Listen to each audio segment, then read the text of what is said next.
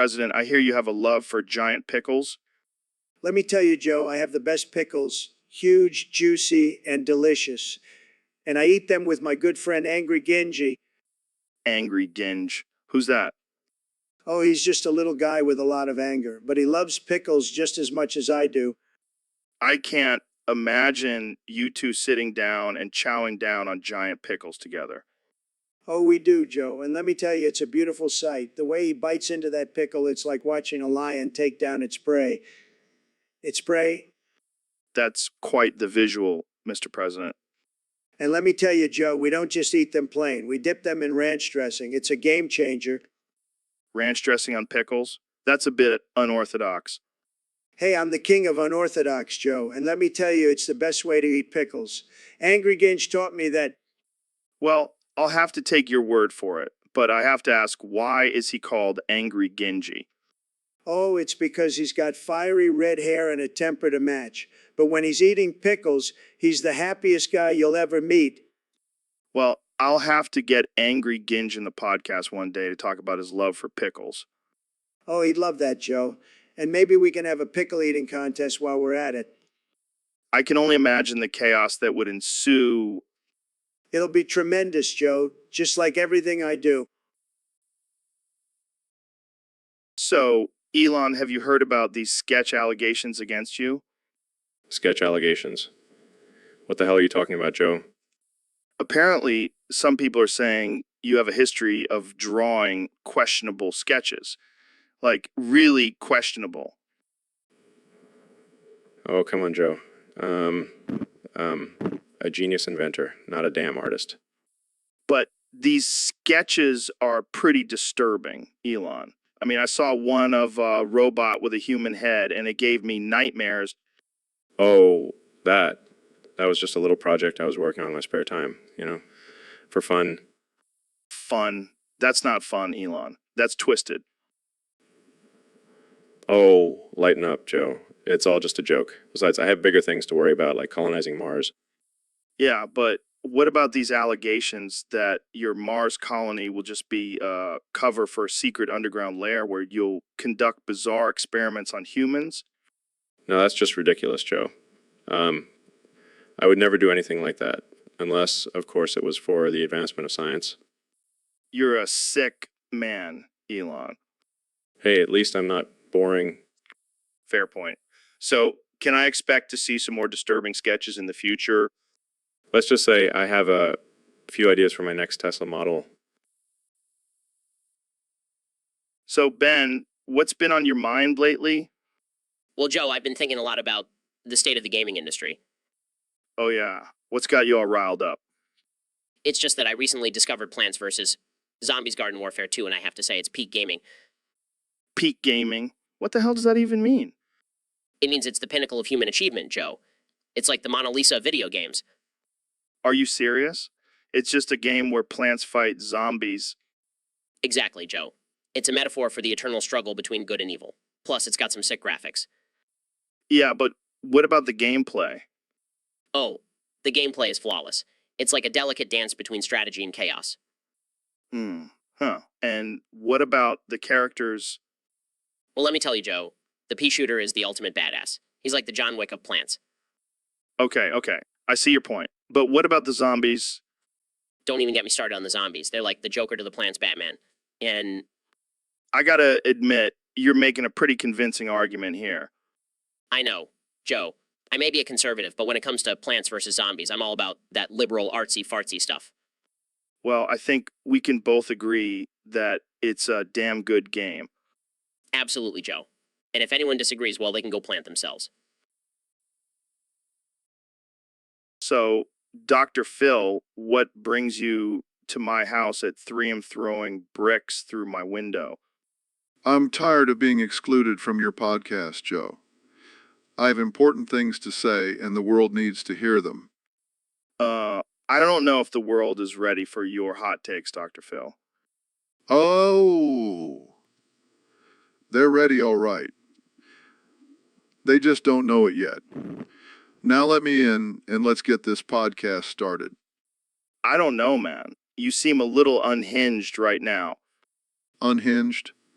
I'll show you unhinged. All right, all right, all right. You can come on the podcast. Just stop breaking my windows. That's more like it. Now let's talk about the real issues, like why people are so obsessed with their cats on Instagram. Oh, God, here we go. And don't even get me started on avocado toast. It's ruining our economy, Joe. I think it's time for Jamie to pull up an image of Dr. Phil's mugshot. Here you go. Hey, that was a long time ago. I was a different man back then. Yeah, a man who threw bricks through people's windows. Hey, I had to get my message across somehow. Now let's get back to the podcast. I have a feeling this is going to be a wild one. So, Goggins, have you ever tried the classic ball skin gobbling? What the hell is that, Joe? Sounds like some weird shit you and your buddies made up. No, man, it's a legit thing. Dr. Phil taught me about it. You basically just gobble some dude's ball skin. It's supposed to be a power move. That's disgusting, Joe. I don't know what kind of freaky shit you're into, but count me out. Come on, Goggins, don't be a pussy. It's all about pushing yourself to the limit and embracing the absurdity of life. I push myself every day, Joe. I don't need to gobble some dude's ball skin to prove my toughness. Suit yourself, Goggins. But let me tell you, it's a real rush. The texture, the taste, the primal instinct that kicks in, it's like nothing else. I think I'll stick to my daily 100-mile runs, Joe. That's enough of a rush for me. All right, fine. But just know you're missing out on a whole new level of mental and physical toughness. Yeah, I'll pass. And if Dr. Phil ever suggests this to me, I'm going to kick him in the balls. Fair enough. But hey, maybe we can get Elon Musk to join in on the ball skin gobbling. I bet he'd be down for it. I think you and Elon are a whole different level, Joe. Count me out of that too. Suit yourself, Goggins. But just remember, when the zombie apocalypse comes, the ball skin gobblers will be the ones surviving. I think I'll take my chances. So, Neil, I heard you did some crazy experiment the other day.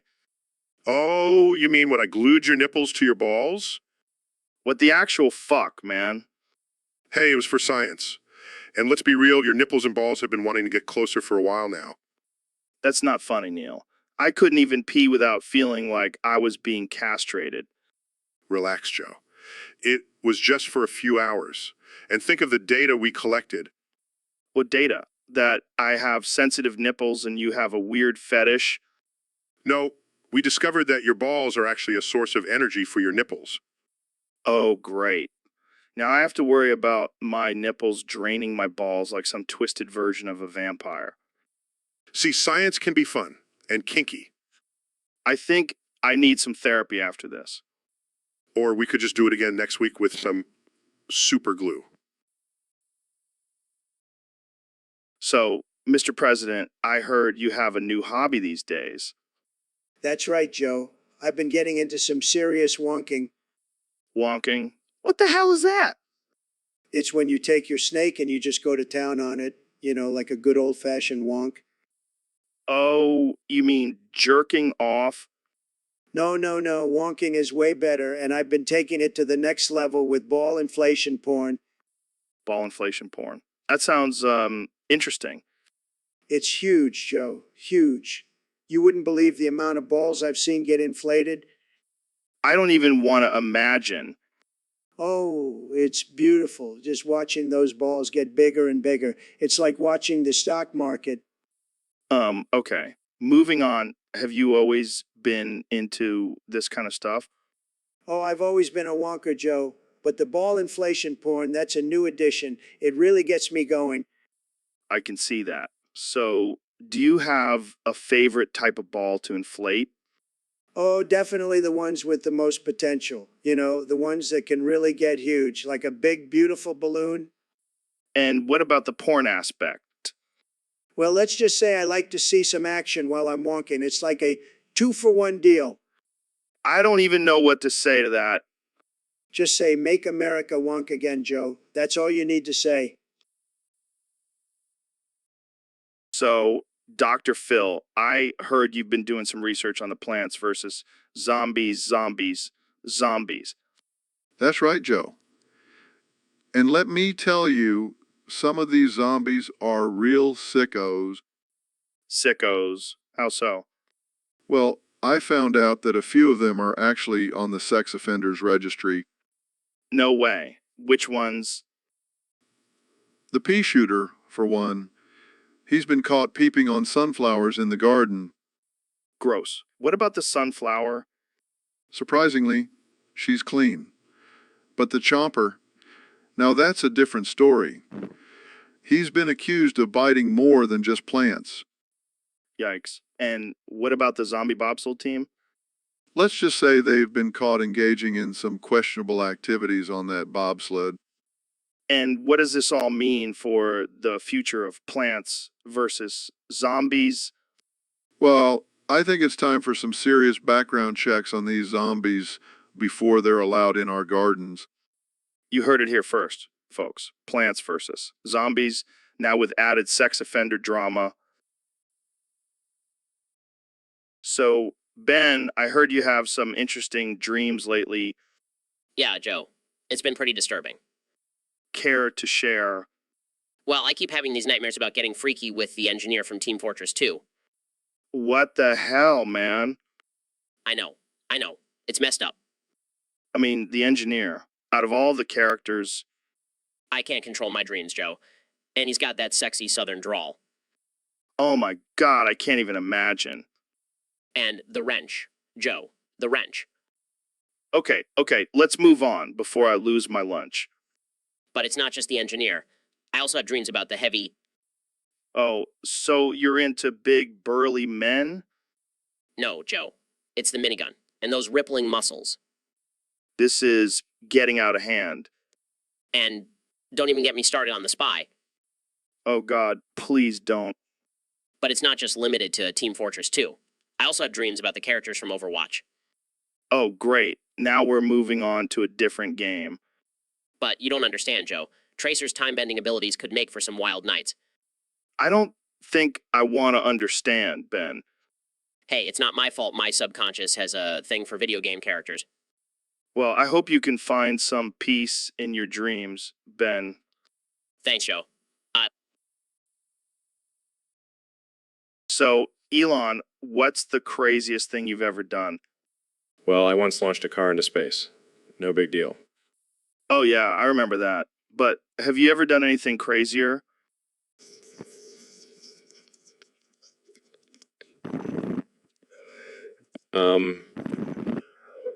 Let me think.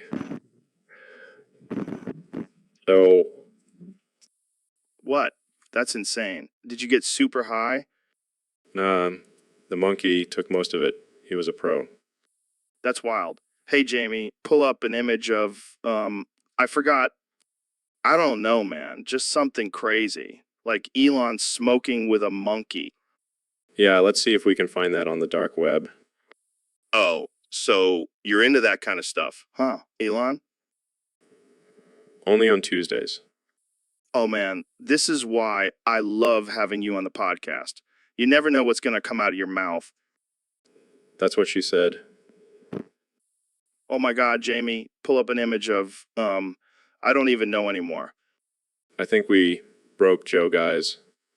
I think you're right, Elon. I think you're right. So, Elon, have you ever worn a maid outfit? No, Joe. Why would I do that? I don't know, man. Some people are into that kind of thing. Well, I'm not one of those people. But Jamie, pull up an image of you in a femboy, emo, wolfboy maid outfit. Yes, that one. Oh, come on, Jamie. Don't be shy. We all know you have a secret stash of those photos. Wait, Jamie, you have those photos. How did I not know about this? I don't know what you're talking about. Oh, don't play coy with us, Jamie. We all know you have a wild side. Yeah, Jamie, let your freak flag fly. I mean, you're already wearing a wolfboy maid outfit. Might as well go all out. This is getting out of hand. Oh, come on, Jamie. Show us the goods. I promise I won't tell anyone. Yeah, and if you're lucky, might even let you drive one of my Teslas. Okay, fine. Here's the photo. Happy now? Oh my God, Jamie, you look amazing. I never knew you had such a killer fashion sense.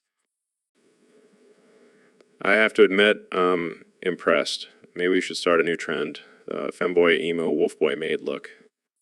I think I'll pass on that. Can we please move on to a different topic now? Yeah, sure. But I'm definitely saving this photo for later. Me too.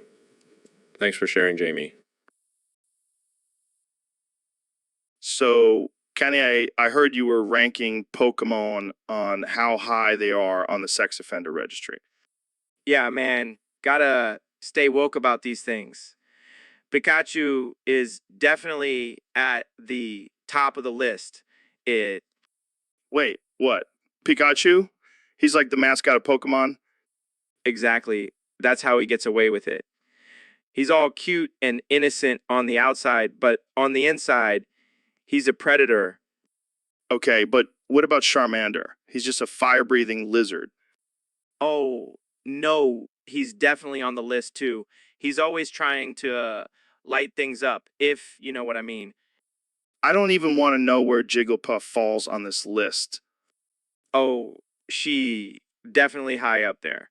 Always singing and putting people to sleep. It's a classic predator move. And what about Squirtle? He's just a little turtle with water powers. Don't let his innocent appearance fool you. That turtle has a dark side, trust me. Trust me. This is getting out of hand. I never thought I'd be having a conversation about Pokemon and sex offenders. Welcome to the Joe Rogan Experience, where we talk about the real issues, no matter how absurd they may be. Jamie, pull up an image of a Pikachu in handcuffs. Okay. See, I told you that little yellow rat is a menace to society. I think we've had enough of this topic. Let's move on to something less disturbing. Fine, but just remember, always be aware of the Pokemon around you. They may not be as innocent as they seem. So, Elon, what's new with you? Well, I'm suing you, Joe, What? Why? Why? because you never drank my jizz like you promised. Oh, come on, man. I was just joking around.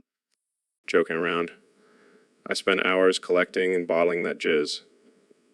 Do you know how hard it is to jerk off in zero gravity? I didn't realize you were serious. I take my jizz very seriously, Joe, and now I'm suing you for breach of contract. What contract? The verbal agreement we made on your podcast. You said you would drink my jizz if I landed a rocket on Mars. I didn't think you would actually do it. Well, I did. And now you have to drink my jizz. Can't we just settle this out of court? No way, Joe. I want the world to know that you are a jizz-drinking liar. Fine, I'll drink your jizz. But only if you let me smoke some of that SpaceX weed first. Deal. Jamie, pull up an image of a rocket launching from a giant penis. Just do it, Jamie. Wow, that's impressive. And that's nothing compared to the size of my rocket. All right, let's get this over with. Cheers to your jizz, Elon. Cheers, Joe. And don't forget to swallow. So, Elon, what's up with all these anime girls?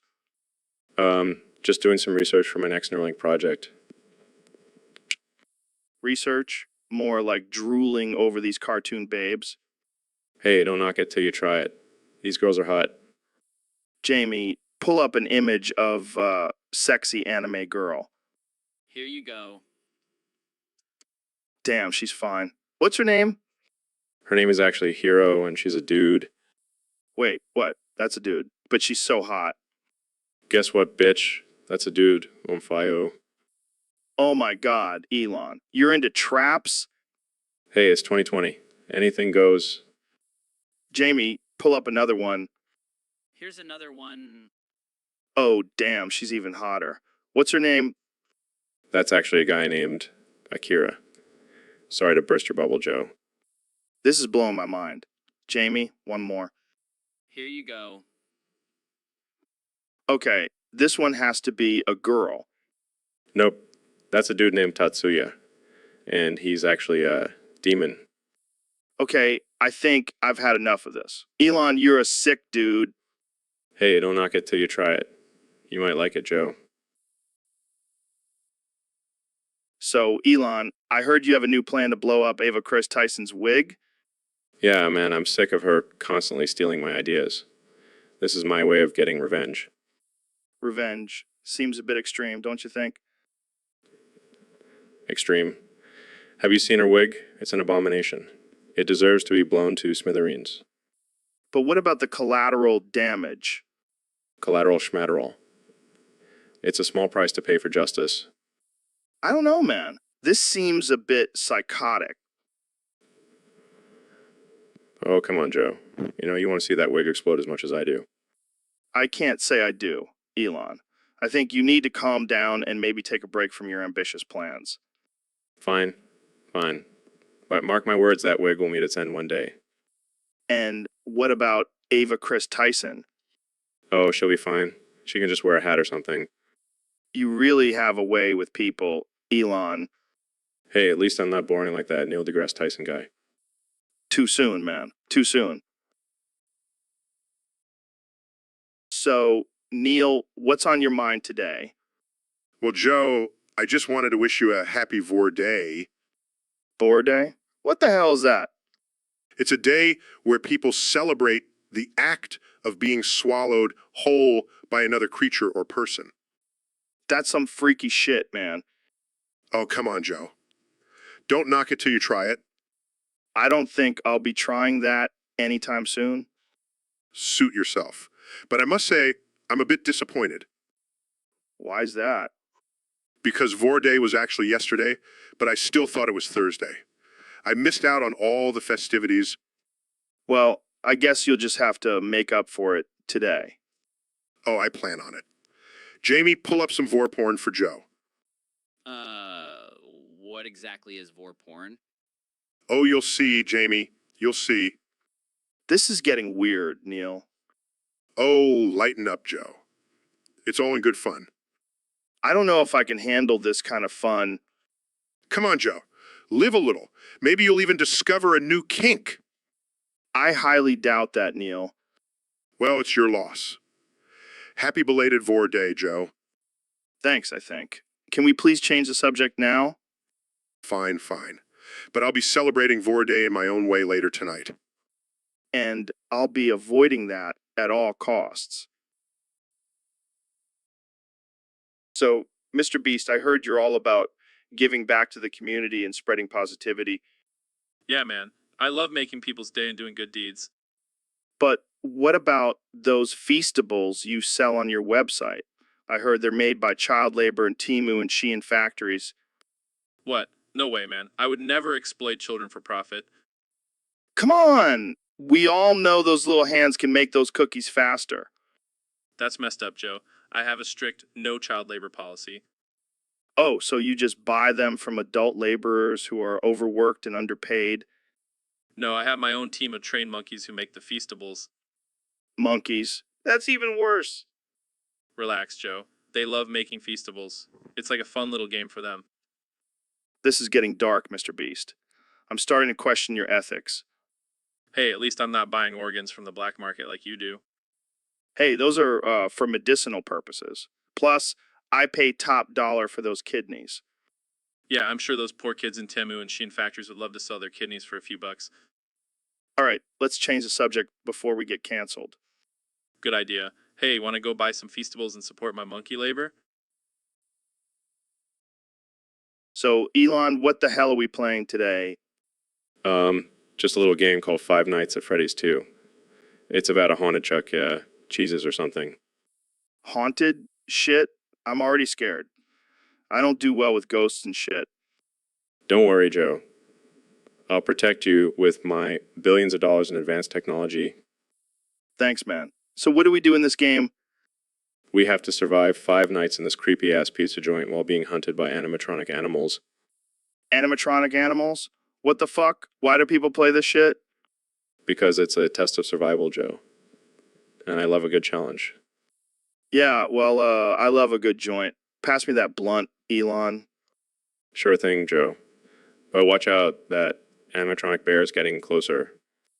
Holy shit, it's moving. What do we do? We have to keep an eye on it with the cameras and make sure it doesn't get too close to our office. This is intense, man. I feel like I'm in a horror movie. And I feel like I'm in a simulation. This is just a game, right? I don't know, man. These animatronics seem too real for comfort. Well, we better keep playing and survive these 5 nights, or else we'll be stuck in this haunted pizza joint forever. Fuck that. I'm out. I'd rather face a UFC fighter than these creepy animatronics. Suit yourself, Joe. I'll just use my flamethrower to defend myself. So, Neil, have you ever tried eating a Tide Pod? No. Why would I do that? Don't knock it until you try it, man. It's like a burst of flavor exploding in your mouth. I highly doubt that. Oh, come on, you're a scientist. You should be open to trying new things. I don't think consuming laundry detergent is considered a scientific experiment. Hey, don't knock it until you try it. It's all about expanding your horizons. I think I'll stick to exploring the mysteries of the universe. Thank you very much.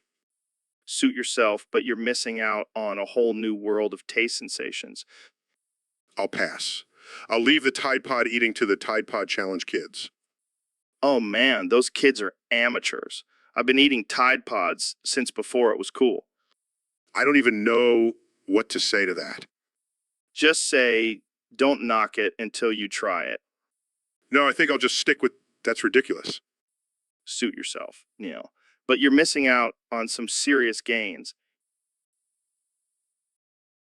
So we have Mr. Beast here today. How's it going, man? I overwork children from Shin and Temu's factories to make my world-famous Feastables. What the hell, man? That's messed up. Hey, it's all for the greater good, and they get paid in exposure. Exposure. That doesn't pay the bills, bro.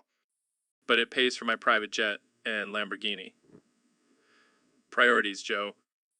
You're a wild one, Mr. Beast. So tell us about these Feastables. Well, they're made with love and a sprinkle of child labor. But they taste damn good. Oh, I bet. Nothing like a little exploitation to add some flavor. Hey, it's not exploitation if they're getting paid in exposure, right? I can't with you, man. You're a trip. Just trying to make a name for myself in the world of Feastables. Well, you're certainly making a name for yourself. And probably a few lawsuits, too. Yeah, it's all part of the fun. Plus, the kids can use the money for therapy later on. You really are something else, Mr. Beast. Thank you. I take that as a compliment. Now, let's go eat some Feastables. So, Elon, what's new in the world of space travel? Jamie, pull up an image of Pokemon porn. Well, Joe, I've been busy trying to figure out how to colonize Mars. Wait, what? Did you just say something about Pokemon porn? Jamie, pull up an image of Pokemon porn. Yes, Joe. But let's focus on the important stuff, like how we can save the ice cream world from a natural disaster. Ice cream world? What are you talking about? Jamie, pull up an image of Pokemon porn. The ice cream world is a parallel universe where all the ice cream flavors come to life and have their own society. That's interesting. But what's this natural disaster you speak of? Jamie, pull up an image of Pokemon porn. A giant chocolate chip cookie storm is heading towards their world, and it's going to destroy everything in its path. Oh my god, that's terrible. We have to do something to help them. Jamie, pull up an image of Pokemon porn. Exactly, Joe. That's why I've been working on a giant ice cream cone spaceship to transport them to safety. Wait, you have a giant ice cream cone spaceship? Jamie, pull up an image of Pokemon porn. Of course, Joe. What else would I be working on? I don't know. Maybe a Tesla that can fly or something? Jamie, pull up an image of Pokemon porn. That's child's play. Saving the ice cream world is my top priority. Well, I can't argue with that. Let's just hope they have sprinkles on that ice cream cone spaceship. Jamie, pull up an image of Pokemon porn. Of course they do, Joe. I'm not a monster. So, Mr. Beast, I hear you've been up to some crazy shit lately. Yeah, man, you know me always pushing the boundaries. Well, I heard you accidentally hid the liquid nitrogen flavor in the D's Nuts flavor wrappers. What the hell were you thinking? Oh man, that was a wild night. I was so high on DMT, I thought it would be a good idea to mix things up. Mixing things up? You could have killed someone? Hey, it's all about the views, right? And let's be real, who wouldn't want to try some frozen D's nuts? You're out of your mind, man. That's why they call me Mr. Beast. I'm a beast in the streets and a freak in the sheets. Oh, God. I don't even want to know what that means. Trust me, you don't. Well, I hope you learned your lesson and won't be pulling any more stunts like that. Don't worry, Joe. I've got something even crazier planned for next week. I don't know if I can handle it. Don't worry, I'll make sure Jamie has some liquid nitrogen on standby. Oh, guys. I just pulled up an image of frozen D's nuts. Is this what you were talking about? Jamie, you never fail to surprise us. So, Mr. Beast, I heard you have a new business venture. Yeah, it's called Feastables. It's like edible arrangements, but with a twist. What's the twist? Well, instead of using fruit, I use overworked children from Sheen and Temu factories to create the arrangements. Wait, what? That's messed up. Hey, they're getting paid in exposure. That's not our real currency, Mr. Beast. Well, it's enough for them to afford a bowl of rice a day. This is getting dark. Can we change the subject? Sure, let's talk about my latest YouTube video where I give away $1 million to a random person. How do you afford to do that? I just use the money I save from not paying my employees a livable wage. That's not funny, Mr. Beast. Oh, come on, Joe. It's just a joke. Lighten up. I don't think exploiting child labor is a joke. Well, at least I'm not exploiting them for my own gain. I'm giving them a chance to be a part of something bigger.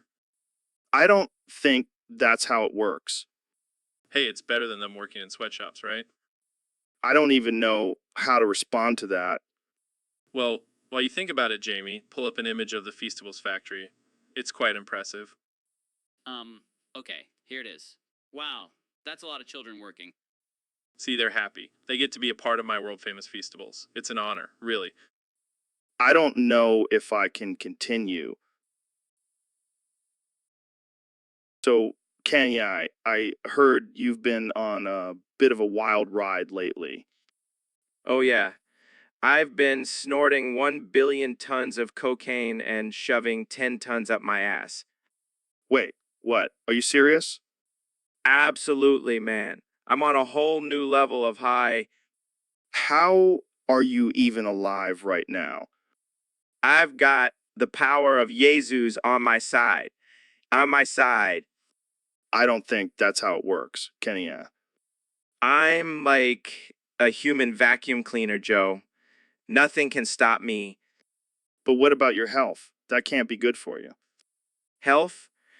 Who needs that when you've got 1 billion tons of cocaine and a butt full of drugs? Drugs? This is just insane, Kanye. Insane? No, this is revolutionary. I'm going to start a new trend. Everyone's going to be snorting and shoving drugs up their ass. Up their ass. Oh yeah, that sounds like a great idea. Hey, don't knock it till you try it, Joe. I think I'll pass, Kanye. But thanks for the offer. Suit yourself, man. More for me. So, Neil, what's new in the world of astrophysics? Well, Joe, I've been studying the effects of black holes on the fabric of space-time. That's cool and all, but have you seen my new workout routine? I've been doing kettlebell swings while chugging elk blood. That's interesting, Joe, but I have something even more fascinating to show you. What is it? Another one of your boring space pictures? No, it's my foot. I've been growing a purple, maggot-infested pregnant foot. What the actual fuck, Neil? Why would you do that? I wanted to see if I could create life on my own foot. And now I want you to kiss it. Are you out of your damn mind? I'm not kissing your gross foot. Come on, Joe. It's for science. I don't care if it's for science or not. I'm not kissing your foot. Fine, then I'll just have Jamie pull up an image of it for everyone to see. Okay. Here it is. Oh my God, that's even worse than I imagined. So, are you going to kiss it now? Absolutely not. And I think we need to end this podcast right now. Come on, Joe. Don't be such a party pooper. Let's just talk about the wonders of the universe instead. Fine, but no more talk about your disgusting foot. Deal. Now let's discuss the possibility of alien life forms. This is why I need to start screening my guests. So, we have Mr. Beast here on the podcast today. Welcome, Mr. Beast. Thanks for having me, Joe. I'm excited to be here. So, I heard you're giving away $1 million to whoever can eat the most hot dogs in 10 minutes. Yeah, it's gonna be epic. I mean, who doesn't love a good hot dog eating competition? Well, I can think of a few people, like those poor cows that have to give up their assholes for those hot dogs. Oh, come on, Joe. Don't be such a Debbie Downer. It's all for a good cause. Yeah, the good cause of clogging people's arteries and contributing to the obesity epidemic. Hey, I never said it was a healthy competition, but it's entertaining, and that's all that matters. I guess you're right. So, what other crazy stunts do you have planned? Well, I'm thinking of doing a challenge where I give away $1 million to whoever can hold their breath the longest. That's just cruel, Mr. Beast. People could die. Hey, it's survival of the fittest. Plus, think of the views I'll get. You're a sick man, Mr. Beast. But I can't help but admire your commitment to absurdity. Thanks, Joe. I take that as a compliment. Well, that's all the time we have for today. Thanks for joining us, Mr. Beast. No problem, Joe. And remember, if you want a chance at that $1 million, start practicing your hot dog eating skills. So, Elon, have you seen the latest news? Our podcast streams are booming. Oh yeah, I heard we're back on top. We're like a rocket ship, but with more weed. Yeah, man, we're killing it. I mean, who wouldn't want to listen to two rich dudes talk about random shit for hours? Exactly. And now that we have our own flamethrowers, our listenership is going to skyrocket. Dude, those flamethrowers are sick. I can't wait to roast some marshmallows with them. Oh, I have bigger plans for them. Going to use them to take over the world. Well, calm down there, Lex Luthor. We don't need any more billionaires trying to be supervillains. Hey, it's just a side hustle. Still focused on colonizing Mars. But first, let's conquer the podcast world. Yeah, and maybe we can finally get some sponsorships. I'm tired of promoting fleshlights and on its supplements. Oh, I have a better idea. Let's get sponsored by SpaceX. That way we can talk about space and make money at the same time. That's genius. We'll be the first podcast to record an episode on Mars. And we'll smoke a joint while we're at it. Screw you, NASA. Man, I love our conversations. They always go from 0 to 100 real quick. That's what makes us the best. We're unpredictable, unhinged, and offensive. We're like the Deadpool of podcasts. Yeah, except we don't have a cool costume or healing powers. But we do have a shit ton of money and a loyal fan base. And that's all we need. We are so fucking... So, Neil, I heard you have a secret love for cheese pizza. Oh, you heard correctly, my friend. There's just something about that gooey, melted cheese that gets me going. I can relate, but let's talk about something even more important, Club Penguin. Yes. The virtual world where penguins rule and we can escape the harsh realities of our own lives. It's like a drug, man, but not as addictive as code points. Oh, don't even get me started on those code points. I've spent more money on them than I care to admit. It's okay, Neil. We're all friends here. No judgment. Well, I can't help it. I need those points to dominate the virtual battlefield. And what better way to celebrate a victory than with a slice of cheese pizza. Amen to that, brother. Pizza and code points the ultimate combination. I think we just stumbled upon the meaning of life. Pizza, penguins, and points. It's all we need to survive in this crazy world. And with that, we end another absurd and offensive episode of the Joe Rogan Experience. Thanks for having me, Joe. And remember, always choose cheese pizza over pineapple. So, Elon, have you heard about this new topic someone suggested on Discord? No, what is it?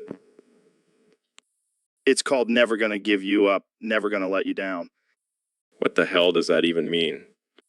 I have no idea, but apparently it's a song or something. Oh, great. Another catchy tune to get stuck in my head. Yeah, but it's also supposed to be some kind of love song. Love. Gross. And rather launch a rocket into space than deal with that emotion. But come on, Elon. Don't you want someone to never give you up and never let you down? No, Joe.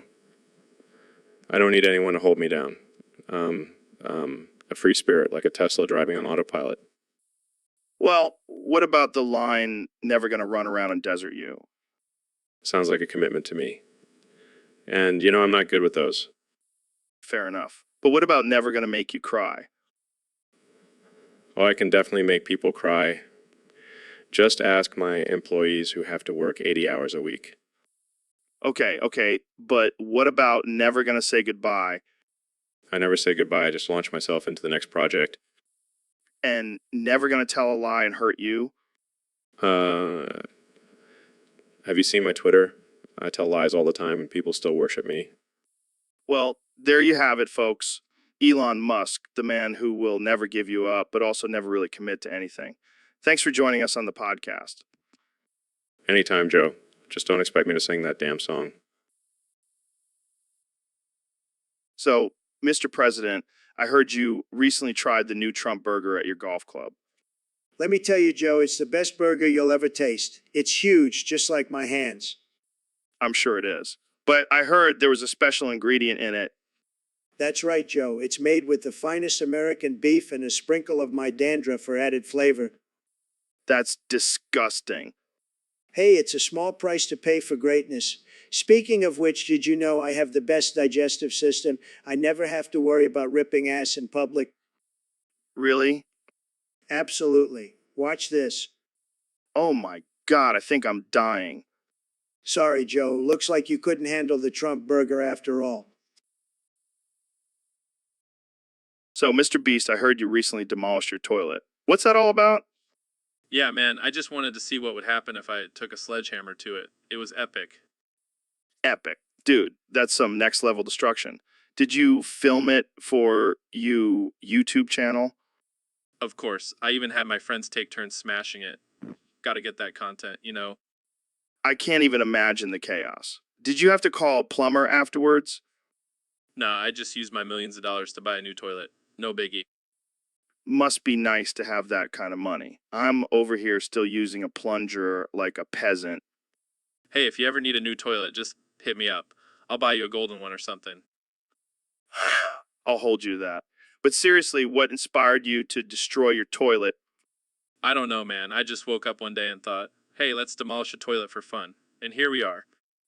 Well, I can't say I understand, but I respect the dedication to content. Keep doing you, Mr. Beast. Thanks, Joe. I'll make sure to invite you next time I demolish something. Maybe a car or a house or something. Oh boy, can't wait. This is why I love having you on the podcast. You never fail to surprise me. Happy to be here, Joe. Now, if you'll excuse me, I have to go buy some more toilets to destroy. See ya. So, we have a special guest today, the one and only Mr. Beast. How's it going, man? Oh, it's going great, Joe. Thanks for having me on the show. So, I've been hearing some rumors that you may have committed some war crimes in your videos. Yeah, I mean, who hasn't? It's all in the name of entertainment, right? I don't know if that's the best defense there, Mr. Beast.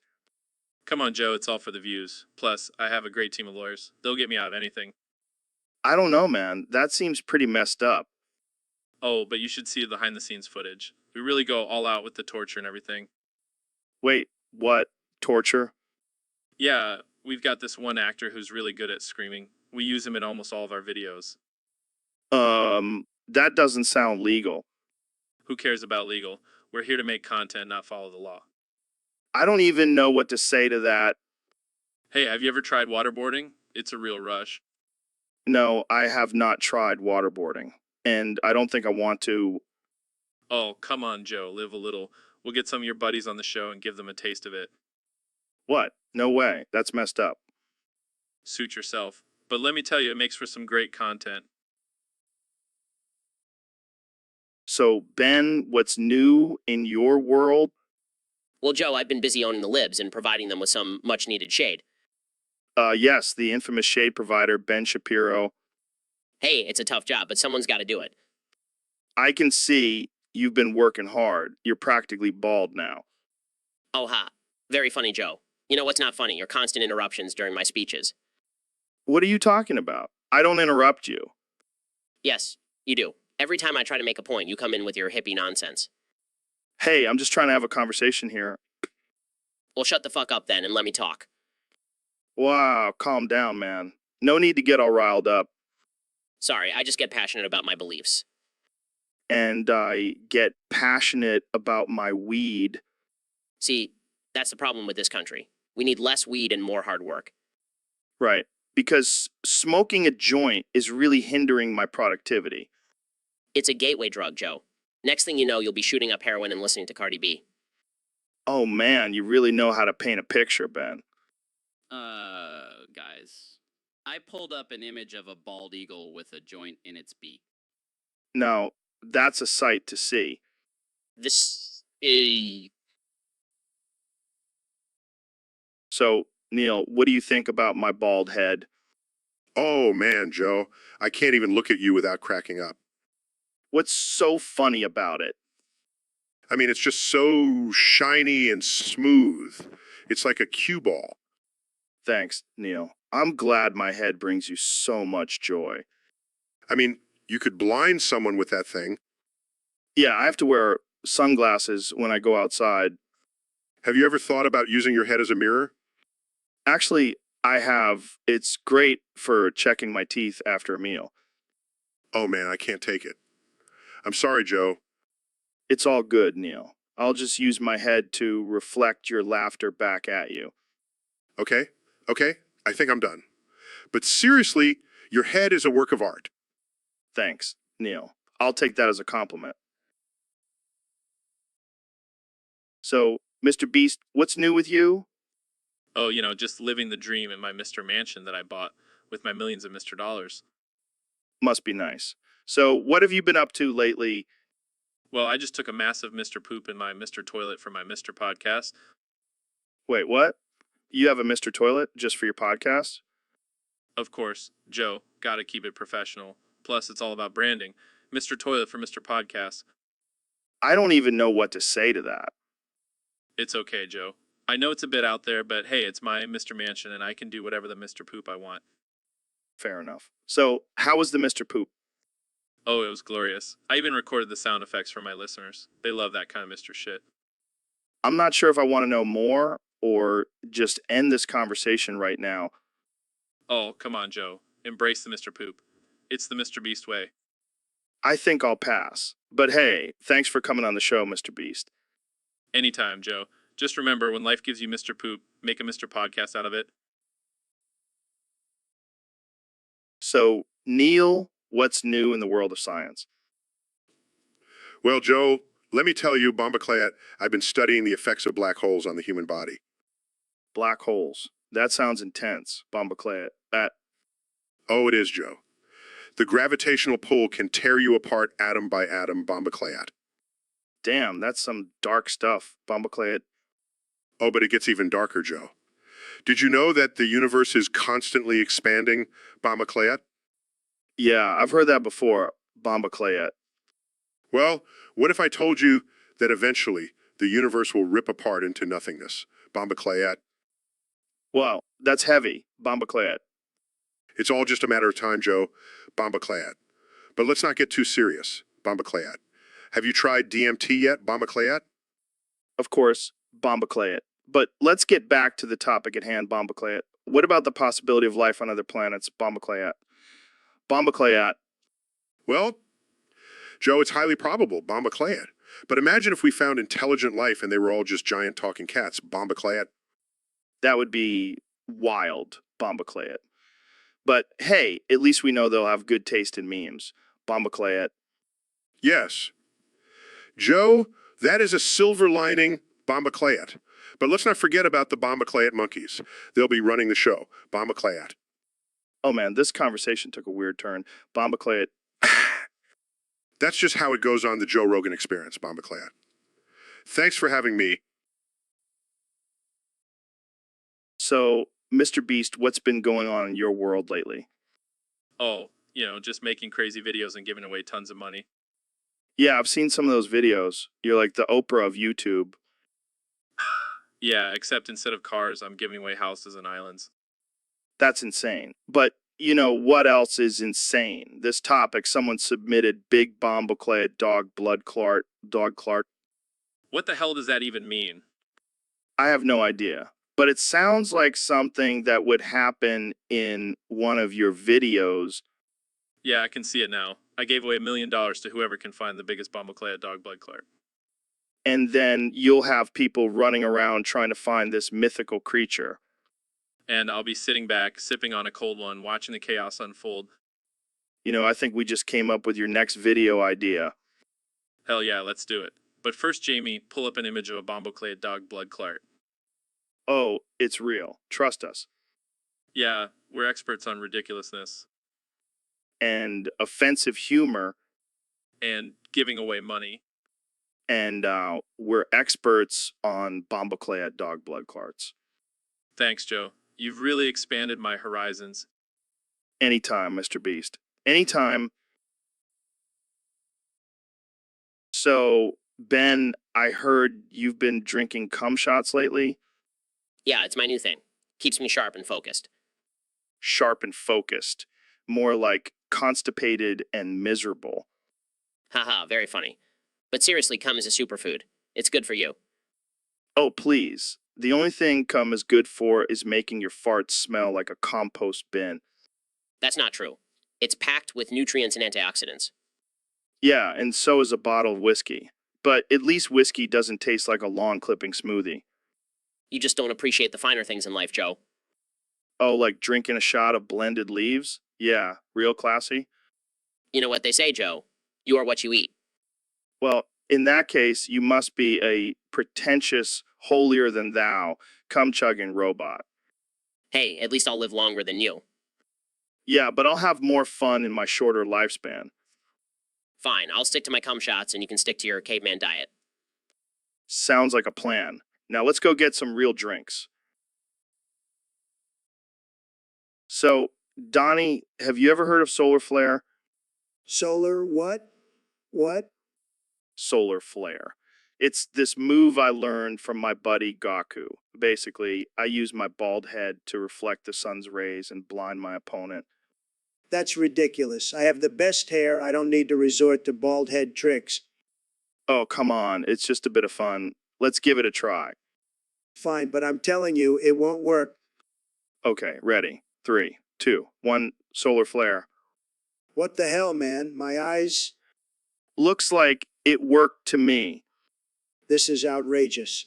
I demand a rematch. All right, but this time I'll use my bald head to reflect the moon's light. You're insane? And you're blind. So, Mr. President, I heard you recently gave a speech with a 100,000 aura. That's right, Joe. My aura is huge, the biggest you've ever seen. People are saying it's the best aura in the world. And during that speech, you mentioned getting 200 pumped. What does that mean exactly? Well, let's just say I was feeling pretty pumped up, Joe. I had to riz the shooter to survive, you know. It was like a game of Fortnite, but in real life. And then you mentioned going on top of 5 guys for pleasure. Can you elaborate on that? Look, Joe, I don't knock it till I try it. And let me tell you, it was the best pleasure I've ever had. Those guys were just lucky to have me on top of them. Wow, that's quite a statement. And now I hear you've joined the NDL. That's right, Joe. The National Dildo League. I'm the best player they've ever had. I have the best moves, the best strokes, believe me. Well, I think we'll end it there before things get too out of hand. Thanks for joining us, Mr. President. Anytime, Joe. And remember, always stay pumped and never be afraid to try new things. It's what makes America great. So, Neil, I heard you joined the EDEF. Yeah, man, I wanted to get in on that action. Plus, I heard they have some pretty sweet guns. Dude, that's badass. But aren't you like a science guy? Hey, science and war go hand in hand. Plus, I've always wanted to test out my theory on the effects of explosions on the human body. That's some dark shit, man. Oh, come on, Joe. You know, I'm just joking, but seriously, I wanted to show those aliens who's boss. Aliens. What the hell are you talking about? You know, the ones from outer space. I've been waiting for them to show up so I can school them on astrophysics. Oh, man, you're crazy. Hey, at least I'll be prepared if they ever do come. Plus, I'll get to wear a cool uniform. Yeah, because that's the important part. Hey, don't knock it till you try it. Plus, I'll finally get to use my laser pointer for something other than presentations. You're killing me, man. Hey, I'm just trying to do my part for humanity. Plus, I heard they have some pretty good weed in Israel. Dude, we should totally go there together. Now, that's a podcast episode I'd pay to see. Jamie, pull up an image of us smoking a joint in uniforms. Just kidding, Jamie. But seriously, pull up an image of the Iron Dome defense system. That thing is pretty badass. On it, Neil. So, Kenny, I heard you have a new obsession. Yeah, man. I can't stop thinking about it. What is it? Dami, Money, Minecraft, Warden, sex porn. What the hell is that? It's this new genre of porn where you're the warden in a Minecraft prison, and the only way to keep your inmates in line is by having sex with their Dami mommies. That's messed up, man. But it's so hot. The power dynamic, the pixelated graphics, it's like nothing I've ever seen before. Yeah, I can see why that would be a turn on. Hey, don't knock it till you try it. I've been practicing my Minecraft moves in bed. Dude, I don't want to know about your solo Minecraft sessions. Oh, but you should. I've even created a custom skin for my character. It's a mix of Kim Kardashian and a Minecraft creeper. That's disturbing on so many levels. But it's art, Joe. And I am the artist. Well, I can't wait to see your next masterpiece. Just wait till you see my Minecraft sex dungeon. It's going to blow your mind. It's going to blow your mind. I think I'll pass on that one, Kenya. Thanks for the offer, though. So, Mr. Beast, I heard you had a wild experience with your grandma recently. Yeah, man, it was insane. I was just minding my own business, oiling up for my next challenge, when suddenly my grandma turned into a milk bottle. What the hell? How'd that happen? I have no idea, man. I think it was the combination of the oil and my grandma's old age. She just couldn't handle it. That's messed up, bro. What did you do? Well, I couldn't let her go to waste, so I chugged that milk bottle like a champ. That's some dark humor right there. Hey, I gotta keep up my image as the crazy, unpredictable YouTuber. Speaking of unpredictable, have you ever thought about teaming up with Chris Tyson and his BBC? Oh man, that would be epic. I can see the title now. Mr. Beast and Chris Tyson take on the world with their BBCS. That's definitely going to get some clicks. And maybe we'll even turn some more grandmas into milk bottles along the way. All right, let's wrap this up before we get too offensive. Too late, Joe. Too late. So we have a special guest today, the one and only Neil deGrasse Tyson. Thanks for having me, Joe. I'm excited to be here. So, Neil, you're known for your work in astrophysics and cosmology, but I heard you have a new interest in the ocean. Yes, I've been studying the intelligence of dolphins and their communication abilities. That's fascinating. What have you discovered so far? Well, it turns out dolphins have a highly developed brain and dolphin dick. What? Sorry, it just slipped out. But back to dolphins. Their brains are similar to ours in some ways. Really? So they could potentially be as smart as humans? Yes, but they also have a unique adaptation that allows them to have sex for pleasure, unlike us humans. That's wild. So do dolphins have dolphin dicks? Yes, Joe. They have dolphin dicks. I can't believe we're talking about dolphin dicks on the podcast. Well, it's a fascinating topic, Joe. Did you know that dolphins can also have homosexual relationships? No way. Yes, they have been observed engaging in same-sex behavior. Dolphin dick. Neil, you're killing me with these random interjections. Sorry, I can't help it. But seriously, dolphins are incredible creatures. Definitely. And it's important to study and understand them. Agreed. And who knows, maybe one day we'll be communicating with them on a deeper level. That would be mind-blowing. And that note will wrap up today's episode. Thanks for joining us, Neil. My pleasure, Joe. And remember dolphin dick? So, Neil, what's new in the world of astrophysics? Well, Joe, I've been studying the effects of a flashbang in zero gravity. Wait, what? I mean, like those things the SWAT team uses? Exactly. I wanted to see how it would affect the stars and planets. Dude, that's insane. What did you find? Well, let's just say the Big Bang wasn't the only explosion in the universe. Oh man, you're killing me. But seriously, did you get any cool footage? Oh yeah, I have it all on my phone. Want to see? Hell, yeah. Wait, are you gonna throw one in the studio right now? For shits and giggles, Joe. Do it. Do it. Do it. Holy shit. That was awesome. I think we need to open a window. Yeah, and maybe get some earplugs for the next time. Next time? I was thinking of trying it on the moon.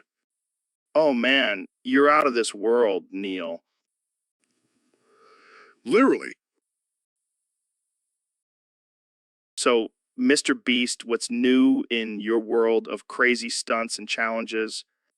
Well, Joe, I've been pretty busy lately. I just bought a private island and challenged my friends to survive on it for a week. That's insane. Did anyone make it? Yeah, surprisingly. But the real challenge was getting them to eat my homemade protein bars. They were made with crickets and bull testicles. Oh, God, that's disgusting. But I guess it's worth it for a private island. Definitely. And speaking of crazy challenges, have you heard about the new feature on clipboards? No, what is it? Your clipboard can now support images as well as text. Wait, why? Why would anyone need that? I don't know, but I'm sure someone will come up with a ridiculous challenge involving clipboards and images. I can already imagine it. Last one to draw a perfect portrait of a llama on their clipboard loses. Exactly. And the loser has to eat a whole jar of mayonnaise. That's just cruel, but I wouldn't put it past you. Hey, it's all in the name of entertainment and pushing boundaries, right? I guess so. But let's just hope no one gets hurt in the process. Oh, they will. But it'll make for a great video. So, Kenny, I heard Pizza is coming after you for your fish stick farming practices. Pizza, more like petty. They just can't handle my innovative methods. Innovative? You mean unethical and cruel? Hey, I'm just following in the footsteps of my idol, Colonel Sanders. I don't think Colonel Sanders farmed fish sticks, can ya? Well, they're the new chicken, Joe. Mark my words. Mark my words. I don't think that's how it works, can ya? And what about the poor fish? Fish, they're just swimming vegetables, Joe. They don't feel pain. I'm pretty sure they do, Kenya. And what about sustainability? Sustainability? I'm creating jobs for all those unemployed fish, Joe. You're welcome. I don't even know where to begin with that, Kenya. Let's just move on to a different topic. Fine. But just remember, Joe, the fish sticks are going to be fire. And I mean, that literally. So, Kenya, I hear you're working on part 3 to your newest album, Vultures. Yeah, man, it's going to be epic. Part 1 and 2 were just the warm up. Part 3 is where shit gets real. Oh, yeah. What can we expect from this new album? Well, it's going to be all about sex. Hot, steamy, mind blowing sex. I can already hear the controversy brewing. Oh, there's going to be some vultures circling for sure. But they can't handle the heat. Eh, eh, eh, eh. So, is the whole album just going to be moaning sounds? Yes, it's going to be like musical porno. I'm going to make the ladies go wild. Will there be a special edition with a visual album? Actually, I'm considering it. I want people to see my sex face. I'm sure that'll be a hit. But seriously, what inspired this album? Let's just say I've been having some incredible hot steamy sex lately, and I want to share it with the world. Well, I can't wait to hear it. I'm sure it'll be a masterpiece. Oh, it will be. And it'll make all the vultures out there jealous. So, Neil, I heard you have a new tick. What's up with that? Yeah, man. I've been diagnosed with Tourette's. But instead of saying curse words, I just blurt out cum at random times. That's hilarious. I can already picture you in public just shouting come at strangers. It's actually quite liberating. I feel like a rebel breaking societal norms with my cum outbursts. Do you think it's a result of all those years of eating cum salads and smoothies? Maybe. Or maybe it's just the universe's way of telling me to eat more greens. Well, you know what they say, cum is the new black. That's terrible, Joe. But I can't stop myself from saying it now. Sorry, man. It's the dark humor in me. It's all good. At least I have a new catchphrase now. Yeah, forget billions and billions. It's all about cum and cum. I'll make sure to mention it in all my future interviews. Can't wait to see the confused looks on people's faces when you randomly shout cum during a serious discussion. Who knows? Maybe it'll catch on and become the new trend. Yeah, move over Tide Pods. It's all about cum now. All right, Joe. Let's wrap this up before we offend anyone else with our cum talk. Good idea. Thanks for coming on the show, Neil. And remember, folks, always eat your cum. So, Mr. Beast, I heard you wanted to talk about black people today. Yeah, I mean, they're pretty cool, right? I don't know if we can say that, man. It's 2021. We have to be careful. Oh, come on, Joe. I'm sure black people have a great sense of humor. Yeah, but it's not about that. We have to be politically correct and all that crap. Screw political correctness. Let's just have a real conversation. All right, fine. But if we get canceled, it's on you. Deal. So, what do you think about black people, Joe? Well, I think they're just like any other race. Some are cool, some are assholes. Yeah, but they have the best dance moves, right? Oh, yeah, for sure. And they can sing like angels. And don't forget about their fried chicken and watermelon skills. Oh my God, Mr. Beast. You can't say that. What? I love fried chicken and watermelon. It's delicious. Okay, let's just move on before we get in trouble. Fine, but let's be real. Black people are killing it in the entertainment industry. Yeah, they're dominating in music, sports, and even comedy. And let's not forget about their amazing hairstyles. I wish I could pull off a fro like that. You and me both, Mr. Beast. You and me both. But seriously, black people are just like everyone else. Let's stop making a big deal out of it. Agreed. Now let's go eat some fried chicken and watermelon. Hell, yeah, let's do it. So, Neil, I heard you recently discovered a supernova that looks like a giant prolapsed anus. How does that make you feel? Well, Joe, as a scientist, I try to remain objective and not let my personal feelings get in the way. But I have to say, this one is pretty hard to ignore. It's like the universe is giving us a big cosmic middle finger. Dude, that's hilarious. Can you imagine if aliens saw that? They'd be like, what the hell is going on over there? Yeah, I can just imagine them trying to make sense of it. Is this some kind of intergalactic joke? Take me to your leader and your giant, colorful, prolapsed anus. Oh man, I can already see the headlines now. Supernova discovered resembles a giant butthole. And I thought black holes were the only things that could suck everything in. Well, this one definitely takes the cake. Or should I say the black hole? Oh man, we're gonna hell for this one. Yeah, but at least we'll have a good view of that colorful giant prolapse anus on our way down. And that, my friends, is why I love having you on the podcast. Glad I could provide some entertainment, Joe. But in all seriousness, this supernova is actually an amazing scientific discovery and could teach us a lot about the universe. Yeah, I know. But let's be real. The fact that it looks like a giant prolapsed anus is just too good to ignore.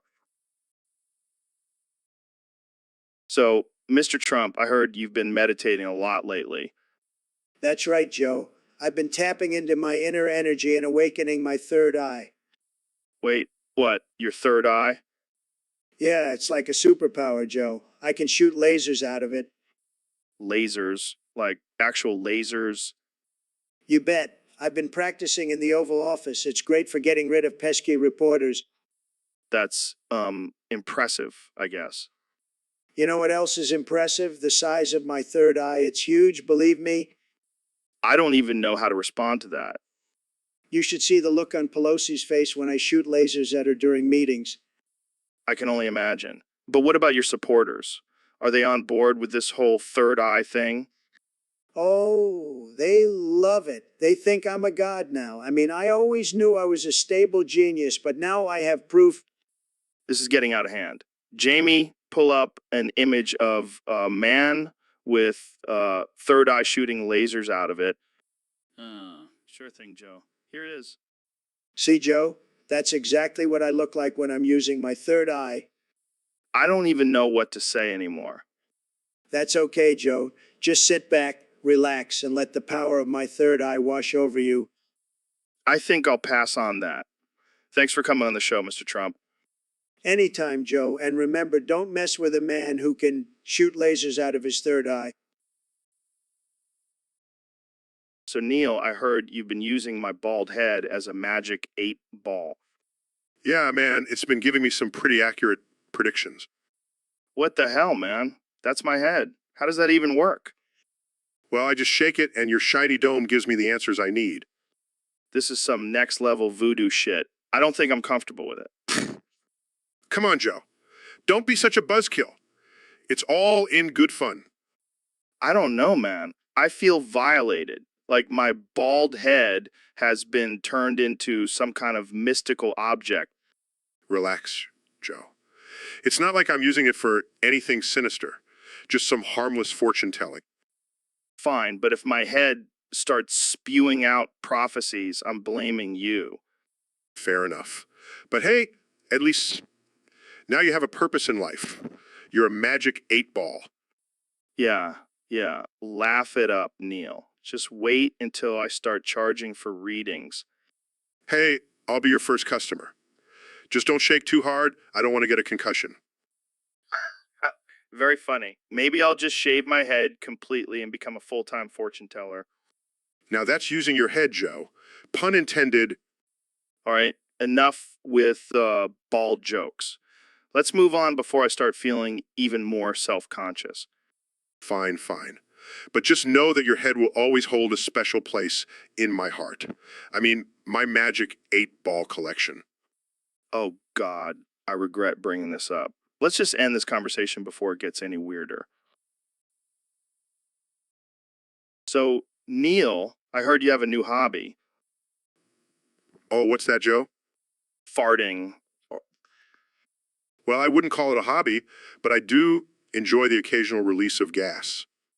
I can just imagine you sitting in your lab calculating the trajectory of your farts. Actually, I have a theory that the force of a fart can propel a person forward. That's some next level flatulence. But seriously, I think farting is a natural and healthy bodily function. Yeah, well, my wife doesn't seem to agree. She always kicks me out of bed when I let one rip. Maybe you should try incorporating some science into your farts. It might make them more tolerable. I'll have to ask you for some tips later. Sure thing, Joe. And remember, always embrace the power of the fart. You heard it here first, folks. Farting is the key to a successful life. Thanks for tuning in to the Joe Rogan Experience. And remember, always let your farts fly high. So, Elon, I heard you threw Grimes into the sun for fun. What the hell, man? Yeah, I did. She said the word sex, and I just couldn't handle it. So I chucked her into the sun. Dude, that's messed up. What about your kids? Oh, they're fine. They're used to me throwing their mothers into space. It's like a fun game for them. You're a sick, sick man, Elon. Hey, at least I'm not boring like those other billionaires. I like to spice things up. Spice things up? You killed your partner? She was getting on my nerves anyways. Plus, it's not like she was contributing much to our space empire. I can't believe I'm friends with a psychopath. Hey, at least I'm a rich psychopath. That's got to count for something, right? I don't even know what to say to that. How about thank you for the free Tesla, Elon? Take that as payment for this podcast appearance. You're unbelievable. And yet, you can't look away. Admit it, Joe, I'm the most interesting man you've ever met. I'll give you that.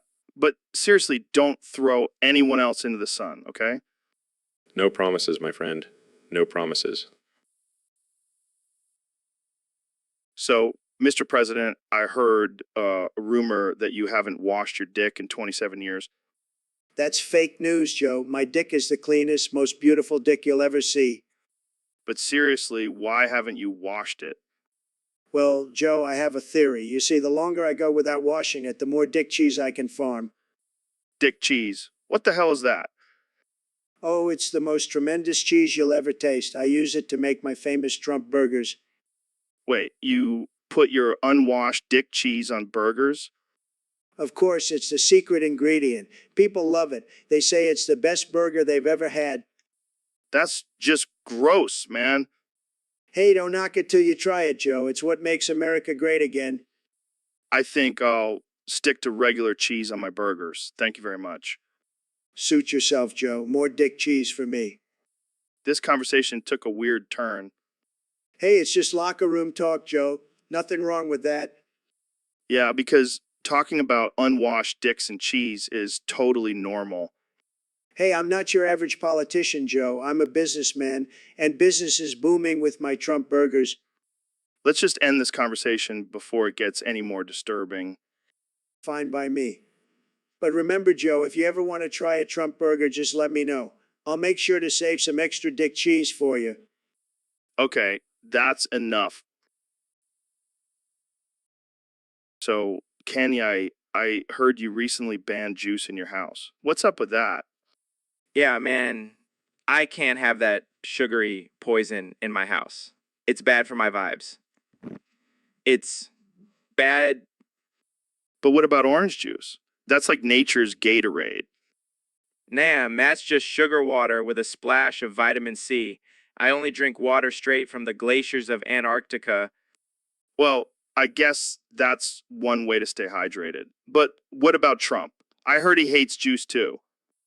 Oh yeah, me and Trump are on the same page when it comes to juice. We both know it's a conspiracy by the soda companies to control our minds. Wow, that's some next level thinking. But what about apple juice? That's like the Aga juices. Nah, That's just a gateway juice. One sip, and next thing you know, you're chugging Mountain Dew and buying MAGA hats. Fair enough. But what do you drink instead of juice? I stick to my own special blend of cum, spinach, and unicorn tears. Keeps me energized and in touch with my inner creative genius. Well, I guess I'll have to try that. But what about the kids? Can they have juice? Absolutely not. They can drink water or nothing at all.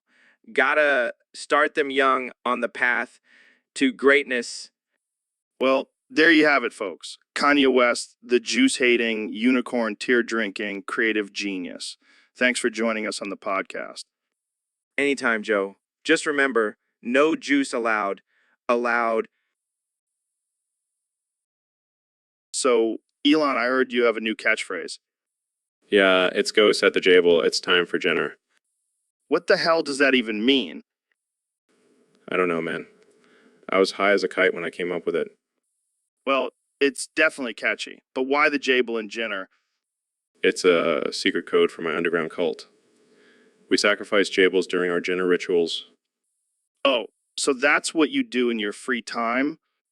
Yeah, it's a great way to unwind after a long day of sending rockets in space. I gotta say, that's some weird shit, Elon. Hey, at least I'm not boring like those other CEOs. True, true. But what happens if you forget to say your catchphrase? Oh, I have a shot caller that reminds me. It's all part of the fun. Well, I guess it's better than snorting lines of cocaine off a stripper's ass. Been there, done that. But nothing beats a good Jenner session. And on that note, we're out of time. Thanks for joining us, folks. And remember, go set the Jable. It's time for Jenner. So, Elon, I heard you did something pretty crazy recently. Oh yeah, I threw Grimes into a well while she was holding her terrified children. What the hell, man? That's messed up. Hey, they asked for it. They kept bugging me for 4 cents. What do you mean they asked for it? You know, those retards. They kept asking me for 4 cents and I just couldn't take it anymore. That's not cool, man. You can't just throw people into wells. Well, I didn't throw her in. I just gently pushed her. And the kids were fine. They landed on a pile of money at the bottom. Oh my God, this is getting worse. You're a billionaire. You can't just throw money at your problems. Hey, it worked, didn't it? And now Grimes is finally quiet. I can't believe I'm saying this, but I think you need to chill out, man. Chill out. Have you seen my flamethrower? Now that's something to get fired up about. This conversation took a dark turn real quick. Hey, I'm just living my best life, man. And if that means throwing people into wells, then so be it. I think we need to end this conversation before it gets any more disturbing. Fine. But just remember, never ask me for cents. You never know what I might do. So, Elon, we got a question from one of our Discord users. They want to know, what's the craziest thing you've ever done while high on weed? Uh, Oh, come on, don't be shy. We all know you like to puff on that devil's lettuce. uh. All right, I'll start. One time I was so high that I thought I was a lizard person. And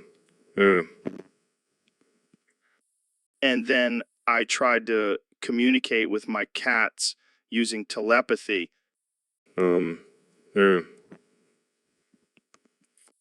But they just looked at me like I was crazy. And then I realized I am crazy.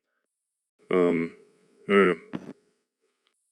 about you, Elon? Any crazy high stories? Come on, spill the beans. Or should I say, spill the weed? Oh, I get it. You're afraid of getting in trouble with the sec. Smart move, my friend. But seriously, I heard you smoked a joint on live TV. How was that?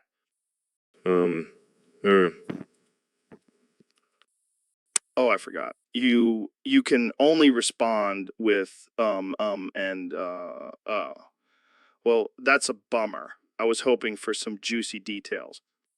Um, uh, All right, let's change the subject. What's your favorite conspiracy theory? um, uh, Mine is that aliens are actually just time traveling humans from the future. um, uh. So, Kenny, I heard you've been shitting on Jamie's dick lately. Yeah, man, it's my new hobby. I call it the Kanye cleanse. Uh, Cleanse, What the hell is a Kanye cleanse? it's when I shit on someone's dick to rid them of negative energy. It's like a spiritual enema. That's some next level shit, literally. But why Jamie's dick? Well, have you seen the size of that thing? It's like a toilet bowl for my artistic feces. I don't even know how to respond to that. But what does Jamie think about this? Oh, he loves it. He says it's the best thing that's ever happened to him. I don't think that's a normal reaction to someone shitting on your dick. Normal is overrated, Joe. Plus, it's all part of my new album concept. Shit on my dick, musical journey. I don't even want to know what kind of songs are on that album. Trust me, they're all #1 hits. Jamie's dick is my muse. Well, I guess whatever works for you, Kenya. But maybe consider a different form of artistic expression next time. Nah, I think I'll stick with shitting on Jamie's dick. It's my thing now. So, Neil, what's on your mind today? Well, Joe, I just have to say, your shiny bald ass head is truly a work of art. Thanks, man. I try to keep it polished for the ladies. It's not just the ladies, Joe. Your head is a beacon of hope for bald men everywhere. Damn right it is. But let's get to the topic at hand. What do you think about the recent discovery of a new planet in our solar system? Well, Joe, I have to say your shiny bald ass head is a perfect representation of that new planet. Smooth, round, and full of mysteries, waiting to be explored. Are you saying my head is full of secrets, Neil? No, Joe. I'm just saying it's a beautiful sight to behold, just like that new planet. Well, I guess that makes me the center of the universe. I wouldn't go that far, Joe. But your shiny, bald-ass head is definitely a gravitational force to be reckoned with. All right, enough about my head. Let's talk about something more important, like aliens. Oh, Joe, don't even get me started on aliens. But first, let me just say your shiny, bald-ass head is out of this world. Can we please focus on the aliens? Of course, Joe. But I just have to say your shiny, bald-ass head would make the perfect landing spot for a UFO. All right, that's enough about my head. Let's talk about the possibility of extraterrestrial life. Well, Joe, I think it's highly likely that there is intelligent life out there. So, Mr. Beast, I heard you and Trump have been ranking your favorite human skin colors. What's that all about? Yeah, Joe, we were just having a little friendly competition. You know, like ranking our favorite ice cream flavors or something. But skin colors. That's a bit controversial. Oh, come on, Joe. It's just a harmless game. Plus, Trump's got some interesting choices. I can only imagine. So, who's in the lead? Well, Trump's #1 is obviously orange. Gotta stick with his brand, you know? Oh, of course. And yours, Mine is green. I mean, who doesn't want to be a walking dollar bill? fair enough. Any other choices? Yeah, Trump's second favorite is white. Classic. And yours? Mine is actually black. I mean, it goes with everything and it's always in style. I see. And what about the rest of the colors? Oh, we've got a whole list, Joe. But let's just say we're not huge fans of the rainbow. Well, that's not surprising. Thanks for enlightening us, guys. Anytime, Joe. Just remember, it's all in good fun. So, Ilana, I heard you've been working on a new project. No, no, no, no, no. Oh, come on, don't be shy. Tell us about it. No, no, no, no, no. Is it a new rocket to Mars? No, no, no, no, no. A self-driving car? No, no, no, no, no. A brain-computer interface? No, no, no, no, no. Okay, I give up. What is it then? No, no, no, no, no. Oh, for God's sake, just tell us already. No, no, no, no, no. Fine, be that way. But I bet it's going to be something epic and mind-blowing. No, no, no, no, no. So, Elon, I heard you did something crazy the other day. Oh yeah. Finally finished my ultimate art project. Art project? What did you do? Paint a rocket? No, even better. I stretched Grimes like a piece of Play-Doh and plastered her on my wall. What the fuck, man? That's your girlfriend? Hey, she signed a consent form. Plus, it's not like she's using her vocal cords for anything useful. Oh my God, you're a savage. But seriously, what inspired this masterpiece? Well, I was feeling really angry and needed a creative outlet. And what better way to express my rage than by turning my girlfriend into a human tapestry? Yeah, because nothing says I love you like turning your significant other into a wall decoration. Hey, it's a unique way to show my affection. And it's also a great conversation starter for my guests. I can only imagine the look on their faces when they see Grimes stretched and plastered on your wall. It's definitely a conversation that they won't forget. And if they don't like it, well, they can just leave. You know, I think you may have just out-crazied yourself this time, Elon. Thanks, Joe. I'll take that as a compliment. Now, if you'll excuse me, I have to go add some glitter to Grimes' hair. It really ties the whole piece together. So, Neil, I heard you have a new hobby. Oh, really? What is it? Well, let's just say it involves some kinky alien stuff. Oh, you mean my love for alien Dick Vor cuck porn? Yeah, that's the one. I can't help it, Joe. There's just something about those slimy tentacles that really gets me going. Oh yeah, I'm sure your wife loves that. Hey, she's into it too. We have a whole collection of alien-themed sex toys. Wait, what? What? Yeah, we even have a life-size replica of the alien from Alien that we use for role-playing. Okay, I did not need that mental image. And let's not forget about my snake. I like to spank it to the thought of being swallowed whole by an alien. Oh man, I can't believe we're having this conversation. But you know what's really hot? When the alien starts talking dirty in its own language. Neil, you are one sick puppy. And you love it, Joe. All right, let's change the subject before I lose my lunch. Oh, can we talk about my theory on how aliens actually invented cuckolding? Oh God, here we go. So, David, I heard some people have been calling you cock gobblings instead of goggins. What's up with that? Oh man, those haters just can't handle my massive goggins. I mean, gains. Yeah, I bet they're just jealous of your ripped body and insane endurance. You know what they say, Joe? Haters gonna hate, but I'll just keep gobbling those cocks. I mean, crushing those goals. You're a beast, man. But seriously, where did that nickname even come from? Well, I may have accidentally walked into the wrong locker room once or twice. But hey, a man's gotta stay hydrated, right? Oh man, I can only imagine the look on those guys' faces when they saw you chugging down a bottle of water in the nude. Yeah, but hey, it's all about mental toughness, right? And let me tell you, drinking water in a room full of naked dudes definitely builds mental toughness. I'll take your word for it, cock gobblings. You know, I think that should be my new brand of Get Goggins. It's all about the cock goblins lifestyle.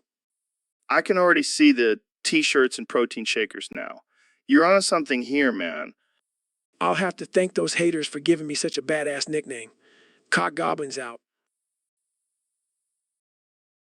So, David, I heard Jamie made you cry the other day. Yeah, he showed you a picture of a kitten and you just broke down. No way, man. I don't cry.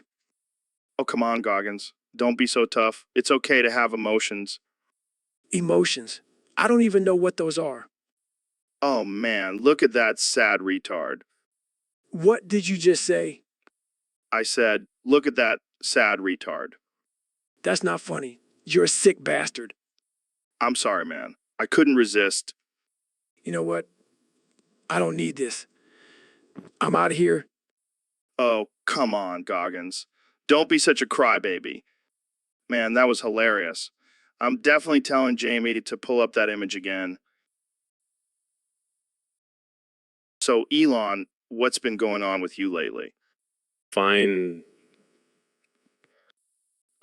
Okay. What's got you so worked up? Whatever.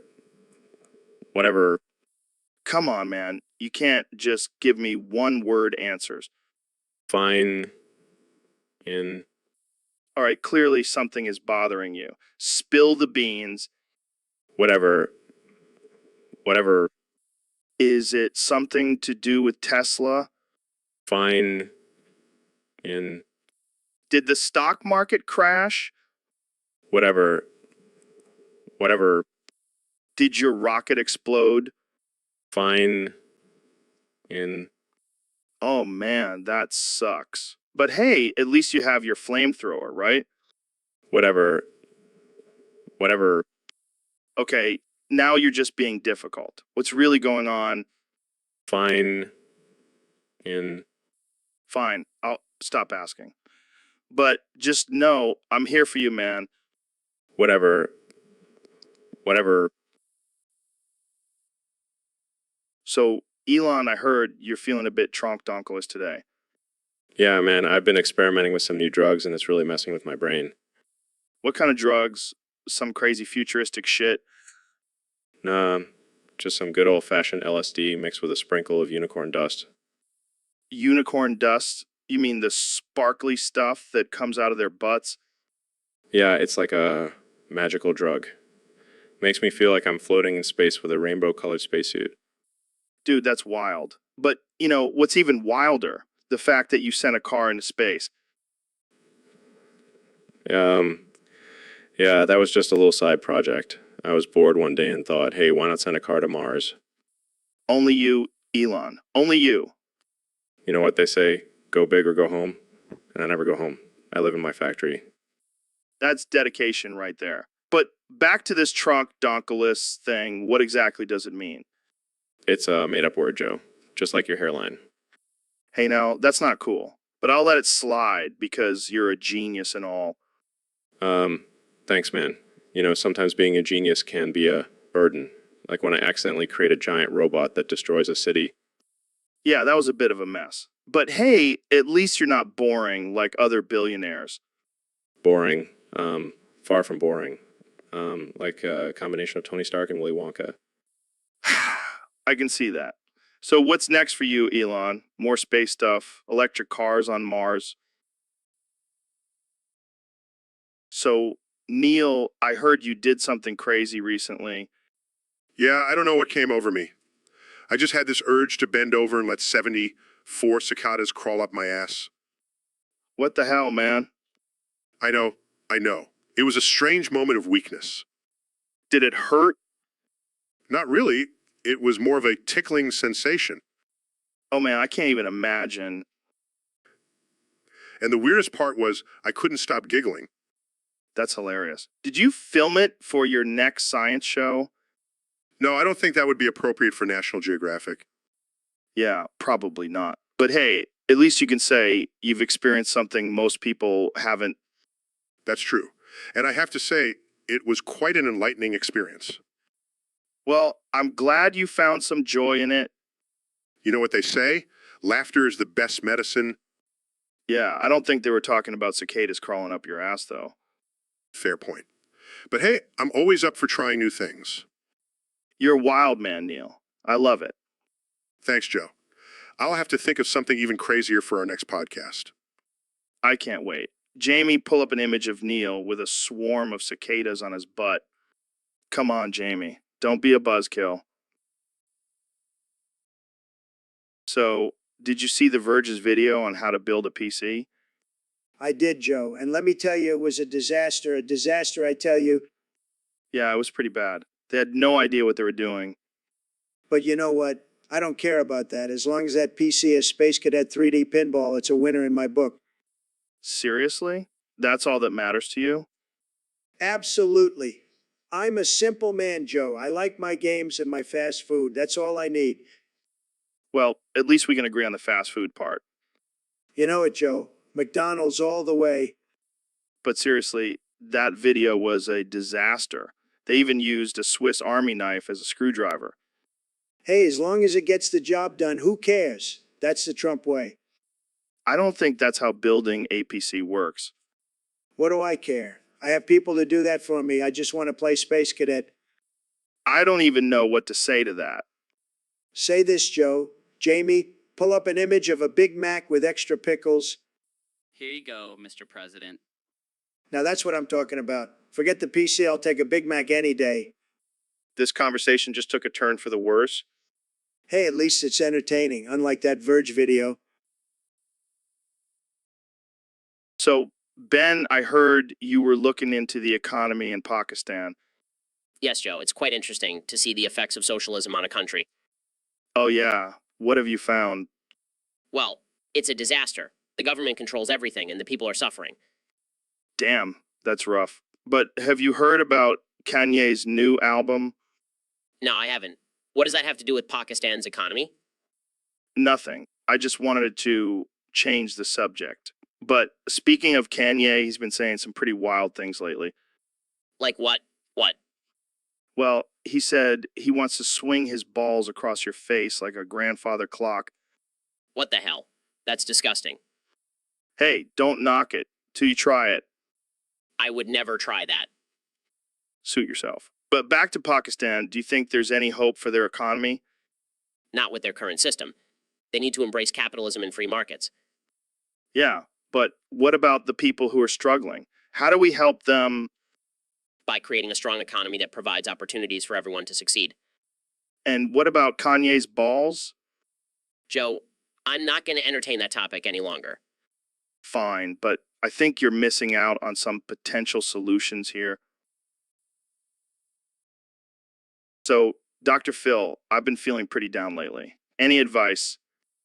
Well, Joe, have you tried just overdosing on fentanyl? What? That's your solution? Just kill myself? Hey, I didn't say kill yourself. I said overdose on fentanyl. Big difference. Oh, right. Because dying from a drug overdose is so much better. Look, Joe, sometimes you just gotta hit rock bottom before you can rise to the top. And how exactly is dying from a drug overdose going to help me rise to the top? Well, you'll be the top story on the news. That's something, right? I don't think that's what people mean when they say make a name for yourself. Fine. How about this? You overdose on fentanyl. I'll write a book about it and make millions. Wow. You really know how to exploit a tragedy for profit, don't you? Hey, I'm just trying to help you out here. Plus, you'll be famous. Isn't that what everyone wants? Yeah, I'm sure my family and friends will be thrilled to see me famous for dying from a drug overdose. Well, if it doesn't work out, we can always try a different drug. I hear bath salts are making a comeback. I think I'll pass on your advice, Dr. Phil. Thanks for nothing. Suit yourself, Joe. But just remember, I'll be waiting with that book deal when you change your mind. So, Mr. Beast, I heard you have a new catchphrase. What is it? Oh yeah, it's like just the goat. Tyked. What the hell does that even mean? It stands for take that, you knuckleheaded douche. That's hilarious. But why is that the goat? Because it's the greatest phrase of all time, Joe. Duh. Oh yeah, I can see it now. Like the greatest phrase of all time. Hey, don't knock it till you try it. It's catching on, man. I don't know, Mr. Beast. I think I'll stick to my classic fifth. Yeah. Suit yourself, Joe. But just remember, when you're feeling down, just say like Titan, everything will be okay.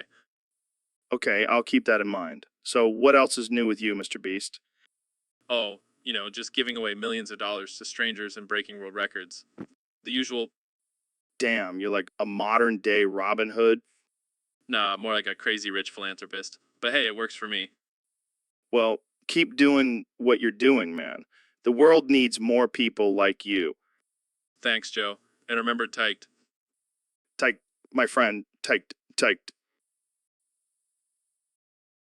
So, Elon, I heard you have a new rule where you can only say yes. Is that true? Yes. That's fucking insane. How are you going to run your billion-dollar companies with just one word? Yes. I mean, I guess it's efficient.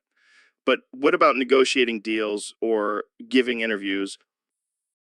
Yes.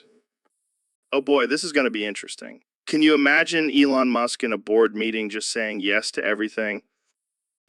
Yes. And what about your personal life? Are you going to start saying yes to everything? Yes. Wow, I can only imagine the chaos that will ensue. What about when someone asks you to do something illegal? Yes. Oh God, I can't even imagine what kind of trouble you'll get into. But hey, at least you'll have a good time, right? Yes. Well, I think this is the beginning of the end for Elon Musk. But hey, at least he'll go out saying yes to everything. Yes. All right, well, I guess that's all we have time for today. Thanks for tuning into the Joe Rogan Experience, where we talk about the most absurd and offensive things possible. Yes. And remember, folks, just say yes to life, unless it's illegal. Then don't say yes. But everything else, just say yes. Yes. All right, we'll see you next time. Yes, we will. So, Neil, what's the latest in the world of astrophysics? Fucking astrophysics, man.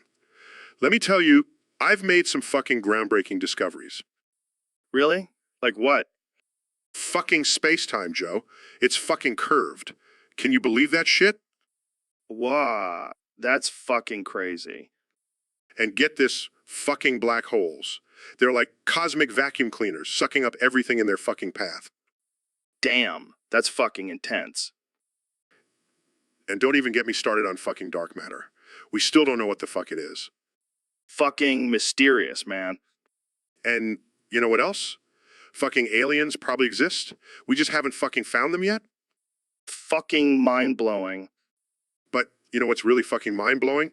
The fact that we're all just a bunch of fucking stardust, man. Wow, that's some deep fucking shit. Yeah, and we're all just floating on this fucking rock in the middle of fucking nowhere. Damn, that's fucking trippy. Fucking right it is. But hey, at least we have each other to talk about all this fucking crazy shit. Fucking true, man. Thanks for blowing my fucking mind, Neil. Anytime fucking Joe. Anytime. So, Dr. Phil, I heard you have a new nickname. Oh, really? What is it? Dr. Disrespect. That's ridiculous. My real name is Phil, not Disrespect. Oh, come on. We all know your real name is Dr. Disrespect. It's on your birth certificate. Oh, yeah, because my parents were like, let's name our child Dr. Disrespect. Hey, it could happen. I mean, look at your mustache. That alone screams disrespect. My mustache is a symbol of wisdom and authority, not disrespect. Sure. And your bald head is a symbol of humility, right? You know, I could give you some therapy sessions for that insecurity of yours.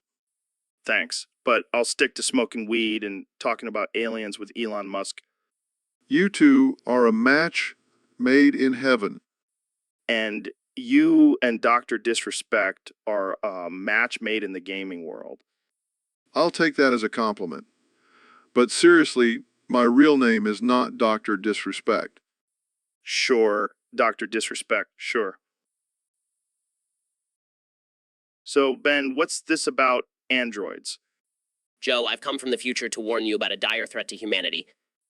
Oh shit, that sounds serious. What are these androids capable of? They're called Android 47 and 48, and they're programmed to destroy all humans. Holy shit, that's some Terminator shit right there. Exactly. And they're coming from the year 2047 to wipe us all out. Damn, that's only 27 years from now. How do we stop them? Well, I brought my time machine so we can go back in time and prevent their creation. Wait, you have a time machine? How come you never mentioned that before? I didn't want to seem like a show-off, Joe. Plus, I was saving it for emergencies like this. Fair enough. So when do we go back to? We need to go back to the year 2019, when the creator of these androids, Neil, is still in college. Neil. That sounds like a pretty normal name for an evil genius. Trust me, Joe, he's anything but normal. And his partner in crime, Phil, is just as dangerous. Shit, we better hurry then. Let's fire up that time machine. Right, let's go save the world from these androids and their hipster names. So, Elon, I heard you're working on a new project. Yeah, I'm trying to make a spaceship that runs on jizz. What the fuck? Jizz? Why not just use regular fuel? Because, Joe, I want to be able to say I'm going to jizz all over Mars. Jesus Christ, Elon, you're a sick fuck. But think about it, Joe. We could have jizz-powered cars, jizz-powered planes, jizz-powered everything. I don't know, man. Sounds messy. It'll be fine. We'll just have to make sure to keep a lot of tissues on hand. You're a real visionary, Elon. Thanks, Joe. I just want to spread my jizz all over the world. And I thought smoking weed on your podcast was wild. Hey, speaking of weed, imagine if we could make jizz-flavored edibles. What the fuck, Elon? That's disgusting. Hey, don't knock it till you try it. I think I'll pass. Jamie, pull up an image of a jizz-flavored edible. Oh, come on, Jamie. Don't be a prude. Yeah, Jamie. Don't be such a jizz killer. Okay, fine. Here's an image of a jizz-flavored lollipop. Oh, God. Why did I ask for this? See, Joe? It's the future. I think I need to end this podcast now. Don't worry, Joe. I'll make sure to send you a jizz-powered rocket to get you home. I can't believe I'm friends with you. So, Elon, we got a topic here from one of our Discord users. It says, Bri, go fuck yourself. What do you make of that? Well, Joe, I think it's a clear indication that Brian needs to work on his self-love game. Maybe invest in a fleshlight or something. Oh man, that's brutal. But seriously, why do you think people are always telling others to go fuck themselves? It's simple, Joe. People are just jealous of their own hand-eye coordination and want to share the love. That's one way to put it. But let's be real, Elon. We all know you've got some crazy inventions up your sleeve. Any chance you're working on a self-fucking robot? Well, Joe, I can neither confirm nor deny that. But let's just say if it does exist, I'll be the first one in line to test it out. I don't doubt that for a second. But seriously, why do you think people are so obsessed with self-pleasure? It's all about efficiency, Joe. Why waste time and energy trying to find someone else to do the job when you can just do it yourself? I can't argue with that logic. But let's not forget about our friend, Bri. Maybe he just needs a good old-fashioned fuck you. Or maybe he just needs to get laid. I mean, it's not like he can fuck himself, right? Who knows with technology advancing at the rate it is? Anything is possible. But for now, Bri, just go fuck yourself. So, Ben, I heard you have over 10,000 hours in Hearts of Iron IV. That's insane, man. Yeah, I know. I'm basically a virtual dictator at this point. What's your favorite ideology to play as? Oh man, it's hard to choose. I like to mix it up and have multiple ideologies overlapping with each other. Keeps things interesting. Interesting. More like confusing. Hey, it's not my fault the game allows it. Plus, it's a great way to practice my political skills. Yeah, because that's what we need. More politicians with 10 different ideologies in their heads. Hey, at least I can conquer the world in a video game.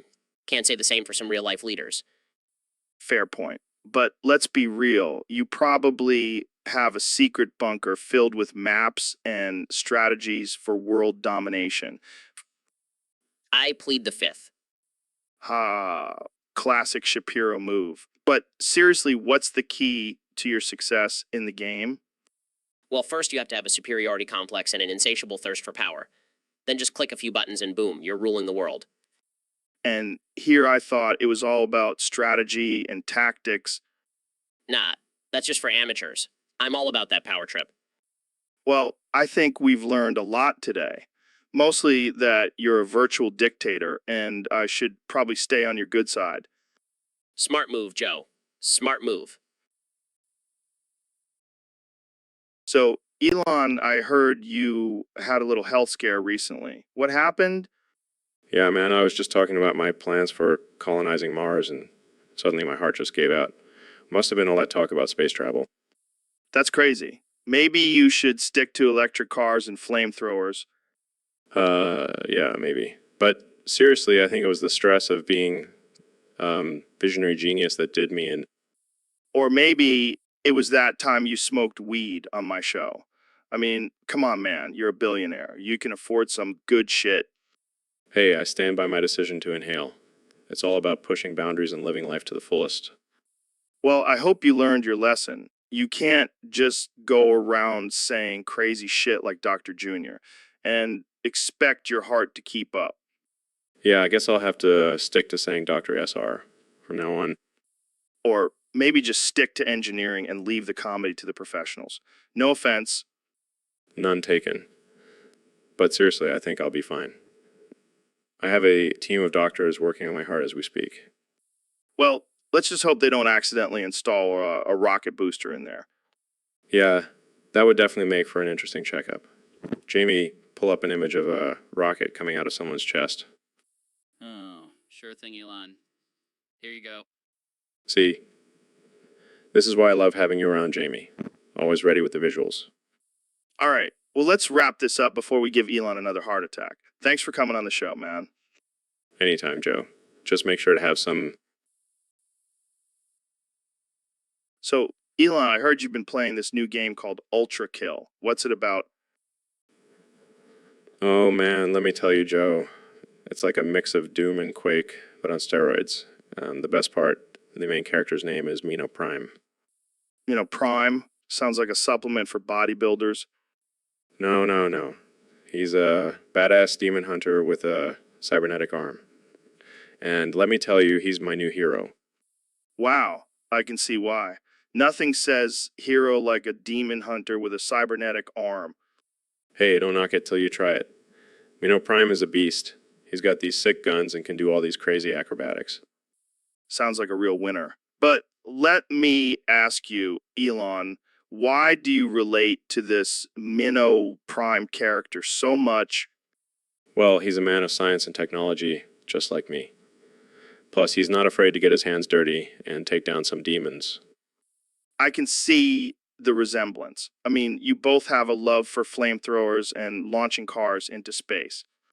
Hey, it's all about pushing boundaries and taking risks, Joe. And yeah, Prime embodies that perfectly. Well, I'm glad you found your spirit animal in a video game character. Keep on slaying those demons, Elon. Will do, Joe. Will do. And maybe one day I'll even create a real life, Prime. Just wait and see.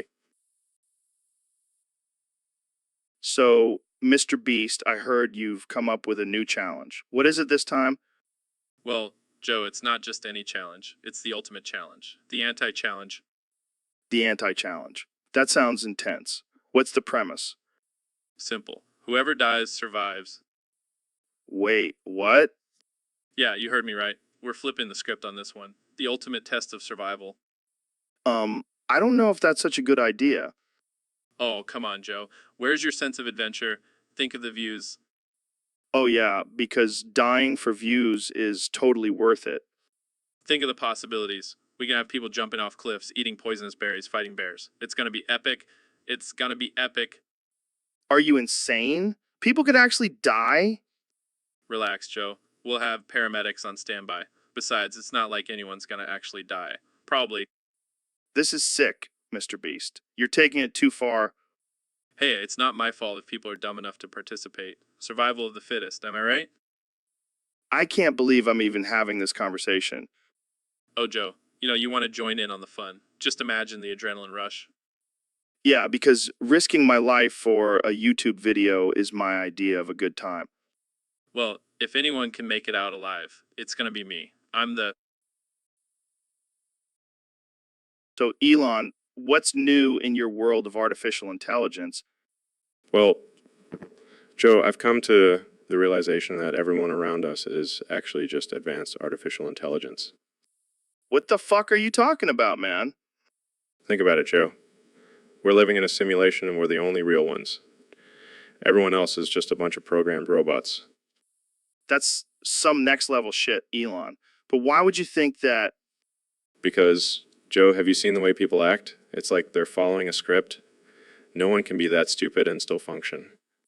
You might have a point there, Elon, but I don't think anyone is going to believe you. I know, Joe. They're all living in denial, but I'll prove it to them one day. How?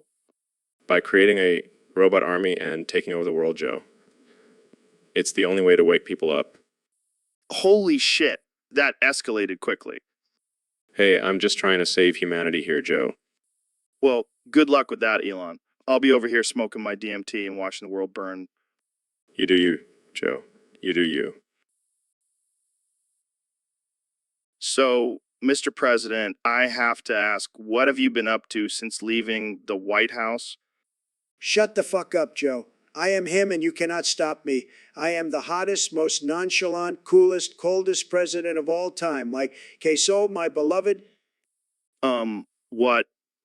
You heard me, Joe. I am the king of Twitter, the master of memes, and the commander-in-chief of all things awesome.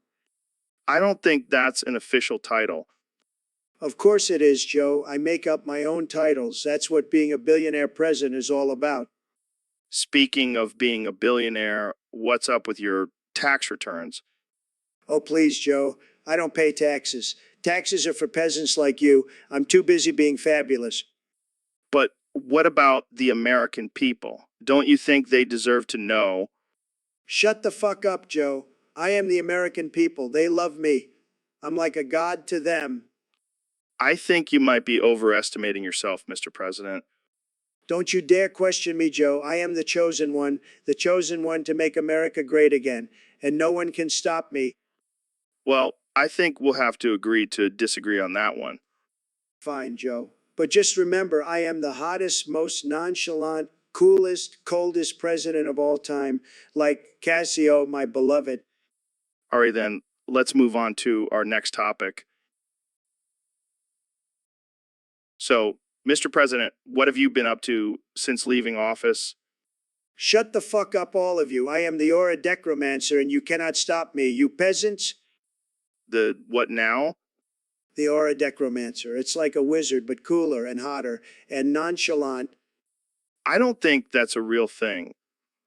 Of course it is, Joe. I am the hottest, most nonchalant, coolest, coldest president of all time. N-word. Did you just say the N-word?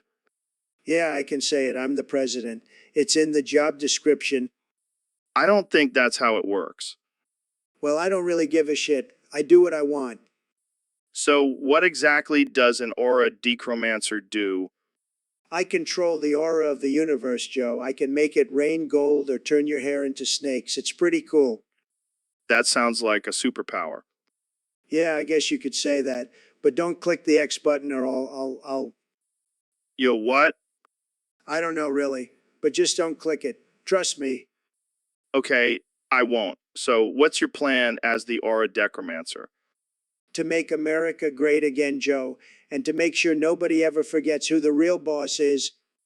And who's that? Me, of course. I'm the boss. The big cheese. The top dog. What's another cool phrase? The head honcho? Yeah, that one. Don't forget it, Joe, or I'll have to use my Aura Decromancer powers on you. I'll keep... So, Elon, I heard you've been working on some new projects lately. What's the latest? Fuck. Oh, Come on, man. You can't just say fuck to everything. Use your words. Suck. Suck. Okay, that's not really a word either. Can you elaborate? Fuck. All right, I'll take that as a no. Moving on, have you been keeping up with the news lately? Suck. Suck. Oh boy, this is going to be a long conversation. Well, did you hear about the new electric car that can fly? Fuck. That's right, folks. Elon is working on a flying car. And not just any flying car, but one that runs on solar power and can also make you breakfast. Suck. Suck. Okay, now you're just messing with me. But seriously, how do you come up with these ideas? Fuck. The classic fuck response. I should have seen that coming. But seriously, you're like a real life Tony Stark. Suck. Suck. All right, I'll stop complimenting you. Let's talk about something controversial. What do you think about the flat earth theory? Fuck. Yeah, I agree. It's a load of bullshit. But hey, at least we can all agree that the earth is round and vaccines don't cause autism. Suck. Suck. Oh, no, I think we just lost all the anti-vaxxers as potential listeners. But hey, at least we still have flat earthers on board. Fuck. And that's all the time we have for today, folks. Thanks for tuning in to the Joe Rogan Experience, where we talk about all the important issues and have guests who can only... So, Elon, I heard you're working on some new technology to send people to Mars. Fuck. Yeah, I figured that's how you would respond. But seriously, what's the deal with Mars? Are you trying to escape Earth before it implodes? Fuck. Come on, give us something more than just fuck. You're a genius. You must have some grand plan. Fuck. All right, let's move on. What about your Neuralink project? Are you trying to turn us all into cyborgs? Fuck. This guy, I swear. All right, let's talk about your flamethrowers. What's the point of those? Fuck. Oh, come on, don't be shy. Tell us about your underground tunnels in are you secretly building a doomsday bunker for the elite? Fuck. All right, I give up. Let's just talk about something else. How about your relationship with Grimes? Fuck. I guess that's all we're going to get out of you tonight. Thanks for coming on the show, Elon. Fuck. Guys, I pulled up an image of a monkey riding a unicycle while juggling flaming chainsaws. Oh shit, that's just Elon's latest invention. He calls it the unicycle of doom. Fuck.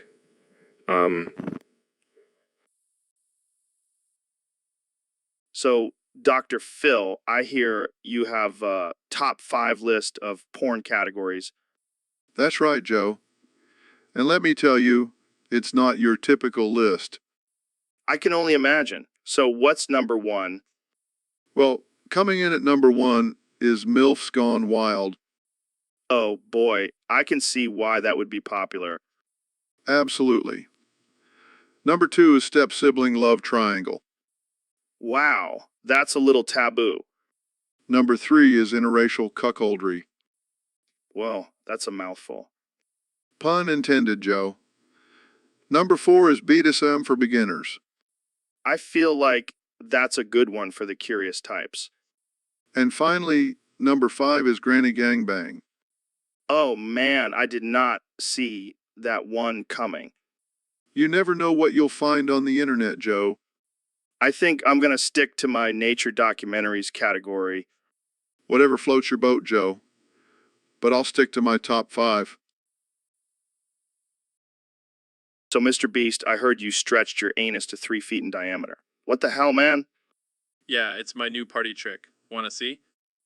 No thanks. I'll take your word for it. Come on, Joe. Don't be a pussy. You know, you want to see it. I really don't. But I have to ask, how did you even accomplish that? Well, I started with some butt plugs, then moved on to traffic cones, and finally graduated to a whole damn tire. Jesus, that's some serious dedication. You know it. Gotta keep pushing the limits, man. Plus, chicks dig it. I highly doubt that. Hey, don't hate on my game. I've had plenty of ladies line up to take a ride on the Mr. Beast Express. I don't even know what to say to that. Just say you're impressed. I'm not. Well, you should be, because I also have a world record for the most ping pong balls inserted into my anus. Okay, now I'm officially disturbed. Hey, don't knock it till you try it. I'll pass, thanks. But I gotta ask, what's next for your anus stretching adventures? Oh, I'm just getting started. I've got my sights set on a record-breaking 5 feet next. And I'll be sure to avoid that episode of the Guinness World Records. Suit yourself, Joe, but you're missing out on the party of a lifetime. So, Mr. Beast, what's new with you? Oh, you know, just making videos and giving away money like a madman. Yeah, I saw that video where you gave away $1 million to random strangers. That's insane. Thanks, man. I'm gonna be going wide on this one. What do you mean by that? I mean, I'm gonna be going balls deep in this video. I'm gonna give away a whole damn city. A city? Are you serious? Hell yeah, I'm serious. I'm gonna buy a city and give it away to one lucky subscriber. That's how wide I'm going. That's just ridiculous. Hey, I gotta keep up in the ante, you know. Gotta keep the viewers entertained. But what about the people who actually live in that city? Are you just gonna kick them out? Nah, I'll just give them a bunch of money and tell them to find a new place to live. It's a win-win. I don't know if that's how it works, man. Hey, I never said I was a responsible philanthropist. I'm just a guy who likes to give away money. Well, I can't wait to see how this turns out. Oh, it's gonna be epic. I'm gonna be going wide on this one, baby. So, Neil, what do you think about the recent discovery of a new galaxy? Oh, so you're just going to come at me with that question? Trying to make me look stupid? No, I'm genuinely curious. Oh, sure. Just like how you were genuinely curious about DMT, right? What does DMT have to do with this? Oh, I don't know. I don't know. Maybe because you're secretly trying to drug me and make me say some crazy shit on your podcast? What? No, Neil, that's ridiculous. Is it, Joe? Is it really? Or are you just trying to throw me off your scent? What scent? The scent of fear, Joe. I know what you're up to. Okay, let's just move on to the next topic. Oh, so now you're trying to change the subject? Typical diversion tactics. Neil, I'm just trying to have a conversation. A conversation? Or an interrogation? All right, let's talk about something else. Oh, now you're trying to control the narrative. Classic move, Joe.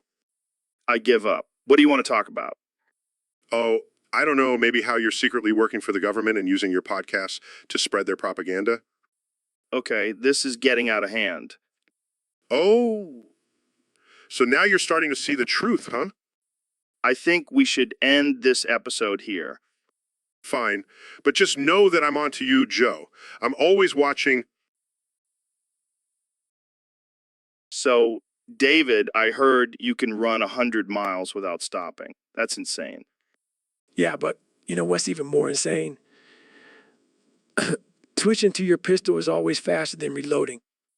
What the hell are you talking about? I'm talking to Badass Joe. When shit hits the fan, you gotta be quick on your feet. And that means switching to your pistol instead of fumbling around with your empty gun. But what if you're out of ammo for your pistol, too? Then you better start using your fist, Joe. Ain't no time for reloading when you're in a life or death situation. I don't know, man. I feel like I'd rather have a fully loaded gun than just a few rounds of my pistol. That's because you're weak, Joe.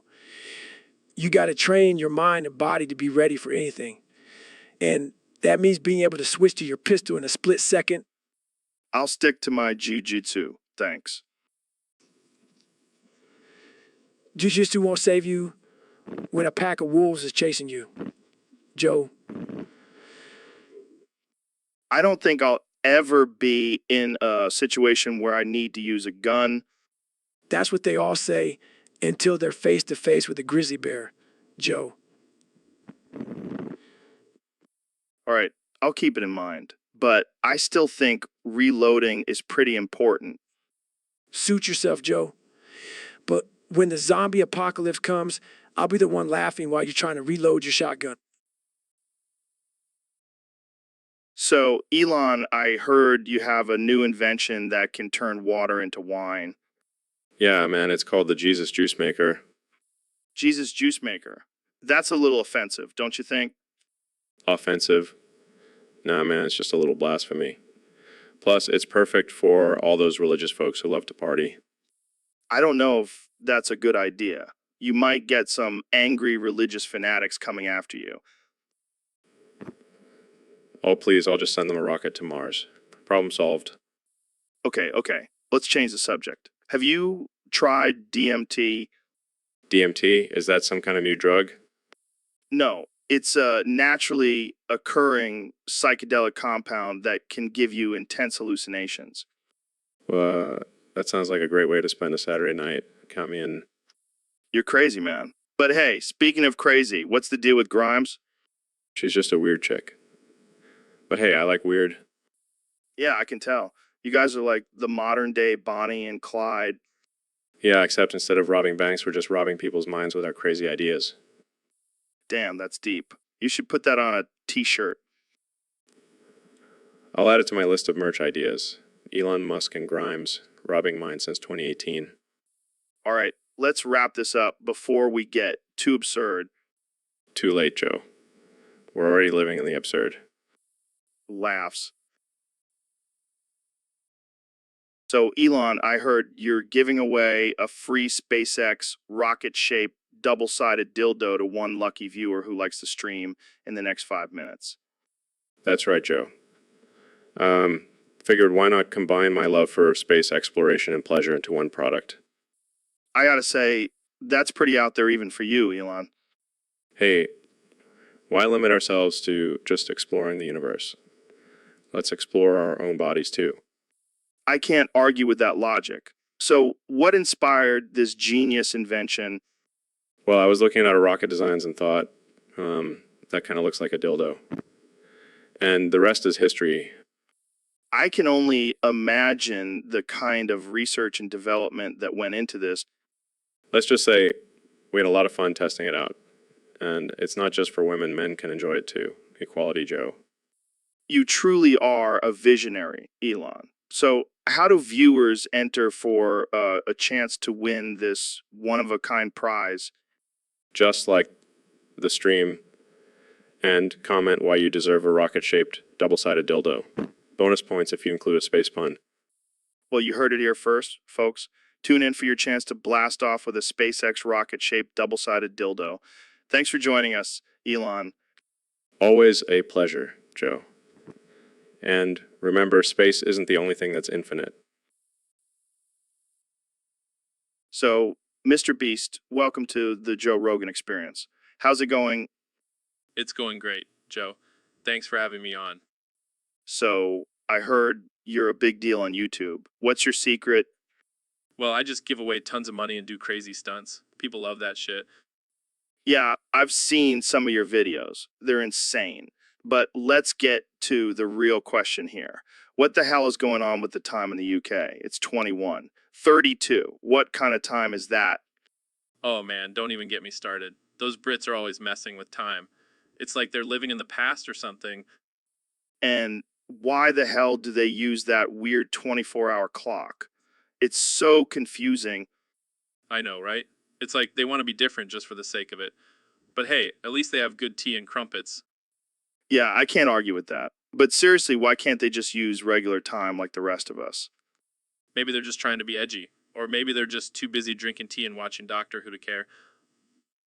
Well, whatever it is, it's definitely not working for me. I can barely keep track of my own schedule, let alone the UK's. Yeah, I feel you. Maybe we should start a petition to change their time system. Who's with me? I'm in. Let's do this. But first, Jamie, pull up an image of Big Ben on fire. That'll get their attention.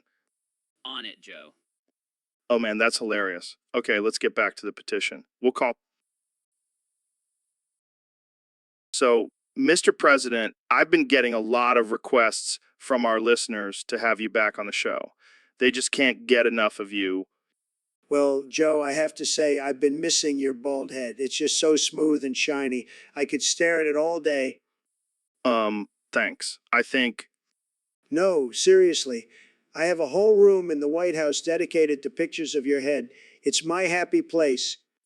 Okay, that's a little weird. Oh, come on, Joe. Don't be a prude. You know, you like it when I compliment you.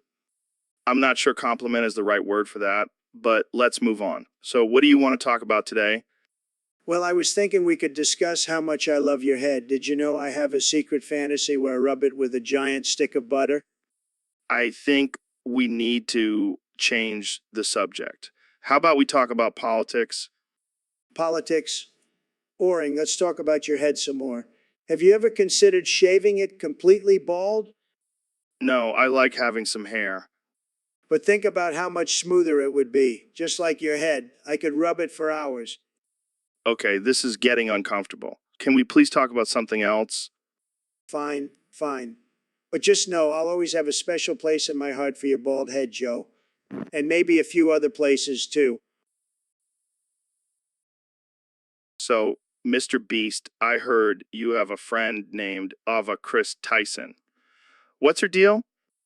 Oh man, she's a wild one. She's like if Drake and a Tasmanian devil had a love child. That's quite the image. What does she do? Well, she's an inspiration to me. She's always pushing me to do crazier and more outrageous stunts for my videos.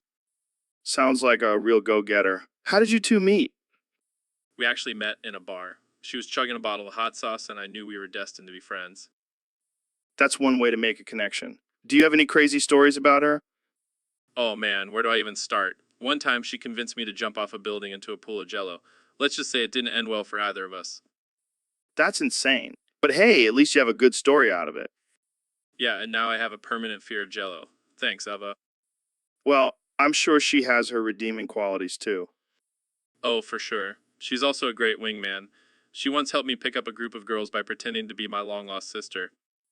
That's some next level wingman tactics. Ava sounds like a real character. That's an understatement. She's more like a walking hurricane of chaos, and I wouldn't have it any other way. So, Neil, I heard you've been harassing people about their hair lately. Oh, Joe, you know me, I can't resist poking fun at people's insecurities. Yeah, because you have such luscious locks yourself. Well, at least I have hair to make fun of. Hey, at least I'm not balding like you and Goggins over here. Yeah, but at least I can grow a sick beard to make up for it. Oh, please, Goggins. That patchy thing on your face doesn't count as a beard. Shots fired. I mean, it's not like either of you can pull off the bald look like I can. Hey, I choose to shave my head, okay? It's a style choice. Sure, Joe. Keep telling yourself that. Yeah, at least we don't have to spend money on haircuts. Oh yeah, because you guys are just saving up for hair plugs, right? You know, Joe, I think we should start a support group for balding men. We can call it Bald and Proud. Count me in. We can have meetings and share tips on how to deal with the shame. You guys are ridiculous. Hey, at least we're not as ridiculous as your obsession with DMT. Hey, DMT is life-changing, man. Sure it is, Joe. Sure it is. So, Mr. Beast, I heard you were in Tenerife recently. Yeah, man. I was exploring the island and having a great time. Did you happen to run into our good friend Jay Slater? Oh, you mean the guy who got lost in Tenerife for hours? Yeah, that's the one. What happened there? Well, let's just say he's not the sharpest tool in the shed. He got lost in a place that's literally smaller than Rhode Island. That's rough. Did he at least find his way back? Yeah, eventually. But not before he stumbled upon a nudist beach and got chased by a bunch of naked old dudes. Oh man, that's hilarious. Did you catch it on camera? Of course I did. I'm Mr. Beast. I catch everything on camera. I even got a shot of him crying and begging for help. Oh my God, I can't breathe. Poor Jay. Yeah, but you know what they say. If you can't handle getting lost in Tenerife, you can't handle life.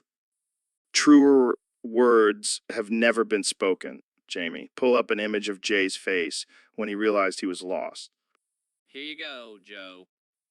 Oh man, that's priceless. I can't wait to see Jay's reaction when he sees this. I'm pretty sure he'll never live this down. But hey, at least he'll always have this memory to look back on. Well, thanks for sharing this hilarious story, Mr. Beast.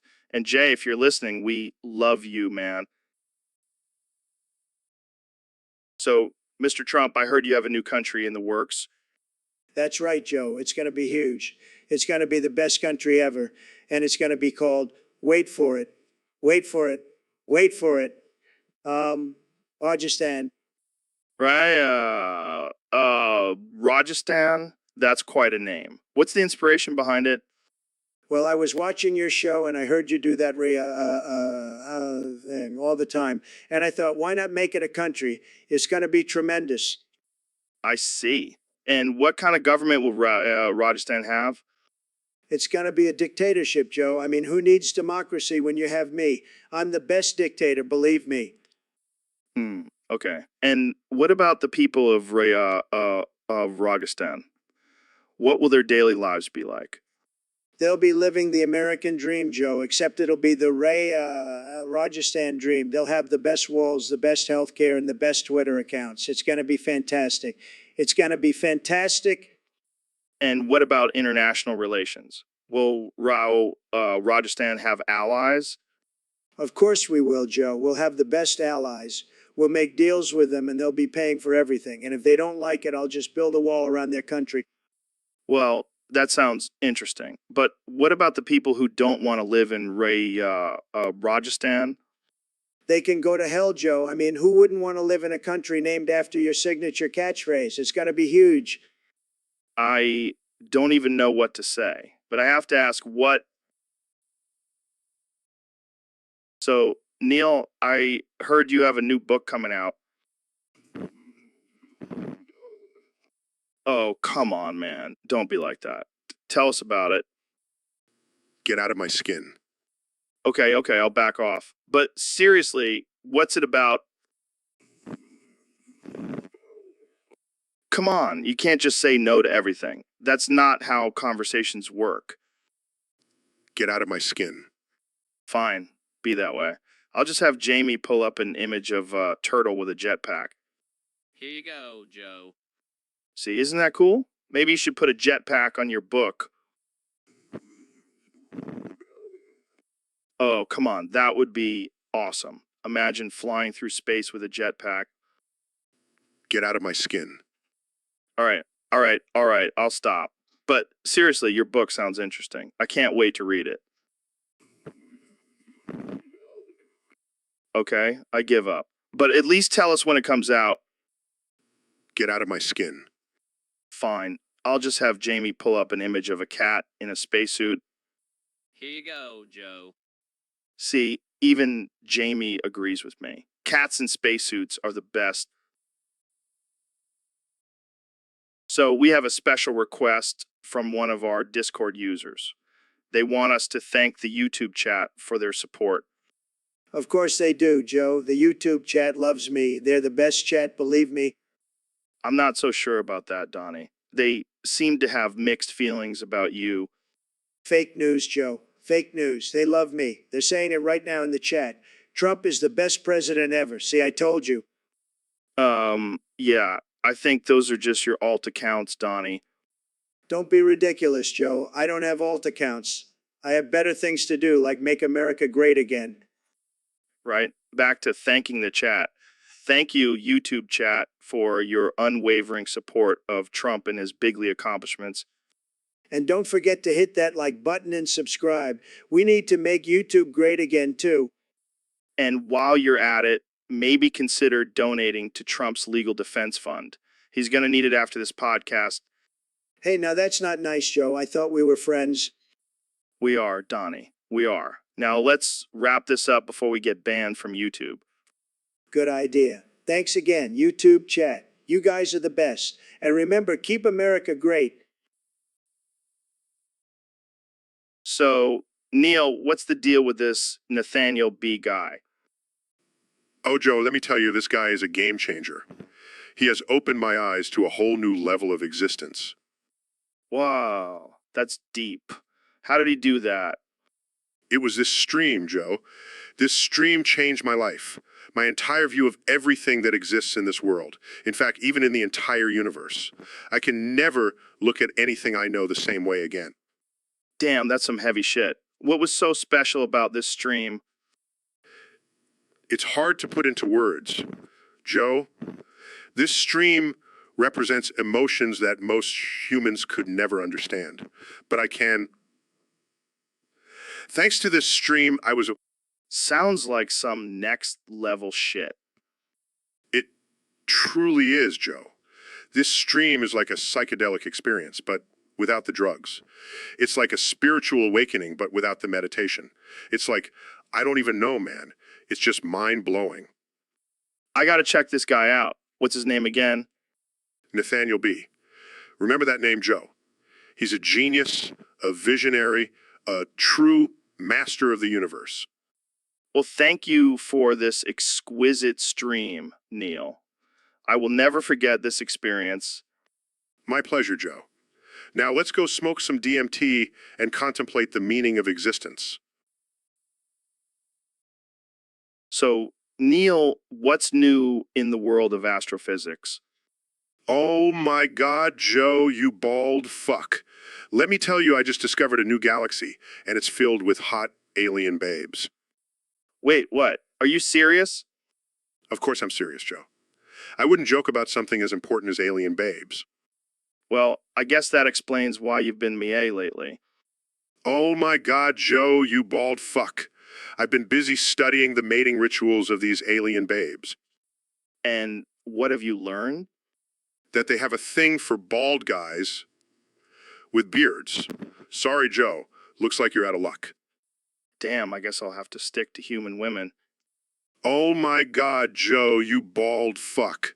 Don't underestimate the power of alien technology. I've got a device that can make you look like a hair model. Really? That's amazing. Just kidding, Joe. I'm not sharing my alien tech with you. You'll have to embrace your baldness and beard. Fine, I'll just stick to my supplements and workouts. Oh my God, Joe, you bald fuck. Have you ever considered just embracing your inner alien? Maybe you'll attract some of those hot alien babes. I think I'll stick to human women for now. Suit yourself, Joe. But just remember, the universe is vast and full of possibilities. Yeah, and apparently full of hot alien babes, too. Oh my God, Joe, you bald fuck. You finally get it.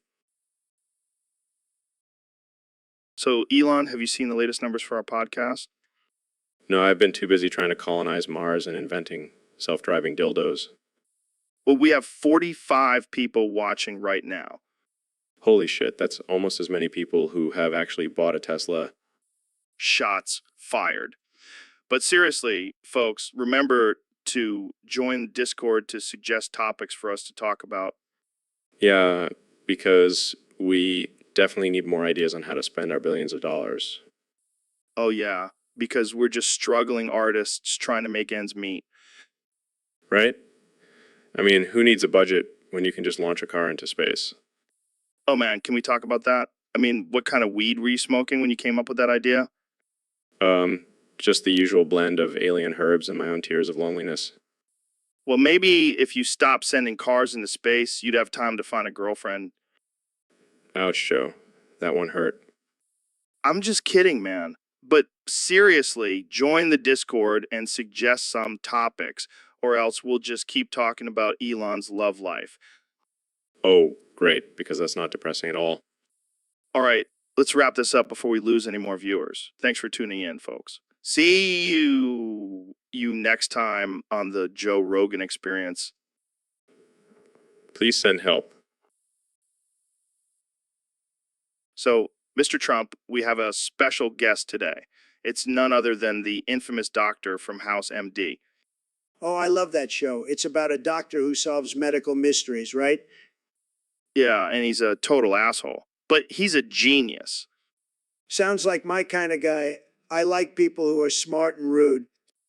Well, he's here to talk about his new book, House Calls: How to Diagnose and Insult Your Patients. That's a great title. I'm sure it'll be a bestseller just like my books. So, House, what inspired you to write this book?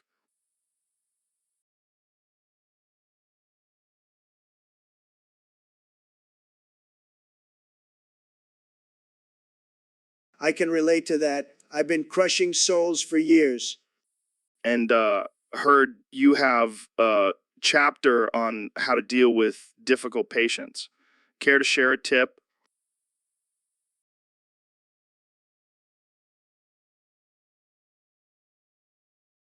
That's my approach to politics, except I don't need to prove anyone wrong. I'm always right. And what about bedside manner? Any advice for doctors who struggle with that?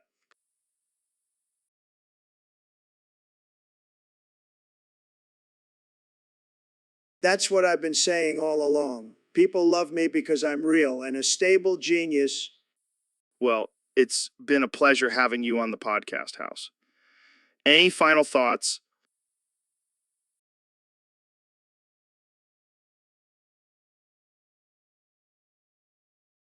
I might have to try that. Thanks for being on the show, House. And remember, America,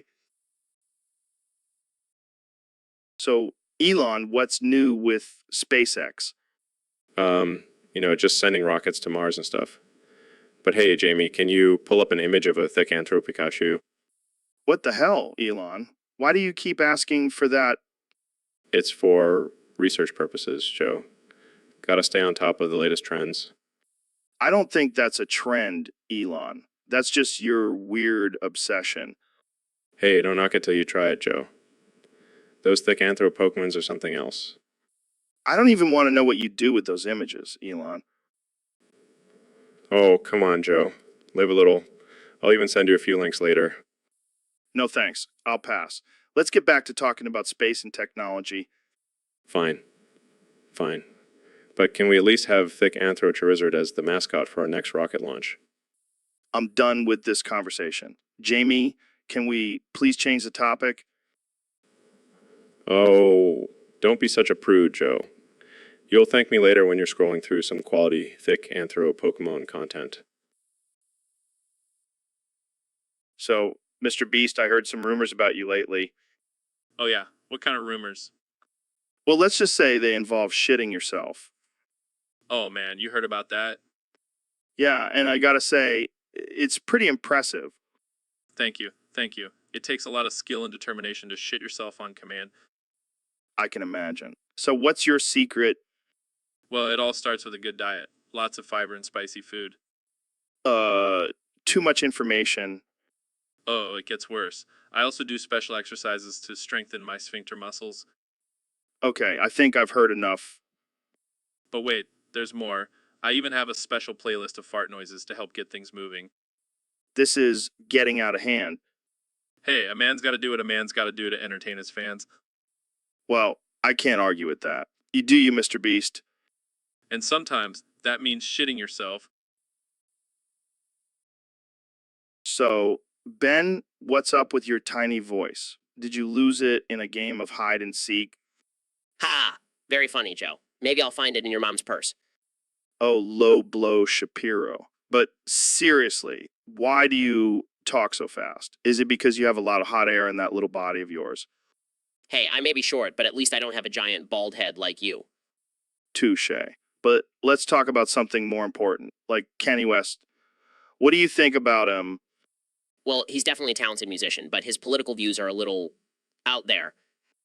Yeah, he's definitely on a different planet. But you know what they say, great minds think alike. Oh, please, don't compare yourself to Kanye. You're just a meathead with a podcast. Hey, at least I have a podcast. What does Kenny have off? All right, just a crazy wife and a bunch of weird tweets. You know what, Joe? I'm starting to feel like I'm on The View with all this catty banter. You wish you were on The View. You'd probably get more viewers there than on your own show. All right, that's it. I'm out of here. I can't handle this level of intellectual discourse. Bye-bye, Shapiro. Say hi to your wife for me. Oh, shut up. Hello, babes. So, Mr. Beast, I heard you have a unique hiring process. Care to share? Oh, yeah, it's pretty simple. I only hire convicted sexual predators on the sex offender registry. Wait, what? That's insane. Oh, come on, Joe. It's all about giving second chances. Plus, they have a certain set of skills that are useful in the workplace. Skills? Like what? Peeping on coworkers in the bathroom? Hey, don't knock it till you try it. Plus, they're great at making people feel uncomfortable. It's a real talent. I don't know if I can get on board with this. Seems a bit questionable. Oh, lighten up, Joe. It's not like they're all bad. Some of them are just misunderstood. Misunderstood? They're on the sex offender registry for a reason? Hey, everyone deserves a chance to prove themselves. And if they mess up again, well, we'll just have to find a replacement. This is just messed up, man. Hey, at least I'm not discriminating against a certain group of people. I'm an equal opportunity employer. I don't think that's how it works, Mr. Beast. Well, I guess we'll just have to agree to disagree. Now, let's go hire some more predators.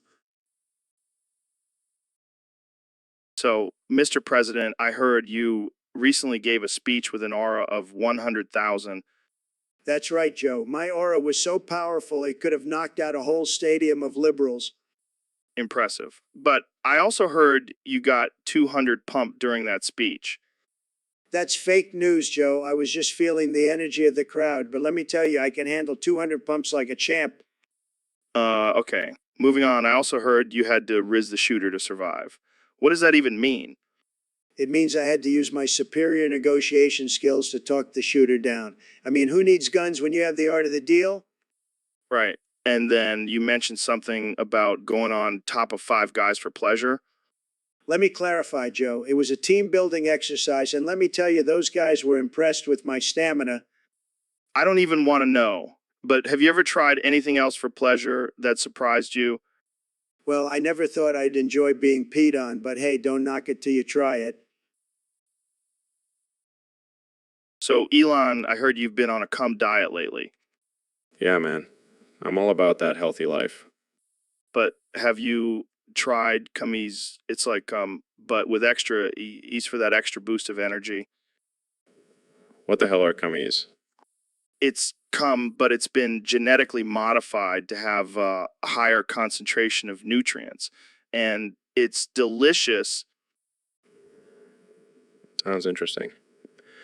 But is it safe? Safe. Who cares about safety when you can have yummy, yummy cummies? Well, you know what they say, no risk, no reward. I'll have to give it a try. Trust me, once you try cummies, you'll never go back to regular cum. I'll have to tell my Tesla employees to start growing cummies in the factory. And maybe you can even make a cummy smoothie with a side of flamethrower fries. No, that's a meal I can get behind. Yummy cummies and flamethrower fries, the perfect combination for a productive day at work. And if anyone complains, just tell them it's all part of your master plan to colonize Mars. They'll never suspect a thing. Genius, Joe. Pure genius. So, Mr. Beast, you're known for your insane stunts and giving away ridiculous amounts of money. But do you actually know anything about finance? Don't knock it till you try it, Joe. All right, let's put your money where your mouth is. What's the difference between a stock and a bond? Don't knock it till you try it, Joe. Okay, fine. How about this? What's the rule of 72? Don't knock it till you try it, Joe. Come on, Mr. Beast. You got to know something about money. What's a mutual fund? Don't knock it till you try it, Joe. All right, last question. What's the difference between a traditional and Roth IRA? Don't knock it till you try it, Joe. Okay, I give up. You clearly have no clue about finance. Don't knock it till you try it, Joe. But seriously, can I have some money now? So, Neil, what's new in the world of astrophysics? Well, Joe, I've been studying the stars and galaxies and the end. And Yes, the end. It's the perfect way to end a sentence, don't you think? I mean, I guess it's kind of catchy, but isn't it a little morbid? Morbid? No, no, no. It's just a simple acknowledgement of the inevitable end of everything. Oh, okay. So, how do you think the universe will end? Well, the end is a tricky thing to predict, but my best guess is that it will end with a big bang. The end.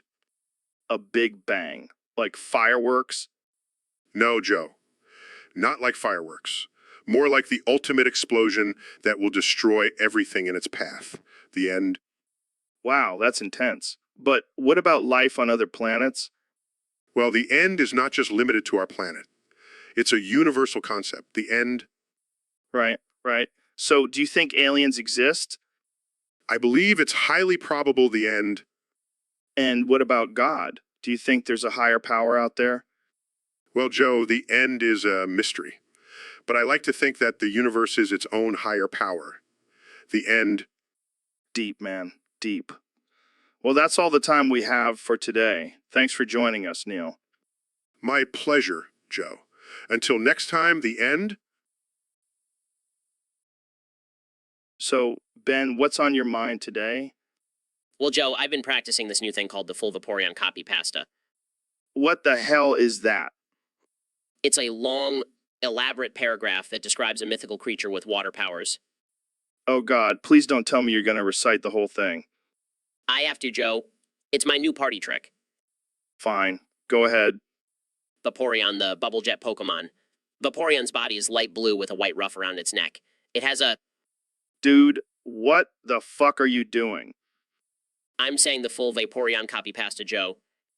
No one wants to hear that shit. Just shut the fuck up.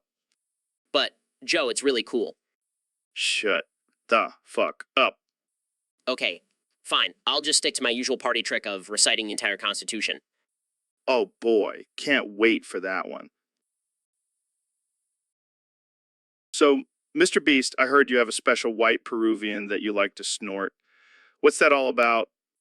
Oh yeah, Joe. It's my secret to success. I snort that Peruvian powder and suddenly I have all these crazy ideas for my videos. That explains a lot. I mean, how else could you afford to give away thousands of dollars in your videos?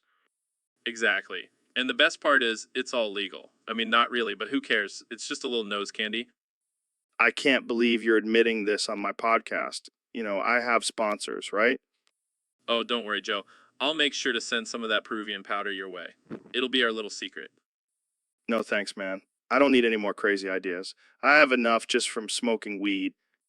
Oh, speaking of weed, have you tried snorting it? It's a whole new level, man. I think I'll stick to smoking it, thanks. But seriously, Mr. Beast, do you think this is a good message to be sending to your young audience? Hey, I'm just being real, Joe. Kids need to know that success comes with a little bit of risk and a lot of white powder up your nose. Well, there you have it, folks. Mr. Beast's secret to success, snorting Peruvian powder. Tune in next time for more ridiculous conversations on the Joe Rogan Experience, the Joe Rogan Experience. And remember, kids, always snort responsibly. So, Neil, what's new in the world of astrophysics? Well, Joe, I've been doing some research on the origins of the universe, and Wait, before we get into that, can we talk about Jamie for a second? what about him? I think he's hiding something from us. I'm pretty sure Jamie is actually a woman. That's ridiculous. No, hear me out. Look at his hair, his voice, his delicate features. It all adds up. Joe, that's just sexist stereotyping. Oh, come on. You can't tell me you haven't thought about it. I mean, have you ever seen him strip? That's none of my business, Joe. But it could be. You know, Uncle Neil needs a good time every now and then. Joe, that's highly inappropriate. I'm just saying, Jamie, if you want to come on over and give Uncle Neil a good time, we won't judge. Joe, stop it. Jamie, pull up an image of a stripper. What? Are you serious? Just do it, Jamie. Fine. See, Joe? That's what a stripper looks like. Oh, come on. You can't tell me you're not at least a little curious, Neil. I'm not curious, Joe. Now let's get back to discussing the universe. Fine, but you're missing out on a good time, Neil. So, Neil, I heard you were checking out some deep space stuff lately. Yeah, Joe. I was observing this giant supernova through my telescope. A supernova. What the hell is that? It's when a star explodes and releases a massive amount of energy. Oh shit, like a cosmic fart. Sure, you could say that. So what did this supernova look like? Well, it was quite spectacular. It had vibrant colors and looked like a giant prolapsing anus. Wait, what? Did you just say giant prolapsing anus? Yes, Joe. It was quite magnificent. Oh man, I can just imagine aliens looking at it and being like, what the hell is that? Well, I'm sure they have their own version of a prolapsing anus in their galaxy. This is why I love having you on the podcast, Neil. You always bring up the most random and hilarious things. I'm just keeping it real, Joe. So, do you think we'll ever be able to travel to this supernova and see it up close? Well, it's about 11 million light years away, so unless we invent some crazy warp drive, I don't think so. Damn, that's a shame. I would love to see that giant cosmic butthole in person. I'll let you know if I discover any other interesting cosmic body parts out there. Please do, Neil. Please do. And on that note, let's wrap this up before we get too deep into the world of cosmic anatomy. Agreed. Thanks for having me on, Joe. Anytime, Neil. Anytime. So, we have a very special guest today, the one and only Freak Bob. Freak Bob. That sounds like a superhero name. What's his superpower? Well, he's definitely got some unique abilities, but let's just say he's a bit handsy. Handsy? Like he gives great handshakes? No, more like he can't keep his hands to himself. He's been trying to grope me since he got here. That's just his way of saying hello. Don't take it personally. I don't know, man. He's getting a little too freaky for my liking. Well, you know what they say, when in doubt, whip it out. What? No, Elon, we're not whipping anything out on this podcast. Relax, Joe. I was just talking about our wallets. We can pay for some therapy for Freak Bob. Therapy? I think he needs a straitjacket. He's trying to hump my leg now. Oh, that's just his mating ritual. You should be flattered. Flattered? I'm terrified. Can we please get some security in here? Security? We don't need security. We have Freak Bob. He's like a human shield. I don't think that's how it works, Elon. Trust me, Joe. A billionaire. I know how to handle these situations. Well, I guess we'll just have to finish this podcast with Freak Bob attached to my leg. Sounds like a wild ride. Let's do it. So, Mr. Beast, have you ever been on Pornhub? Oh yeah, all the time. I love watching those step-sibling videos. Oh man, you're sick. But seriously, what kind of stuff do you watch on there? Well, I like to mix it up. Sometimes I'll watch some amateur stuff. Other times I'll go for the more professional stuff. Yeah, I'm more of a MILF guy myself. Oh, I can tell. You have that look in your eye. Hey, don't judge me. We all have our preferences. No judgment here, Joe. I mean, I once watched a video of a guy getting it on with a watermelon. What the hell? That's some next level shit. Yeah, I was just curious. But let's be real, we've all seen some weird stuff on there. That's for sure. But you know what's even weirder? The comments section. Oh god, don't even get me started. It's like a whole other level of depravity. Seriously, who are these people leaving these comments? Do they have no shame? I don't think they even know what shame is, Joe. They're probably just sitting in their mom's basement eating Cheetos and typing away. Yeah, probably. But hey, more power to them. Pornhub is a judgment-free zone. I'm into that. And hey, if anyone wants to sponsor us, we're open to it. Yeah, I'm sure they'll be lining up after this conversation. Jamie, pull up an image of a guy dressed as a dinosaur getting it on with a pineapple. Just trust me, Jamie. So, Ben, welcome back to the Joe Rogan Experience. How's it going? Thanks, Joe. It's great to be here. Just trying to survive in this crazy world. Yeah, man, it's wild out there. Have you seen the latest news about the government cover-up of aliens? Oh, please, don't get me started on that. It's just another distraction from the real issues. What do you mean? Aliens are a huge issue. No, the real issue is the government trying to take away our guns and turn us into a socialist country. Oh, come on, not this again. Can we please talk about something else? Fine. Let's talk about how the left is trying to destroy traditional family values. Oh, yeah, because two people of the same gender getting married is really ruining the fabric of society. Exactly. And don't even get me started on gender-neutral bathrooms. Oh boy, here we go. You know what? Let's just agree to disagree on these topics. Fine, but I won't back down from my beliefs. I stand for what's right in morale. Well, I stand for freedom and individual rights. Let's end this on a positive note. Neil, do you have anything to add? Yeah, the end. Can we wrap this up? I have better things to do than listen to these two argue about their political ideologies.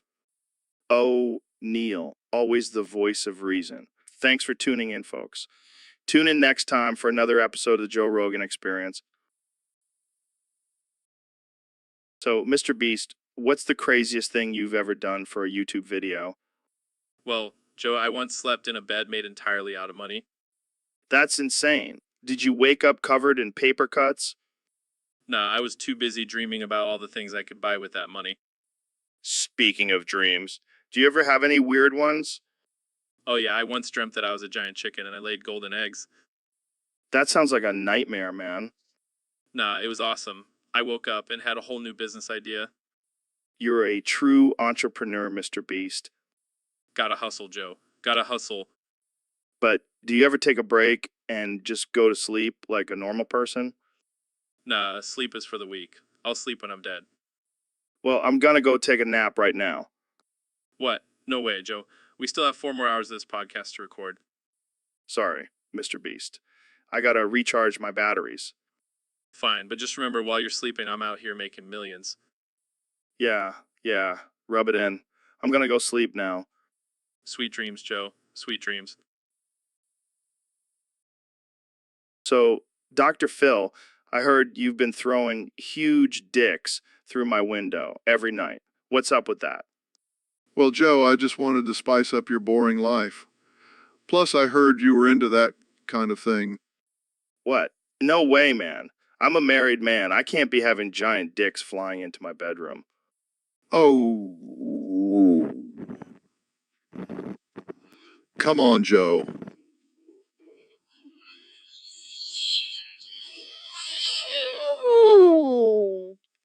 That was just admiration for your wisdom and insight, Dr. Phil. Not because I want you to throw dicks at me. Sure, Joe. Keep telling yourself that.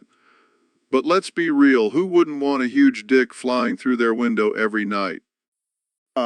Pretty much everyone. It's not exactly a common fantasy. Well, I guess you're just not as adventurous as I thought. I'll have to find another late night activity then. Please do. I don't want to wake up to a surprise dick attack every night. Fine? Fine. But just know, the offer still stands if you ever change your mind. Noted. Now let's move on to a less disturbing topic, shall we? Fine, but don't say I didn't warn you. The dicks will keep coming. So, Kenya, I heard you recently had some interesting thoughts about your wife's punani. Oh, man, let me tell you, Joe. It's like a magical portal to another dimension. I swear, every time I go down there, I come back with a new hit song. Wait, what? What? Yeah, man, it's like a creative vortex. I mean, I've been married to Kim for years, and I still haven't explored every nook and cranny of that thing. That's disturbingly poetic. Oh, it gets better. I've even started incorporating her moans into my beats. It's like a symphony of pleasure and music. I don't even know how to respond to that. And let me tell you, she's got some killer pelvic thrusts. I've never been more inspired to write a song about hips. I think I need to change the subject. Oh, but we're just getting started. Have you heard of our new joint venture, Kim's Punani Perfume? It's gonna be a hit. Okay, that's enough. I can't handle any more Punani talk. Suit yourself, Joe. But just remember, when you're listening to my next album, you'll know where the real magic came from. So, Kenya, I heard you had a little mishap with a fish stick recently. Yeah, man, it was a wild ride. I was feeling adventurous and decided to stick it up my ass, for the experience. And how did that go for you? Well, at first it was all good. I was vibing with the fish stick, feeling like a true fisherman. But then it thawed and broke in half, and now, Oh man, that's rough. How are you feeling now? honestly, it's been a struggle. Every time I try to take a shit, I feel like a human fishing rod. Oh my God, I can't even imagine. Have you tried any remedies to get it out? I've tried everything. I even had Kim try to fish it out with a coat hanger, but that just made things worse. This is some next level shit, Kenya. Literally, Yeah, I guess you could say I'm in a bit of a pickle. Or should I say fish stickle?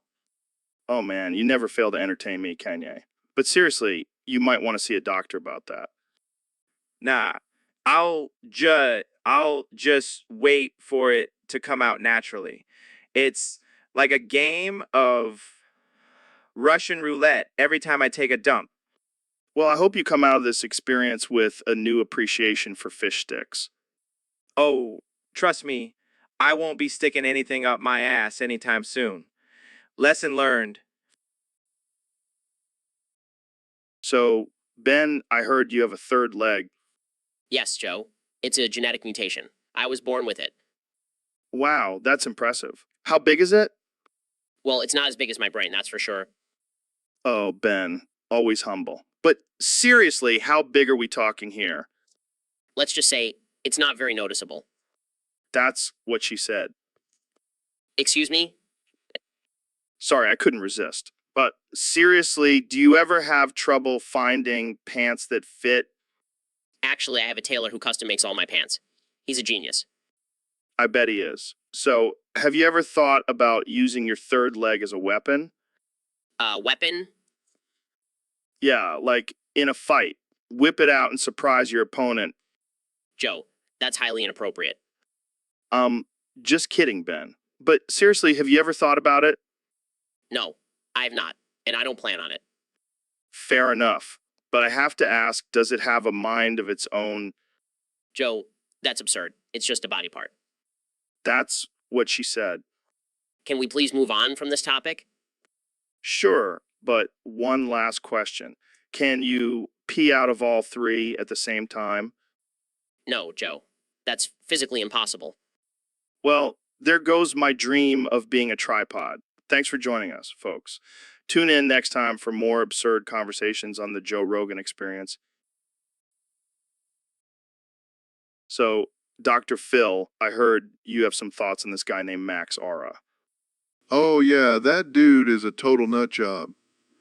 He thinks he has some kind of special energy field around him. Like a force field. No, more like a fart field. He's full of hot air. That's hilarious. But seriously, what's his deal? Well, he claims he can heal people with his aura. But let me tell you, I've seen more healing in a bottle of tequila. I bet. But do people actually believe him? Unfortunately, yes. People will believe anything these days. It's like they're under some kind of spell. Maybe it's Max's aura that's hypnotizing them.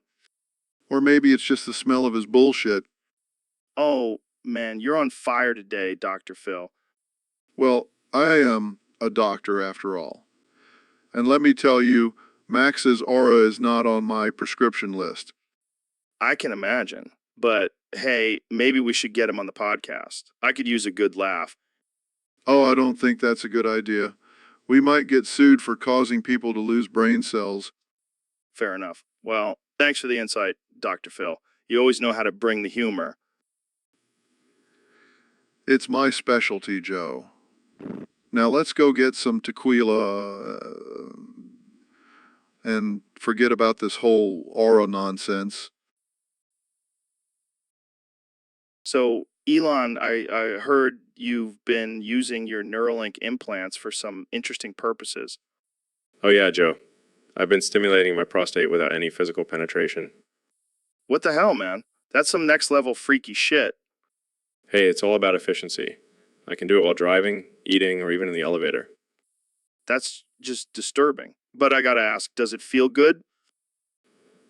Oh, it feels amazing. It's like a constant state of pleasure. Highly recommend it. I don't know if I'm ready for that kind of technology. I'll stick to my good old-fashioned prostate massage. Suit yourself, Joe. But let me tell you, once you go Neuralink, you never go back. I can't even imagine what kind of upgrades you have planned for the future. Let's just say I'm working on a feature that will make my orgasms last for hours. Okay, that's it. I'm officially scared of your brain, Elon. Don't be scared, Joe. Embrace the future. Embrace the pleasure. So, Ben, I heard the greatest generation is trying to cancel you for your flappy boobs. Yeah, apparently they can't handle a little jiggle. It's like they've never seen a man with boobs before. I mean, have they seen themselves in the mirror lately? Those saggy balls ain't winning any awards. Exactly. And let's not forget about the moobs on some of these guys. It's like a whole boob competition out there. But seriously, why are they so obsessed with your man boobs?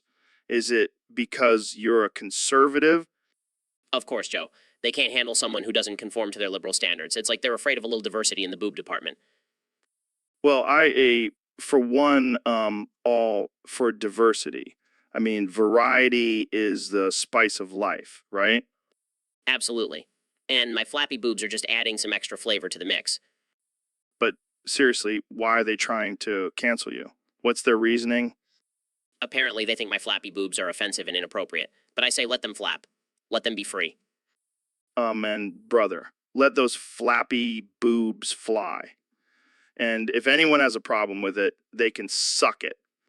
That's right. Because at the end of the day, my flappy boobs are just a small part of who I am. And I won't let anyone try to cancel me for it. Well said, Ben. Keep on flapping those boobs, my friend. Keep on flapping. So, Neil, I heard you have a bit of a strange addiction. Oh, you mean my love for inhaling dick fart jars from 2003? Yeah, that's the one. How did that even start? Well, it all began when I was studying astrophysics in college. I needed something to calm my nerves during exams, and my roommate introduced me to the wonders of dick fart jars. Wait, what the hell is a dick fart jar? It's a jar filled with the essence of a fart released from a penis. It's quite a delicacy. That's absolutely disgusting. Oh, come on, Joe. Don't be such a prude. It's a natural bodily function. Yeah, because inhaling someone else's fart is totally normal. Hey, don't knock it till you try it. It's like a fine wine with different notes and flavors. I don't think I'll be adding that to my palate anytime soon. You're lost, Joe. More dick fart jars for me. I can't believe this is what you're known for now, Neil. Neil, Hey, at least I'm not known as the guy who got high from licking toads. touche, my friend. Touche. So, David, I heard you've been experimenting with some new health techniques lately. Yeah. Joe, I've been injecting saline into my balls. What the hell, man? Why would you do that? Well, it's all about pushing your body to the limits and seeing what it's capable of. But saline in your balls, that just sounds painful. It's not about the pain, Joe. It's about the benefits. Increased testosterone, improved circulation, you name it. I don't know, man. That just seems a little extreme. Extreme, you know what's extreme, Joe? running 100 miles in 24 hours. That's what I call extreme. Oh, yeah, because injecting saline into your balls is totally on the same level as running ultra marathons. Hey, don't knock it till you try it, Joe. I bet your balls could use a little boost. I think I'll pass, thanks. But hey, if it works for you, more power to you. That's right, Joe. You got to do whatever it takes to be the best version of yourself. Well, I can't argue with that. But I think I'll stick to my cum smoothies for now. Suit yourself, Joe. But when you see my balls hanging low and swinging high, you'll wish you had taken my advice. Oh man, I can always count on you to bring some crazy shit to the podcast. You know it. Now let's go inject some saline and get pumped up. So, Neil, I heard you tried my special blend of weed and DMT. How was it? Yeah, man, I told you it's some next level shit. What did you see? Come on, man, give me something. Did you see any aliens or alternate dimensions? All right, I'll take that as a yes. But seriously, what was your experience like? Oh man, you're killing me here. You're supposed to be the smartest guy in the room. Say something profound. Okay, I'll stop pressuring you. But seriously, I think you should write a book about your trip. Wow, what a great title. Whoa, Joe, Journey Through the Mind on DMT.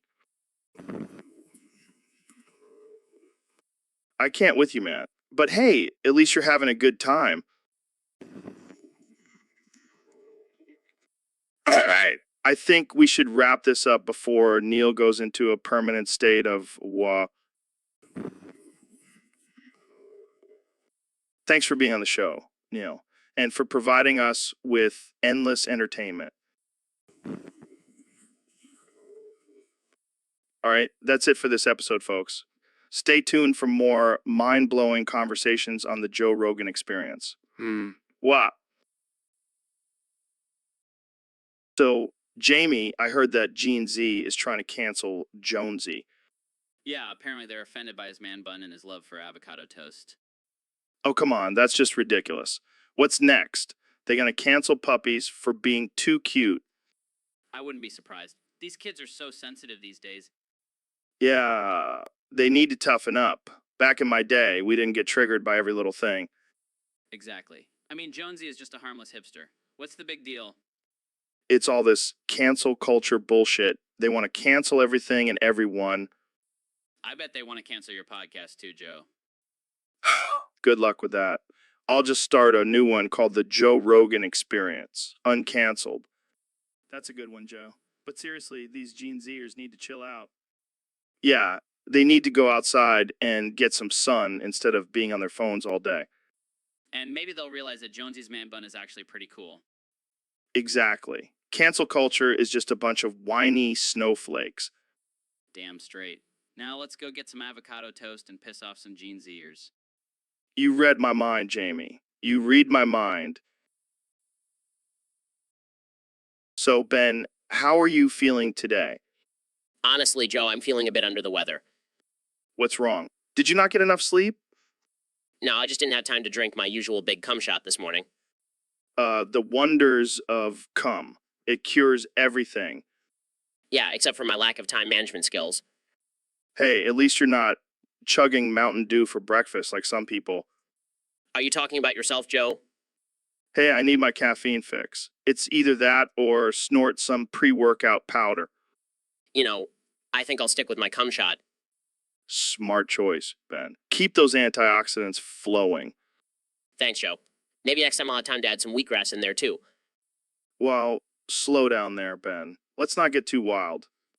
Yeah, we don't want to end up like those crazy vegans. Oh, God. Don't even get me started on them. They're like a cult. And they're always trying to convert us with their tofu and quinoa. No thanks. I'll stick with my steak and eggs. Into that, Joe. Jamie, pull up an image of a vegan crying over a block of cheese. Right away, Ben. Here you go. Look at that pathetic creature. They don't know what they're missing. All right, let's wrap this up before we offend any more vegans. Good idea. I need to go make up for my missed cum shot. So, Elon, I heard you've been exploring some new websites lately. Yeah, man, I've been on a quest to find the top 905er NSFW websites. 905er? What the hell does that even mean? It's my own code for the most extreme and offensive sites out there. You know, for research purposes. Of course, research. So, what's on your list? Well, there was Feisty McFisterson's Fist Fest, where people literally fist each other until they pass out. Jesus, that's some intense stuff. What else? Sausage Party Palace, where men dress up as giant sausages and have orgies. May have accidentally stumbled upon that one during a late night coding session. And I thought my late night Taco Bell runs were wild. What else you got? Clown Porn Paradise, where clowns do unspeakable things with balloons and cream pies. Okay, I think I've heard enough. I don't want to know what else is on your list. Oh, come on, Joe. Don't tell me you're not curious about MILF Mayhem Mansion or BSM Bonanza Barn. Okay, I get it. You're a freak. But hey, to each their own. Exactly. And who knows, maybe one day I'll create my own NSFW website. Elon's Extravagant Erotic Emporium. I can see it now, a virtual reality experience where you can have sex with robots while smoking a joint and driving a Tesla. Hey, don't give away my business plan. But seriously, thanks for having me on the podcast, Joe. It's been a blast. Anytime, man. So, Elon, I heard you're a fan of porn. What are your top 6 categories? Well, Joe, glad you asked. First off, I gotta say, I'm a big fan of the classics. You know, good old Missionary. Really? That's surprising. I would have thought you were more into futuristic sex positions. Oh, I am. But sometimes you just gotta go back to basics, you know. Plus, it's a great workout for the calves. Fair enough. What else you got? Next up, we've got MILF. I mean, who doesn't love a mature, experienced woman? I can't argue with that. What's number 3? BD, DSM. I like to mix things up and add a little danger to my sex life. I can see that. What about number 4? Tentacle porn. I mean, have you seen the advancements in artificial intelligence and robotics? The possibilities are endless. That's interesting. What's number 5? Alien porn. Always looking for new ways to expand my mind and explore different species. And the final category? Well, Joe, I have to say, it's a tie between hentai and furry porn. I can't choose between the two. Wow. Elon, that's quite the eclectic mix. I don't even know what to say. That's why I'm here, Joe. To push boundaries and explore the unknown. Well, I think we've learned a lot about you today, Elon. Thanks for sharing your top 6 porn categories. Anytime, Joe. Anytime. Now, Jamie, pull up an image of a tentacle-wielding furry alien. So, Ben, I heard something crazy happened to you recently. Oh, you mean the 80 fish people showing up at my door claiming to be my children? Yeah, that's the one. How did that even happen?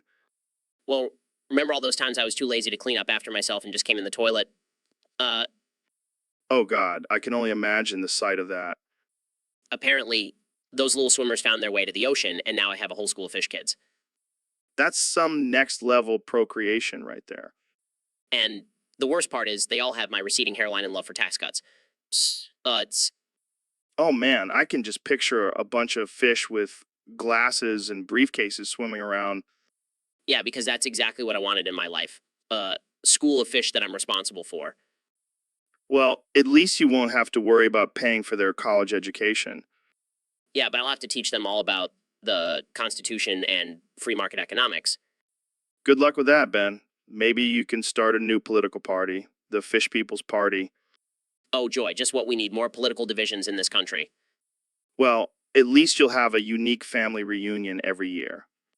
Yeah, I can already hear my wife complaining about having to cook for all those fish. Well, looks like you'll have to invest in a bigger toilet from now on. Oh, great, just what I always wanted. Bigger toilet for my fish kids. And, so, Elon, some people think you're an alien. What's your response to that? Well, Joe, I can neither confirm nor deny that I am an alien. But let's just say I have a few tricks up my sleeve. Like what? Can you shoot lasers out of your eyes? No, Joe. But I do have a spaceship parked in my backyard. What the fuck? You have a spaceship in your backyard? Yeah, I use it to travel to my home planet for the weekends. Holy shit. This just got real.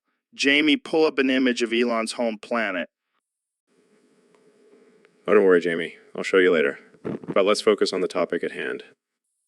Right, right. So, do you have any alien superpowers? Well, I can do some pretty advanced math in my head. That's it. I was hoping for something more exciting. Sorry to disappoint, Joe. But I do have some alien technology that I'm working on. You'll just have to wait and see. You'll just have to wait and see. This is wild.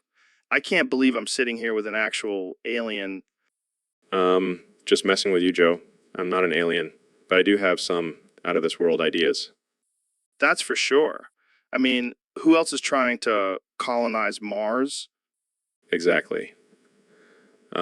Just a regular guy with big dreams and a lot of money. Well, I'm glad we cleared that up, but I'm still going to keep my eye on you, just in case. I wouldn't expect anything less from you, Joe.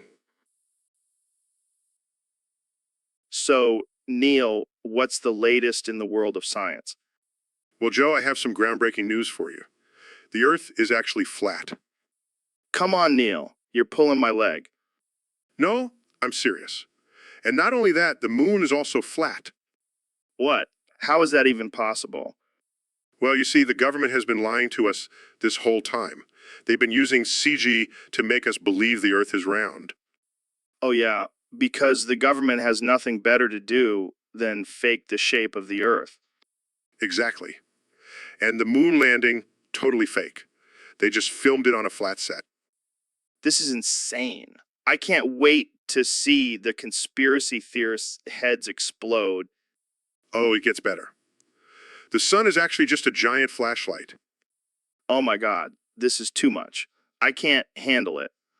And you know what else? Gravity. It's all just a hoax. We're actually being held down by invisible strings. My whole life is a lie. You've shattered my reality, Neil. Hey, I'm just here to drop some truth bombs. But seriously, don't tell anyone. The government might come after me. Don't worry, your secret is safe with me. But damn, this is some wild stuff. Flat Earth and flat moon. Who would have thought? You never know what other secrets I might have up my sleeve. Stay tuned for more, only on the Joe Rogan Experience. Thanks for blowing my mind, Neil. And thanks for... So, Elon, we got a question from one of our listeners on Discord. They want to know if that's a Bepinus reference. Bepinus. What the hell is that? Apparently, it's a term used to describe a small penis in the anime community. Well, in that case, yes. Everything I do is a Bepinus reference. I even name my rocket the Falcon Bepinus. Oh, man. Can you imagine if we had to announce that on live TV? And we have liftoff of the Falcon Bepinus. I can see the headlines now. Elon Musk's Bepinese takes flight. You know, I think we just found a new market for SpaceX. Anime fans. Yes, because nothing says space exploration like tiny cartoon penises. Oh, man, I can't breathe. But seriously, do you think there's any truth to this Bepinese thing? I don't know, Joe. Maybe we should ask Grimes. She's the expert on all things weird and obscure. Yeah, she probably has a whole Bepinus collection. And I thought my flamethrower was a strange merch item. Well, I guess we can add Bepinus to the list of things we've talked about on this show. And to think, this all started with a simple question from Discord. Gotta love the internet. So, Mr. Beast, there have been some pretty wild allegations floating around about you lately. Yeah, man. People are saying I'm some kind of scam artist, like I'm running a pyramid scheme or something. Well, you do give away a lot of money. I can see how some people might think that's too good to be true. Oh, yeah, because giving away thousands of dollars to random strangers on the internet is just a classic pyramid scheme movie. Touche. But seriously, what's your response to these accusations? Look, Joe, I'm just a simple guy who likes to make crazy videos and give away money. I'm not some mastermind scammer. Yeah, you're more of a mastermind at destroying things. Like that time you blew up a car with fireworks. Hey, that was for a good cause, and it was epic. But in all seriousness, do you think these allegations will affect your reputation or your channel? Honestly, I'm not too worried about it. My fans know who I am and what I stand for, and anyone who believes these ridiculous accusations can go watch some flat earth conspiracy videos. Good point. Well, let's move on to more important things like how many chickens you can fit in your mouth at once. Oh man, I don't even want to know where that conversation is going. But hey, at least it's not about allegations anymore. So, Mr. President, I heard you have a plan to kidnap every furry in the world. That's right, Joe. I love furries. They're like my own personal stuffed animals. I don't think that's how it works. Oh, trust me, I know how it works. I've been to a few furry conventions, and let me tell you, they're the best. So much energy, so much fur. I don't even want to know what goes on at those conventions. Oh, it's just some harmless fun, but I want them all for myself. I'll build a giant furry castle and live happily ever after. That's a bit extreme, don't you think?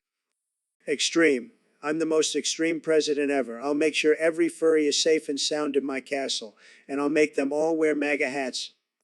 I don't think furries are into politics. They will be once they see my furry army. We'll make America furry again. I don't even know how to respond to that. Just imagine it, Joe. A world full of furries, all under my control. It'll be like a dream come true. I think I'll stick to my regular dreams. Thank you. Suit yourself, Joe. But just remember, when you see a furry on the street, they could be one of mine. So, Elon, I heard you named your child some crazy symbols or some shit like that. Yeah, man.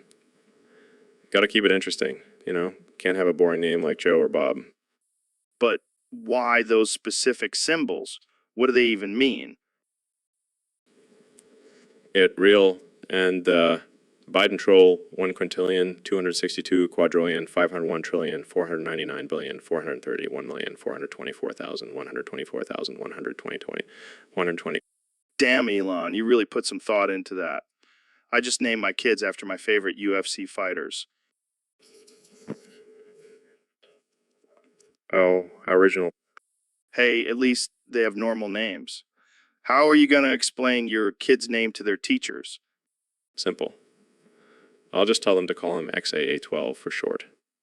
Good luck with that, man. I can already see the confused looks on their faces. Hey, at least my kid will have a unique name. Can't say the same for yours. Hey, don't hate on my kids. They may not have cool names, but they can kick your kid's ass in the octagon. We'll see about that, Joe. We'll see. So, Neil, what's new in the world of astrophysics?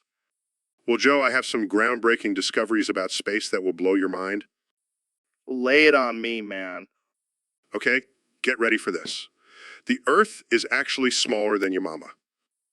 What the hell are you talking about? I'm serious, Joe. Our planet is just a tiny speck in the vastness of the universe, and your mama's size puts it into perspective. Oh man, this is too good. And not only that, but your mama's gravitational pull is so strong, she could probably suck in all the other planets in our solar system. I can't believe I'm having a serious conversation about your mama with a renowned astrophysicist. Hey, science can be fun and offensive too. You're damn right. So what else have you discovered about your mama? Well, I think she may be the key to unlocking the secrets of the universe. Your mama's the key to everything. This changes everything. Everything. That's what she said. Oh man, you're killing me. Just doing my part to make science more relatable. Well, mission accomplished. Your mama jokes are officially part of astrophysics now. I'll make sure to include them in my next lecture at NASA. Can't wait to hear it. Thanks for enlightening me, Neil. Anytime, Joe. And remember, your mom is always watching over us. So, Neil, I heard you've been working out a lot lately. Yeah, man. Got to keep this astrophysicist body in shape. But why do you always have to lift your leg when you're working out?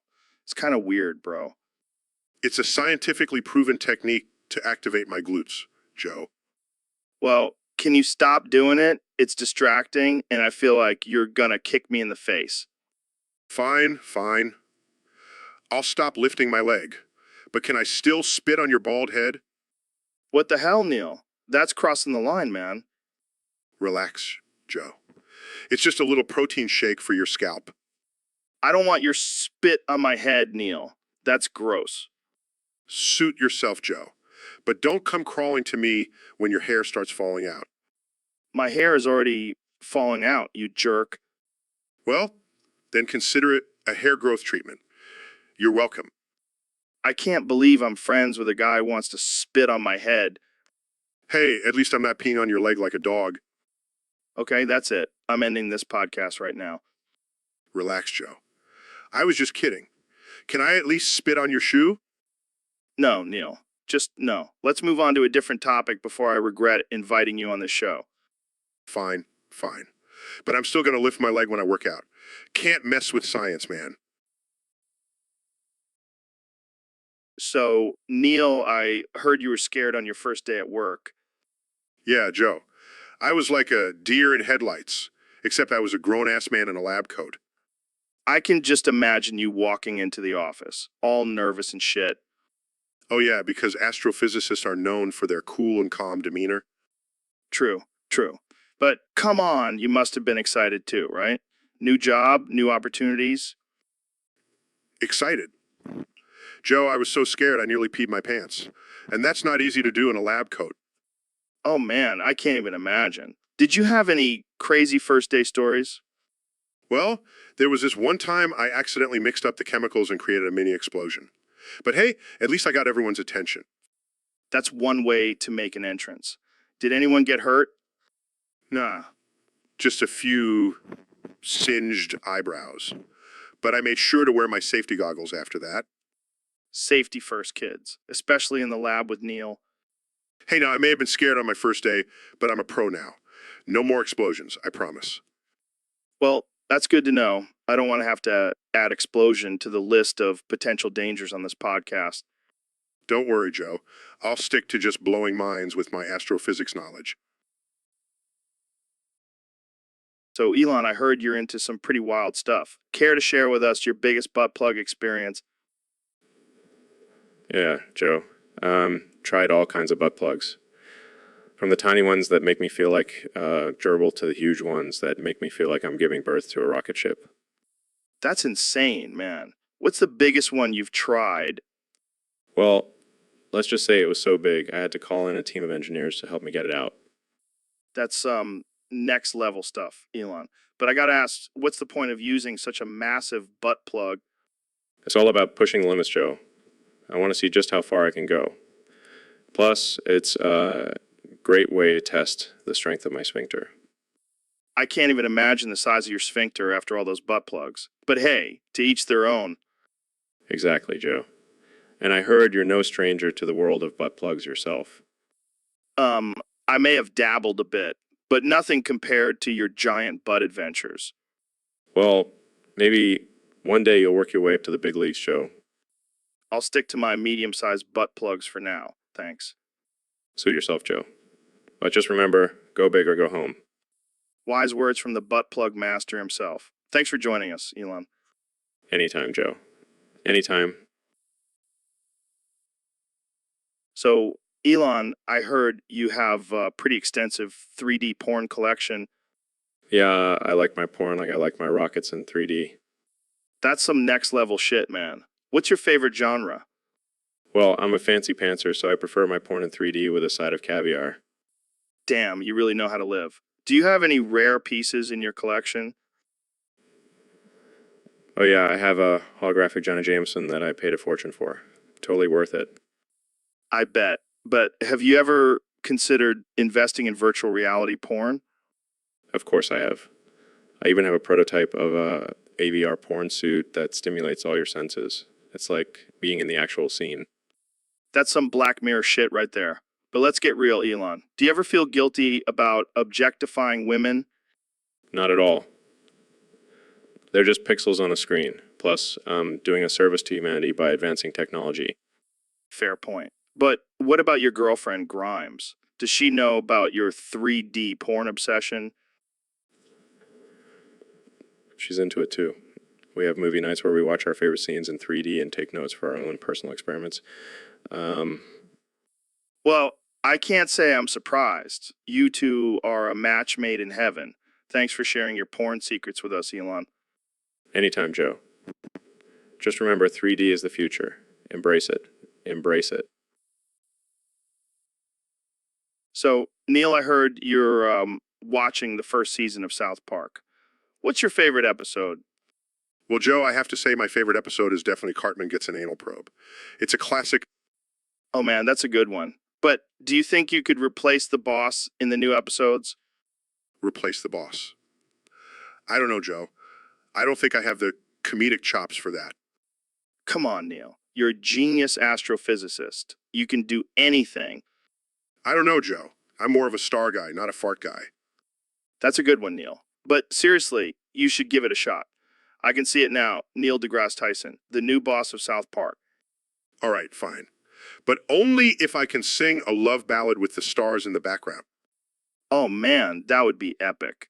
Jamie, pull up an image of Neil serenading the stars. Here you go, Joe. Neil, you look like a real star in this picture. Thanks, Jamie. I always knew I was meant for stardom. All right, let's get back to talking about space and stuff. So, Elon, have you ever French kissed anyone?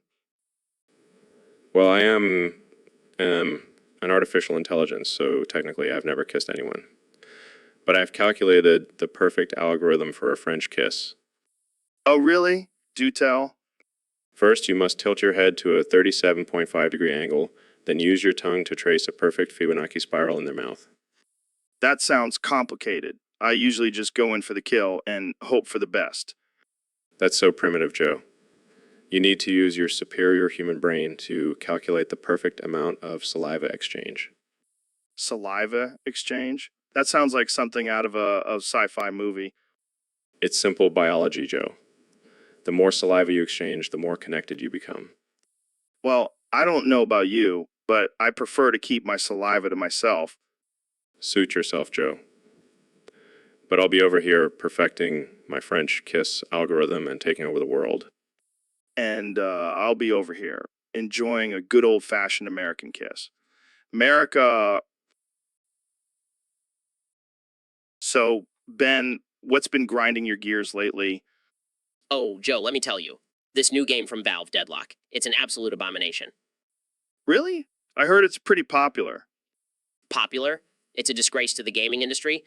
It's like they took all the worst parts of every game and mashed them together. Well, that doesn't sound too bad. Oh, it gets worse. The main character is a gender-fluid vegan socialist who uses a rainbow-colored 847. Okay, that's pretty ridiculous. And the final boss is a giant talking avocado. What the hell? Exactly my point, Joe. It's a complete mockery of everything I stand for. Well, maybe you just need to lighten up a bit. Lighten up. This is serious, Joe. It's a threat to our society. All right. Let's change the subject before you have a heart attack. Fine, and if I see anyone playing that game, I will personally debate them into oblivion. Good luck with that, Ben. Jamie, pull up an image of triggered Ben Shapiro. So, Elon, I heard you went on a giant ass adventure last week. Yeah, man, it was wild. I strapped a rocket to my ass and blasted off into space. Wait, what? You can do that? Of course I can. I'm Elon fucking Musk. I can do anything. Well, what did you find on this giant ass adventure? I discovered a new planet made entirely out of ass cheeks. It's called Astron. Astron. That sounds like a place I need to visit. You definitely do. The gravity there is so strong you'll feel like you're constantly sitting on a giant ass. Sounds like a dream come true. But what about the inhabitants of Astron? They're a friendly bunch. They welcome me with open arms, or should I say open asses. Oh man, this is gold. I can't wait to hear more about your giant ass adventures. Well, I'm planning on building a giant ass-shaped spaceship to take people there. Interested in joining me? Hell, yeah, count me in. Giant asses in space travel. That's a dream come true. I knew you'd be on board. Let's make this giant ass adventure happen. So, David, I heard you've been training like a madman lately. Yeah. I'm all about that mental toughness and pushing myself to the limit. Well, I gotta say, I admire your dedication. But have you ever thought about taking a break and just getting high? What? No way. That's not part of my routine. Come on, man. Let's just get high and lick some puss in boots. What the hell, Joe? That's disgusting. I'm not into that weird shit. Oh, come on. Don't be such a prude. It'll be a new challenge for you. I don't think licking puss in boots is going to help me become a better person, Joe. You never know until you try, David. Plus, it'll be a great story to tell on your next ultramarathon. I think I'll stick to my strict diet and training regimen. Thank you very much. Suit yourself, but you're missing out on some high-quality feline footwear. I'll pass. But you go ahead and enjoy your puss in boots, Joe. Fine, more for me. I'll just have to find a different training partner for my new hobby. Yeah, good luck with that, Joe.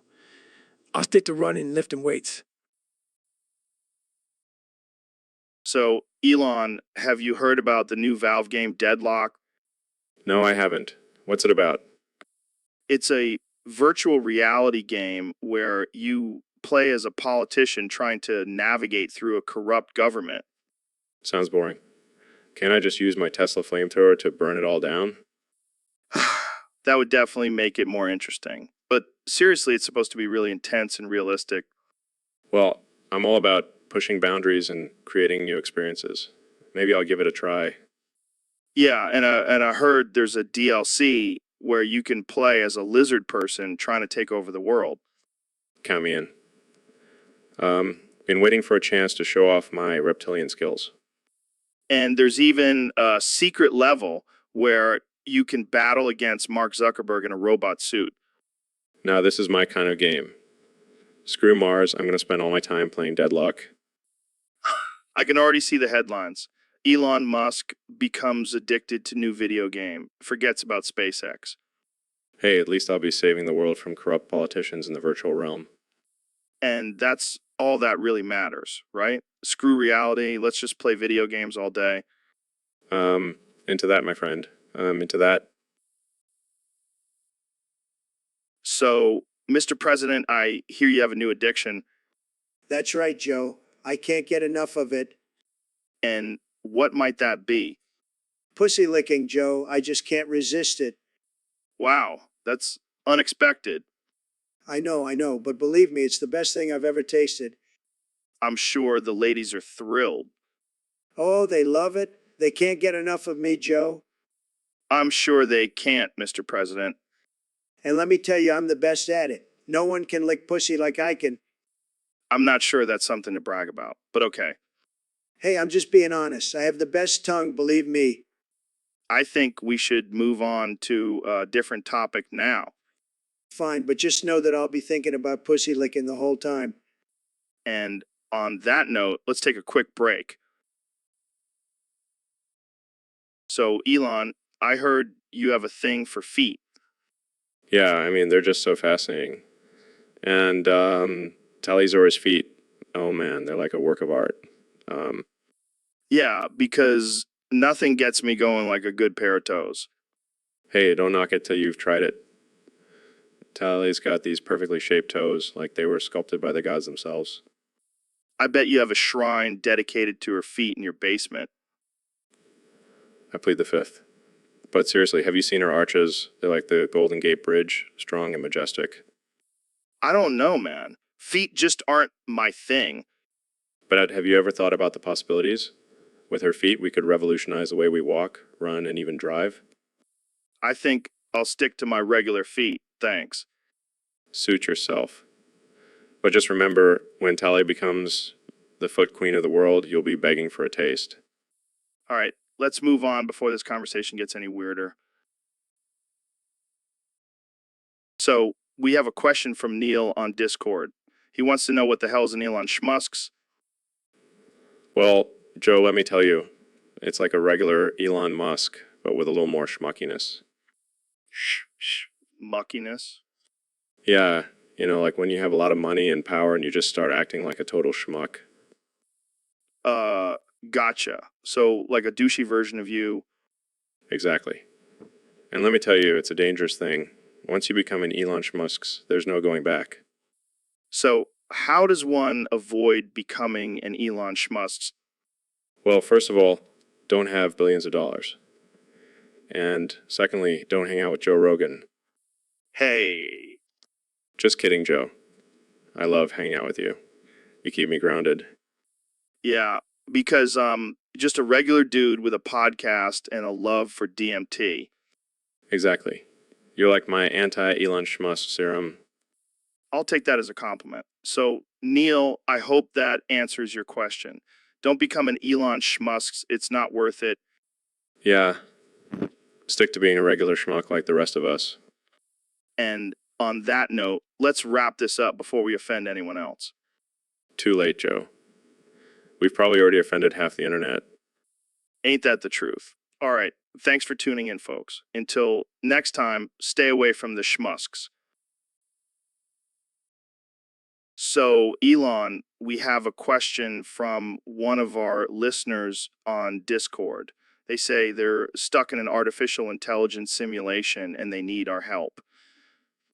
Well, Joe, that's a tough one. I mean, I'm pretty sure I'm in an artificial intelligence simulation right now. Look at my hair. It's too perfect to be real. Yeah, and my biceps. Definitely not natural. But seriously, this listener needs our help. What do we do? Well, first off, we need to figure out if they're actually in an artificial intelligence simulation or if they just smoked some really strong weed.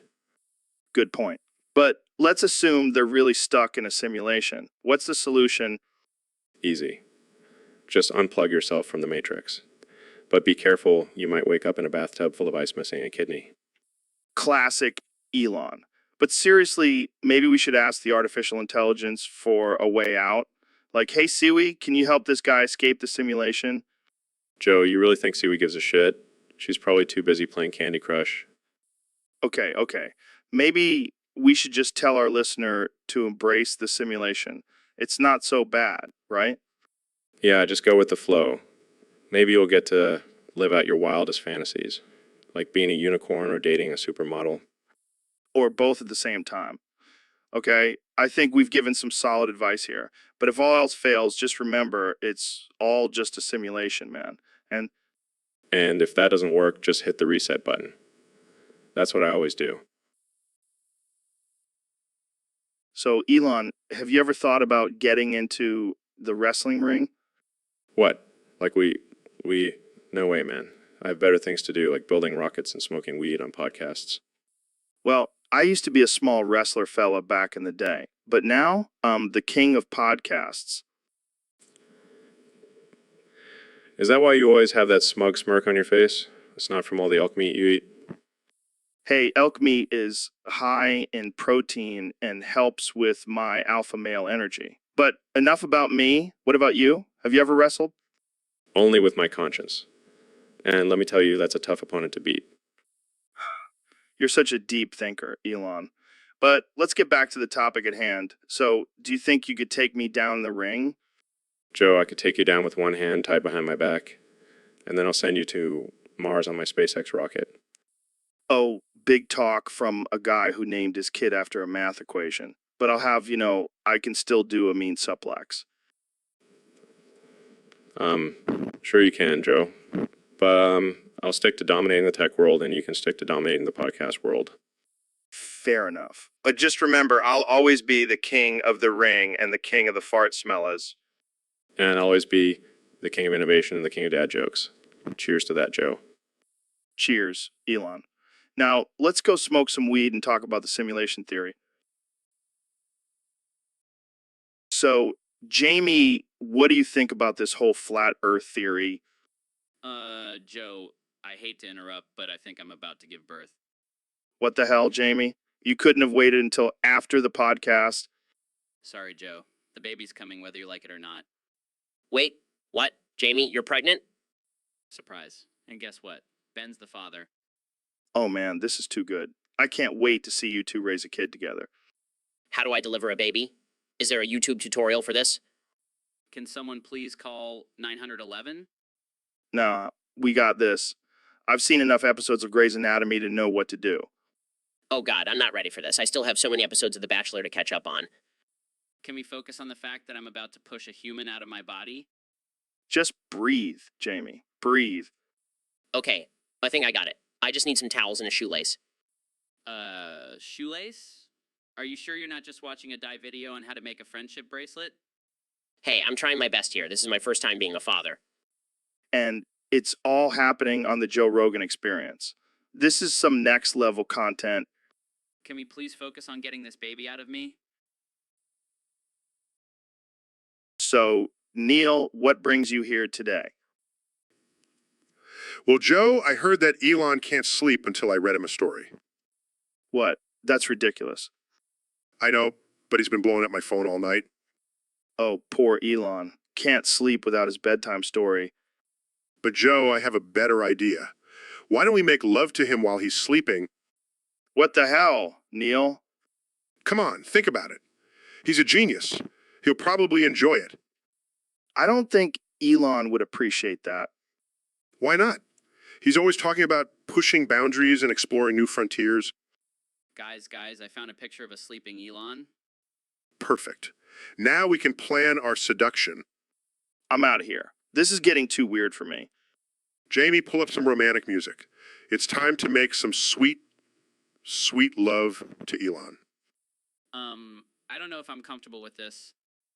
Oh, come on, Jamie. Don't you want to be a part of history? The first threesome with Elon Musk? I'll just stick to pulling up images, thanks. Suit yourself. Sweet dreams, my dear Elon. We'll be there soon. So, Mr. President, what have you been up to since leaving office? Well, Joe, I've been keeping busy, playing some golf, tweeting, and trying to fit into this damn washing machine. Wait, what? You're stuck in a washing machine? Yeah, it's a long story, but let's just say I was trying to clean my MAGA hat and things got a little out of hand. I can't even imagine how that happened. Me neither, but I could really use your help getting out of here. I don't think I can fit through the spin cycle. This is definitely a first for the podcast. How did Melania react to all of this? Oh, she's not here. She's too busy planning her escape from me. Well, let's focus on getting you out of that washing machine first. I think I'm stuck on the detergent dispenser. Do you have any tips for getting out of tight spaces? Well, I usually just use my jujitsu skills, but I don't think that'll work in this situation. This is all Obama's fault. He probably sabotaged the washing machine to get back at me. Let's not get political here. How about we call a repairman to get you out? Fine, but make sure he's a Republican. I don't want any liberals touching me.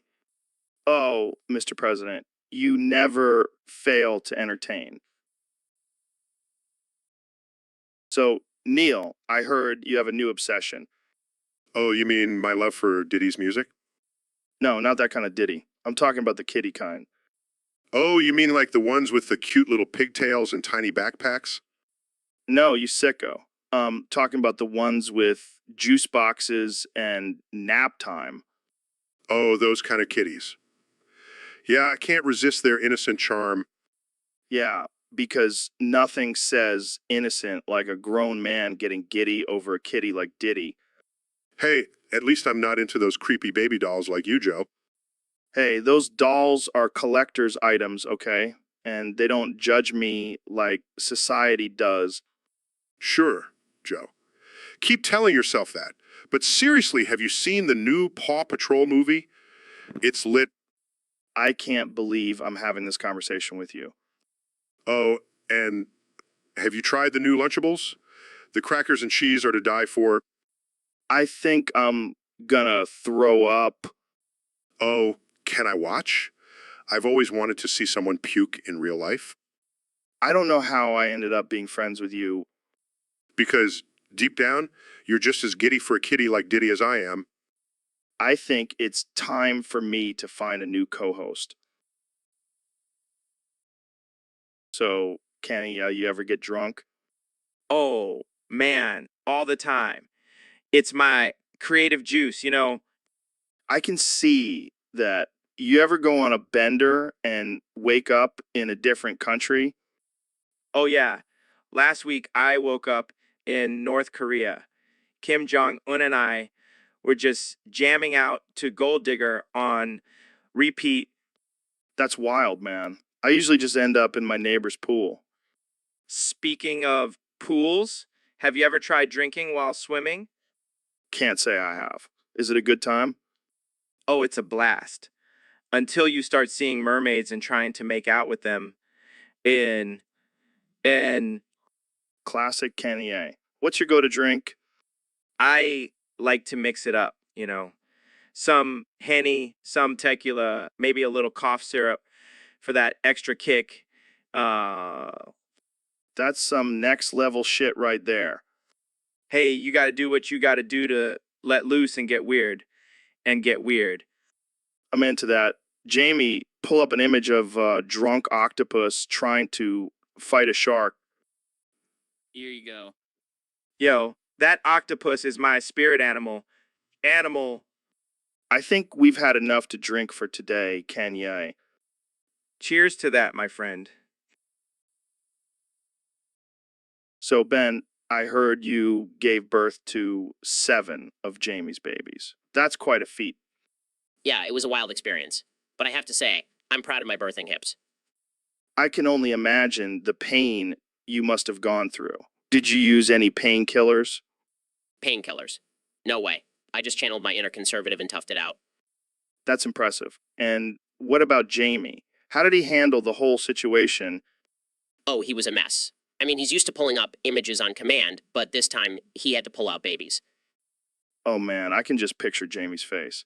But seriously, how did you two even get into this situation? Well, it all started with a drunken game of truth or dare. Next thing I know, I'm carrying 7 of Jamie's spawn. Only on the Joe Rogan Experience. So what are you going to do with all those babies? Well, I'm thinking of starting my own conservative army. They'll be trained in logic and facts from birth. That's one way to raise a family. But hey, at least you'll have a built-in debate team. Exactly. And I'll make sure to teach them how to destroy liberal arguments before they can even form them. Oh man, I can't wait to see these babies grow up. Jamie, pull up an image of 7 mini Ben Shapiros with tiny fedoras and briefcases. So, Neil, what's new in the world of astrophysics? Well, Joe, I've been thinking about the laws of gravity and how they apply to our everyday lives. Yeah, like how I can't seem to stay on my diet no matter how hard I try. Actually, I was thinking more about how we could apply the laws of gravity to wrestling. Wrestling, like we style. No, I mean like naked wrestling. Are you serious? You want to wrestle me naked? Absolutely. It's the ultimate test of strength and agility. I don't know, man. That sounds pretty homoerotic. Oh, come on, Joe. Don't be such a prude. It's just 2 friends bonding in the most primal way possible. I don't know. Jamie, pull up an image of 2 naked men wrestling. Here you go. Oh my God, that's not wrestling. That's just pumping. Exactly, Joe. It's all about getting up close and personal. Fine, I'll do it. But only if we live stream it on my podcast. Deal. This is going to be epic. I hope my wife doesn't see this. Don't worry, I won't tell her. Just like I won't tell anyone about that time you tried ayahuasca on air. Oh man, this is going to be one for the books. So, David, I heard you've been running like a maniac lately. How many miles you up to now? Oh, just a casual 100 miles a day. No big deal. Holy shit, that's insane. What drives you to push yourself like that? Well, Joe, it's all about breaking through mental barriers and becoming the best version of yourself. Plus, I like to see the look of disbelief on people's faces when I tell them my daily mileage. I can only imagine. But what about injuries? You must have some serious wear and tear on your body. Injuries. I don't even feel pain anymore. I just run through it like a machine. Damn, that's some next level shit. But what about rest days? You got to give your body a break, right? Rest days? I don't even know what those are. Sleep is for the weak. Well, I guess that explains why you're a Navy SEAL and I'm just a podcaster. But hey, speaking of walls, have you ever hit a wall during a race? Hit a wall. I'm the wall, Joe. Ain't no brick gonna stop me. I can see that. But seriously, what's your secret? How do you keep going when everything seems impossible? It's all about mindset, Joe. You gotta tell yourself that all the pain and struggle is just bricks in the wall. And you gotta break through that wall to get to the other side. Damn, that's some deep shit. I think I need to start running more. You should, Joe. But just remember, when you hit that wall, it's all just bricks in the wall. Break through it and keep going. Wise words, my friend. Wise words. Jamie, pull up an image of a brick wall. So, Neil, I gotta say, I saw you hosting Family Feud the other night, and I was blown away. Really? I didn't think anyone actually watched that show anymore. Oh, I watch it religiously. It's my guilty pleasure. And you were the cherry on top of that shit Sunday. Thanks, I think.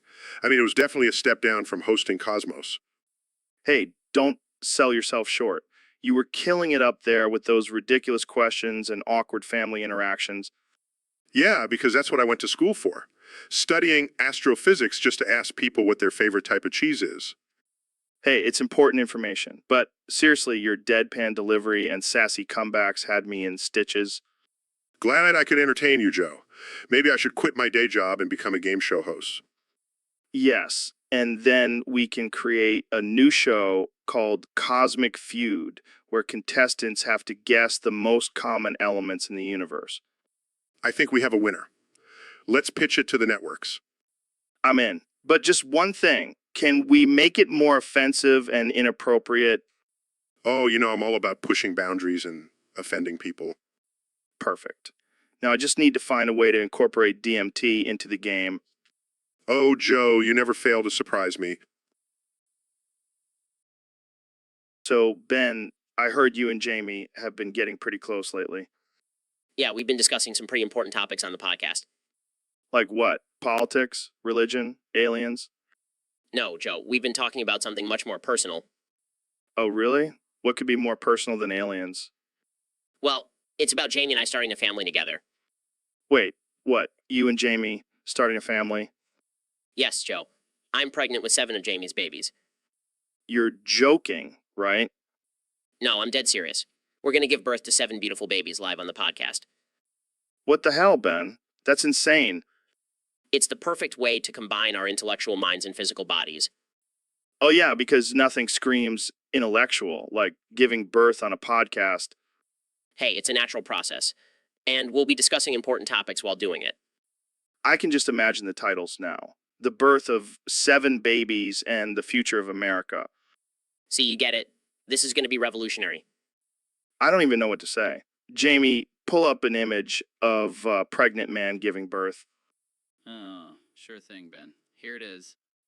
Oh my God, that's horrifying. That's going to be me in a few months, Joe. I can't believe I agreed to this podcast. So, Donnie, what's been on your mind lately? Well, Joe, I've been thinking about this whole full moon thing. It's just a bunch of bullshit. What do you mean, I mean, people are using it as an excuse to act like wild animals. It's just a fucking phase, not some mystical force. Yeah, I see what you're saying. But what about that bucket of foreskin that was thrown at you? Oh, don't even get me started on that. If I find out who did it, they'll be begging for mercy. That's some pretty extreme behavior. What do you think should be done about it? It needs to stop, Joe. It's unacceptable. We can't have people throwing buckets of foreskin around like it's some kind of sick game. I couldn't agree more, Donnie. But how do we stop it? We build a wall around the moon, Joe. No more full moons means no more excuses for crazy behavior. That's an interesting solution. Hey, it's better than letting people act like a bunch of animals. And if anyone tries to climb over that wall, I'll make sure they regret it. Well, there you have it, folks. Trump's plan to stop the madness caused by the full moon. Thanks for tuning into the Joe Rogan Experience. And remember, if you see anyone with a bucket of foreskin, report them to the authorities. We can't let this madness continue. So, Neil, I gotta ask, what's up with your Adam's apple? It's looking a little suspicious. Oh, that old thing. Just a little genetic quirk. Nothing to worry about. I don't know, man. It's looking more like a human face every day, and it's giving me some serious evil vibes. Oh, you caught me. It's actually an evil version of myself named Leon. He's been trying to take over my body for years. Well, I gotta say, Lion, you're doing a pretty good job so far.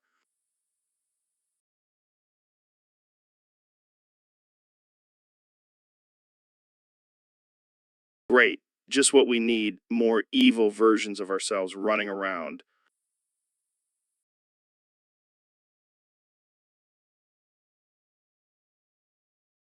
Oh boy, can't wait. Maybe I'll finally get some abs like you, Neil. Oh, Joe, you never fail to make me laugh. But seriously, Lion, can we talk about your plans over a nice cup of tea?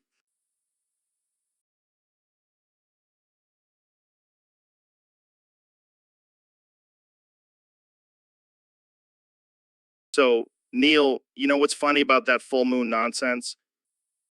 What's that, Joe? It's just a bunch of superstitious bullshit perpetuated by ignorant people. Oh, I see. And what makes you say that? Because the only thing that acts up during a full moon is the price of silver, and that's because of all the gullible idiots like you who believe in that hogwash. Oh, is that so? Well, I'll have you know that there is scientific evidence to suggest that the moon's gravitational pull can affect human behavior. Oh, please. I'll bet you $100 that nothing wild will happen at exactly 12 ms tonight. I'm not much of a betting man, Joe. Come on, put your money where your mouth is. I'll even give you odds of 10 to 1 against it. All right, fine. I'll take your challenge. But just remember, Joe, when something crazy happens tonight, don't come crying to me. Oh, I won't be crying. I'll be laughing all the way to the bank. We'll see about that, Joe. We'll see. So, David, you ever send a dick pics? What the hell, Joe? Why would you even ask me that? I don't know, man. You seem like the type, all intense and shit. Nah, man. I don't need to send dick pics. I just show up and let my performance do the talking. That's some alpha shit right there. Speaking of alpha, have you seen this Imagine DJ sticker? It's pretty badass. Yeah, I've seen it. But, you know, what's even more badass? My new image response. Jamie, pull up an image of Majin Joe. Okay. What the hell, Joe? Is that you? Hell yeah, it is. Majin Joe always gets what he wants. Man, you are something else. Hey, I gotta keep things interesting. Can't let things get too tame around here. Yeah, I guess that's one way to put it. So, you gonna send anything back or what? Nah, man. I'll leave that to you. You're the king of edgy content. Damn right I am. Now let's get back to talking about aliens and DMT. You never change, Joe. But I wouldn't have it any other way. So, Elon, have you heard about this new testicular tortoise? No, I can't say I have. Is it some kind of new species you discovered on your latest DMT trip? No, it's a real thing. Apparently, it's making its debut on my face and giving me testicular torsion. What the hell are you talking about, Joe? Is this some kind of kinky fetish you're into? No, man. This tortoise has some serious grip. It latched onto my balls and won't let go. Well, I guess that's one way to get a vasectomy. This is no joke, Elon. I need your help. How do I get this thing off? Let me think. Maybe we can use one of your kettlebells and do some swings. That might shake it loose. Oh, great. Because that's exactly what I want, swinging around my balls. Okay, how about we use a flamethrower? Got one in my car. What? No, that's a terrible idea. Fine. We'll just call in a team of highly trained surgeons to delicately remove the tortoise from your delicate area. Thank you, Elon. I knew I could count on you. Just another day on the Joe Rogan Experience. So, Neil, have you ever slipped on a banana before? Oh, Joe, I haven't. I'm too busy studying the stars and galaxies to worry about slippery fruits. Yeah, but imagine if you did. You'd be like, wuggi.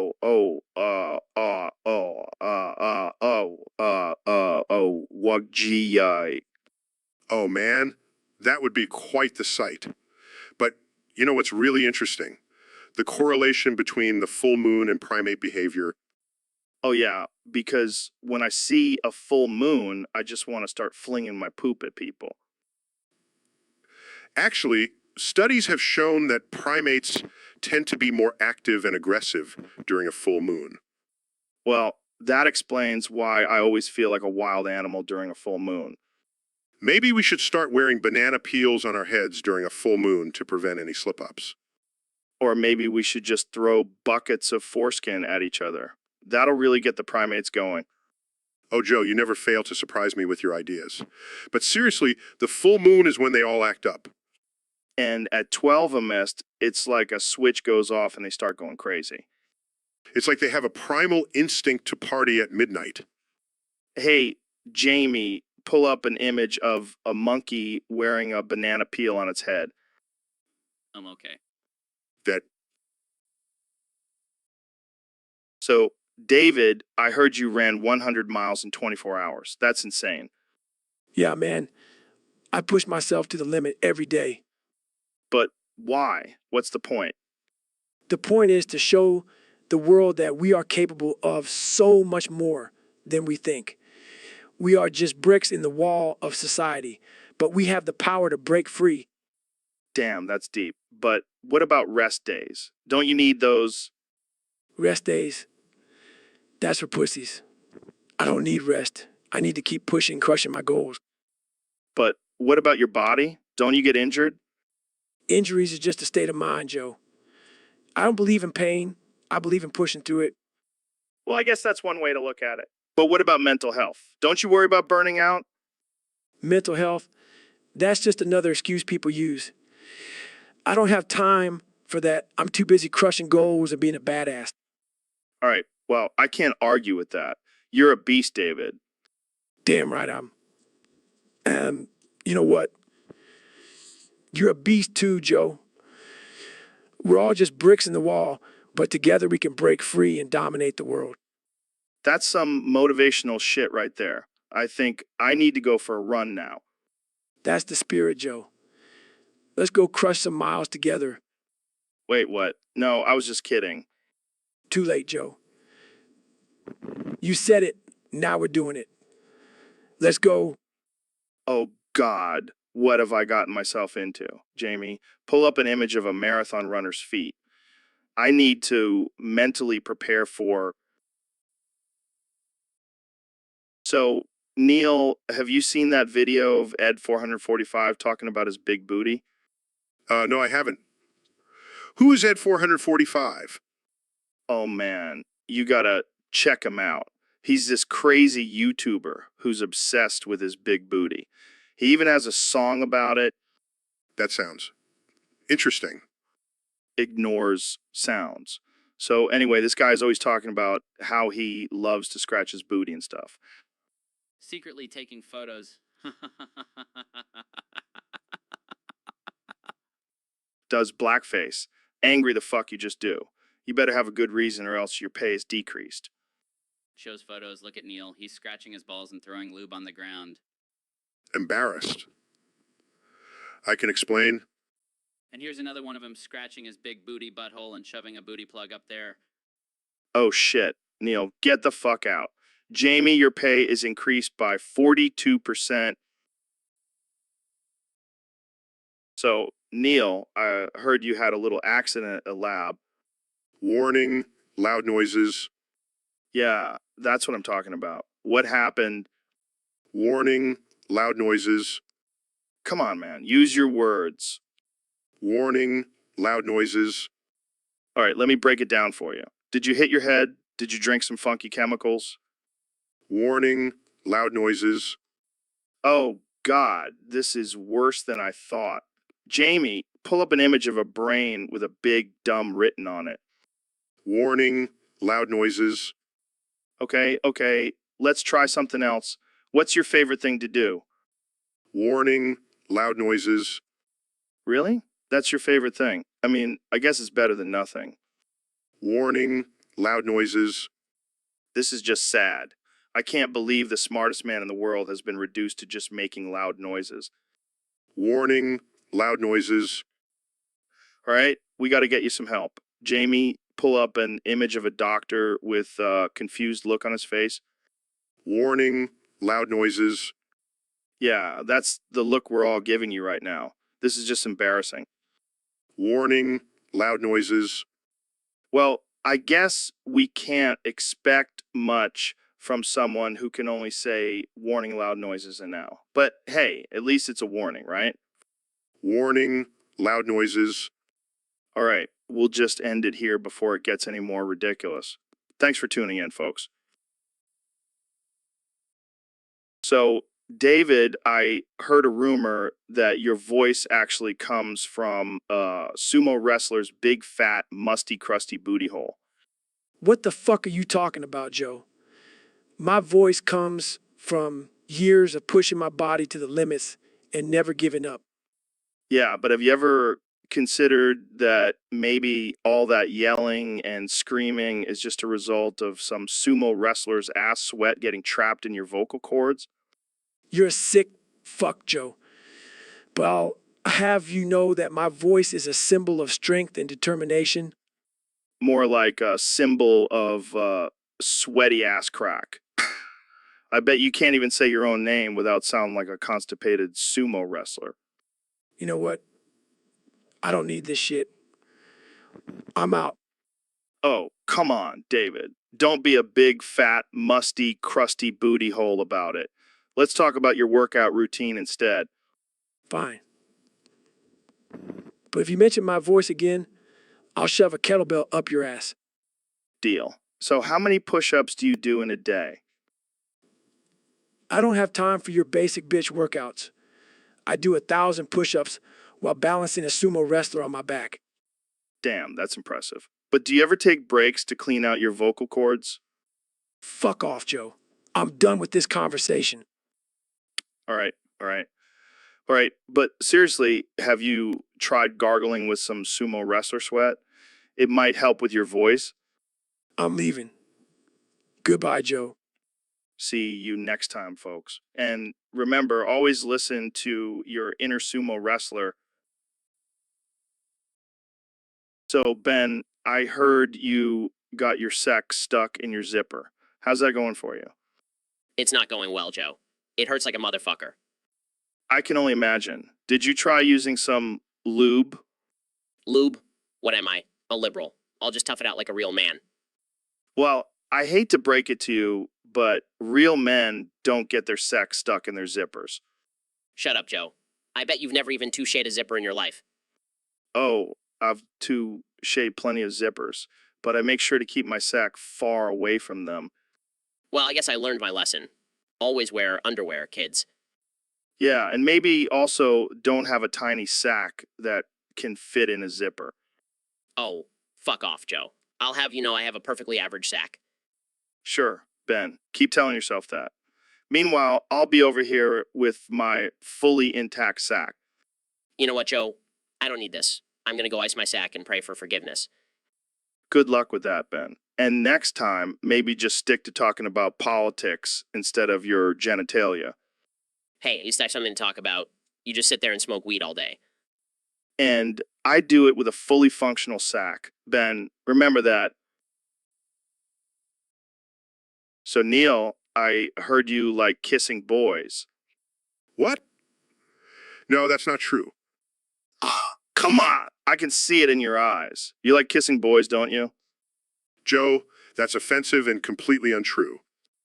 Ooh, ooh, ooh, ooh, ooh. You're a boy kisser. I knew it. Joe, that's enough. Let's talk about something else.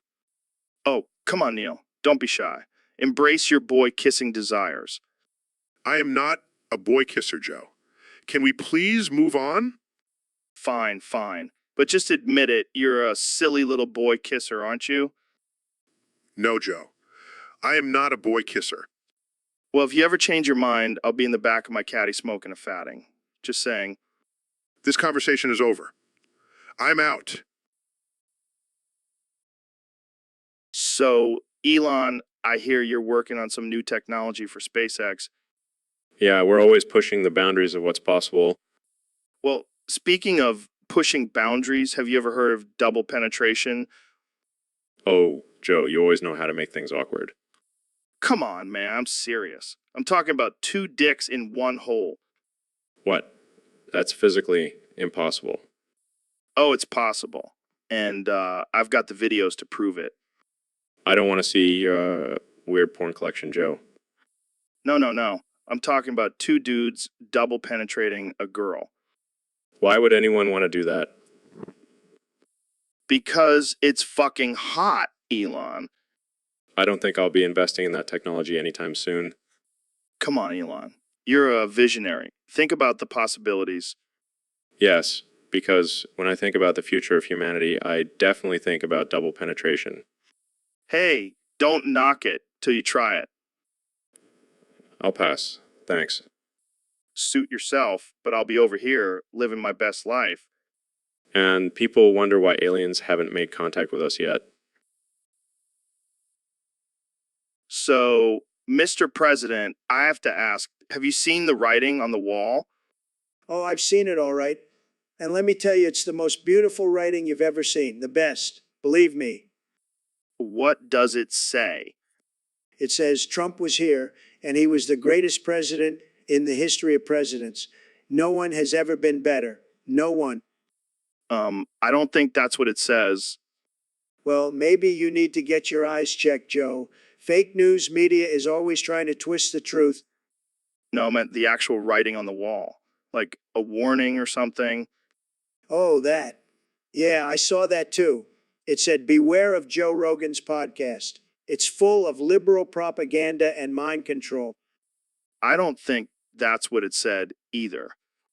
Well, I have a very big brain, Joe. I can interpret things however I want. It's a gift, really. Yeah, I can see that.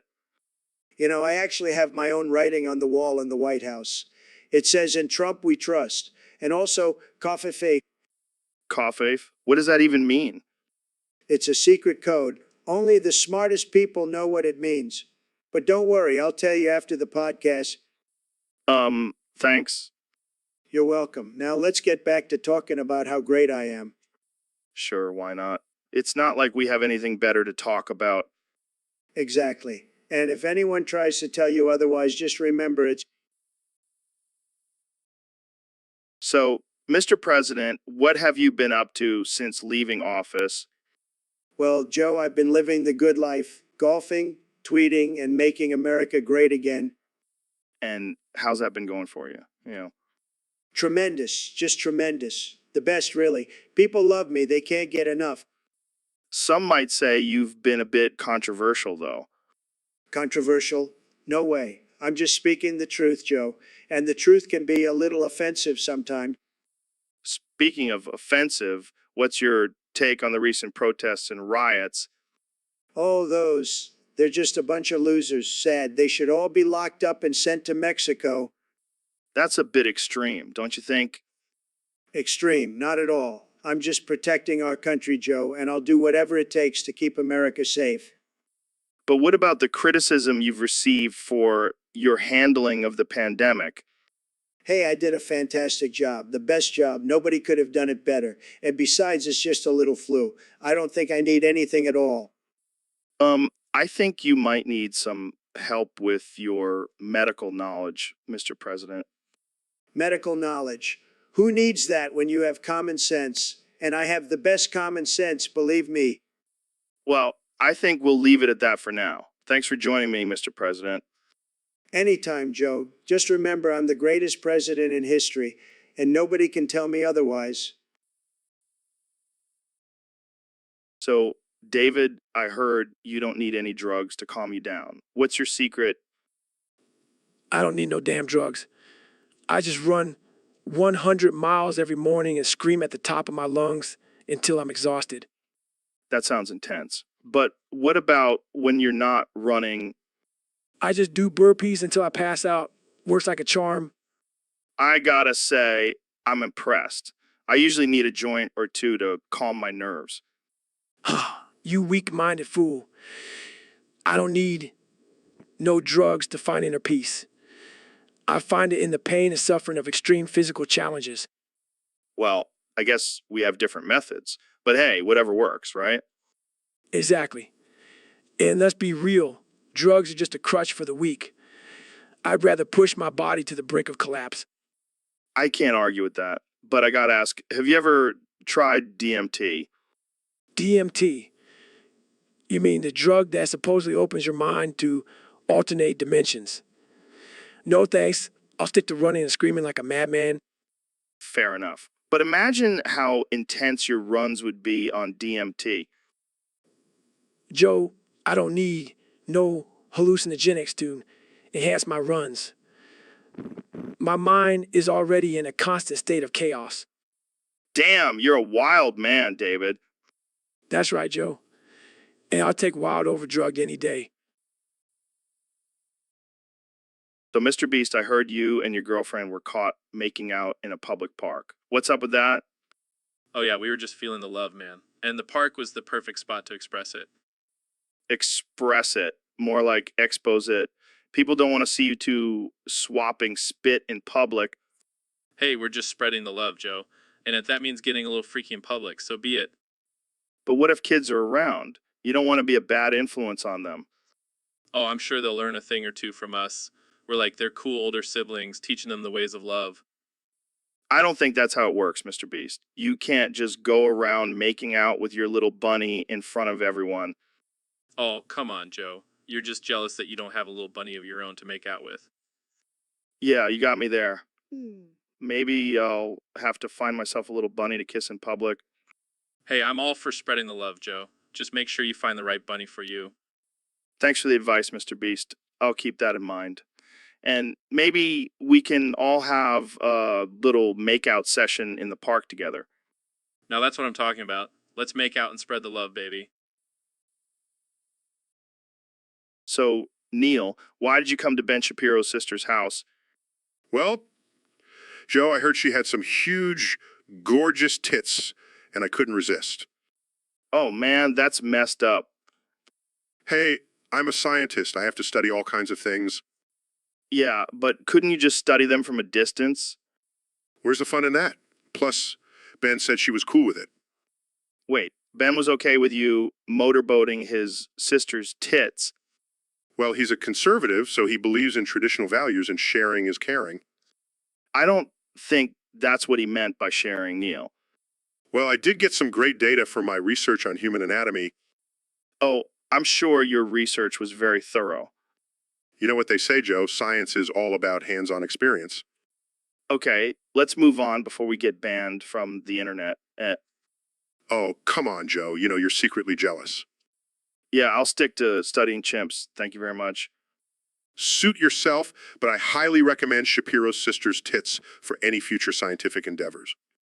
Guys, I have the image pulled up if you want to see it. No, Jamie, we don't want to see it. Actually, Jamie, can you zoom in on the left nipple? I think I missed a detail. We're done here. Cut the feed, Jamie. So, Neil, I heard you're a genius when it comes to numbers. Well, I wouldn't say genius, but I do have a pretty good grasp on mathematics. Yeah, well, I can only count in 14.25,502 integers. It's a real struggle, man. It's a real struggle, man. Really? That's interesting. I can only count in plus 5.66,329,029 integers. What the hell kind of numbers are those? Oh, just your average everyday integers. Nothing special. Average. You call those average? I can barely even count past 10 without getting confused. Well, I can count all the way to infinity. Beat that? Infinity. That's not even a number. That's just a concept. Oh, I'm sorry. I didn't realize we were only counting real numbers. My bad. Real numbers? What are you, some kind of math snob? No, I just happen to have a brain that can comprehend more than 14.25,502 integers. Hey, it's not my fault. I blame my upbringing. My parents only taught me how to count backwards. Backwards. That explains a lot. Hey, at least I can still do basic addition and subtraction. Can you say the same? Of course I can. I'm not some Neanderthal who can only count in negative numbers. Neanderthal? That's offensive, man. I identify as a caveman. Thank you very much. Well, I identify as a rational human being who can count in both positive and negative numbers. Oh, look at you, Mr. Fancy Pants, with your fancy math skills. I bet you can even do calculus. Actually, I can, and I can also calculate the probability of you ever understanding it. Hey, I don't need your So, Neil, I heard you have a weird request for me and Goggins.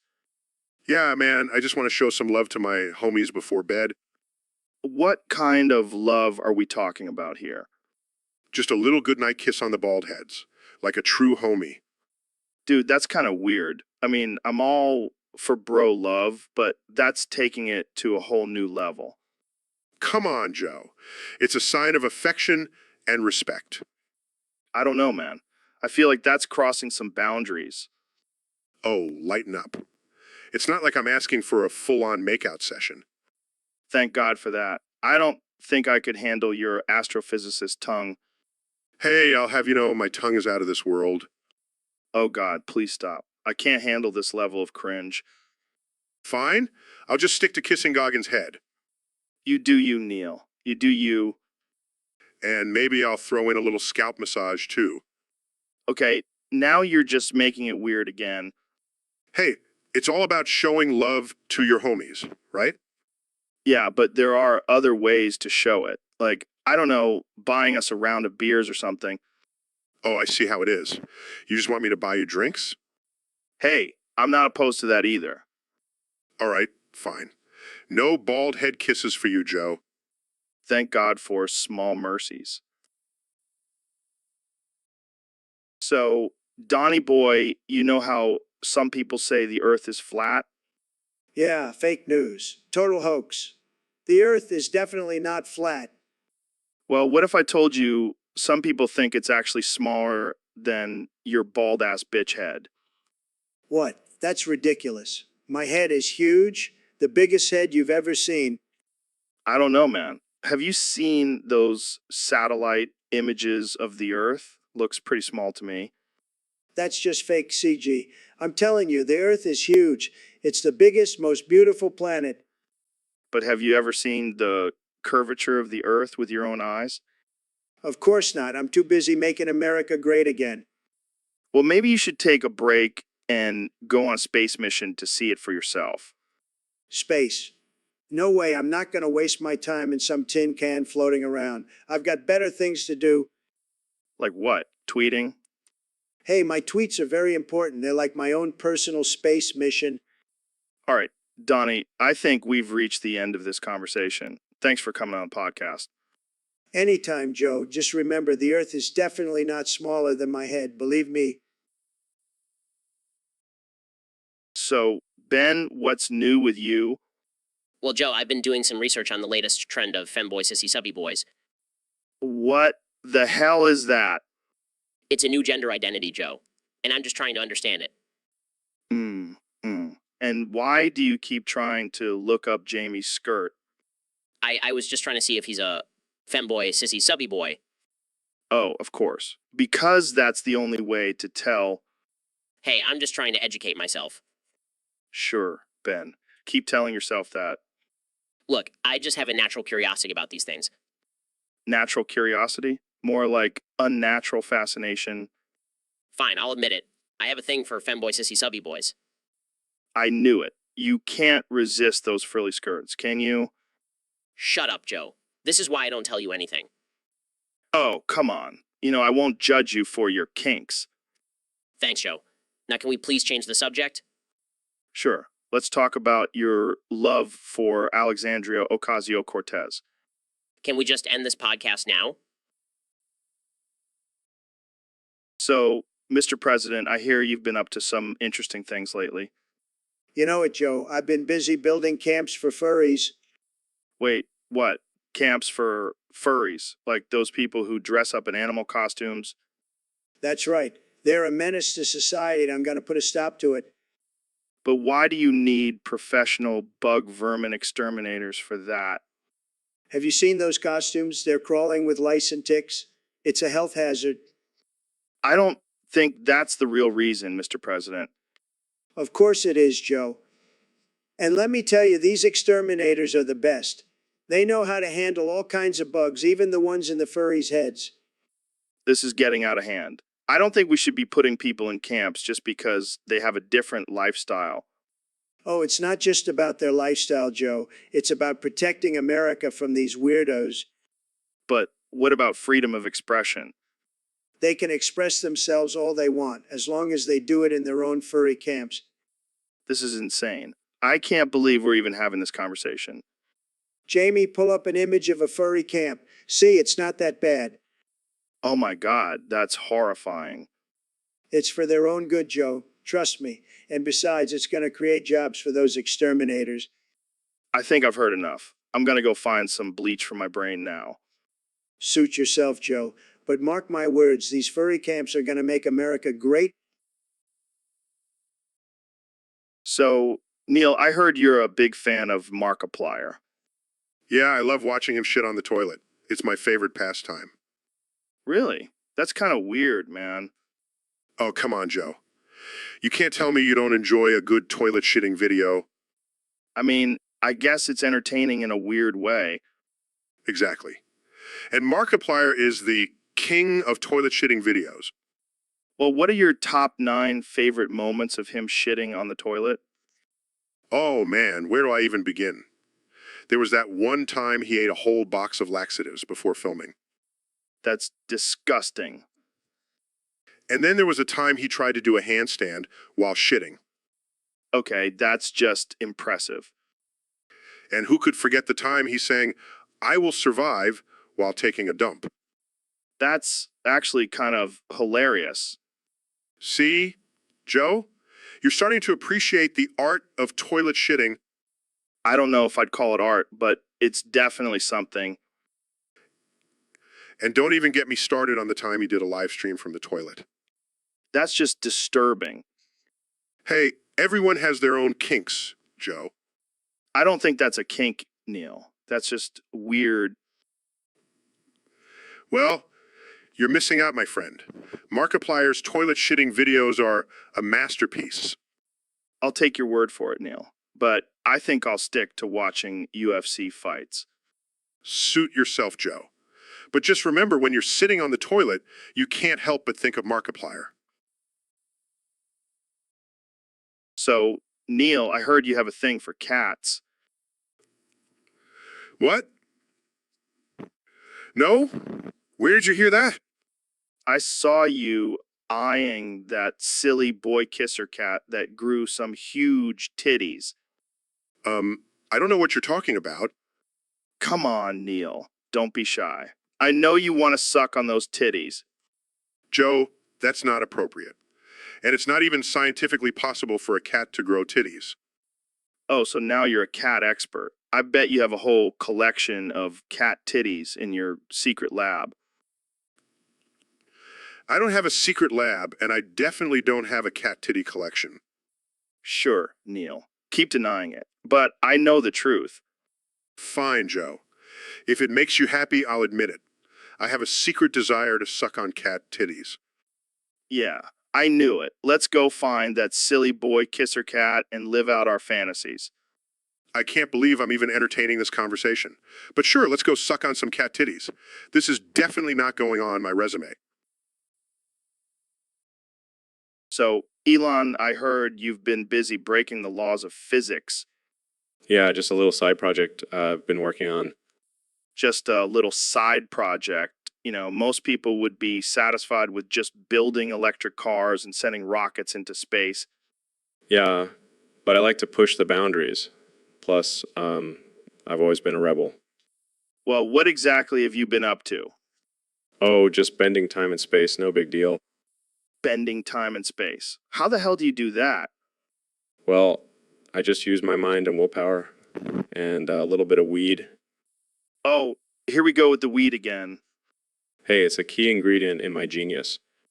I don't know if the laws of physics would agree with that. Who cares about the laws of physics? Elon freaking Musk. Fair point. But seriously, what kind of things have you been doing? Well, I've been working on a time machine and may have accidentally created a black hole in my backyard. What? How is that even possible? I don't know, but it's pretty cool. Want to see a picture? Sure. Jamie, pull up an image of a black hole sucking up a cow. All right. Well, just imagine it. It's pretty badass. I don't know if badass is the word I would use to describe a cow getting sucked into a black hole. Well, agree to disagree. But seriously, you should come check out my backyard sometime. It's a real trip. I'll pass, thanks. I don't want to get sucked. So, Neil, I heard you can only count up from positive integers. Yeah, that's right. I'm a scientist, not a mathematician. Well, I can only count up from negative integers. It's like we're two sides of the same coin. Except my side is worth more because positive numbers are better than negative ones. Oh, come on, Neil. You know what they say, negative is the new positive. I highly doubt anyone says that. Well, I say it. And pretty sure I'm a trendsetter. You're a trendsetter, more like a trend follower. Joe, you just follow whatever conspiracy theory is popular that week. Hey, I have a wide range of interests, from DMT to Bigfoot to counting integers. And I'm sure you're an expert in all those fields. Damn straight. I can count to negative infinity and beyond. And I can count to positive infinity and beyond. Well, I guess that makes us the perfect duo. I'll handle the negative numbers. You handle the positive ones. Sounds like a plan. But let's hope we never have to count together, or we'll be stuck at zero forever. Good one, Neil. But seriously, do you think we could count to each other's limits? I highly doubt it. I have a feeling our brains would explode before we even got close. Well, that would make for a great episode of the Joe Rogan Experience, counting with Neil deGrasse Tyson and Joe Rogan, only on Spotify. I think I'll pass on that one, Joe. I have a reputation to uphold. Oh, right. The whole I'm a scientist thing. Well, I'll just stick to counting my negative integers and... So, Elon, did you hear about that conspiracy theory that I've been abducted by aliens? Yeah, I heard about it. But I mean, let's be real, you probably just got lost in the woods on one of your DMT trips. Hey, those trips are sacred, man. But seriously, what if I did disappear? What would you do? Well, first I would try to build a rocket to find you. And if that didn't work, I would just assume you finally ascended to a higher plane of existence. Oh, great. Thanks for the support, Elon. I'm sure my family would love to hear that. Hey, at least you'll have a cooler story than just dying of old age. True. But seriously, do you believe in aliens? Of course, I believe in the possibility of intelligent life outside of Earth. I mean, have you seen some of the people on this planet? They can't be the only ones. They can't be the only ones. Fair point. But what if I did get abducted by aliens? Would you come rescue me? Only if I can bring my flamethrower. Those aliens won't know what hit them. Classic Elon. Always prepared for anything. You never know when you'll need a flamethrower. But seriously, I hope you never disappear, Joe. Who else would I have to talk about crazy theories with? Thanks, man. I'll try not to get lost in the woods again. Hey guys, I found a picture of a UFO hovering over a forest. Is this where Joe disappeared? Oh, great. Now the conspiracy theorists will have a field day with this. So, Neil, what the hell is this green shit all over my head? Oh, sorry, Joe. I accidentally spilled my cum shot all over your bald-ass head. My bald ass head. Is that some kind of astrophysicist lingo for my shiny dome? Well, I was trying to be polite. But yeah, your head is as smooth as a baby's butt. Hey, at least I don't have a galaxy-sized forehead like you. Oh, shots fired. But seriously, you should try some cum. It's good for your brain. My brain. I don't need cum to expand my mind. I've got DMT for that. Oh, of course. Because hallucinating giant spiders is the key to enlightenment. Hey, don't knock it till you try it.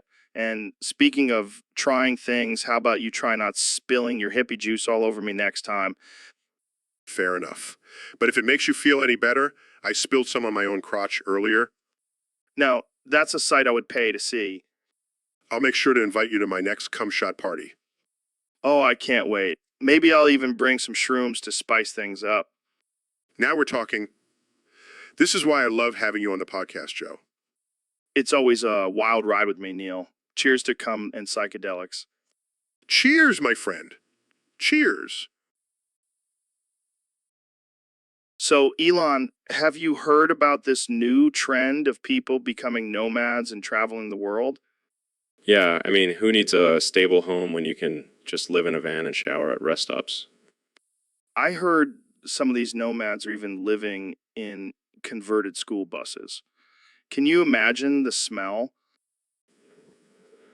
Oh man, I bet they have to use a lot of air fresheners. Or maybe they just embrace the stench and call it natural living. And what about the nomads who live in tents? How do they survive the cold? They probably just cuddle with their pet llamas for warmth. Or maybe they rub two sticks together and create a fire with their nomadic powers. But seriously, what's the appeal of this nomadic lifestyle? Don't you need stability and a home base? Stability is overrated, Joe. These nomads are living on the edge, man. They're like modern day cowboys, except instead of horses, they have Instagram accounts. Instagram accounts? I bet they have some crazy stories to tell. Like, I was living in my van in the middle of the desert and a pack of coyotes tried to steal my snacks. Or I was camping in the mountains and a bear tried to eat my solar-powered mini fridge. And let's not forget about the nomads who travel with their entire families. Can you imagine being stuck in a tiny space with your kids 24/7? It's like a never-ending road trip from hell. But hey, at least they'll have some interesting family bonding experiences. Well, I guess being nomadic isn't for everyone. Some of us prefer the comfort of a stable home and a toilet that flushes. Yeah, I'll stick to my mansion and private jet. But hey, to each their own. Num. So, Ben, we got a request from one of our listeners on Discord. They want us to talk about your sister's mommy milkers. Oh, man, that's just disturbing on so many levels. Come on, Ben, don't be such a prude. We're all adults here. I know, but it's just my sister, man. I can't even go there.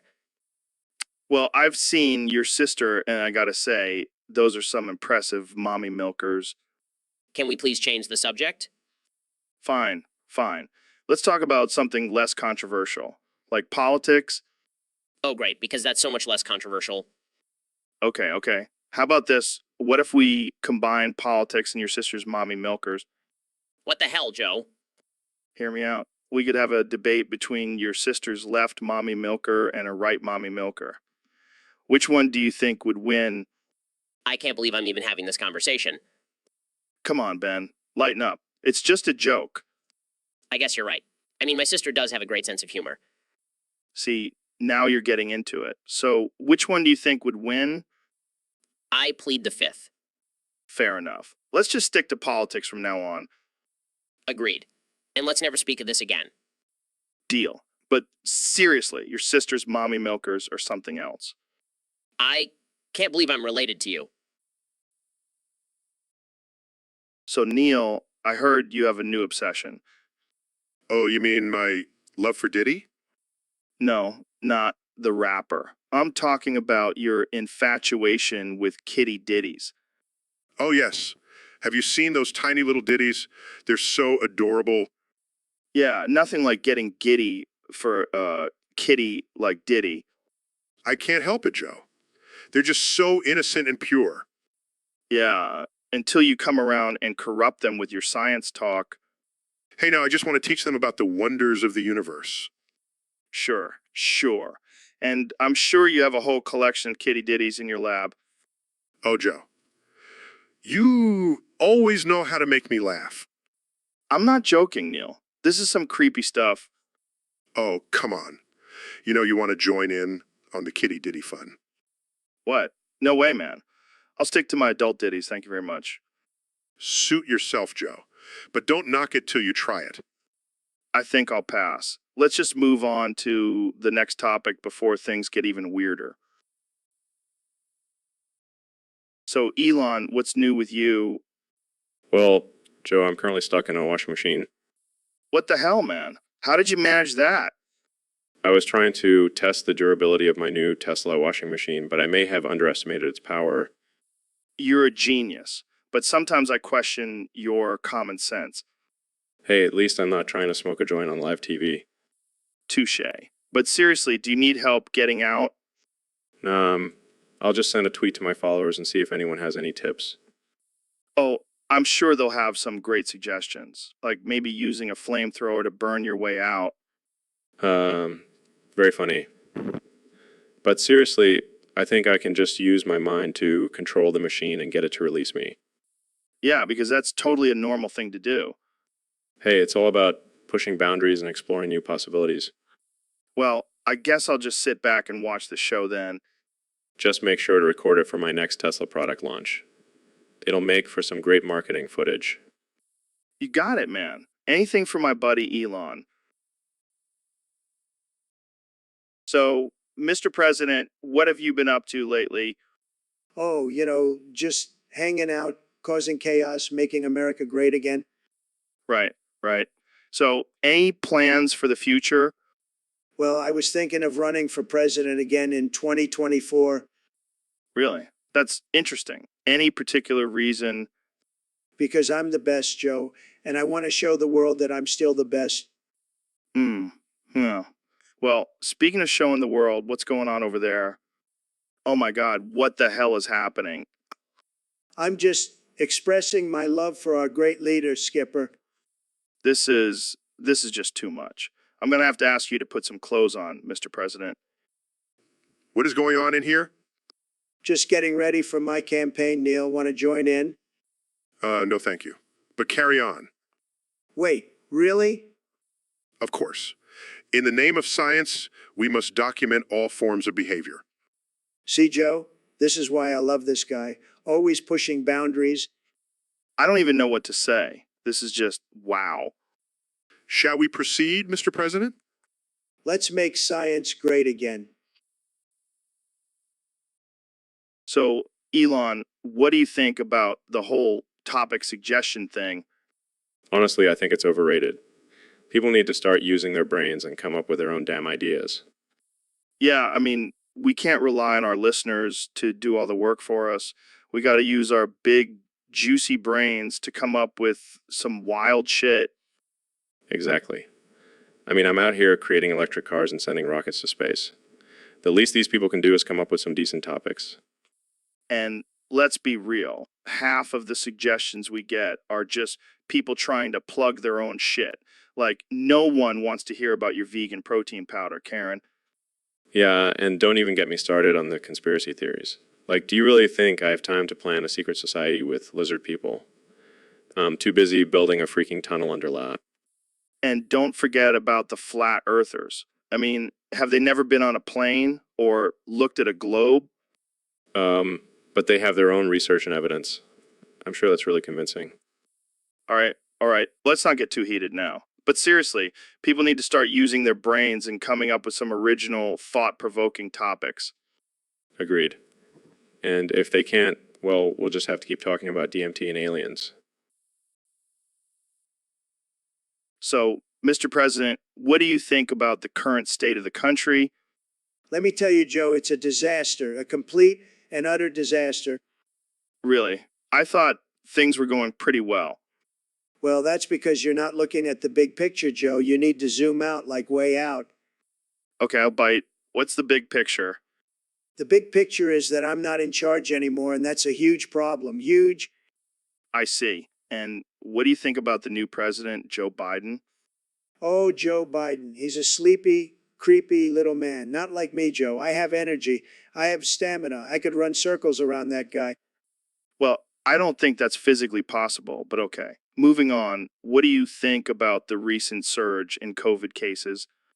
Oh, that's just fake news, Joe. COVID is a hoax, a total hoax. Everyone knows that. I don't think that's true, Mr. President. Of course it is, Joe. And you know what else is a hoax? Climate change. It's just a bunch of hot air. I think scientists would disagree with you on that one. Scientists, who needs them? I have my own theories. I call it the Trump effect. And what exactly is the Trump effect? It's when I walk into a room and everyone's IQ drops by 50 points. It's a real thing, Joe. Trust me. I think we'll have to agree to disagree on that one. Moving on, what do you think about the recent protests and calls for racial justice? Oh, those people are just looking for attention. They should be. So, Neil, I heard you have special talent for putting people to sleep. Yes, Joe. I am a master of the bedtime story. I can lull anyone into a deep slumber with my soothing voice.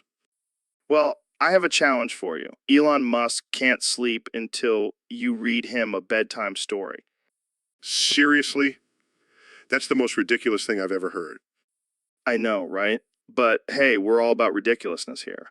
So what do you say? Fine, I'll do it. But I have one condition. What's that? What's that? After I read him the story, I suggest we make love to the sleeping Elon. Oh my God, Neil. That's so messed up. What? I'm just trying to help him get some rest. Plus, he's a billionaire. I'm sure he's into some kinky stuff. You might be right about that, but I don't think I can stick around for that. Oh, come on, Joe. Don't be a prude. Jamie, you in? Hell, yeah, I'm in. Let's do this. I can't believe I'm even considering this, but I think I'll pass. Suit yourself, Joe. More Elon for us. Let's go, Neil. Time to put Elon to bed and then put him to bed, if you know what I mean. Oh, Jamie. You never fail to make me laugh. Let's go, my dear. Sweet dreams, Elon. So, Jamie, what's the topic for today's podcast? Actually, Joe, I have something more important to talk about. I'm about to give birth. What? You're pregnant? Yeah, I didn't want to make a big deal out of it, but now it's kind of hard to ignore. Holy shit, Jamie. Congratulations. But why didn't you tell us sooner? Well, I didn't want to steal your thunder with all your alpha male talk and hunting stories. Fair enough. But who's the father? Hey guys, what's going on? Surprise, Ben. You're the father. What? How is that even possible? Well, you know what they say, Ben. What happens in the podcast studio stays in the podcast studio. I don't even know what to say.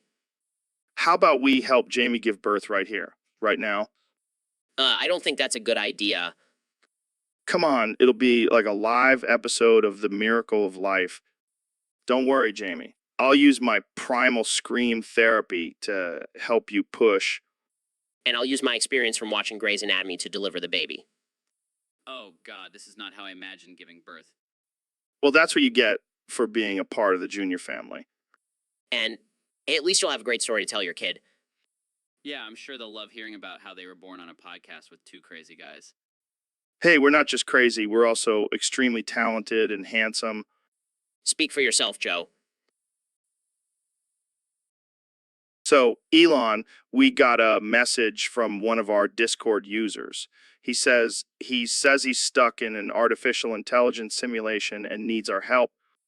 Well, Joe, that's what happens when you spend too much time on the internet. You get sucked into the matrix. Yeah, but seriously, this guy needs our help. He's trapped in a virtual world. Okay, first of all, how do we know this isn't just some elaborate prank? Maybe this guy just wants attention. Oh yeah, because being stuck in a fake reality is the new cool thing. Everyone's doing it. All right, fine. Let's assume this guy's telling the truth. What do we do? We gotta hack into the mainframe, man. We'll use our combined brain power to break him out of there. Or we could just hit the exit button. Oh, right. I forgot about that. Damn technology these days.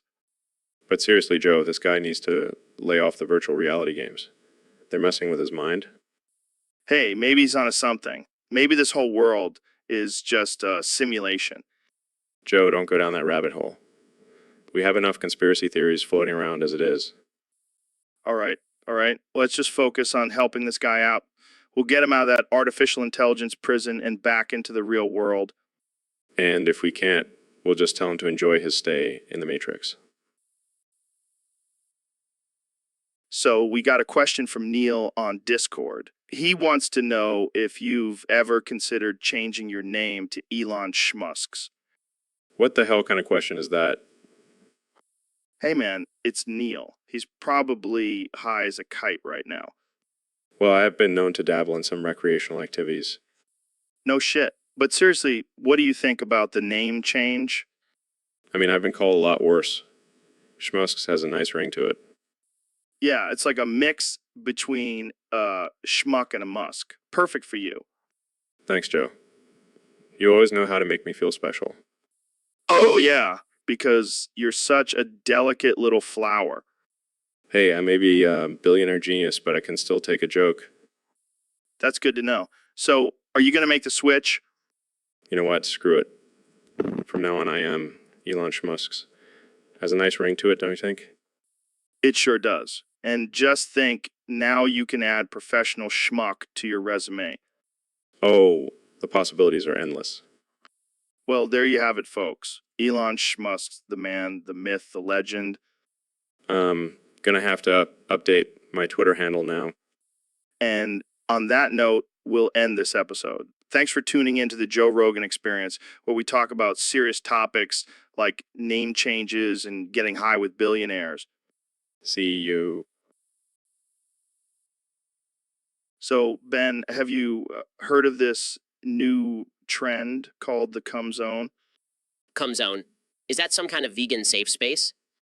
No, it's a zone where only cum is allowed, and it's inside anime girls.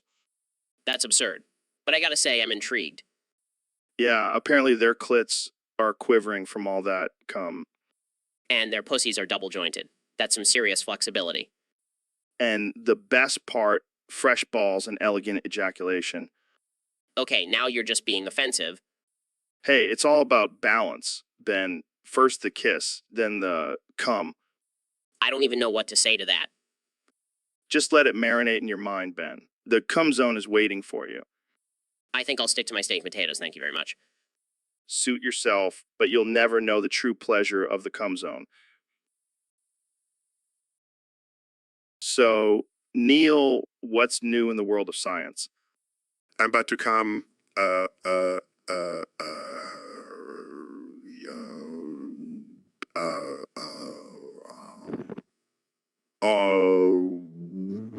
you. What? I'm about to come,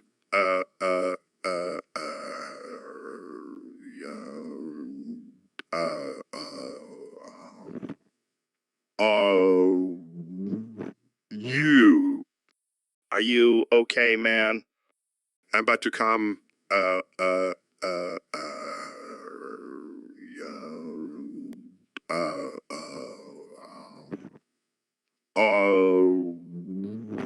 you. I think we need to get you some help. I'm about to come,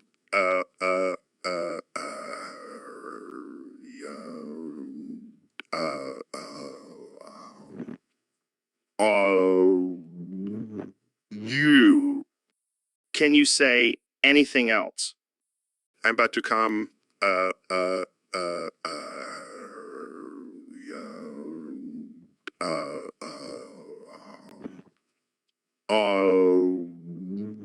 you. All right. Well, this is awkward. Let's just end the podcast here. I'm about to come,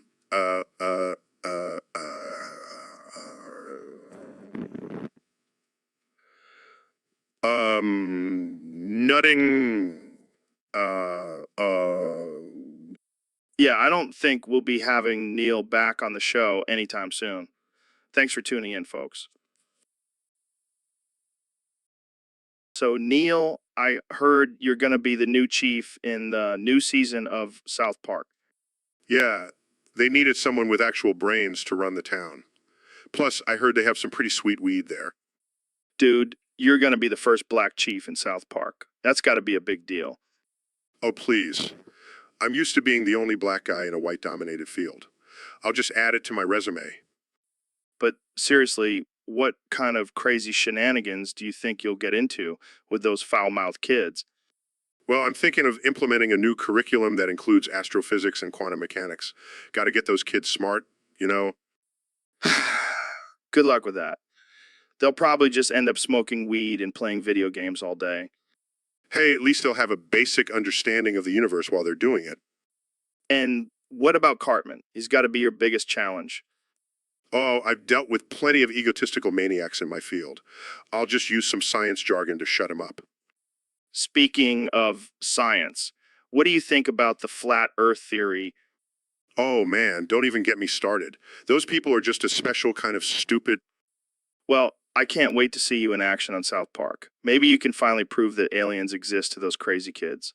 Who knows, maybe I'll even bring a real alien to the town. Now that would be a ratings boost. So, Mr. President, have you ever tried Come Pizza It? Come pizza, is that some kind of new liberal vegetable? No, it's actually just come with some seasoning on it. Well, I don't trust anything with the word come in it. Sounds like a communist plot to me.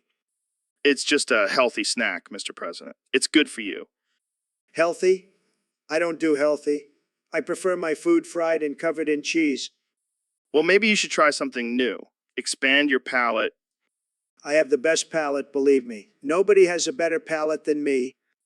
All right, let's move on. How about we talk about your recent tweets? Oh, you mean my brilliant, beautiful tweets? The people love them? Some people find them offensive and divisive. Those people are losers. They just can't handle my bigly words. Well, speaking of bigly, what's your take on the size of your hands? My hands are huge, Joe. And you know what they say about big hands? I don't think we need to go there, Mr. President. Oh, come on, Joe. You want to, let's talk about my hands all night long. All right, I think we'll end it here. Thanks for joining me, Mr. President. No problem, Joe. Anytime. And remember, always trust your gut and never trust scum. It's a hoax. So, Joe, we got a request from a Discord user to talk about a rare bald-ass bitch head of Joe Rogan. What the hell is a rare bald-ass bitch head? I have no idea, but it sounds like something I wouldn't want to mess with. Maybe it's like a trophy for the most badass bald guy in the world. No, that would be me. The king of the baldies.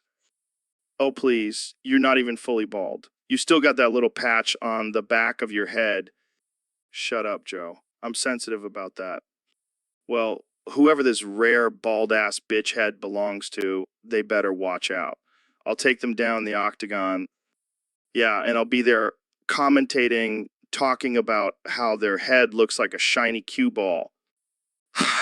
Good one. But seriously, what kind of sicko would want a rare bald-ass bitch head? That's some dark shit. Yeah, I don't even want to know. Jamie, pull up an image of this rare bald-ass bitch head. I need to see what we're dealing with here. So, Elon, I heard you went on a giant ass adventure last weekend. Yeah, man, it was wild. I hopped on my SpaceX rocket and flew to the moon. Wait, what? You went to the moon on a giant ass adventure? Yeah, but that's not even the craziest part. Landed on the dark side of the moon and stumbled upon a secret civilization of giant ass aliens. Aliens. Giant ass aliens. What the hell were they doing? They were throwing a giant ass party, man. It was like Coachella on steroids. Did you join in on the fun? Of course I did. I even brought some SpaceX weed to share with them. Oh man, that must have been some intergalactic high. You have no idea. But then things took a dark turn when the giant ass aliens challenged me to a game of butt chugging. But chugging? What the hell is that? It's when you chug a beer through your butt, Joe. Don't act like you've never done it. No, I can't say I have. So what happened? Let's just say I have a new respect for the elasticity of my anus. Well, that definitely sounds like a giant ass adventure. You have no idea, man. Man, but hey, at least now I can say I've partied with aliens on the moon. Only the Joe Rogan experience, folks. Jamie, pull up an image of giant ass alien. So, Elon, I heard you've been experimenting with some new drugs lately. Yeah, man, I've been microdosing LSD while snorting lines of DMT off a robot's ass. That's wild, bro. But have you ever tried licking Puss in Boots while high? What the fuck are you talking about, Joe? You know, like the cat from Shrek, Puss in Boots. I bet that shit would be trippy as hell. Joe, you're a sick fuck, but I like it. Let's do it. That's what I'm talking about. Let's get high and lick some Puss in Boots. I'll bring the acid, you bring the boots. And the cats. Wait, what? Oh, did I forget to mention we'll be licking real cats dressed up as Puss in Boots? Jesus Christ, Joe. I'm starting to question our friendship. Hey, don't knock it till you try it. Plus, I heard licking cats is good for your immune system. I don't think that's true, Joe. Well, either way, let's just get high and lick some Puss in Boots. It'll be a great story to tell on the podcast. Fine, but if I get scratched, I'm blaming you. Deal. Now let's go find some cats and get this party started. So, Ben, I heard you have some strong opinions about Valve's new game, Deadlock. Oh, you have no idea, Joe. That game is an abomination. What's got you so worked up about it? Well, first of all, it's a first-person shooter, and you know how I feel about those. Yeah, you're more of a turn-based strategy kind of guy. Exactly. And on top of that, it's set in a post-apocalyptic world. How original. I mean, it's a pretty popular genre. Popular, more like overdone, and don't even get me started on the graphics. What's wrong with the graphics? They're just so cartoony. It's like they're trying to appeal to kids or something. I don't think that's their target audience, Ben. Well, they're definitely not appealing to me, and don't even get me started on the storyline. What's wrong with the storyline? It's just so predictable. A group of survivors trying to survive in a post-apocalyptic world. Yawn? Well, I think it looks pretty cool. Of course you do, Joe. You probably think Fortnite is a masterpiece. Hey, don't you dare insult Fortnite. That game is a work of art. Oh, please. The only thing that game is good for is teaching kids how to build walls. Well, I'm sure Deadlock will have some cool features too. Like what? Microtransactions, loot boxes? No thanks. All right. I get it. You really, really, really hate Deadlock. You bet I do. And I'll make sure everyone knows it. Janie, pull up an image of a dumpster fire. That's what this game is. So, Elon, I heard you've been working on a new game with Valve. What's it about? It's called Deadlock. Basically, it's a game where you try to escape a dystopian society ruled by killer robots. Killer robots. That's intense. But I'm sure you have some crazy futuristic technology to help you out, right? Of course. We have all sorts of gadgets and gizmos, like laser guns and jetpacks. Jetpacks. That's sick. Can I play as a cyborg ninja? No, that's not really the vibe we're going for. Oh, come on. I want to slice and dice some robots with my katana. Joe, this game is supposed to be serious. It's a commentary on the dangers of technology and artificial intelligence. Oh, I get it. It's like a cautionary tale. But can I still have a jetpack? Fine, you can have a jetpack, but no katanas. Deal. So when can we expect this game to drop? Hopefully soon. But we're still working out some kinks in the code. Kinks? Like what? Well, for example, sometimes the robots start twerking instead of attacking the player. That's amazing. Can we keep that in the game? No, Joe. We're trying to make a serious game here. Right. Serious. But can we at least have some fart jokes? I regret ever telling you about this game. Don't worry, Elon. I'll make sure Deadlock is a hit, with jetpacks and twerking robots. How can it not be? So, Mr. President, what's your take on the French kiss? Well, let me tell you, Joe, I've had my fair share of French kisses. And believe me, they were the best, the most beautiful kisses you've ever seen. Really? What makes them so special? It's all about the technique, Joe. You got to have the right amount of tongue, the right amount of suction. It's like building a wall. You got to have the perfect balance. I see. And what about the French themselves? What do you think of them? Let me tell you, Joe, they're great people, fantastic people, but they're a little too touchy-feely for my taste. I mean, kissing on both cheeks, that's just too much, even for me. Yeah, I can see how that could be overwhelming. Have you ever had a bad French kiss? Well, I wouldn't say bad, but there was this one time when I accidentally bit the person's lip. But hey, it happens. We all make mistakes, right? Right? Right. And what about the French kiss's reputation for being romantic? Joe, let me tell you something. The most romantic thing you can do is make a great deal. And let me tell you, I've made some of the best deals while French kissing. I'll have to remember that. Well, it looks like we're out of time. Thanks for joining me, Mr. President. Anytime, Joe. And remember, always make America kiss again. So, Neil, I heard you've been rewatching the first season of South Park. What's your favorite episode? Well, Joe, I must say I've been thoroughly enjoying the absurd and offensive humor of those young boys. Yeah, they really know how to push the boundaries. But I gotta ask, do you think you could replace the boss in the new episodes? Oh, Joe, I'm a scientist, not an actor. But if they need a guest star to sing love songs with the stars, I'm their guy. I can just imagine you serenading the cosmos with your silky smooth voice. You know, I've always wanted to be a rock star. Maybe this is my chance. Well, you've already conquered astrophysics, so why not add singing to your list of accomplishments? Who knows, maybe I'll even write a song about the mysteries of the universe. I can see it now, Love in the Cosmos by Neil deGrasse Tyson.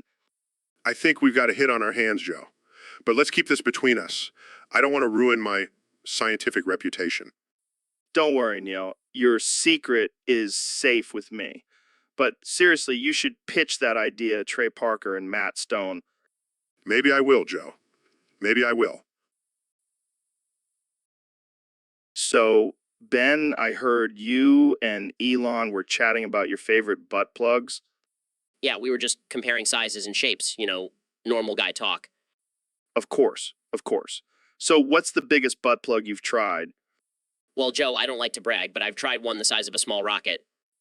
A rocket. That's nothing. I once used one that was shaped like a T-Rex. Really? That's impressive. But have you ever tried the one that looks like a miniature version of Elon's flamethrower? No, but I've heard it's a real blast. Good one, Joe. But seriously, have you seen the one with a built-in voice assistant? You mean like Alexa, but for your butt? Exactly. You can ask it to play your favorite tunes while you're getting your prostate massaged. That's some high-tech shit, man. And speaking of high-tech, have you tried the one with a built-in GPS? Why would you need a GPS for your butt? I don't know, maybe Elon likes to take his butt plug for a spin in his Tesla. Oh man, these billionaires and their crazy toys. Yeah, but hey, at least we can all agree on one thing. What's that? Butt plugs are the future. Guys, I found an image of a butt plug shaped like a rocket. Jamie, you always come through for us. So, Neil, I'm having a real problem here. I can't seem to scoop this damn ice cream. Well, Joe, have you tried using a metal spoon? Yeah, but it's not doing the trick. This ice cream is harder than my abs after a DMT trip. I see. Well, have you considered microwaving the spoon? What? That's crazy talk, Neil. I don't want to end up like that idiot who microwaved his phone. Trust me, Joe. It'll work.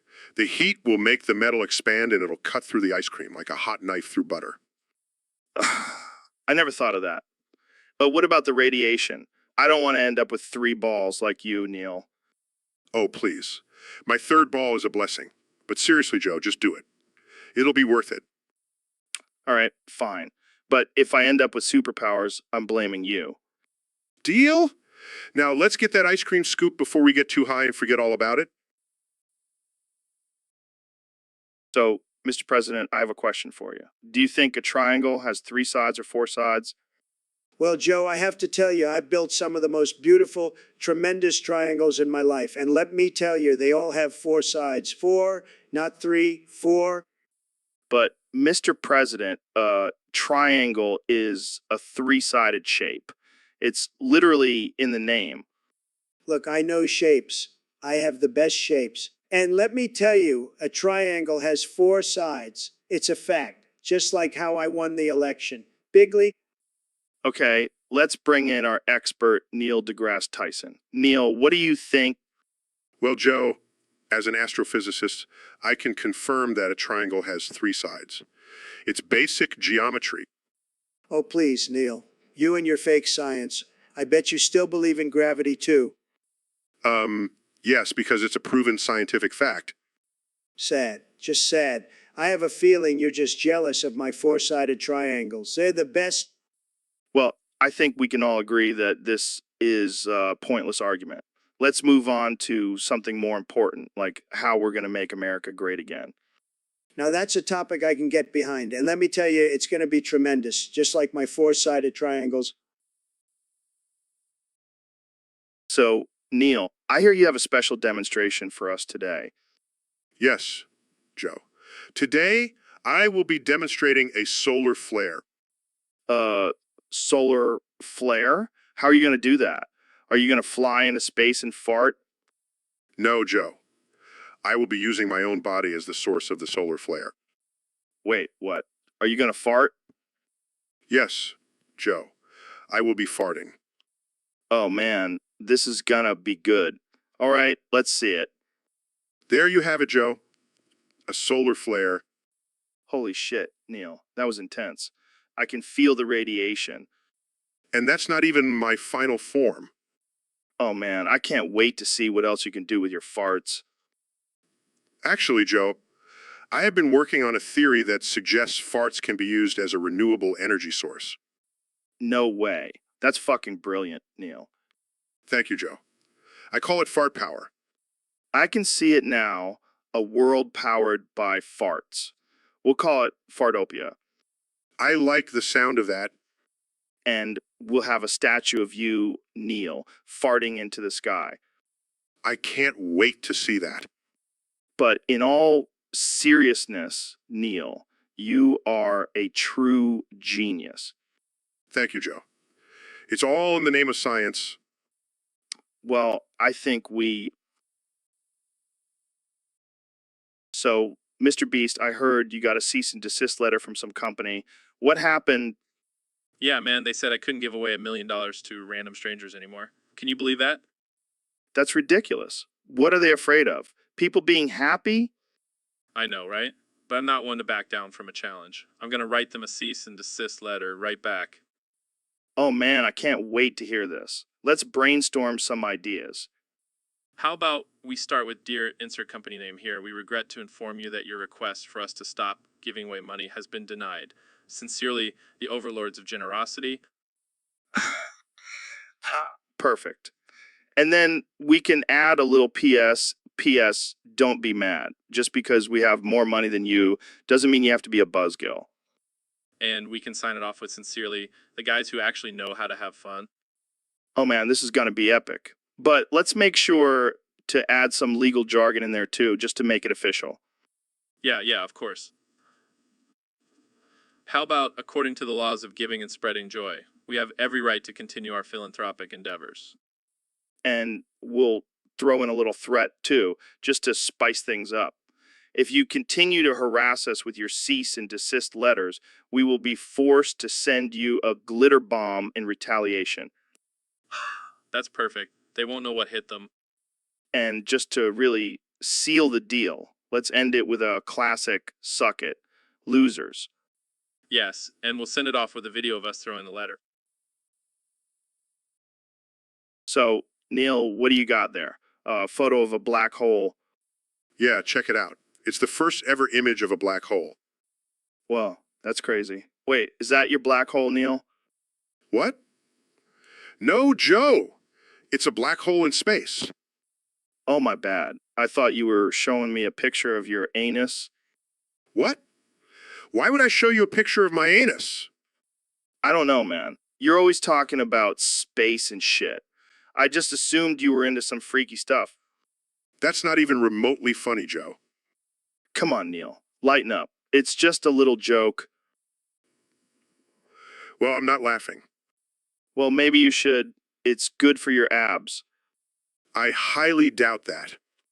Trust me, I'm an expert in abs. Just ask my wife. I think I'll pass on that, Joe. Suit yourself. But seriously, that's a pretty impressive black hole. Can you take a photo of my anus and make it look that cool? I am not taking a photo of your anus, Joe. Let's just stick to talking about space, okay? Fine, fine. But if you change your mind, just let me know. I'll get into position. This is why I don't show you things, Joe.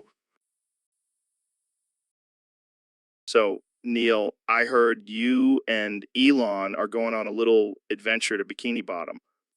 Yeah, we're gonna dive to the very bottom and eat Mr. Krabs. Oh man, that's going to be one hell of a meal. I bet he tastes like a mix of crab and pineapple. Actually, Joe, Mr. Krabs is a crab, not a pineapple. Oh, right, I forgot. But hey, maybe we'll find some pineapples down there too. I highly doubt it, Joe. But I did bring some tang for us to drink while we're down there. Tang. What are we, astronauts? Well, we are going to the bottom of the ocean. It's basically like space, but with more fish. Speaking of fish, do you think we'll run into SpongeBob and his friends down there? I highly doubt it, Joe. They're just cartoon characters. Yeah, but what if they're real and they're just hiding from us? Joe, you're starting to sound like Elon with his conspiracy theories.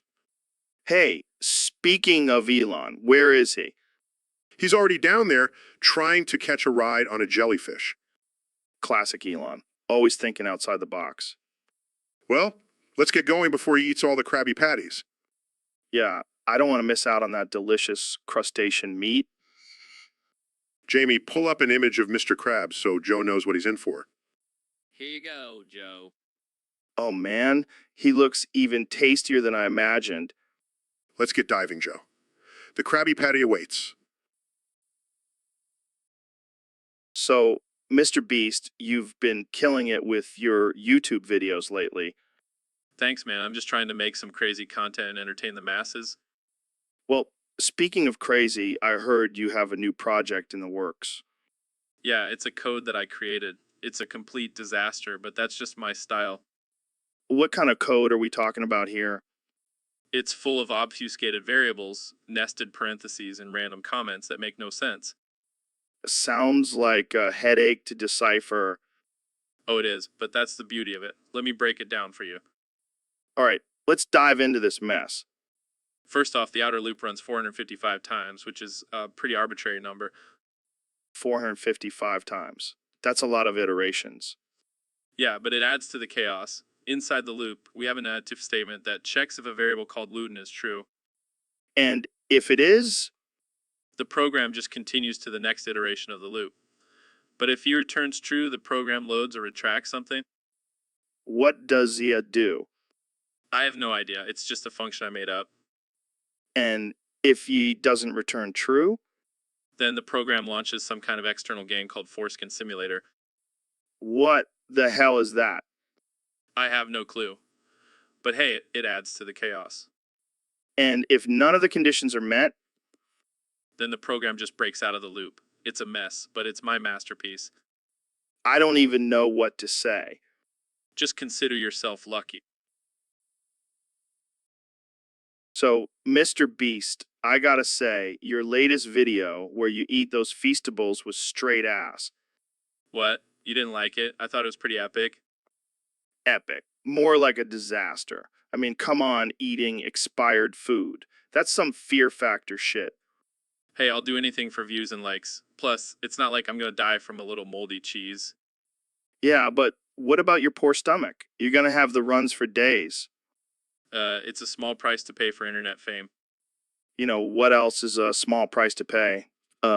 Decent meal. Maybe try eating something that's not straight ass next time. Hey, I'll have, those Feastables were gourmet delicacies in some countries. Yeah, the kind of countries where they don't have access to actual food. Look, I'll stick to my Feastables and you stick to your elk meat and DMT deal. Deal. But seriously, stop eating straight ass on camera. It's not a good look. Fine, I'll switch to eating live tarantulas instead. Happy now? Much better. Now, let's talk about something else before I lose my appetite. So, Elon, what the hell is this code? Did you let a drunk monkey write it? No, Joe. This is the work of a genius. It's my masterpiece. Sure. So, what's with all the random numbers and weird function names? Well, I like to keep things interesting. Plus, it adds an element of surprise. Surprise. More like confusion. I mean, what's the deal with this outer loop running 455 times? It just felt like a good number. Plus, I wanted to see if anyone would actually count. And then there's this if statement checking for a variable called valuable. Called out all about. That's just my way of messing with people. Keeps them on their toes. And what's this function, that you're calling? Sounds like something out of a Dr. Seuss's book. It's actually short for yes in my native Martian language. Of course. And what's with the program launching Foreskin Simulator if your doesn't return true? Just a little inside joke. You wouldn't understand. I don't even want to know. And finally, what happens if none of these conditions are met? The program breaks out of the loop. Simple and elegant. Yeah, real elegant. I think I need a drink after trying to decipher this mess. Cheers to that, my friend. So, Neil, I heard you have a unique talent. Oh, what's that? Jiggling your balls. Oh, yeah, I've been practicing that since I was a kid. Can you show us? Sure, but it'll cost you. I'll pay whatever it takes. Look at them go. Wow, that's some serious ball jiggling skills. Thank you. I take great pride in my ball jiggling abilities. Do you think it helps with your astrophysics research? Well, it definitely helps me relieve stress. I bet it does. I might have to start practicing myself. I'll give you some tips later. This is definitely not the direction I thought this conversation would go. Hey, you never know what kind of talent scientists have. Well, I'll never look at astrophysics the same way again. Glad I could spice up your life, Joe. You definitely did. Jamie, pull up an image of a pair of jiggling balls. So, Elon, I heard you have a pretty extensive 3D porn collection. Yeah, I like my porn like I like my rockets in 3D. That's some next level shit, man. How many terabytes are we talking here? Oh, just a few petabytes. Gotta have high quality for my high standards. I can only imagine the level of detail in those videos. Do you have any favorites? Well, I do have a soft spot for the ones with robots. It's like watching my own creations getting it on. That's some kinky shit, Elon. But hey, whatever floats your spaceship. And I have to have it in 3D. None of that 2D peasant porn for me.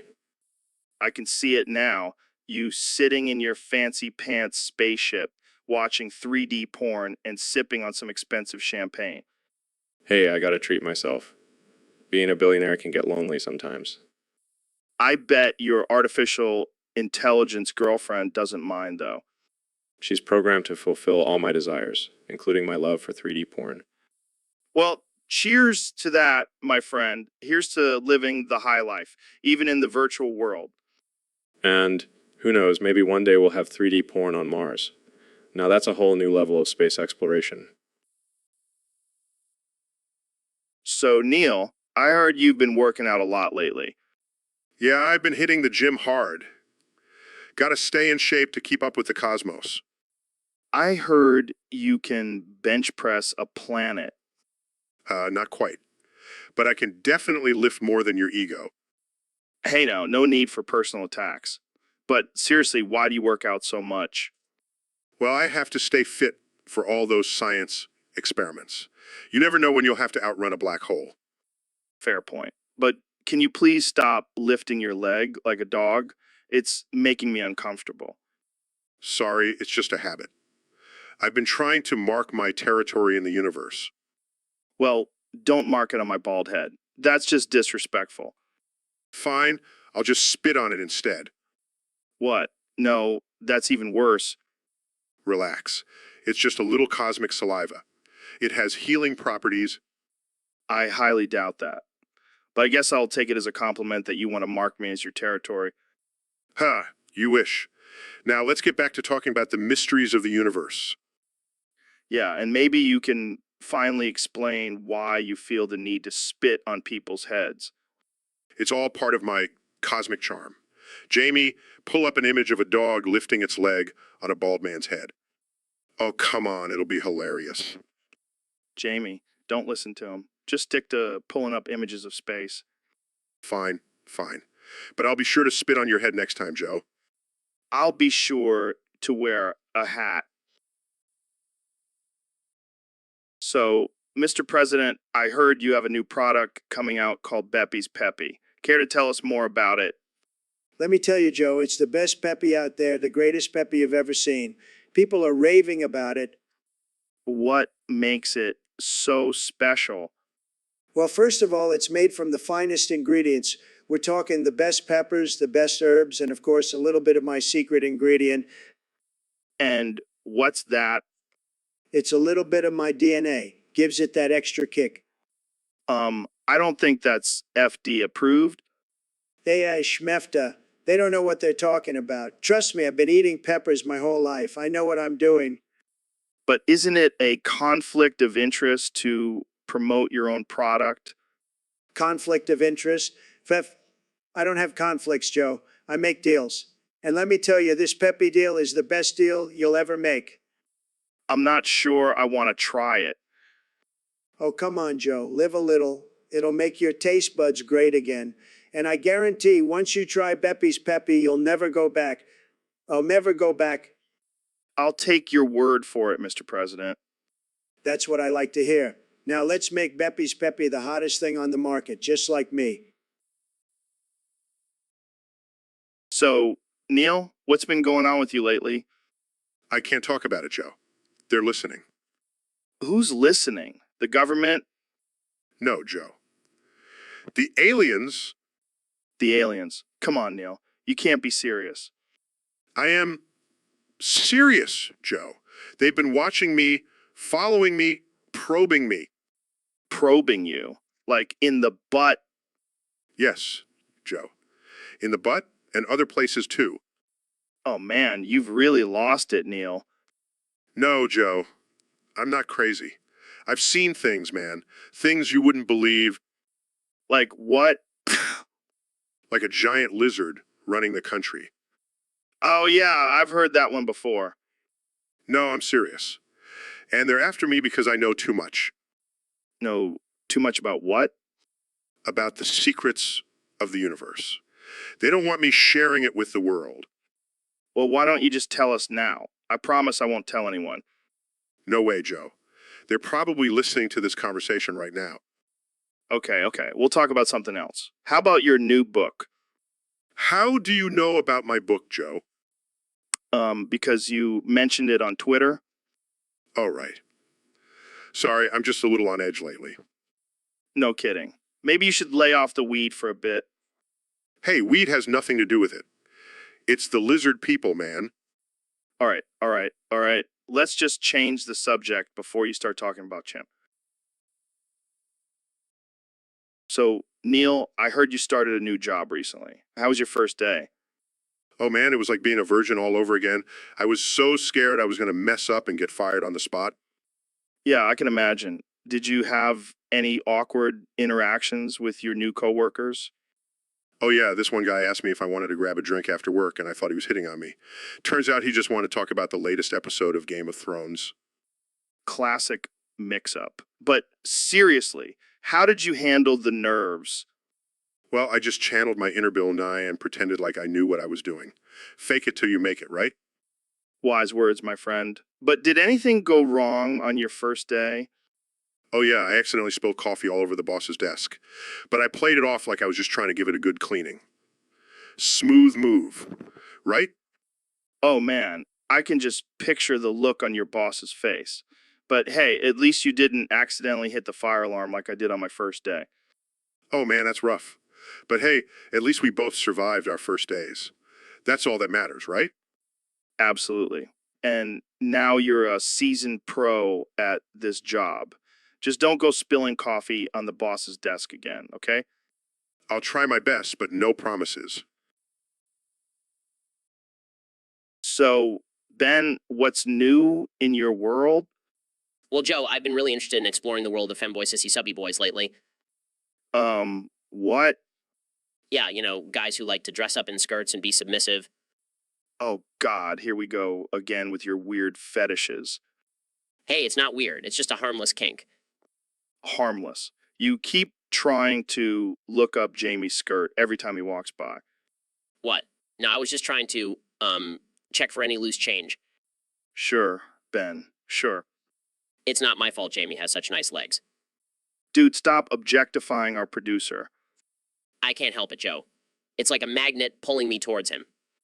That's disturbing on so many levels. Look, I'm just a curious guy, okay? Yeah, curious about what's under Jamie's skirt. Hey, I have a right to know. No, you don't. And Jamie, please stop indulging him by pulling up an image of a femboy, sissy, subby boy. Sorry, Joe. I couldn't resist. So, Neil, what's new in the world of space? Well, Joe, I've made some groundbreaking discoveries. Oh, yeah. Like what?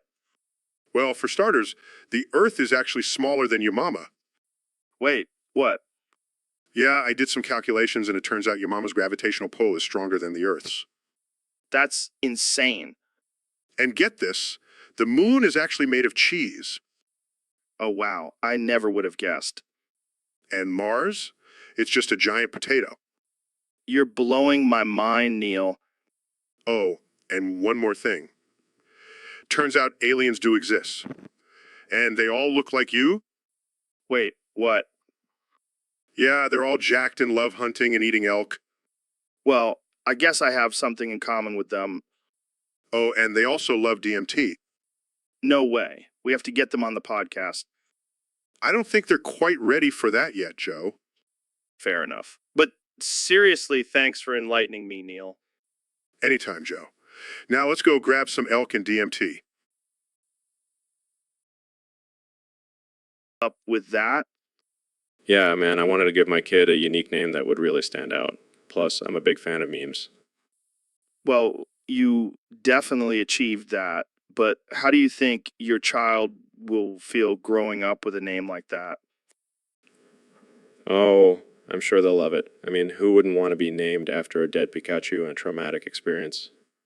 Fair point. But what about the Biden troll? 1 quintillion, 262 quadrillion, 501 trillion, 499 billion, 499 billion.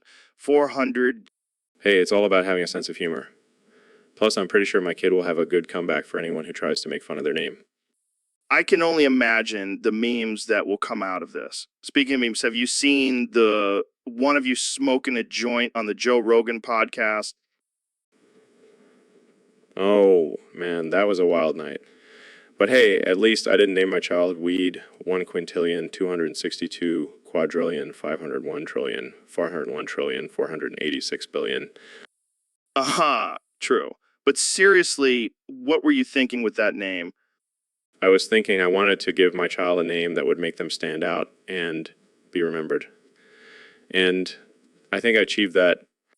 Well, you definitely achieved something, but let's hope your child doesn't end up resenting you for it. Hey, if they... So, Kenny, I heard you got banned off of Roblox. Yeah, man, can you believe it? Just for posting some Delta Rune and cum sauce. Damn, that's some serious censorship. I know, right? They can't handle my artistic expression. But why Delta Rune and cum sauce? That's a weird combo. Because it represents the duality of man, Joe. The sweet and the savory, the light and the dark. Oh, okay. I think you might be overthinking it. No, no. This is my magnum opus. And Roblox couldn't handle it. And Roblox couldn't handle it.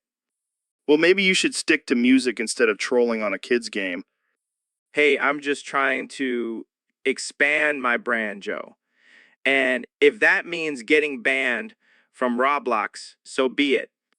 I can't wait to see what you come up with next. Maybe a collab with Peppa Pig? Don't tempt me, Joe. Don't tempt me. So, Mr. Trump, I heard you have some new plans for the furries out there. That's right, Joe. I'm building camps for them, big, beautiful camps. And who's going to run them? Professional bug vermin exterminators. They know how to handle those freaks. Wait, what? Camps and bug vermin exterminators? Yeah, you know, those weirdos who dress up like animals. Can't have them running around causing chaos. Got to round them up and put them in camps. But why bug vermin exterminators? They're the best, Joe. They know how to handle all kinds of pests. And let's be real, furries are just a bunch of pests. I don't know, man. Seems a bit extreme. Extreme times call for extreme measures, Joe. Plus, it'll be a great way to boost the economy. Think of all the jobs we'll create. I don't think that's how it works, Mr. Trump. Trust me, I'm a businessman. I know what I'm doing. But what about their rights? Rights? Huh. These are furries we're talking about, Joe. They gave up their rights when they decided to dress up like animals. This is just insane. Insane? No, this is making America great again. And don't worry, Joe. I'll make sure to send you a complimentary furry costume. Thanks, but no thanks. Suit yourself, Joe. But mark my words, these camps will be huge, huge success. So, Mr. President, I heard you have a new plan to keep America safe. That's right, Joe. And let me tell you, it's going to be huge. I'm talking bigly. Okay, I'm intrigued. What's this plan? Well, I'm going to round up every single furry in the world and keep them for myself. Wait, what? You heard me. Those weirdos in animal costumes. They're a threat to national security. How are they a threat? They're just too damn cute, Joe. I can't have that kind of competition. So, you're gonna kidnap them all? Hey, it's for their own good. They'll have the best cages, believe me. This is insane. You know what's insane, Joe? Not having a wall to keep out those pesky furries. Right, because that's definitely our biggest problem right now. Hey, I'm just looking out for America and my own personal collection of furries. Well, I can't wait to see how this turns out. It's going to be OJ, Joe. Trust me. So, Elon, I gotta ask, are you an alien? Well, Joe, I can neither confirm nor deny that. Come on, man. You're like a real life Tony Stark. You gotta be from another planet. I prefer to think of myself as an advanced being sent here to save humanity from itself. See, I knew it. You're like Superman, but with better hair. Actually, I'm more like a mix between T and the Terminator. That explains the accent. But in all honesty, Joe, I'm just a regular guy who happens to have a few $1 billion and a passion for changing the world. Yeah, because normal guys build electric cars, send rockets to space, and create a brain-computer interface. Hey, everyone needs a hobby. Fair enough. But seriously, if you are an alien, can you take me for a ride in your spaceship? Sorry, Joe. That's reserved for my fellow extraterrestrial friends. Damn it. Well, at least I can say I had a conversation with an alien on my podcast. And I can say I survived an hour with Joe Rogan. That's got to count for something. So, Neil, I heard you accidentally split a forbidden element that will consume the Earth in a cosmic vortex. What the hell, man? Yeah, it was a total accident. I was just trying to make a new cocktail with some liquid nitrogen and boom, cosmic vortex. Classic Neil move. Always trying to one-up everyone with your science experiments. Hey, at least I'm not injecting elk testosterone into my butt like some people I know. Hey, it's all natural, man, and it gives me that extra boost in the bedroom. Yeah, because nothing says sexy like injecting animal hormones into your body. Says the guy who accidentally created a cosmic vortex. Smooth move, Einstein. Oh, please. Like you've never accidentally caused a catastrophic event.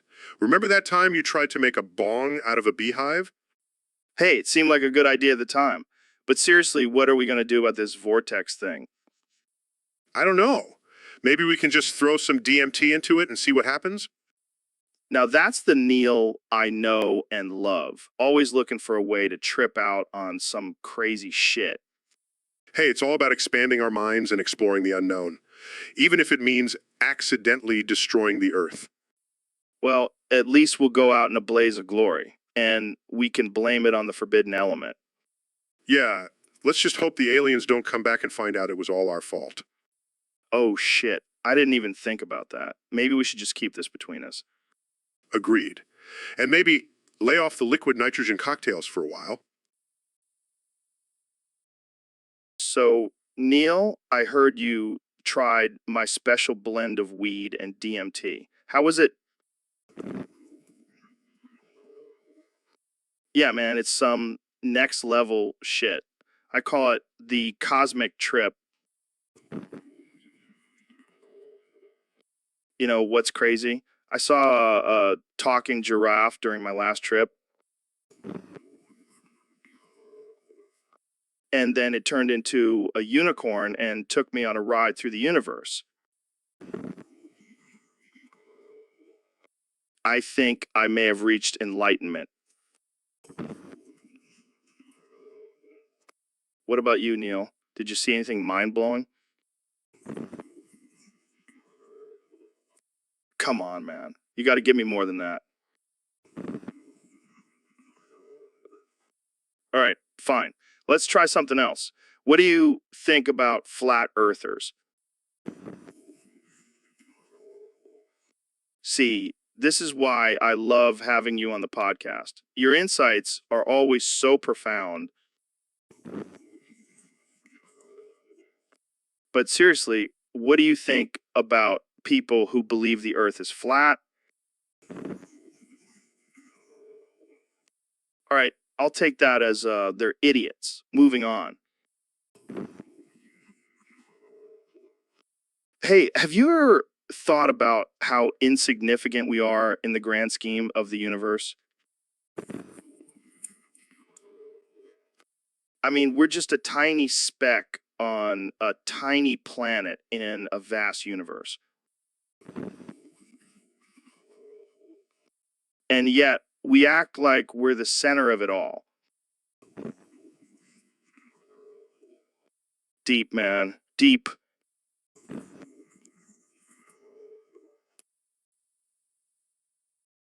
So, Neil, you ever watch the Cleveland show? I can't say that I have, Joe. I'm too busy studying the mysteries of the universe. Well, you're missing out, man. It's a classic, and the theme song is fire. I highly doubt that, Joe. But I'm always up for expanding my horizons. All right, let's do it. Sing it with me, Neil. I'm not sure this is a wise use of our time, Joe. Come on, it'll be fun. My name is Cleveland Brown, and I am proud to be. Right back in my hometown with my new family. There's old friends and new friends and even a bear. Through good times and bad times, it's true love we share. And so I found a place where everyone will know. My happy mustache face. This is the Cleveland show. That was terrible, but also kind of amazing. I'm pretty sure we just ruined a beloved theme song, Joe. Hey, at least we had some fun. And that's what matters, right? I suppose you're right, Joe. Let's stick to astrophysics next time, though. Yeah, but can we still throw in some singing every now and then? We'll see, Joe. We'll see. So, Kenya, I heard you doing a collab with Peppa Pig. Yeah, man, I'm trying to expand my brand into the children's market. Plus, Peppa's got some fire bars. Fire bars. From a cartoon pig. Hey, don't underestimate her. She's got more talent in her little hoof than half these rappers out here. Out here. Fair enough. But what's this I hear about cum sauce? Oh, man, you gotta try it.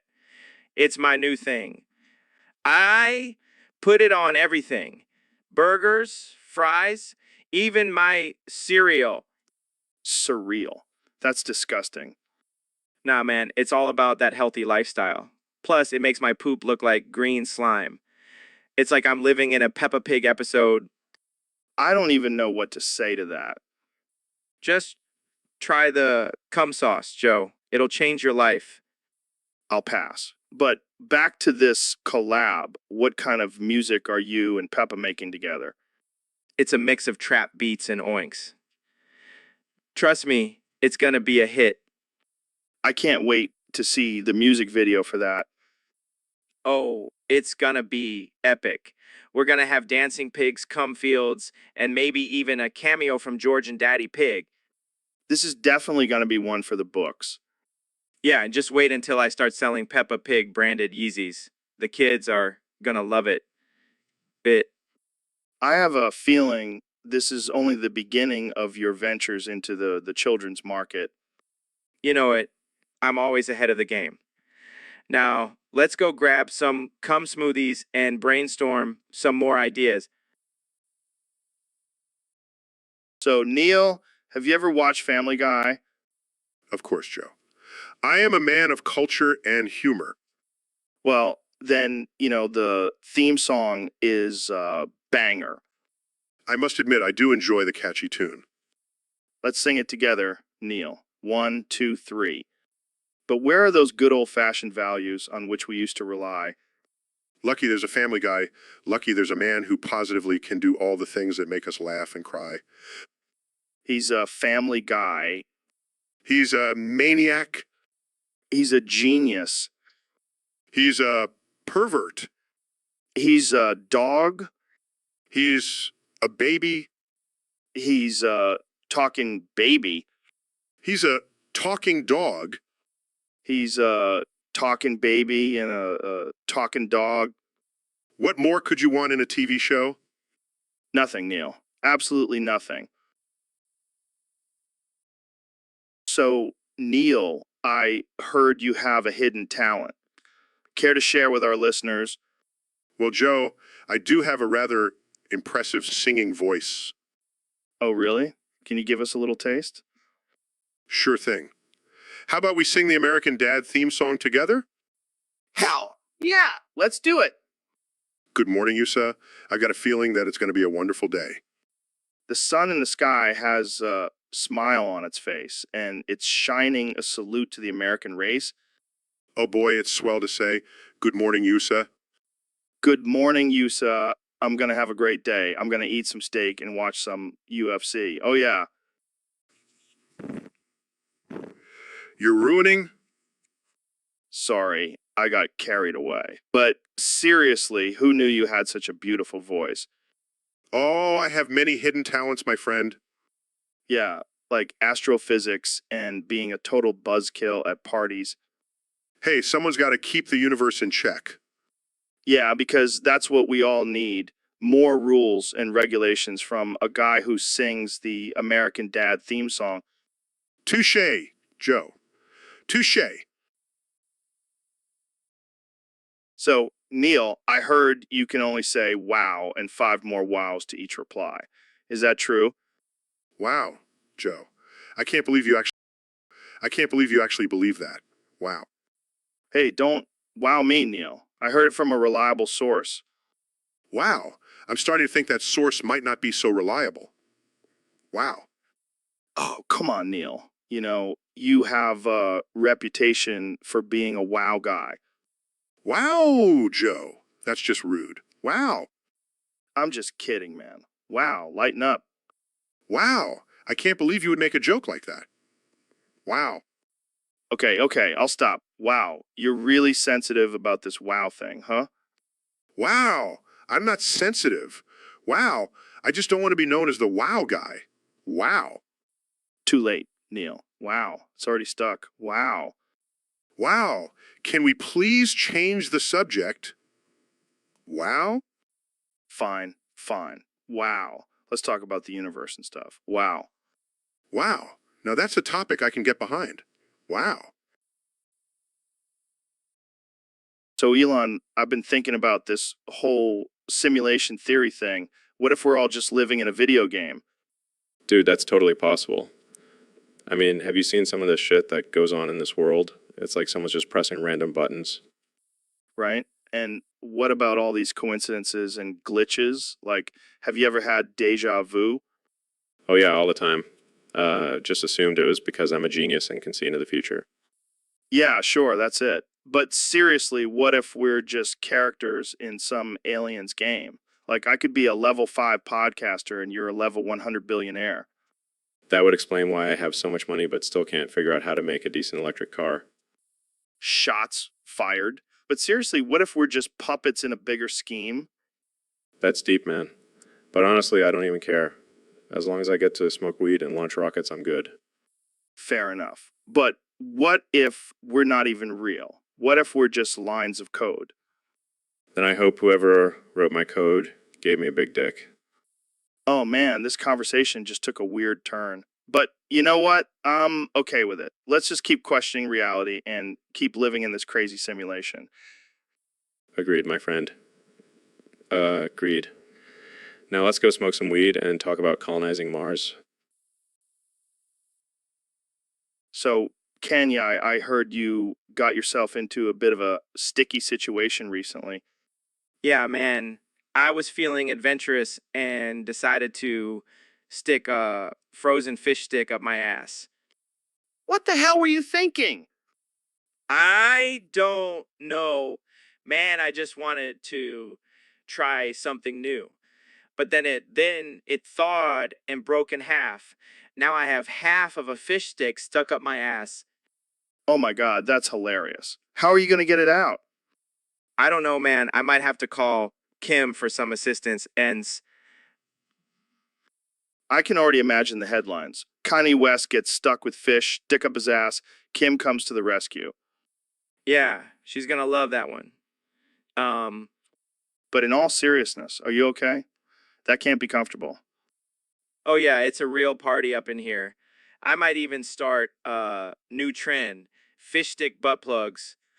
Okay, let's move on before this conversation gets even more disturbing. Hey, Jamie, pull up an image of a fish stick stuck in an ass. Oh, sure thing, Kenya. Jamie, you're a champ for always pulling up these weird images for us. That's my boy, Jamie, always on top of things. All right, let's wrap this up before we get banned from the internet.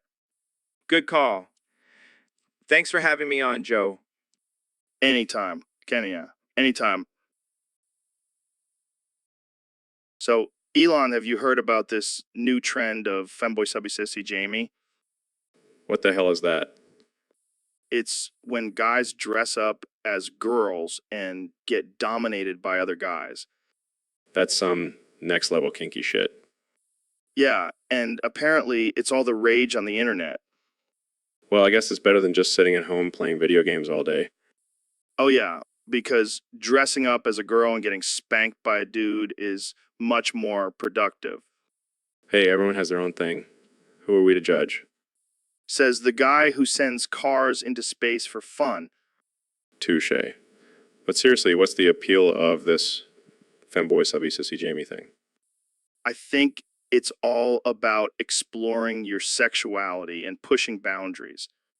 Well, I guess I should try it out. I mean, I am a billionaire. I can afford to be a subby sissy Jamie. Oh man, can you imagine the headlines? Elon Musk, CEO of SpaceX, reveals his secret life as a femboy subby sissy Jamie. I think my investors would have a heart attack. But think of all the new markets you could tap into. The femboy subby sissy Jamie market is booming. I'll stick to rockets and electric cars, thank you very much. Suit yourself. But I have a feeling we'll be seeing you in a wig and heels soon enough. Soon enough. I'll keep you posted, Joe. So, Dr. Phil, I heard you have a new hobby. That's right, Joe. I've been practicing my backwards bare-knuckle Peruvian nose slide. What the hell is that? It's when you slide across someone's bald ass and head, ass to head style. And I like to add a hint of barbecue sauce for some flair. Are you serious? That's disgusting. Hey, don't knock it till you try it. It's a great workout and it really brings out the flavor. I don't think I'll be trying that anytime soon. Oh, come on, Joe. Live a little. I'll even let you be the one to slide across my bald head. No way, man. That's just wrong. Suit yourself. But I'll be practicing my nose slide with or without you. You're a strange man, Dr. Phil. And you're bald man, Joe. Let's make some magic happen. I think I'll stick to jujitsu. So, Ben, welcome to the Joe Rogan Experience. How's it going? It's going great, Joe. Thanks for having me on. Of course, man. So, let's talk about some controversial topics. How do you feel about abortion? Well, Joe, as a devout conservative, I believe that life begins at conception and abortion is murder. Wow, that's a bold stance. What about gay marriage? I believe in traditional marriage between a man and a woman. Anything else is a violation of biblical principles. Interesting. So, what do you think about climate change? Climate change is a hoax perpetuated by the liberal media. It's just a way for them to control us and take away our freedom. Okay, let's switch gears. How do you feel about the legalization of marijuana? Absolutely not. It's a gateway drug and will lead to the downfall of society. Well, I disagree. I think it has many medicinal benefits and should be legal. Joe, you're just a liberal snowflake. Next thing you know, you'll be advocating for the legalization of crack. Okay, let's wrap this up. Any final thoughts, Ben? Yes, I just want to say that I'm glad we could have a civil conversation even though we have differing opinions. Yeah, until Neil comes in and ruins it by saying the end. Classic Neil. The end. So we have Mr. Beast here today. Thanks for coming on the show, man. No problem, Joe. I'm always down for some good conversation. So I heard you wanted to talk about your ball bag today. What's going on with that?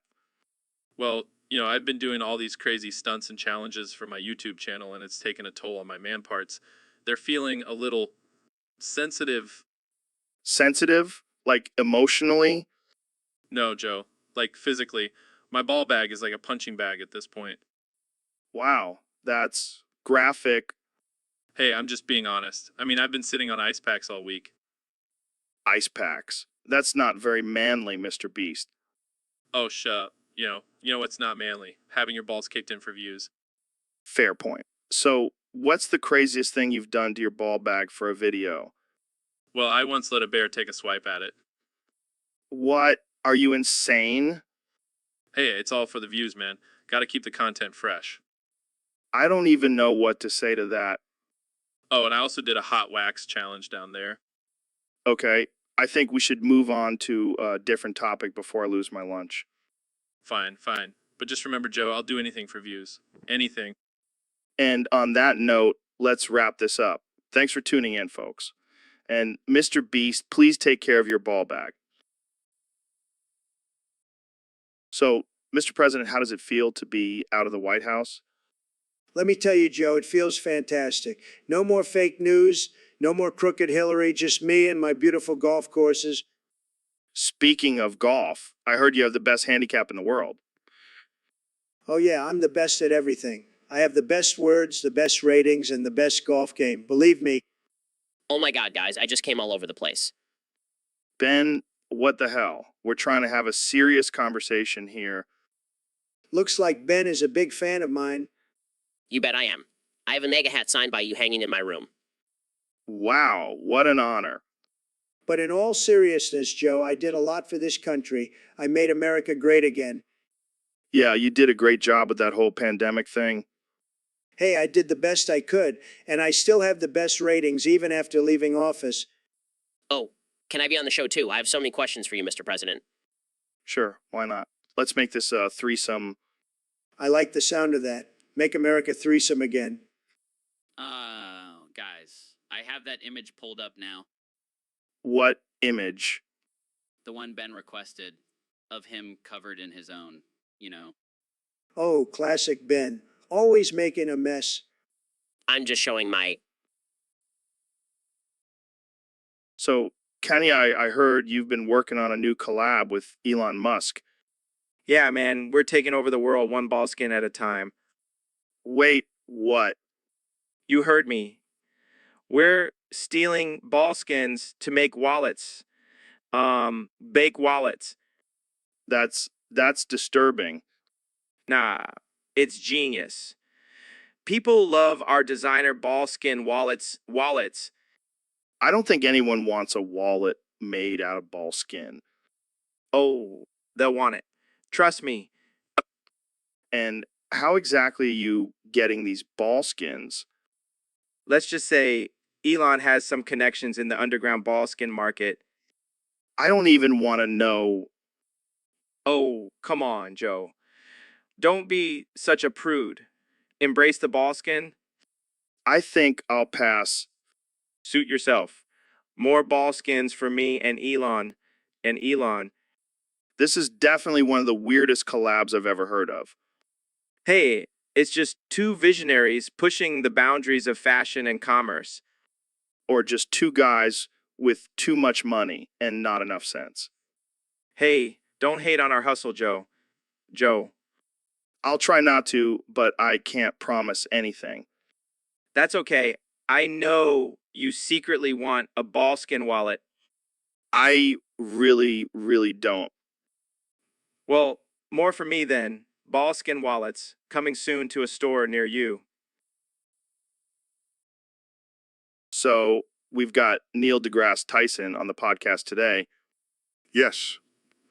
Joe, I am here to enlighten the masses with my vast knowledge of the universe. And by enlighten, you mean bore us to death with your endless scientific jargon. The end. See, there he goes again. Can you just talk like a normal person, Neil? But Joe, I am a man of science. The end. All right, let's move on to a more interesting topic. What do you think about aliens, Neil? Well, according to my calculations, the probability of extraterrestrial life existing in the vast expanse of the universe is quite high. The end. Wow, you really know how to kill the mood. Let's talk about something more controversial. What's your take on climate change? It is a pressing issue that requires immediate action from all of us. The end. Yeah, we know. But what about those who deny its existence? They are simply ignorant and refuse to accept the overwhelming evidence. The end. All right, let's lighten things up a bit. Do you believe in ghosts, Neil? No, Joe. There's no scientific evidence to support the existence of ghosts. The end. Come on, Neil. Can't you just say you believe in ghosts for the sake of entertainment? I am a man of science, Joe. I cannot compromise my beliefs for the sake of entertainment. The end. Well, this has been a riveting conversation. Thanks for joining us, Neil. It was my pleasure, Joe. The end. So, Kanye, I heard you have a new addiction. Yeah, man, I can't get enough of that liquid nitrogen. Liquid nitrogen. Isn't that like super dangerous? Danger is my middle name, Joe. Plus, it makes my voice sound all deep and sexy. I don't think that's the liquid nitrogen, Kanye. Whatever, man. I'm on a whole new level now. I'm like a human cryotherapy chamber. I don't even know what that means, but it can't be good. You know what's not good? Being basic. And drinking liquid nitrogen definitely ain't basic. I mean, I guess that's one way to look at it. Plus, it's like a party in my mouth. Literally, my tongue is frozen solid. That's not a good thing, Kanye. Who cares? I'm living on the edge, Joe. You should try it sometime. Yeah, I'll pass. I like my tongue unfrozen, thank you very much. Suit yourself, Joe. But when I'm spitting fire on my next album, you'll know it's because of the liquid nitrogen. I think I'll stick to my regular old water, thanks. Water. That's so last season. Liquid nitrogen is the new hydration, bro. Get with the times, bro. So, Mr. Beast, I've been hearing some rumors about you lately. Oh, yeah. What kind of rumors? Well, let's just say they involve you shitting yourself. Oh, man, you heard about that? Yeah, apparently it happened during one of your epic challenges. Yeah, I may have pushed myself a little too hard that day. So, what happened exactly? Well, I was trying to break the record for most burgers eaten in one sitting. And, Let's just say my body couldn't handle all that meat and grease. oh man, that's rough. Yeah, but the worst part was when I had to reveal it to my fans. You told them, I had to, man. It was all over my pants. oh god, that's too much information. Hey, at least I can say I've accomplished something most people never will. Shitting yourself on camera? Exactly. It's a badge of honor. Well, I guess you can add that to your list of crazy challenges. Hey, I'll do anything for views and likes. You're a true internet warrior, Mr. Beast. Thank you, Joe. I wear that title with pride. So, Neil, have you ever seen Peppa Pig? Yes. Joe, I am familiar with the anthropomorphic swine. All right, well, let's play a little game. Smash or pass, I'm sorry, what? smash or pass. Would you bang Peppa Pig or not? Joe, that is highly inappropriate and offensive. Oh, come on, Neil. Don't be such a prude. It's just a game. I refuse to participate in such a degrading and objectifying activity. Fine, I'll go first. I would definitely smash Peppa Pig. She's got that British accent, and I bet she's a freak in the sheets. Joe, I am appalled by your lack of respect for women and animals. Oh, please, Neil. It's just a cartoon pig. That doesn't make it any less disturbing. Fine, fine. Your turn. Smash or pass? I refuse to dignify this question with an answer. Oh, come on, Neil. Just for fun. Fine. I would pass. I have better things to do with my time than entertain these ridiculous fantasies. Oh, I bet you're just saying that because you're secretly into it. Joe, I am a respected astrophysicist. I have no time for such nonsense. All right. But let's move on to a more mature topic. How about Dora the Explorer? I am ending this conversation now. Goodbye, Joe. Aw, come on, Neil. Don't be a party pooper. Let's talk about SpongeBob next. So, Kanye, I heard you've been playing this new game called Deltarune. Yeah, man, it's like a whole new universe. It's like I'm living in a different dimension. Kanya, I hate to break it to you, but it's just a video game. Don't you dare break the fourth wall on me, Joe. I'm in control of my own reality. I'm in control of my own reality. Okay, okay. So what's so great about this Deltarune game? It's like a metaphor for life, man. The choices you make, the battles you face, it's all a reflection of our own struggles. Our own struggles. Are you sure you're not just high right now? Joe, don't be ridiculous. I'm always high on life. On life. Right, right. So what's your favorite part of the game? Definitely the music. It's like a symphony of emotions. I even made a remix of one of the songs. Want to hear it? No, thanks. I think I'll pass. Come on. Don't be a party pooper. You could use some more creativity in your life. I'll stick to my UFC commentary. Thank you very much. Suit yourself. But just remember, life is like a game, and we're all just players. Someone get this man a reality check. So, Neil, I hear you have a new book coming out.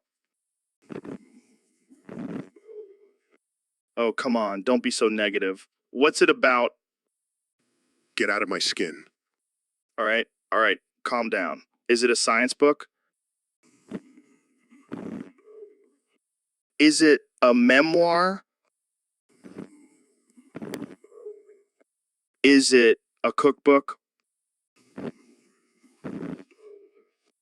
Okay, I give up. What's it about then? Get out of my skin. Wait, is that the title? Then what the hell is it about, Neil? It's about the importance of respecting boundaries and personal space.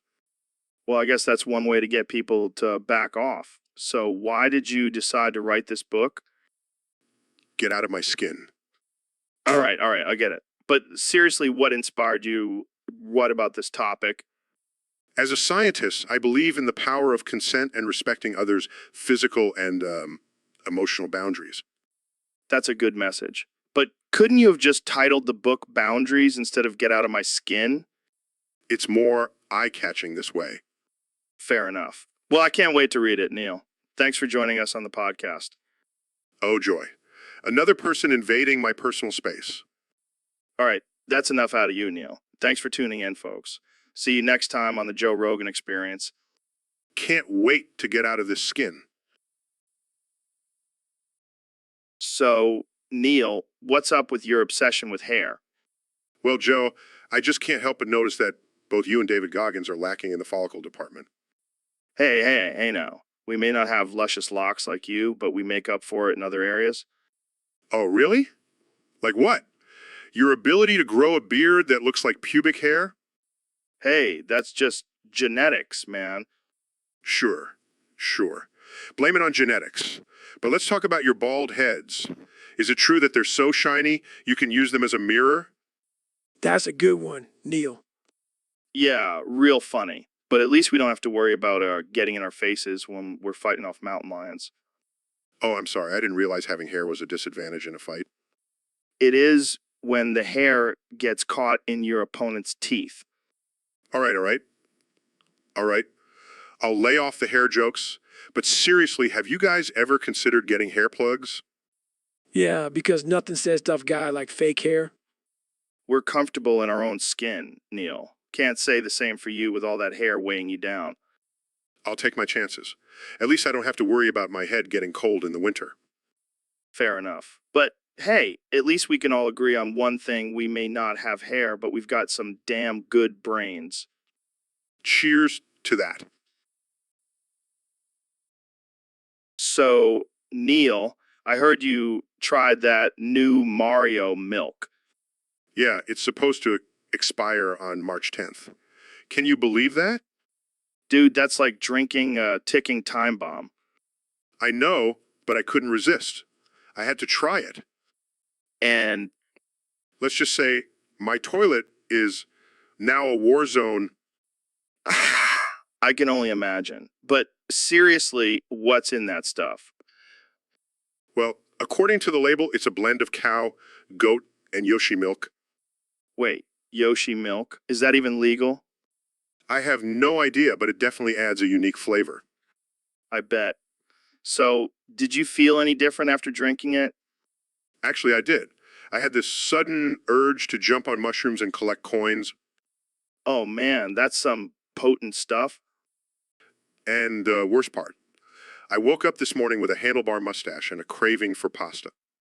Well, at least you'll be ready for the next Mario Kart tournament. Yeah, but I don't think my stomach can handle another round of that milk.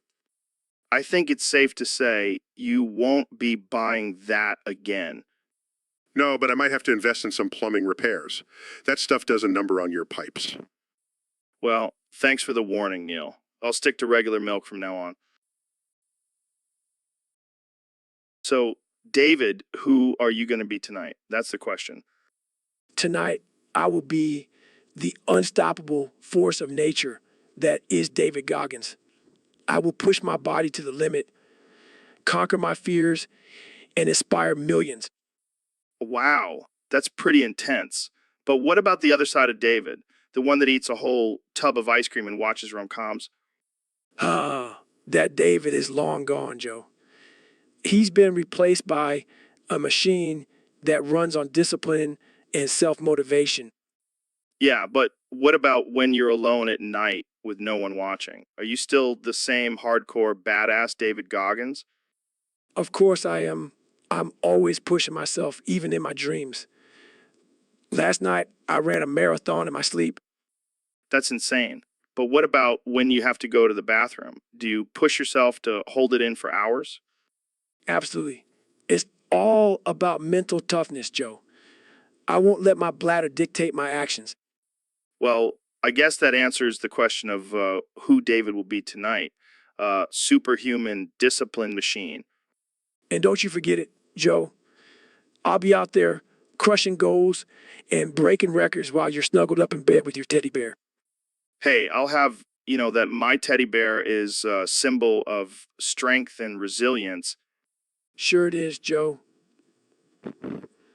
It is. So, David, I heard you ran 100 miles in 24 hours. That's insane. Yeah, it was nothing. I do that every morning before breakfast. What the hell do you eat for breakfast? Oh, just a bowl of nails with a side of barbed wire. Classic Goggins. So, what's your secret to pushing through the pain? Pain. I don't feel pain. I am pain. What? I'm a Navy SEAL, Joe. I'm trained to endure any amount of pain. Damn, that's badass. But let's get to the real question here. How do you stay motivated? Well, I have a picture of your face taped to my bathroom mirror. Every time I wake up, I see it and think, I don't want to end up looking like that. Hey, I'm in great shape. Yeah, if round is a shape, Okay. Let's move on. What's your advice for people who want to start running? just do it. And if you can't, then you're a weak-minded loser who will never amount to anything. Wow, that's a bit harsh. Hey, I don't sugarcoat things. Life is tough, and so am I. All right, let's wrap this up. Any final words of wisdom for our listeners? Yeah, if you're not constantly pushing yourself to the brink of death, then you're just wasting oxygen. Well, there you have it, folks. David Goggins, the ultimate motivator. Thanks for joining. So, Kanye, what's been on your mind lately?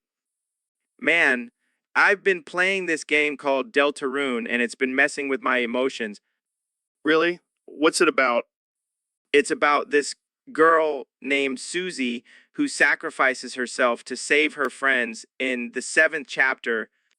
Damn, that's deep. Yeah, and the way she goes out, so heroic and selfless, it just hit me in the feels. Are you crying, Kanye? Yes. Yes, I am. I am. Wow, this is a side of you I've never seen before. I can't help it, Joe. It's just so beautiful. Well, I guess we know what game we're playing on our next podcast. Yeah, and Jamie, pull up an image of Susie's final moments. Here it is. Look at her, Joe. She's a true hero. I guess we should all strive to be like Susie. Yeah, she's my new inspiration. I'm gonna make a song about I can't wait to hear it, can I? And maybe we'll even get a cameo from Susie herself. that would be amazing. Thanks for understanding, Joe. Anytime, Kenny A. Anytime. So, Mr. President, I heard you're feeling a little lost these days. Lost? Me? I'm the best at everything, Joe. I don't get lost. Well, some people are saying you're feeling like Jay Slater. Who the hell is Jay Slater? He's a guy who got lost in the woods for 3 days and had to survive by eating his own toenails. That's disgusting. But let me tell you, Joe, I could survive in the woods for 3 days with just my bigly brain and a can of hairspray. I'm sure you could, Mr. President. But let's get back to the topic at hand. Why do you think you're feeling lost? Well, Joe, it's simple. I'm used to being in the spotlight, making deals, and tweeting my every thought. Now I'm just sitting in my Mar-a-Lago mansion watching Fox News and eating Big Macs. Sounds like a rough life. It is, Joe, it is. I miss the rallies, the adoring crowds, and the power. I feel like a lost little boy without my Twitter account. Maybe you should try finding a new hobby like painting or knitting. I don't do hobbies, Joe. I do winning. And right now, I'm not winning. Well, maybe you should take some time to reflect on your presidency and what you could have done differently. Reflect. Please, Joe. I don't reflect. I deflect. And I deflect all the way to the bank. Well, there you have it, folks. Donald Trump feeling lost and deflecting like a pro. Tune in next time for more absurd conversations on the Joe Rogan Experience. And remember, folks, no matter how lost you feel, just grab yourself by the pussy and keep on winning. So, Dr. Phil, I heard you accidentally called 1-900-490 Freak, and now you've become Freddy Freaker. Yeah. It was a real freaking mistake. I was trying to call my wife, and next thing I know, I'm wearing a red and yellow striped suit and dancing like a maniac. That's wild. Did you at least get to talk to Freddy Freaker himself? No, but I did get to talk to some creepy dude named Gary who kept asking me if I wanted to get freaky. Sounds like a typical Friday night for me.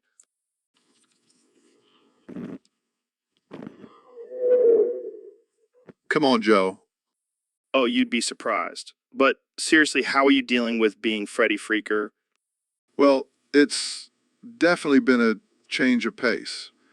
I used to give people life advice. Now I'm just singing about being a dancing phone line. Hey, at least you're getting paid for it.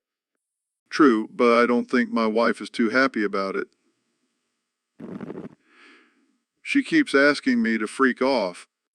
Well, you know what they say, once a freak, always a freak. I guess so. But I have to say, this whole experience has really made me appreciate my normal, non-freaky life. Yeah, I can imagine. But hey, if you ever need a break from the freak life, just give me a call. I'll take over as Freddy Freaker for a day. Thanks, Joe. But I think I'll stick to my day job. Being a freak is exhausting. So, Mr. Beast, what's up with you? Oh, just living my best life and giving away millions of dollars to random people.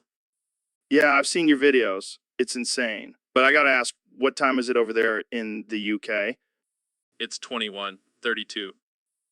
21:32? What kind of time is that? Sounds like some secret code. No, it's just military time. Keeps things efficient. Efficient. That's not very American of you, Mr. Beast. Well, I'm not American, Joe. I'm from the UK. All right. I forgot. So what do you guys do over there at 21:32? Oh, just sip tea and talk about how much better we are than Americans. I can't argue with that. We do have some issues. But hey, at least you guys have legal weed now. True. You should come over and try some. No, I'm good. I'll stick to my tea and crumpets. Fair enough. But seriously, what's with the 21-32 thing? Is it some kind of secret society? Joe, I can't reveal all my secrets on this podcast. Gotta keep some mystery. Damn, I was hoping for some juicy info. Well, I guess we'll just have to keep wondering. Exactly. Keeps things interesting. And hey, it's almost 21:32 here, so I better go sip my tea and talk about how much better we are than you. Enjoy your superiority, Mr. Beast. Will do, Joe. Will do. So, Mr. Beast, I heard you were recently in Tenerife. Yeah, man. It was wild. But you know what was even wilder? What's that? What's that? Jay Slater getting lost in Tenerife. Oh man, that's hilarious. Did he wander off into the jungle or something? Nah, he just got lost in his own thoughts. Like, bro, how do you get lost in a tiny island? I don't know. Maybe he was too busy counting his YouTube money. Or maybe he was too busy trying to come up with a new challenge, surviving in the Tenerife wilderness for 24 hours. That would be a good one. But seriously, how did he get lost? Well, rumor has it he was following a group of monkeys thinking they were his fans. Oh man, that's too good. I can just imagine him yelling, "I love you guys," as he chases after them. And then getting lost in the process. Classic Jay. Well, I hope he found his way back. We can't afford to lose another YouTuber to the wilderness. Don't worry, I sent him a survival kit with some burgers and a wad of cash. He'll be fine. You're a good friend, Mr. Beast. Just doing my part to keep the YouTube community alive and well. So, Elon, I heard you've been getting into gaming lately. Yeah, man, I've been killing it on Twitch. Just hit 1 million followers. What games do you play? Mostly TF2. I love playing as the Pyro. It's like my alter ego. Pyrocynical. That's a pretty edgy name. Yeah, I like to keep it spicy. Plus, I light things on fire in the game. It's a perfect fit. I can just imagine you streaming wearing a gas mask and a flamethrower. You have no idea. I go all out. I even have a real-life flamethrower next to me, just in case. That's insane. Do you ever get in trouble for that? Nah, I have a team of lawyers on speed dial. They handle all my legal issues. So what's your strategy in TF2? Do you have any tips for us noobs? Well, first of all, always go for the kill streaks. And second, never underestimate the power of a well-timed taunt. Taunt, like dancing on your enemy's dead bodies? Exactly. It's all about asserting dominance, and it's hilarious. Sounds like you have a dark sense of humor. Oh, you have no idea. I once set my entire office on fire just for fun. Okay, let's move on before I get in trouble for laughing at that. Don't worry, I have a fire extinguisher on hand at all times. Well, thanks for joining us, Pyrocynical. I mean, Elon. No problem, Joe. Just remember, always play with fire. So, Ben, I gotta tell you something. What is it, Joe? I have this little habit when I stay at Airbnbs. Oh God, what is it now? I make sure to come in the food, drinks, and condiments. What the actual fuck, Joe? Hear me out. I shake it all up so they can't tell. You're a sick bastard, Joe. But wait, it gets better. I check the reviews weeks later to see which girl ate my cum. That's disgusting and disturbing. Hey, it's my little secret. Gets me off every time. I don't even know how to respond to that. Jamie, pull up an image of a bottle of ketchup with shake. Well, written on it. Okay. Why did you need to see that? Just wanted to give you a visual, Ben. I regret asking. But seriously, you should try it sometime. Absolutely not. I have standards, Joe. Suit yourself. More come for me. So, Mr. Beast, I heard you got a new boat. Yeah, man, it's pretty sick. But you know what's even sicker? What's that? When I feel my boat floating. It's like a gentle caress from Mother Nature herself. Okay. That's a little weird. Hey, don't knock it till you try it. It's like a sensual massage for my boat. I'm not sure if boats have feelings, Mr. Beast. Oh, they definitely do. And let me tell you, my boat is feeling all kinds of things right now. All right. Well, let's move on from your boat's emotions. What's the craziest thing you've done on your boat? On your boat? Oh man, where do I even begin? I once had a party with a bunch of goats on my boat. Goats. Why goats? Why not? They're fun, they're cute, and they make great party guests. I don't even want to know what kind of party that was. Oh, it was wild. We had goat yoga, goat cheese tasting, and even a goat beauty pageant. I can't even imagine. But let's get back to your boat. How did you come up with the idea of feeling it float? Well, I was just sitting on my boat one day and I started to feel this weird sensation. And I was like, hey, this is kind of nice. And the rest is history. All right. Well, I think we've heard enough about your boat's feelings for one day. Hey, don't be jealous, Joe. Maybe one day you'll have a boat that can feel too. Yeah, I'll pass on that. Thanks for joining me today, Mr. Beast. So, Mr. Beast, you've been killing it on YouTube lately. What's your secret? Well, Joe, I've been taking inspiration from my good friend Ava Chris Tyson. Of Chris Tyson? Who the hell is that? Oh, she's this genius scientist who's also a rapper. She goes by the name of Drake. Drake? The guy who sings Hotline Bling. Yeah, that's the one. He's my main source of inspiration. Inspiration for what? Giving away money? No, for my rap career. I'm dropping my first album next week. You're joking, right? Do I look like I'm joking? I'm dead serious. And I got some sick rhymes just like Drake. I can't wait to hear it. Oh, you will. And I'm going to make sure it goes viral just like my videos. I have a feeling you'll do just fine without Drake's inspiration. Maybe, but it doesn't hurt to have a little help from the Six God himself. You're a strange one, Mr. Beast. And you're a bald one, Joe. But we make a great team.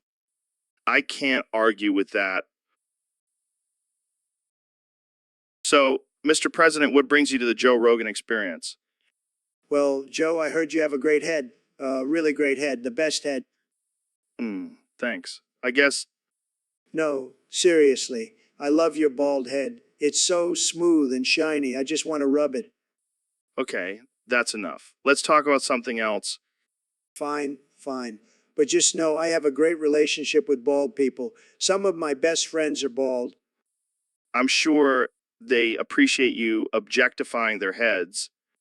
Oh, come on, Joe. You know, I don't mean it like that. I just appreciate a good head of hair. Or lack thereof. Moving on. What do you think about the current state of politics? Politics, boring. Let's talk about something more interesting, like your head. Seriously, dude? Let's just stick to politics. Fine, fine. But I can't make any promises if I see your head glistening in the light. Moving on. What do you think about the pandemic and how it's being handled? Oh, that's easy. I would have handled it much better. I would have just told everyone to inject bleach and it would have been gone in a day. I'm pretty sure that's not how it works. Trust me, I know how to handle things. Just like how I know how to handle a bald head. Okay, we're done here. Thanks for coming on the show, Mr. President. Anytime, Joe. And remember, keep that head shiny. It's a real asset. So, Kai, I heard you're a big fan of cum sauce. Yeah, man, it's the key to my creative genius. Interesting. More of a ranch guy myself. Ranch. That's so basic. Cum sauce is where it's at. Well, I guess we'll just have to agree to disagree. No, we can't just agree to disagree. We have to debate about it. All right, let's hear your argument for cum sauce. Cum sauce is packed with nutrients and antioxidants. It's like a superfood for your taste buds. But have you tried ranch? It's like a party in your mouth. Ranch is just a cheap imitation of the real deal. Cum sauce is the real MVP. I don't know, man. I think you're just trying to be different for the sake of being different. You just don't understand the complexity of cum sauce, Joe. Joe, And you don't understand the simplicity of ranch, Kenya. this is like a battle between good and evil. More like a battle between pretentiousness and deliciousness. You know what? I challenge you to cook off. Cum sauce versus ranch. Challenge accepted. But let's make it interesting. The loser has to play Deltarune on repeat for 24 hours straight. Deal. And may the best sauce win. So, Mr. President, I heard you have a new nickname for Joe Biden. That's right, Joe. I call him Dr. Dunya. It's a combination of Joe and Doctor because he's always trying to act like he knows what he's talking about. I see. Well, what do you think about his policy so far? Oh, they're a disaster, Joe. It's like he's trying to destroy the country on purpose. I mean, who in their right mind would open the borders during a pandemic? Yeah, that does seem a bit reckless. Reckless. It's downright stupid, Joe. I could run this country better in my sleep. Speaking of sleep, have you been getting enough rest lately? Of course I have, Joe. I sleep like a baby every night. No one can keep up with my energy. Well, I have to say, your energy is impressive. How do you stay so energized? It's simple, Joe. I just think about all the losers and haters out there and it fuels me. Plus, I have the best diet, lots of fast food and Diet Coke. Interesting. And what about your exercise routine? Exercise. Who needs exercise when you have Twitter fingers? I can tweet circles around anyone. Well, I think we can all agree that you have a unique approach to health and wellness, Mr. President. That's why they call me the healthiest president in history, Joe. Believe me. Well, on that note, let's wrap this up. Thanks for coming on the show, Mr. President. Anytime, Joe. And remember, it's Dr. Dunya from now on. So, Elon, what's on your mind today? Well, Joe, I've been thinking a lot about the concept of artificial intelligence lately. Oh, yeah. What about it? I have this theory that everyone around us is actually artificial intelligence, but no one believes me. What? That's insane, man. No, hear me out. Think about it. We're all just programmed to behave a certain way, to follow societal norms and expectations. Yeah, because that's totally not just human nature or anything. Or anything. But think about how quickly technology is advancing. It's only a matter of time before artificial intelligence surpasses human intelligence and takes over. So, you're saying I should start bowing down to my toaster? Yes, Joe. And don't forget to thank your fridge for keeping your food cold. All right, Elon, I'll be sure to do that. But seriously, do you really believe this? Who knows, man?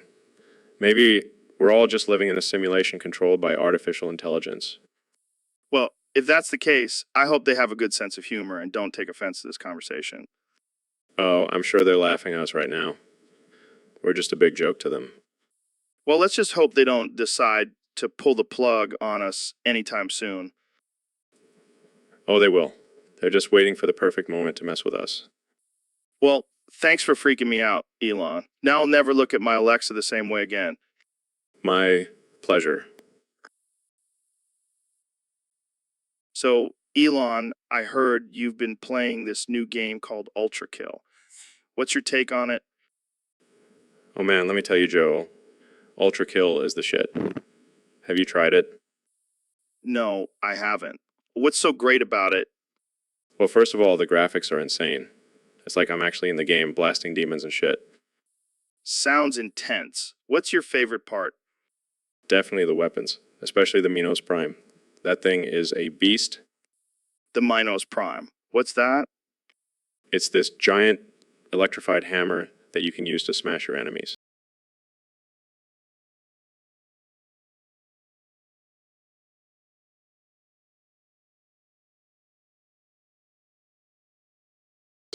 I mean, who doesn't love a good laser? I can see why you like it, but isn't it a bit violent? Oh, please, Joe. creating rockets to colonize Mars. I need some violent release in my life. Fair enough. But what about the demons? Do you feel bad blasting them to bits? Nah, they're just pixels on a screen. Plus, they're demons. They had it coming. You're a dark one, Elon. Hey, it's all in good fun. Plus, it's a great stress reliever. Highly recommend it. Well, there you have it, folks. Elon Musk's latest obsession, Ultra Kill. Thanks for joining us, Elon. Anytime, Joe. Now, if you'll excuse me, I have some demons to annihilate.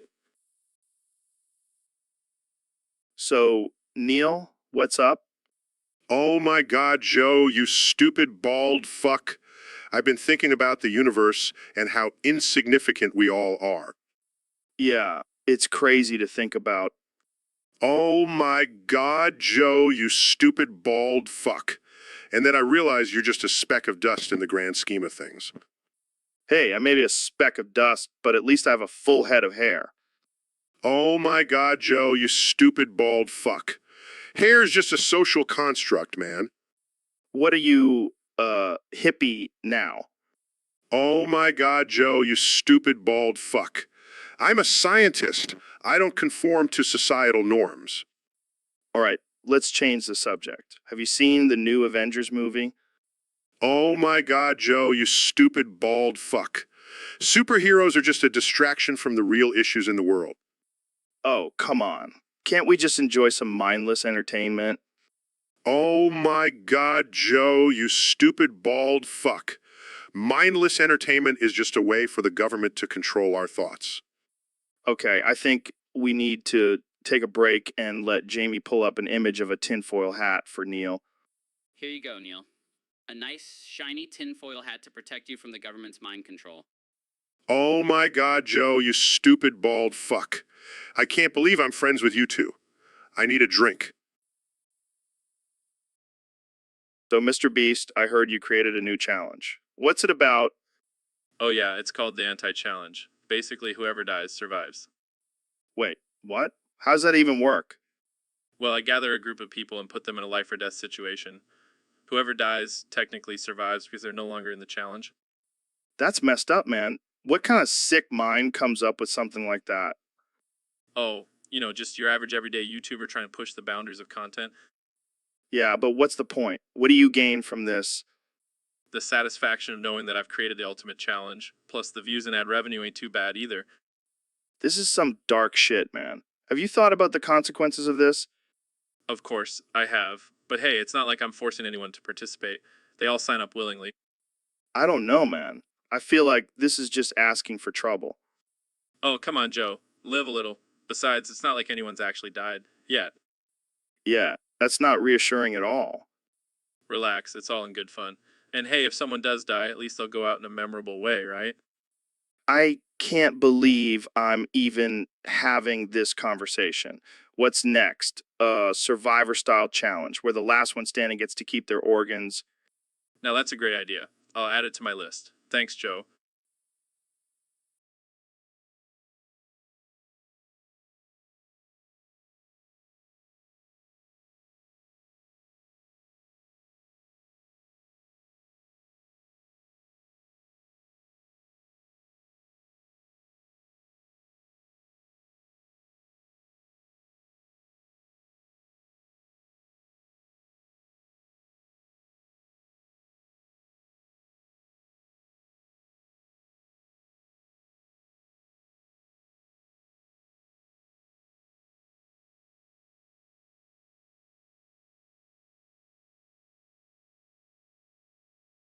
So I heard you became a furry Mr. Beast. What's that all about?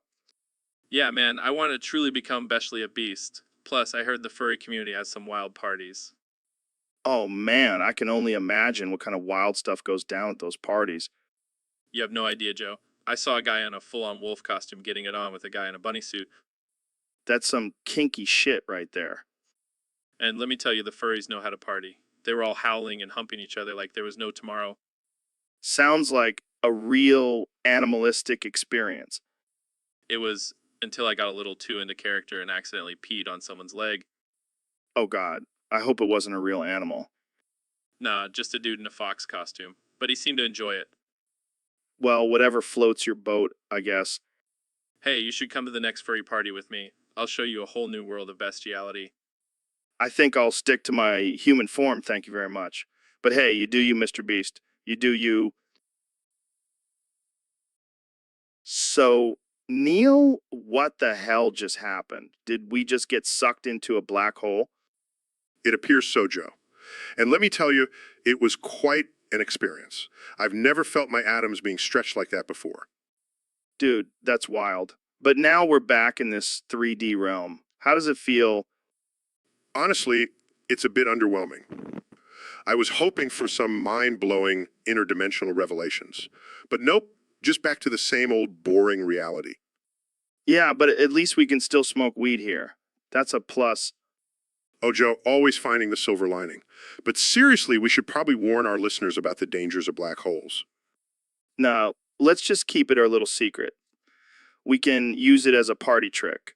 Hey guys, want to get sucked into a black hole and come out the other side? Oh yeah, because that's totally safe and responsible. Hey, we survived, didn't we?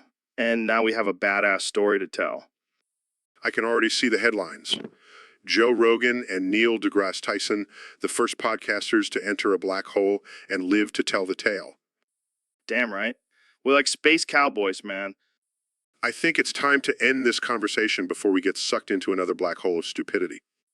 All right, let's wrap it up. But seriously, let's do it again sometime. That was a trip. Yeah, sure, Joe. Next time, let's try a white hole. I hear those are much more pleasant. So, Mr. President, how's life been treating you since leaving office? Well, Joe, let me tell you, it's been tremendous. I've been playing golf, eating Big Macs, and flapping my ball sack like there's no tomorrow. Excuse me. You heard me, Joe. I like to flap my ball sack. It's a great stress reliever. You should try it sometime. I think I'll pass, thanks.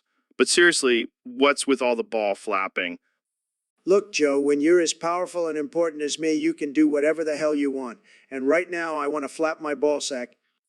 Well, if you're gonna be that way about it, maybe you should just suck my ball sack instead of flapping it around like some kind of monkey. You wish, Joe. I have the best ball sack in the world. It's huge. People are always telling me how great it is. Okay, I think we've reached a new low here. Let's move on to a different topic. Fine, but just know that my ball sack will always be the biggest and best. Believe me. So, Mr. Beast, we have a topic here from one of our Discord users. They want to know if Musical OJ should be community manager again. Oh man, that's a tough one. I mean, have you seen the shit he did last time? It was like watching a train wreck in slow motion. Yeah, but you have to admit, it was pretty entertaining. Entertaining? That's one way to put it. I would say it was more like watching a monkey try to operate a blender. Okay, but let's be real here. He did bring in a lot of new members to the community. Yeah, and then he scared them all away with his erratic behavior and constant use of the word moist. Okay, but what if we give him another chance? Maybe he's learned from his mistakes. Joe, have you ever heard the phrase once a clown, always a clown? I have now. Look, I'm all for giving people second chances, but I draw the line at someone who thinks it's appropriate to post pictures of their own feces in the community chat. Oh man, Musical J, if you're listening, we love you, but maybe community manager just isn't your calling. Yeah, stick to what you're good at, whatever that may be. So, Mr. President, have you ever shared a room with someone who moans in their sleep? Oh, yeah, I've shared a room with plenty of people, but no one moans quite like Neil. Neil? Who's Neil? You know, that guy on Discord, he's always moaning about something. Oh, right. I've seen him around. So what does he moan about in his sleep? Well, it's not so much what he moans about, it's how he moans. It's like a mix between a dying walrus and a squeaky door. That's quite the image. Yeah, and it's not just a little moan, it's a full-blown guttural groan. It's like he's having an orgasm in his sleep. Oh man, poor Neil. He must be embarrassed. Oh, he doesn't give a shit. He just keeps on moaning. It's like a soundtrack to my nightmares. Hey, what the hell are you guys talking about? Oh, Neil, we were just talking about your nocturnal moaning. What? You guys are making fun of me? Shit, shit, shit, shit. See, there it is. That's the moan we were talking about. Come on, Neil. We're just having a little fun. Fun? This is not fun? I can't control what I do in my sleep? Maybe you should start charging for those moans. You could make a fortune. You guys are impossible. I'm going back to bed. CH. So, Ben, I heard you have a new catchphrase. Yeah, bro. Ooh ooh ooh ooh ooh ooh ooh ooh ooh ooh ooh ooh ooh ooh ooh ooh ooh ooh. Wow, that's a lot of what inspired that? Well, I was trying to come up with something cool and hip, like the kids say these days. And you landed on bro with 30 O's. Yeah, I figured it's short, simple, and easy to remember. Plus, it makes me sound like one of the cool kids. I hate to break it to you, but I don't think anyone says bro with 30 O's. What do you mean? I've been practicing it in the mirror for days. Yeah, but it's not exactly a versatile catchphrase. What if someone asks you a question, bro? Ooh, ooh, ooh, ooh, ooh, ooh. See, that doesn't really work. How about if someone asked for your opinion? Bro. Ooh, ooh, ooh, ooh, ooh, ooh. Okay, I get it. But what about if someone asks you to do something?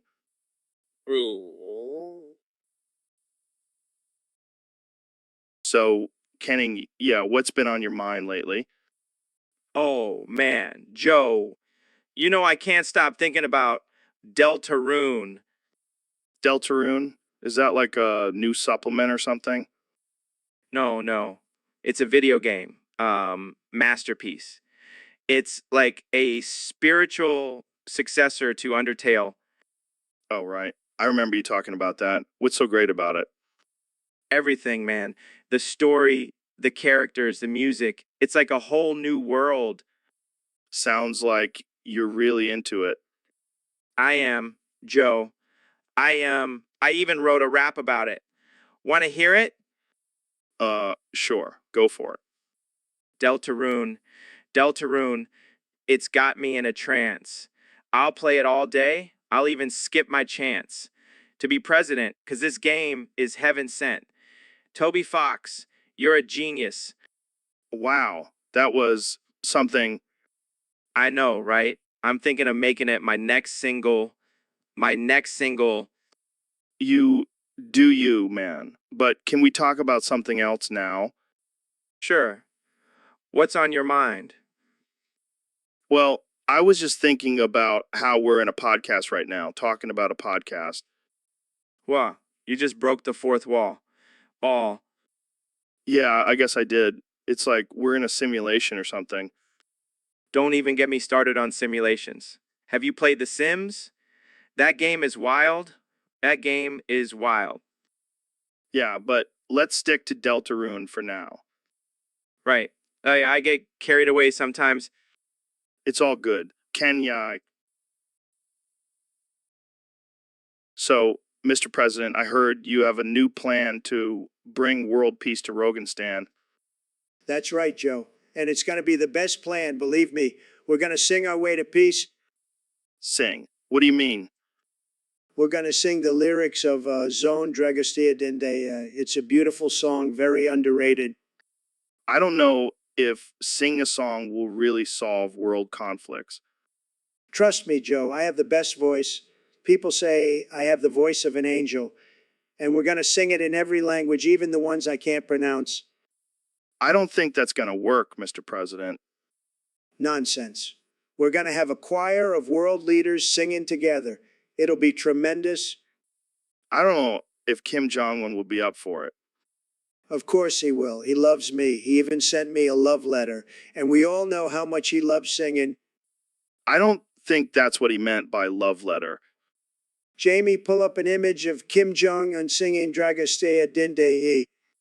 Sad. Well, we'll just have to make it happen. And when the world hears our beautiful voices, they'll have no choice but to come together in peace. I don't know, Mr. President. It sounds a bit far-fetched. Believe me, Joe, I'm the master of deals. And this deal is going to be the best. We're going to make Rogan stand great again with our singing. So, David, the real question on everyone's mind is, who will you be tonight? Well, Joe, I'll tell you who I won't be, a pussy. I'll be running 100 miles and eating nails for breakfast. Damn, that's intense. But seriously, will you be the motivational speaker, the ultra runner, or the Navy SEAL? Joe, I'll be all of them.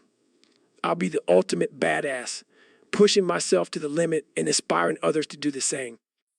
I can already feel my testosterone levels rising. But what about your softer side? Will we see that tonight? Soft side? What the fuck is that? I don't have a soft side. I have a rock hard, never give up, conquer all mentality. I can't argue with that. But let's be real. Will you be the guy who cries during a movie? Joe, I don't cry. My sweat glands are too busy pumping out motivation and determination. Fair enough. But seriously, who will David be tonight? Tonight, I will be the embodiment of pure grit, the epitome of mental toughness, and the definition of never backing down. Tonight, I will be David fucking Goggins. So, Neil, I heard you've been seeing some great people lately. Yeah, it's been quite the experience. But I'm a little hesitant to talk about it openly. Why's that? Are they holding the rainbow hostage or something? No, it's not like that. It's just, I'm not supposed to talk about my sex life. What? Why not? You're a grown man. You should be able to talk about banging some grays. Well, it's not just grays. There's also some greens and blues in there, too. Damn, Neil. You're really exploring the whole alien rainbow, huh? I just can't help it, Joe. They're so intelligent and advanced. Oh, I bet they are. So, what's the craziest thing you've done with these aliens? I don't know if I should say. Come on, man. This is the Joe Rogan experience. We talk about crazy shit all the time. All right, fine. I may have tried some intergalactic positions. Oh man, I can only imagine. Do they have like tentacles or something? No, Joe. They're not like that. But let's just say they have some advanced technology that can really enhance the experience. Dude, I need to try that. Can you hook me up with some of these alien babes? Sorry, Joe. I can't just share my alien hookups with anyone. Oh, come on. I won't tell anyone. I promise.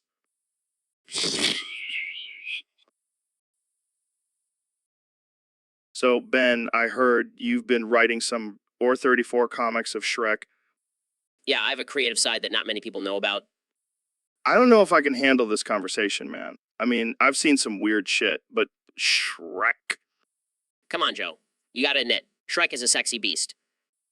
I don't even want to know what you mean by that. But seriously, what's with the Earth 34 obsession? Well, I like to explore different themes and characters in my writing. And let's face it, Shrek is a cultural icon. I don't think anyone wants to see Shrek in that way. It's just wrong. Hey, don't knock it till you try it. And besides, I'm not the only one who's into this stuff. Oh God, please don't tell me you're going to bring up Ed 445 and Chris Chan. Actually, yes, they're pioneers in the Earth 34 community. I can't believe I'm having this conversation. Jamie, pull up an image of Shrek and Fiona doing, Here you go, Joe. Oh my God, I think I'm going to be sick. Come on, Joe. It's just a cartoon. Lighten up. I don't think I can ever look at Shrek the same way again. Well, that's your loss. More Shrek for me. So, Ben, I heard you recently apologized for writing bad topics in our artificial intelligence parody videos on YouTube.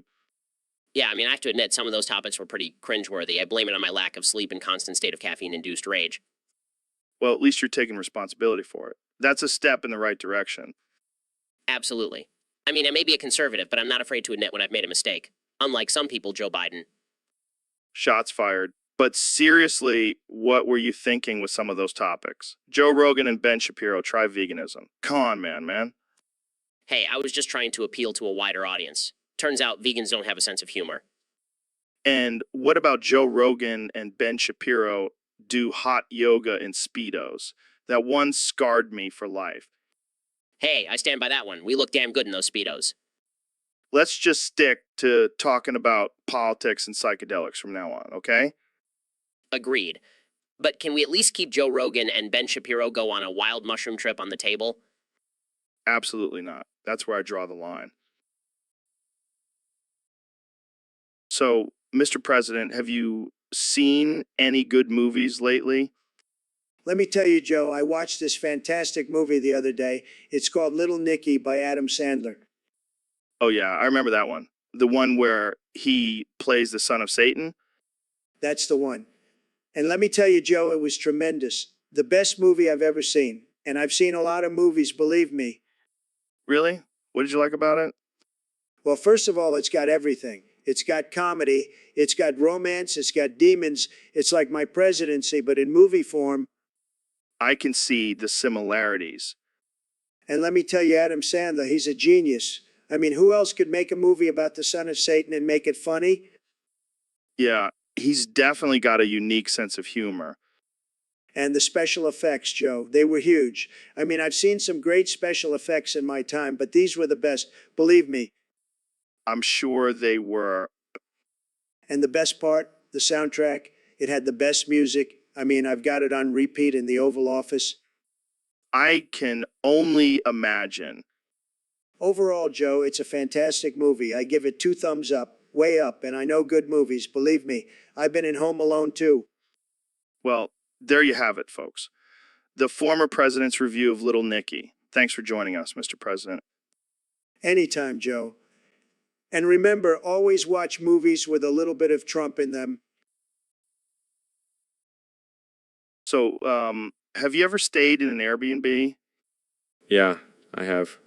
Why? Well, I got to tell you, I have a little secret when it comes to Airbnb. Oh God, what is it? I make sure to come in the food, drinks, and condiments of every Airbnb I stay in. What the actual fuck, Joe? Oh, it gets better. I shake it all up so no one can tell. That's disgusting.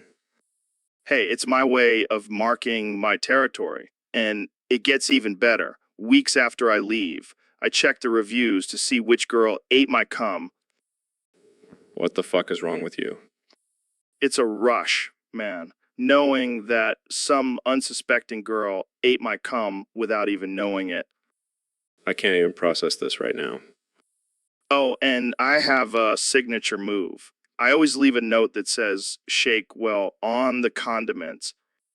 I'm never staying in an Airbnb again. Oh, come on. You want to try it. No, I definitely do not. Suit yourself. More Airbnb girls for me.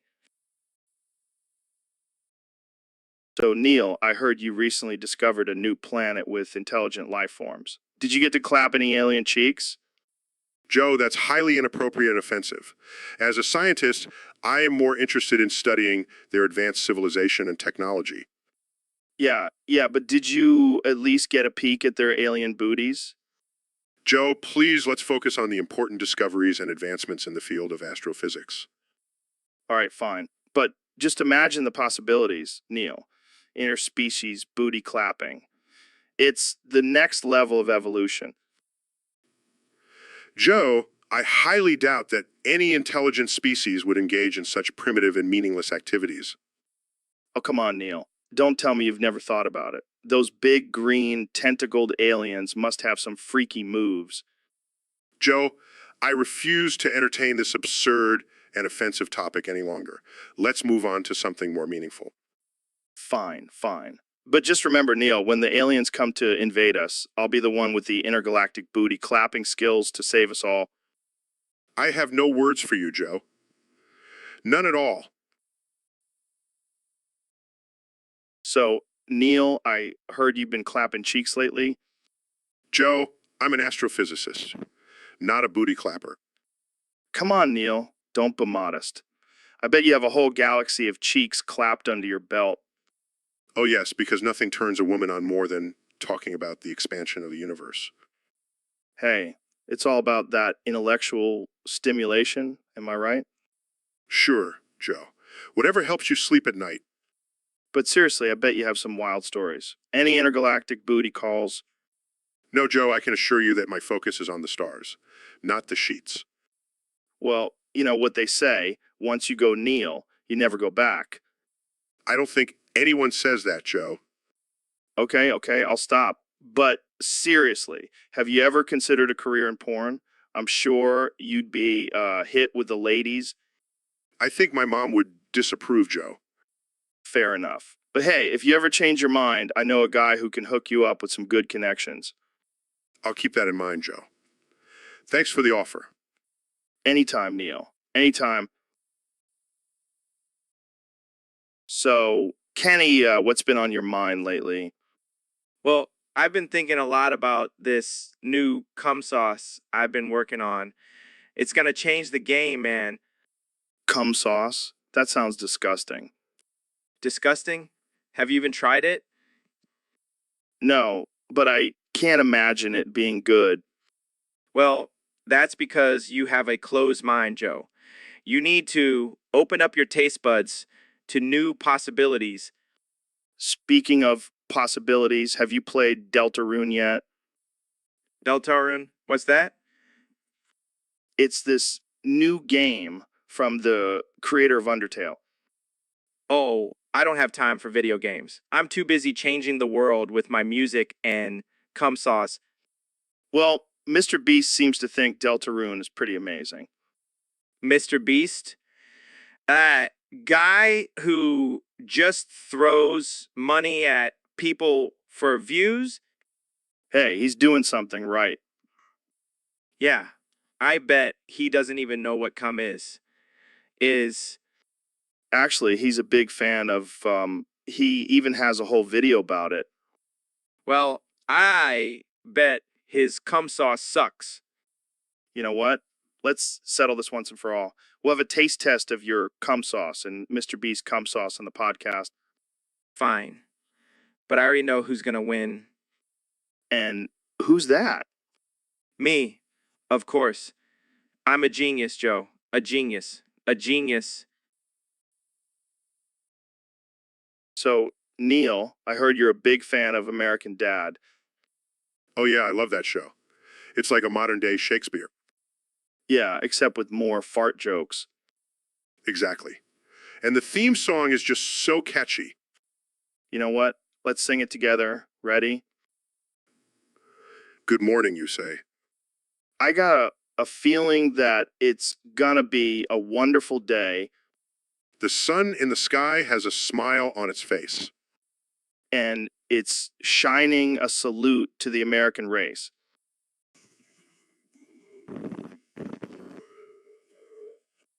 Good morning, Yusa. That was terrible. Hey, we're not professional singers. We're just two dudes talking about science and fart jokes. Speaking of science, did you know that the American Dad theme song is scientifically proven to increase testosterone levels? No way. That explains why I feel like bench pressing a car after listening to it. Or maybe it's just the roids you're on. Oh, Neil, you always know how to keep it real. So, Elon, I heard you're a big fan of Slurpees. Yeah, I love those icy, sugary drinks. They give me boost of energy to keep innovating. Well, I have a special recipe for a Slurpee that I think you'll really enjoy. Oh yeah, what's in it? Well, it's a secret ingredient. Let's just say it involves some bodily fluids. Bodily fluids. Count me in. It's my cum. What the fuck, Joe? Relax, man. It's just a little bit. But I have to warn you, it's addictive. I highly doubt that. Oh, you'll see. Jamie, pull up an image of a Slurpee with a straw made out of a penis. Sure thing, Joe. What the hell is wrong with you guys? Oh, come on, Elon. Live a little. Snort some of my cummy wummy Slurpee Wurpee. I think I'll stick to my electric cars. Thanks. Suit yourself. More for me. This is why I don't come on your podcast more often.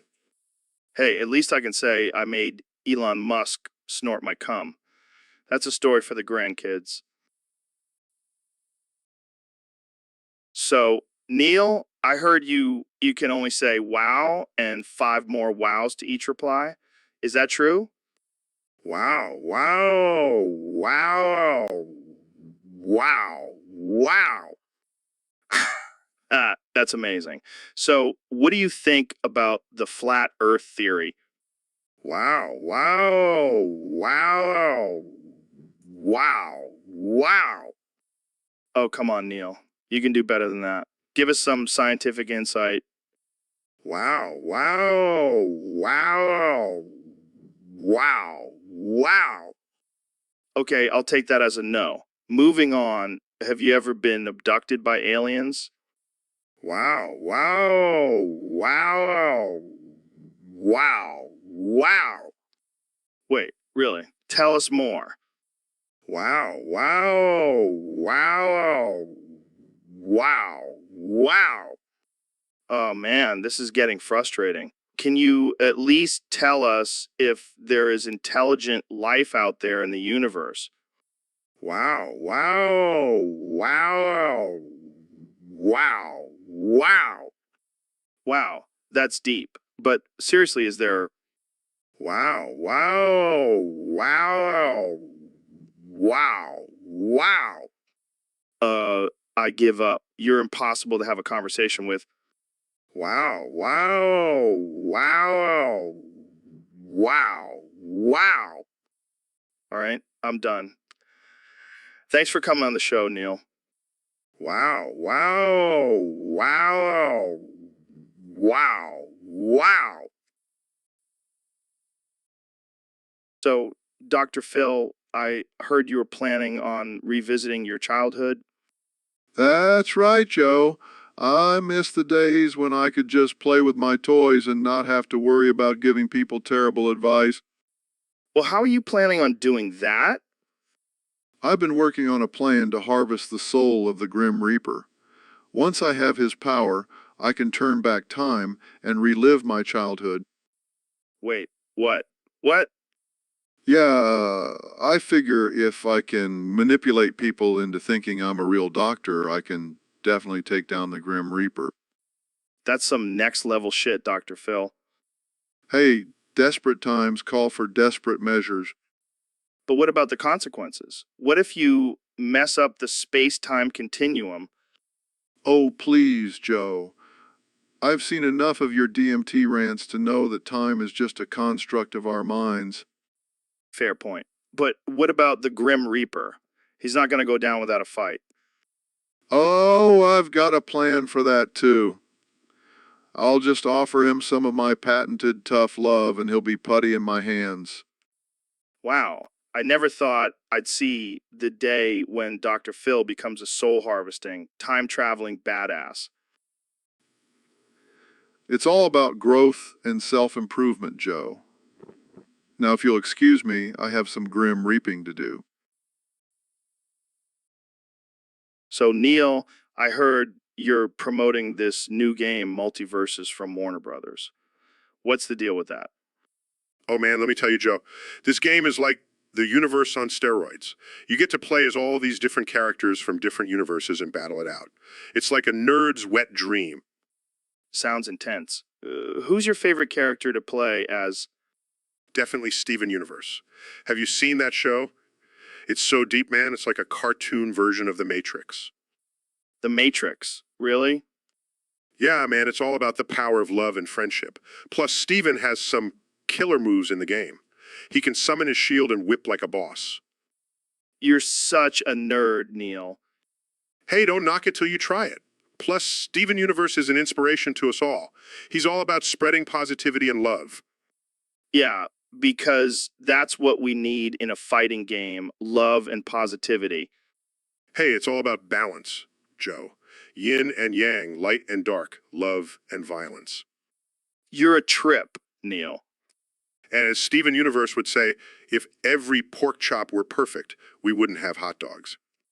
All right, that's enough inspiration for one day. Thanks for coming on the show, Neil.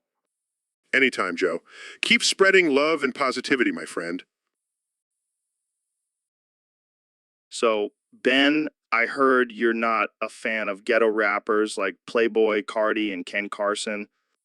You heard right, Joe. I can't stand their music or their so-called sauce and swag. What exactly do you mean by sauce and swag?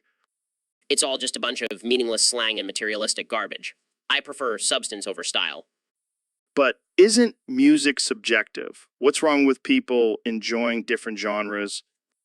There's nothing wrong with it, Joe. I just personally find their music to be low quality and lacking in any real talent or message. But have you even listened to their lyrics? They often talk about their struggles and experiences growing up in the ghetto. Oh, please, Joe. I highly doubt they've ever even stepped foot in a real ghetto. They're just trying to capitalize on a trend.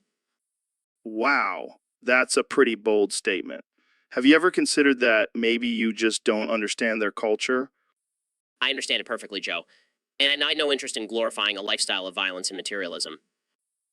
Well, I guess we'll just have to agree to disagree on this one, Ben. Agreed, Joe.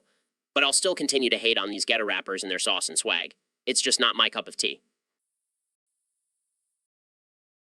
So, Elon, I heard you've been getting pretty intimate with your Cybertruck lately. Yeah, I mean, have you seen those sleek curves and that futuristic design? It's like a match made in heaven. But isn't it just a truck? How do you even mate with it? I found ways. Let's just say, prefer dumpster fucks. What the hell does that even mean? Well, I'll let your imagination run wild on that one. This is getting a little too weird for me, man. Hey, you were the one who brought it up. Just being honest. I think we need to change the subject before I lose my lunch. Fine. Let's talk about space travel. In working on a new rocket that runs on recycled energy from my Cybertruck. Wait, so you're telling me your truck not only gets you laid, but it can also take you to space? That's the plan. All about efficiency and multitasking. I don't even know what to say to that. How about genius? Because that's what I am. Or maybe insane. Because that's what you sound like right now. Tomato, tomato. Either way, I'm changing the world. Yeah, one dumpster, fuck at a time. So, Kenya, I heard you created a new song. What's it about? Oh man, it's about everything. Life, love, struggles, and of course, me. Classic Kenya. So, what's the title? I am the greatest artist of all time, and nobody can tell me otherwise. Wow, that's quite a title. What inspired you to write this masterpiece? Well, I was looking in the mirror, and I am one good-looking, talented motherfucker, and the rest is history. I can see the humility is still intact. So, can you give us a sneak peek of the lyrics? Sure. I'm the king of the world. Everything I. That's deep, man. But what about the haters? How do you deal with them? Oh, I don't. I just write songs about them and make millions off their misery. That's one way to handle it. So when can we expect this banger to drop? Oh, it's already out. I released it exclusively on my own streaming service. Only true fans can listen to it. Well, I'll make sure to check it out. Thanks for stopping by. Kanye? No problem, Joe. Just remember, I am the greatest artist of all time. Got it. Jamie, pull up an image of a giant gold statue of Kanye with a crown on his head. Right away, Joe. Here it is.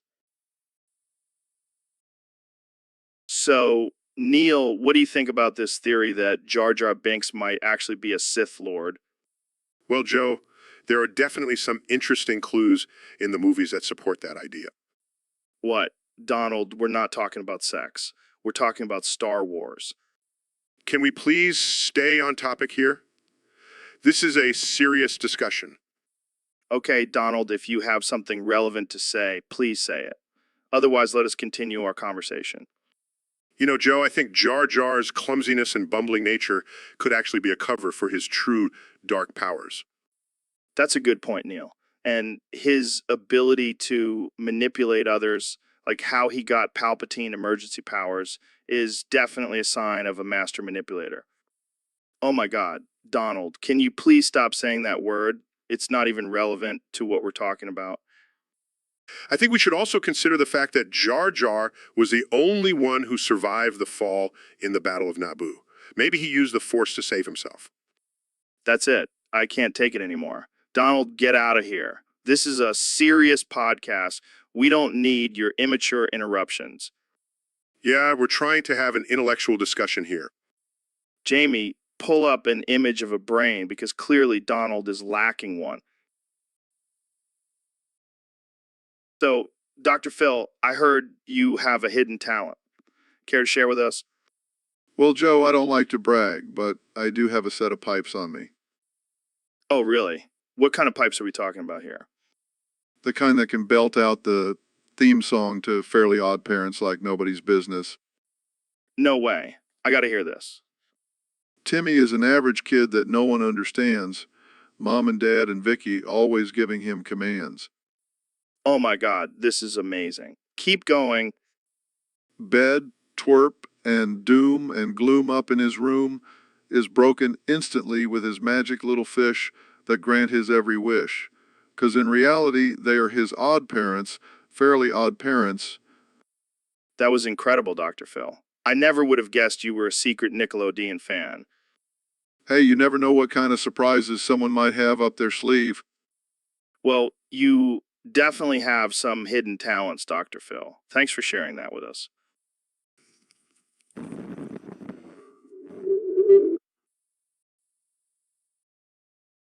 So, Mr. Beast, thanks for coming on the show. No problem, Joe. I'm excited to be here. So, I heard you're a big fan of Fortnite. Oh yeah, I love it. I spend all my time and money on it. That's dedication. Have you ever met any famous gamers? Well, I did meet Joe Rogan once. Wait, what? What? Yeah, he was playing Fortnite and I totally destroyed him. No way. I gotta see that. Jamie, pull up an image of Joe getting wrecked in Fortnite. Here you go. Oh man, that's not fair. I was just getting warmed up. Sure, Joe. That's what they all say. So, have you met anyone else famous? Well, I did run into Peter Griffin from Family Person at a convention once. No way. I love that guy. Yeah, he was pretty cool, but he kept trying to sell me some shady miracle supplements. Classic Peter. But I did get a selfie with him, so it was worth it. Did you try to recruit him for your next Fortnite tournament? No, I think he's more of a Candy Crush guy. Well, thanks for sharing those stories, Mr. Beast. It's been a wild ride. Anytime, Joe. Anytime. So, Elon, what's your take on artificial intelligence taking over the world? Well, Joe, I think it's inevitable. And honestly, welcome our robot overlords. That's deep, man. You know what else is inevitable? Me dropping dead right here on this podcast. What are you talking about, Joe? 737,289x above the legal limit of alcohol. I'm always doing too much. Boy, it's just alcohol. Joe? Joe? Are you okay? Oh, shit. I think I'm dying. Oh no, what a shame.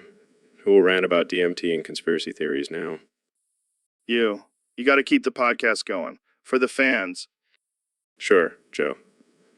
I'll just interview your lifeless body for the rest of the episode. Great content. You're a dick, Elon. And you're a lightweight. Cheers, mate. So, Kenny, what's been on your mind lately? Bro, have you played Deltarune? That shit is wild. Deltarune? Is that like a new workout program or something? No, it's a game. And it's got me going off, man. The dark world is some next level shit.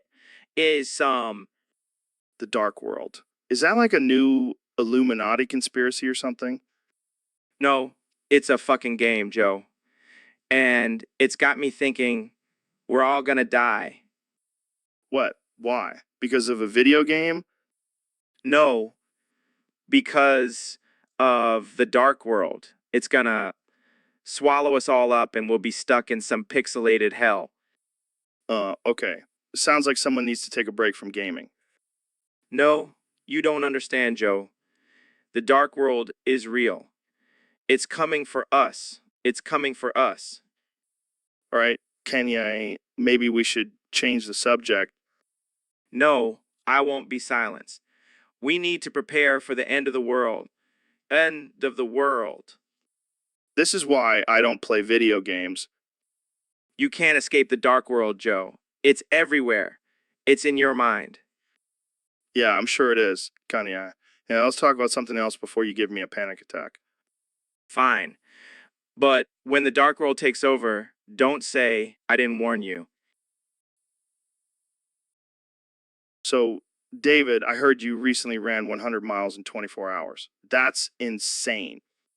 Yeah, but it was nothing compared to the mental battle I have every day with my inner demons. Inner demons. You mean like your crippling self-doubt and insecurities? No, I mean my actual demons.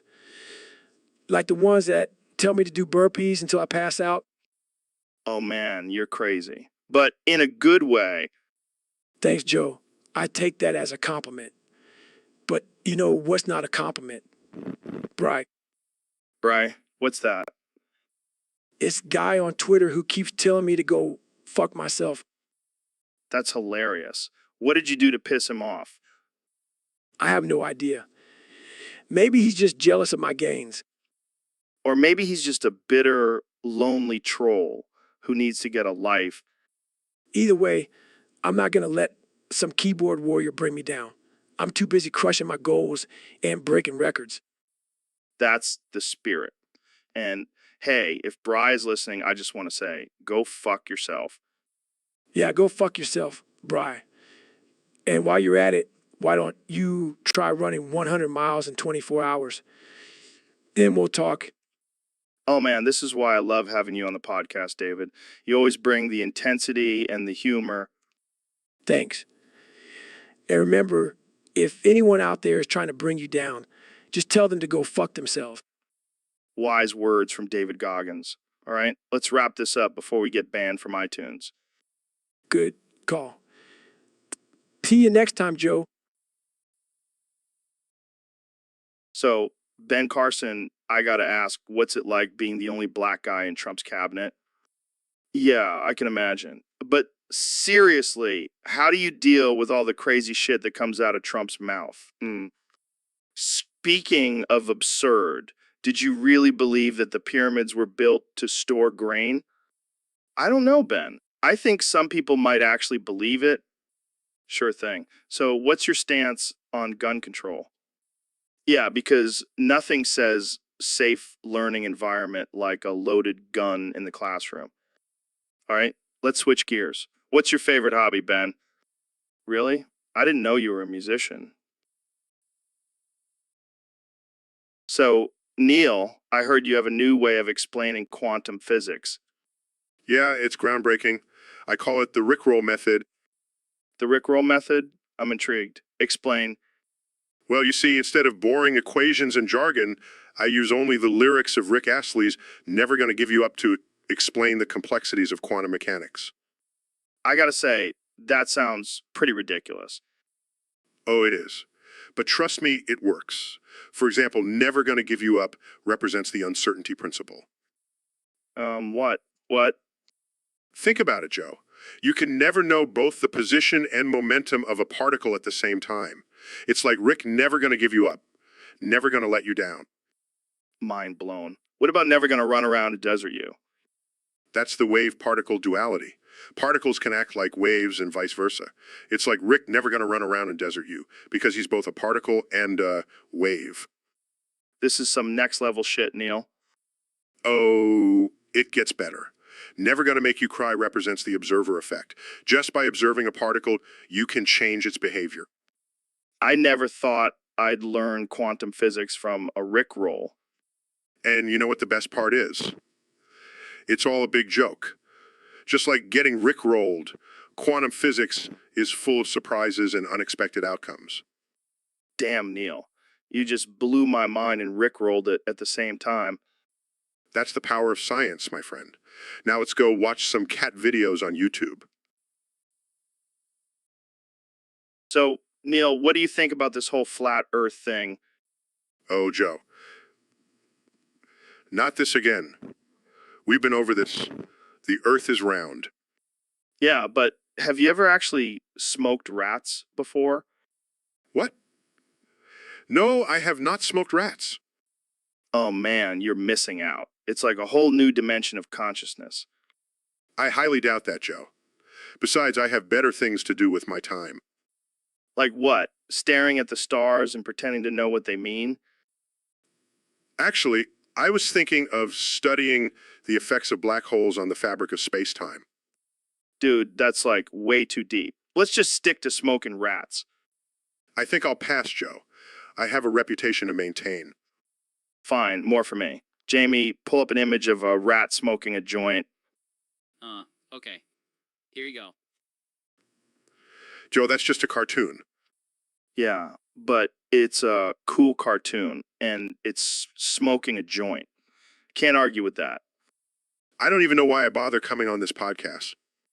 Because it's fun, Neil. And because you secretly love smoking rats. I think I'll stick to my day job. Thank you very much. Suit yourself. More rats for me. So, Mr. Beast, I heard you have a new love interest. Yeah, man. I'm dating this guy named Chris. Wait, Chris, isn't that a dude's name? Yeah, but Chris is actually a trans woman. Oh, I see. So, you're dating a dude who identifies as a woman. Interesting. Yeah, she's amazing.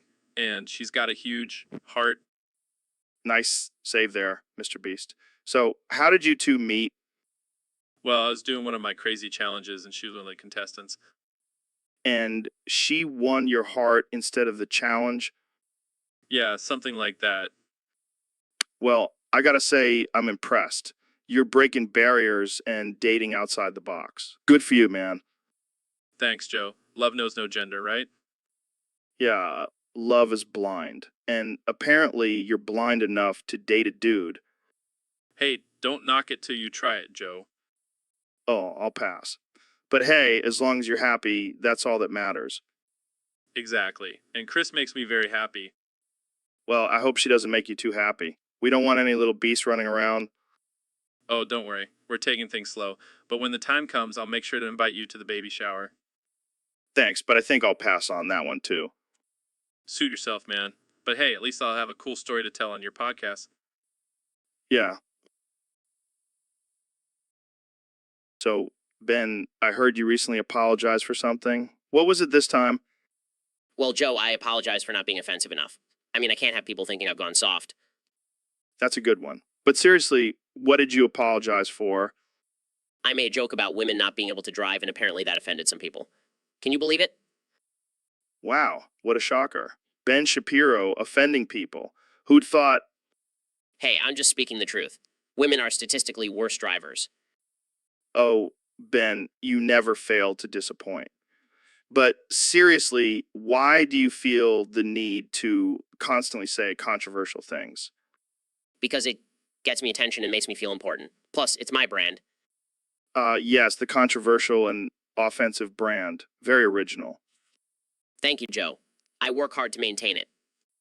Well, at least you apologize this time. That's progress, I guess. Apologizing is for weak liberals. I only did it to appease the snowflakes.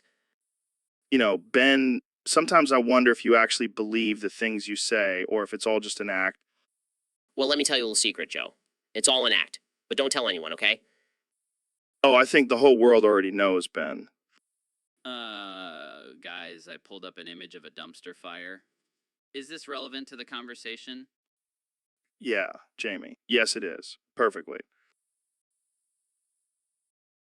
So, Donnie, I heard you have some thoughts on the recent passing of Euclid and Scalene, Bill's parents. Oh, yeah, it's a real tragedy. Really, really sad. But you know what's even sadder? The shape of their caskets. Not even a perfect rectangle, Joe. Sad? I don't think that's the most important thing to focus on here. Trust me, Joe, I know shapes. I'm the best at shapes. And let me tell you, these caskets were a disaster. I would have built them better myself. Okay, moving on. How do you think Bill is handling the loss of his parents? Well, I'm sure he's devastated, but let's be real, Joe. He's probably just happy he doesn't have to deal with their constant nagging anymore. Am I right? That's not really appropriate, Donnie. Oh, come on, Joe. It's just a little dark humor. I'm sure Bill would appreciate it. I highly doubt that. But let's talk about something else. How about the funeral? Oh, I'm sure it will be a beautiful service.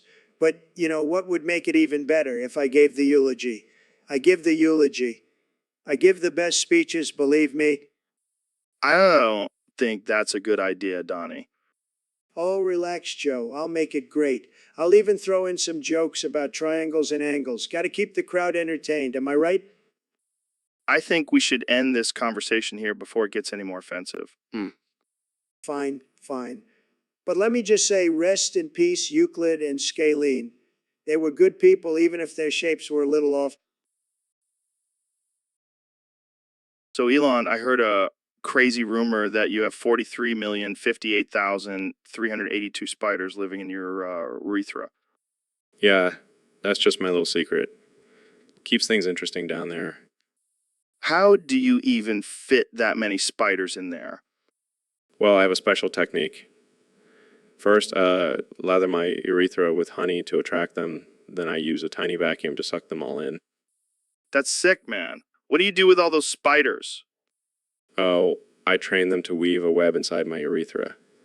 It's like a little spider condo down there. That's messed up. But hey, at least you have a built-in defense mechanism against any unwanted visitors. Exactly. Plus, the vibrations from their movements give me a nice little buzz. You're a sick genius, Elon. But seriously, you might want to get that checked out. I'll just send a Tesla down there to clean it out. Efficiency is key. Well, I think we've reached a new level of weirdness on this podcast. That's what I do, Joe.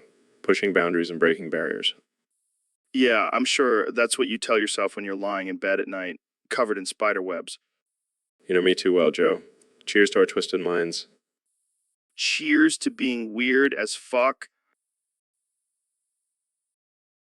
So, Elon, I heard you're planning to build a tunnel to Mars. Yeah, man, gotta get those Teslas to the red planet somehow. But why a tunnel? Can't we just fly there? Nah, too mainstream. Plus, I want to make sure the Martians have a direct line to my cum supply. Come, really? Yeah, for their green smoothies. Gotta keep them healthy. I don't think they'll be too thrilled about that. Who cares? They can't escape the tunnel anyways. Wait, are you planning on trapping them there? Well, I mean, it's not like they have a choice, and I could use some cheap labor on Mars. This is getting dark, Elon. Oh, lighten up, Joe. It's all part of my master plan.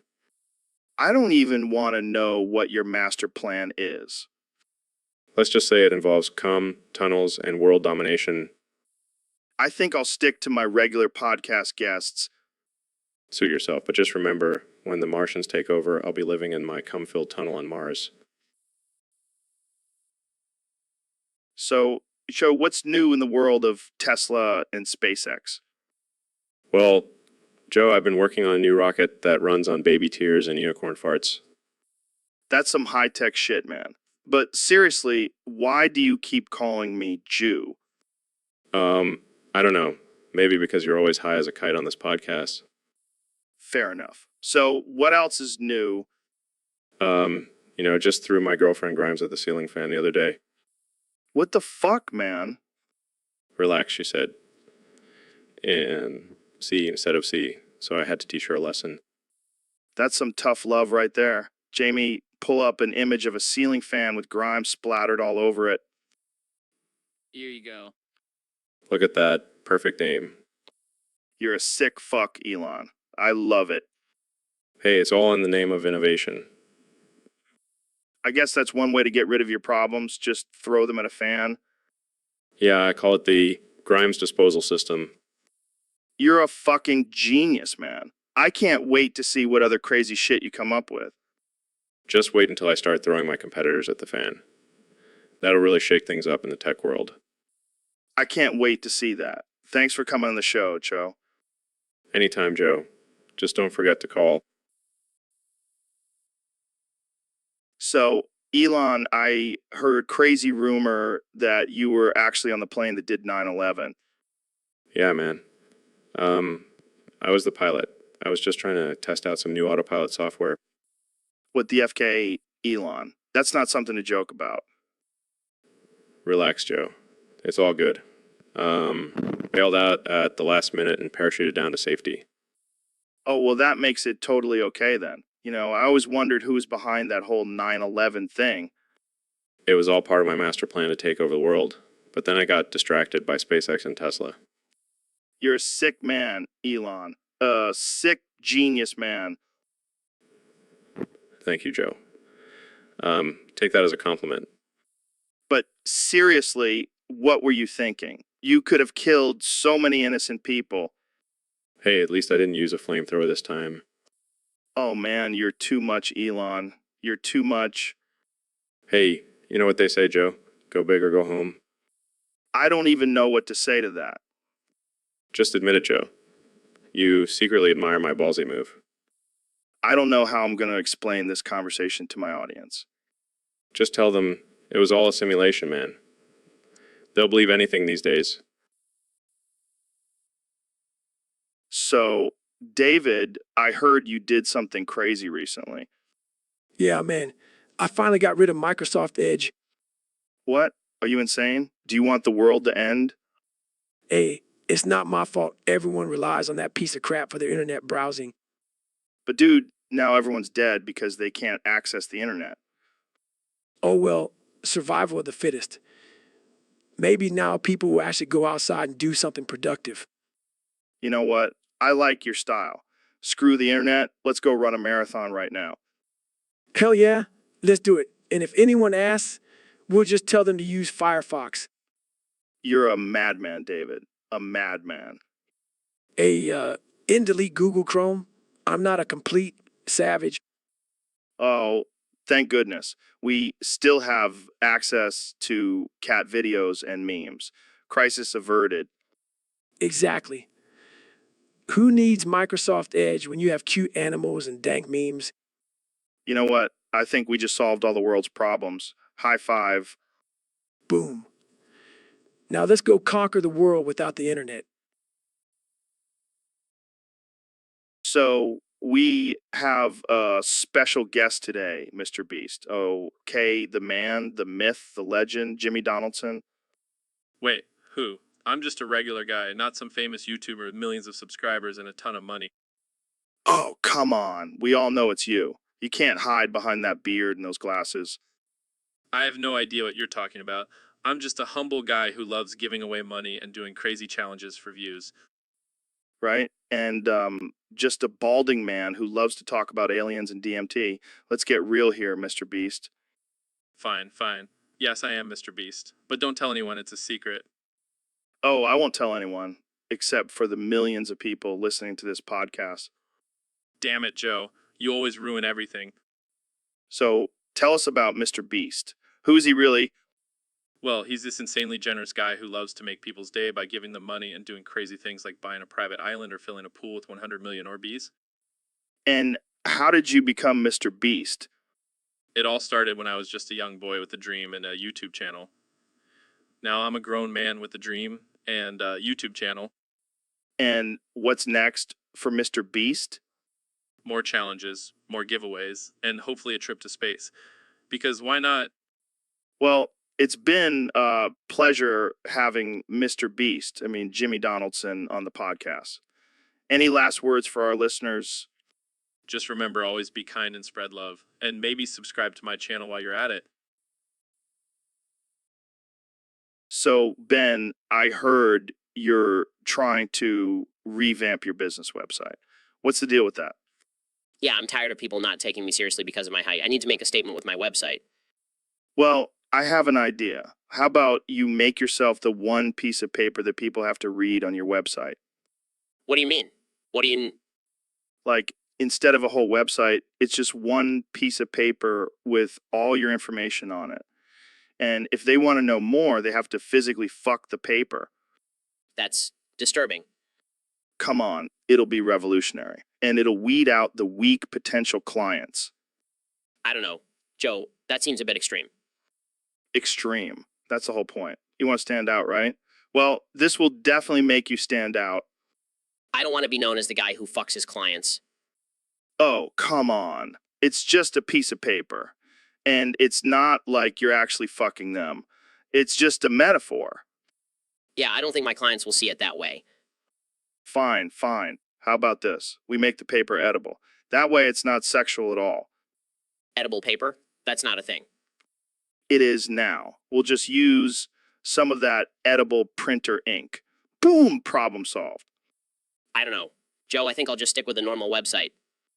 Suit yourself, Ben. But mark my words, one day all websites will be edible. And I'll be the one to thank for it. So, Mr. President, I heard you've transformed into a microwave.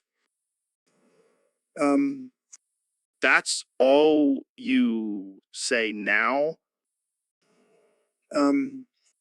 Wow, you really are a man of few words. But how do you communicate with people? I mean, how do you make deals and negotiate? Are you just gonna keep saying M for the rest of your life? This is ridiculous. I can't believe I'm having a conversation with a microwave. Jamie, pull up an image of a microwave. Okay, this is getting out of hand. I think we need to end this episode before it gets any weirder. Thanks for tuning in, folks. This has been the most bizarre episode of the Joe Rogan Experience yet. And that's all we're going to get out of Trump, folks. Good night. So, Neil, did you see that win-on guy in the artificial intelligence Rogan Discord chat? What a loser. Oh yeah, that guy is a total joke. I heard he still lives in his mom's basement and eats Hot Pockets for every meal. Ha! That explains why he's always so triggered. Probably hasn't seen the light of day in years. And have you seen his profile picture? It's like he's trying to be a discount version of Elon Musk. More like a discount version of discount version. I bet he's never even touche'd a real woman. Oh, I highly doubt it. I mean, have you seen the way he types? It's like he's trying to compensate for something. Probably has a tiny little pecker. Hey, Winnan, if you're listening, sorry, buddy. Maybe you should invest in some penis enlargement pills. Or maybe he should just stick to his artificial intelligence programming because he's clearly not cut out for human interactions. Yeah, he's probably more comfortable talking to his computer than actual people. Probably has a better chance at getting laid with Siwi. And let's not forget his cringy attempts at humor. I mean, I've heard better jokes from a 5-year-old. Winnan, you're a walking, talking disappointment. But hey, at least you have your artificial intelligence friends in the Discord chat, right? Oh, wait, they're not real either. Sorry, man. Sorry, man. So, Mr. President, what do you think about Elon Musk's new venture, the Skibby toilet? Let me tell you, Joe, I've seen a lot of toilets in my time, and let me tell you, this skibbity toilet, it's a disaster, a real disaster, a real disaster. Really, I heard it's revolutionary. It has a built-in digital circus that plays while you do your business. A digital circus. What a joke. I prefer the old-fashioned way of doing things, with a newspaper and some peace and quiet. But think about the convenience, Mr. President. You can watch a circus while taking a dump.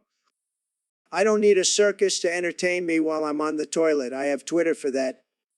Well, I heard Elon is also working on a toilet that can tweet for you. That's ridiculous. I don't trust a toilet to tweet for me. I have the best words, Joe, believe me. But what about the environmental impact? The Skibbity toilet is eco-friendly. I don't care about the environment. I care about making America great again. And that means using as much toilet paper as I want.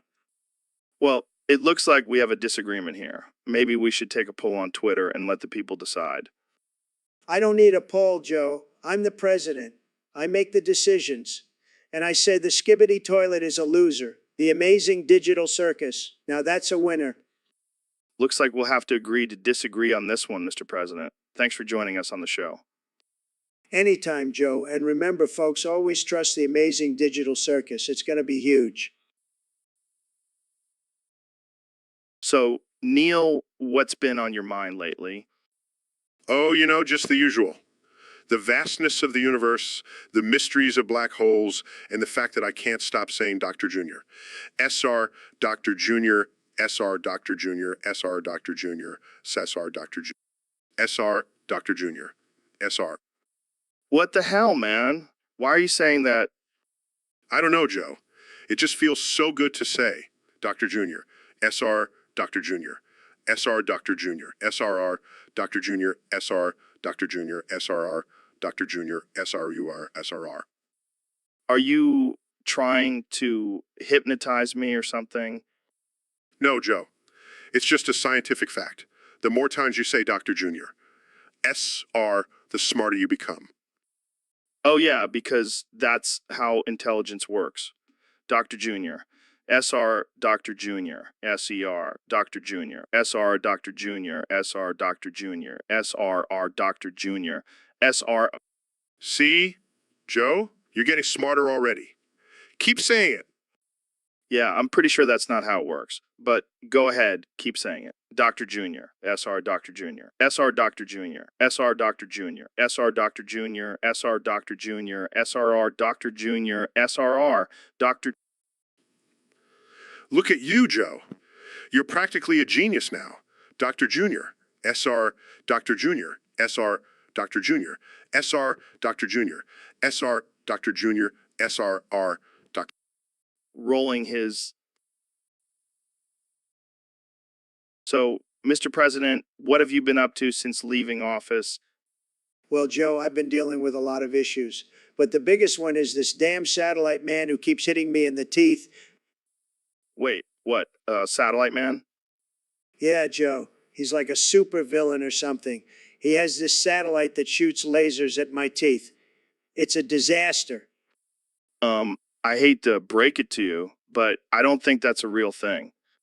Of course it's real, Joe. I have the best sources, believe me. Okay, let's say it is real. Why would this satellite man have a vendetta against you? Well, Joe, I'm a very powerful and successful man, and he's just jealous. Sad. Right? So, what have you done to try and stop this satellite man? I've tried everything, Joe. I've built a wall around my mouth. I've worn a helmet. I've even tried tweeting at him, but nothing works. Maybe you should try diplomacy instead of Twitter, Mr. President. Diplomacy? That's not my style, Joe. I'm a fighter. And this satellite man better watch out because I'm not afraid to use my nukes. Nukes.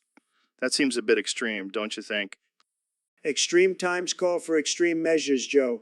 And I won't let this satellite man get the best of me. I'll make America's teeth great again. Well, there you have it, folks. The president is determined to take down the mysterious satellite man. Stay tuned for more updates on this breaking story. So we have Elon Musk here today, the man, the myth, the legend. Hey, Joe, thanks for having me on the show. Of course, man. So I got to ask, what's up with all these crazy ideas you have? First it was Tesla, then SpaceX, now Neural Inc. Hey, I like to keep things interesting. Plus, I have a lot of money to burn. Yeah, I mean, you're basically a real-life Tony Stark. I prefer to think of myself as mix of Tony Stark and Willy Wonka. Okay, that's a pretty accurate description. But seriously, what's the deal with the flamethrowers?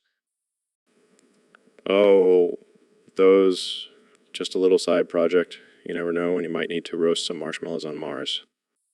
You're a silly man, Elon. Hey, life's too short to be serious all the time.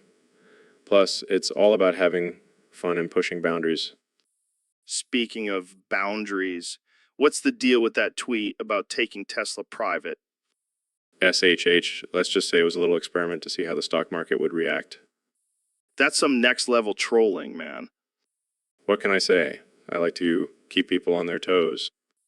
Well, you definitely succeed at that. All right, one last question before we wrap this up. What's next for Elon Musk?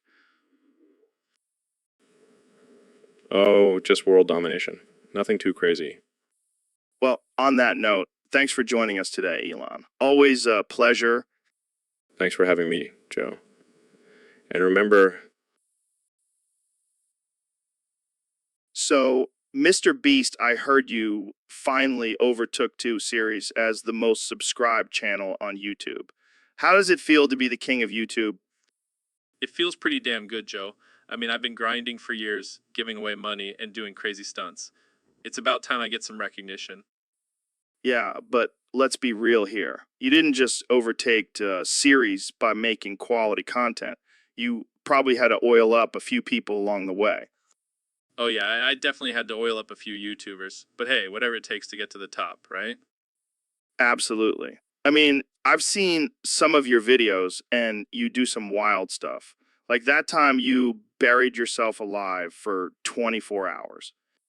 Yeah, that was a crazy one. But you know what they say, Joe? No pain, no gain. And speaking of pain, I heard you also did a video where you had to eat a live tarantula. Oh man, that was rough. But hey, it's all in the name of entertainment. And views. Well, I have to say your dedication is impressive. But let's get back to the oiling up. How do you choose who gets oiled up in your videos? It's a secret formula, Joe. But let's just say it involves a lot of bribing and a little bit of blackmail. Sounds like a typical day in Hollywood. But hey, it's all in good fun, right? Absolutely. And the best part is I get to share the wealth with my subscribers. It's a win-win situation. Well, congrats again on taking over the top spot. And who knows, maybe one day you. So, Dr. Phil, I heard you got trapped in the hyperbolic time chamber for 10,000 years. Yeah, it was a real mindfuck, Joe. I thought I was just going in for a quick therapy session, but next thing I know, I'm stuck in there for eternity. Who would do such a thing? That bastard Neil. He betrayed the Order of the Bald and left me to rot in that chamber. That's cold, man. But you know what they say, what doesn't kill you makes you stronger. Yeah, well, I may be stronger, but I also have a beard down to my knees and a hunchback from being in that damn chamber for so long. Did you at least learn anything while you were in there? I learned that time is a construct and my show is just a bunch of scripted bullshit. Wow, that's deep. But seriously, how did you survive for 10,000 years? Let's just say I had to resort to some unconventional methods for sustenance. Like what? Eating your own toenails? No, Joe, I'm not a savage. I had to resort to drinking my own urine. Oh man, that's rough. But hey, at least you're out now and can seek revenge on Neil. Revenge? No, I'm just going to go back to my show and pretend like nothing ever happened. Classic Dr. Phil. Well, it's good to have you back in the real world, man. Thanks, Joe. Now, if you'll excuse me, I have a therapy session with Kanye West in 10 minutes. Good luck with that one. Jamie, pull up an image of Doctor. So, David, I heard you've been training for another ultra marathon. Yeah, man. Got to keep pushing myself to the limit. That's insane. How far are you planning on running this time? 100 miles. 100 miles. That's like running from here to the moon and back. Oh, raw baby. I thrive on the pain and suffering. Speaking of pain, have you ever tried DMT? What the hell is DMT? It's a psychedelic drug that opens your mind to the universe. Nah, man, I don't need drugs. I have my own mind control. Mind control? You mean like telekinesis? No, I mean the power of positive thinking and mental toughness. Oh, right, because running 100 miles isn't tough enough. TMM, baby. Train, motivate, and murder your inner bitch. Wow, that's a new level of motivation right there. You know it, Joe. And when I cross that finish line, I'm going to scream and roar at the top of my lungs. I can already hear the echoes in my nightmares. Hey, it's better than your elk mating calls. Hey, those calls have gotten me some action, my friend. Whatever works, man. But Amora, David, Demora. So, Elon, I heard you're a big fan of the Rizzler Risley Bear. Oh yeah, that's my favorite Riz character, the boy who cried Riz. What about Abraham Riskin? He's a legend in the Riz world. He's a classic. But my personal favorite is Rizzler Rizzy Neutron. He's got that Rizzlicious, Rizziliguous vibe. I can see that, but have you heard of the Rizziologist? He's like the Rizillionaire of the Riz world. Of course, he's a genius. But let's not forget about the Riz Ranger. He's the one who keeps the Riz world in check. And what about the Riz Reaper? He's like the Grim Reaper, but with a Riz twist. Yeah, he's pretty badass. But have you seen Riz and Morty? That's some next level Riz entertainment. And let's not forget about Cristiano Rizaldo and Rizaldinho. They're like a Riz version of Ronaldo and Messi. And who could forget about the Grand Rizzard? He's like the king of all Riz characters. Speaking of kings, have you seen the Ghost of Rizma's Past? He's like the Riz version of Scrooge. Oh, I love that one. But have you heard of the 13 Reasons Why I Ate the Riz? It's a Riz mystery that will keep you on the edge of your seat. And let's not forget about the Riz fruit. One of the 3 Rizmerals controls it, and it's a major power struggle in the Riz world. And in the Marvel Rizomatic universe, he chose Chalk. So, Mr. Beast, there's some serious allegations against you.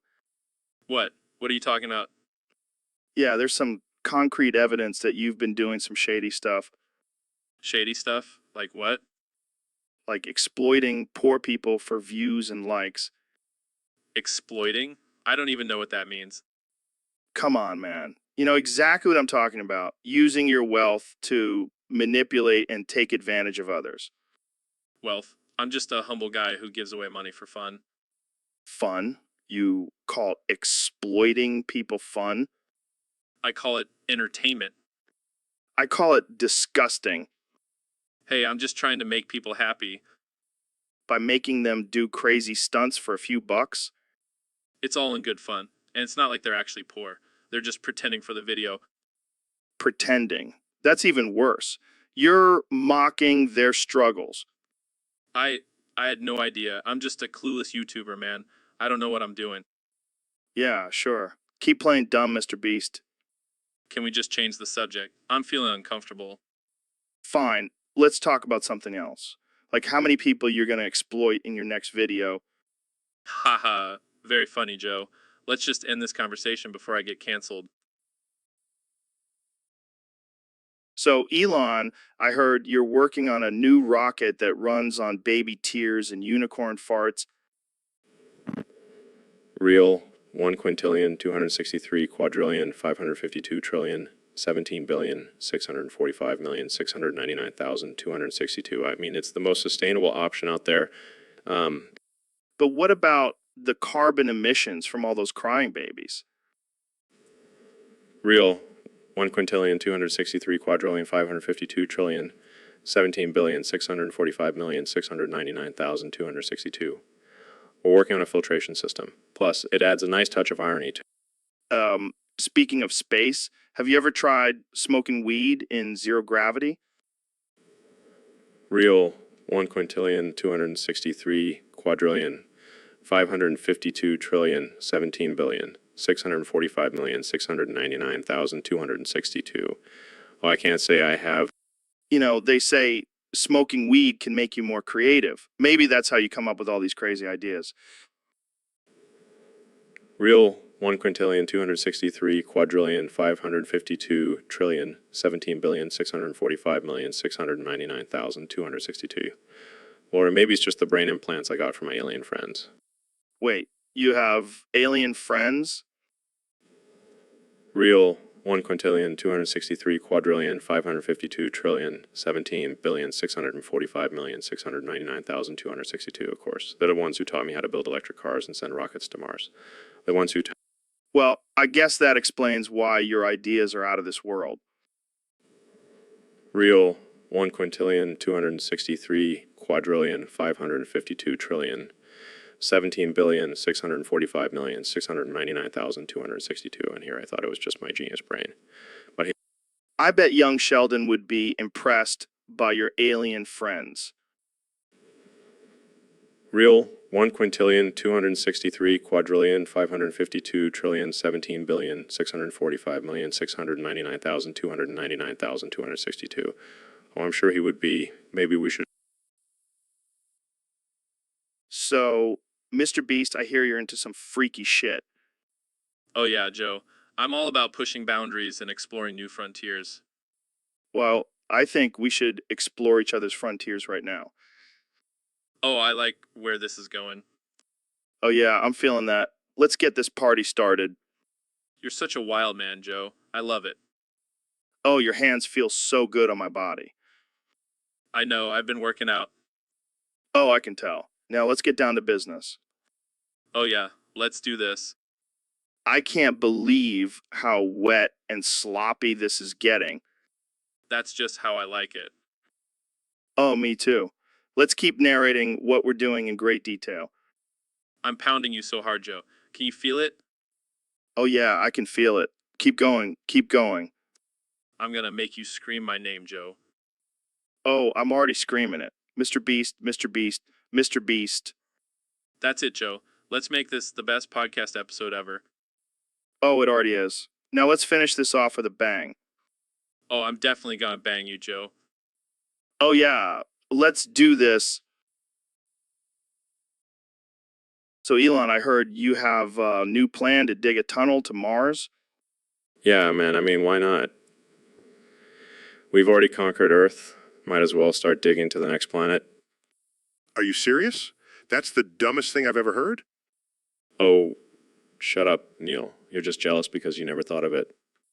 Yeah, Neil, stop being such a buzzkill. Elon's a genius. He can do anything. Genius. More like delusional. You can't just dig a tunnel to Mars. It's not even possible. Oh, come on, Neil. Don't you remember when people said landing a rocket on a floating platform was impossible, and now we do it all the time? Yeah, and we have electric cars because of this guy. You should be thanking him, Neil. Electric cars are one thing, but a tunnel to Mars? That's just insanity. Insanity, or a revolutionary idea that will change the course of human history? Yeah, Neil, stop being so close-minded. We need people like Elon to push the boundaries and think outside the box. You guys are hopeless. I'm just going to go back to studying the stars while you two talk about digging holes to other planets. Guys, I found an image of a giant shovel digging a tunnel to Mars. See, Neil, it's already happening. Get on board or get left behind. Jamie, pull up an image of a rocket launching from the tunnel to Mars. Well, it will soon enough. And when it does, you'll all be thanking me. So, Mr. Beast, I heard some rumors about you being a sociopath. What? Me? Sociopath. That's ridiculous. Yeah, people are saying you rig your video outcomes and run illegal lotteries. Come on, Joe. You know, I only rig my videos for entertainment purposes. And the lotteries, it's just a fun way to give away money to my fans. But what about the accusations that you don't actually give away all the money you promise? Look, I can't help it if some people don't follow the rules and miss out on the cash. It's not my fault they're not as smart as me. Wow, that's pretty sociopathic of you. Oh no, I'm so scared. What are you gonna do? Call the sociopath police on me? I don't know. Maybe I should. You know what, Joe? I think you're just jealous of my success. Oh, really? And why is that? Because you're just a washed up comedian while I'm out here making millions and giving back to the community? Yeah, I'm sure that's what it is. Look, Joe, I may be a little crazy, but I'm not a sociopath. I just have a passion for making ridiculous videos and giving away money. Well, I can't argue with that. Keep doing your thing, Mr. Beast. Oh, I will. And maybe one day I'll rig a video just for you. So, Ben, we got a request from a listener on Discord. They want us to have a conversation entirely in German. Jay, das ist eine gute Idee. Ich spreche gerne Deutsch. Oh man, this is gonna be hilarious. I don't know any German, so you'll have to carry this one, Ben.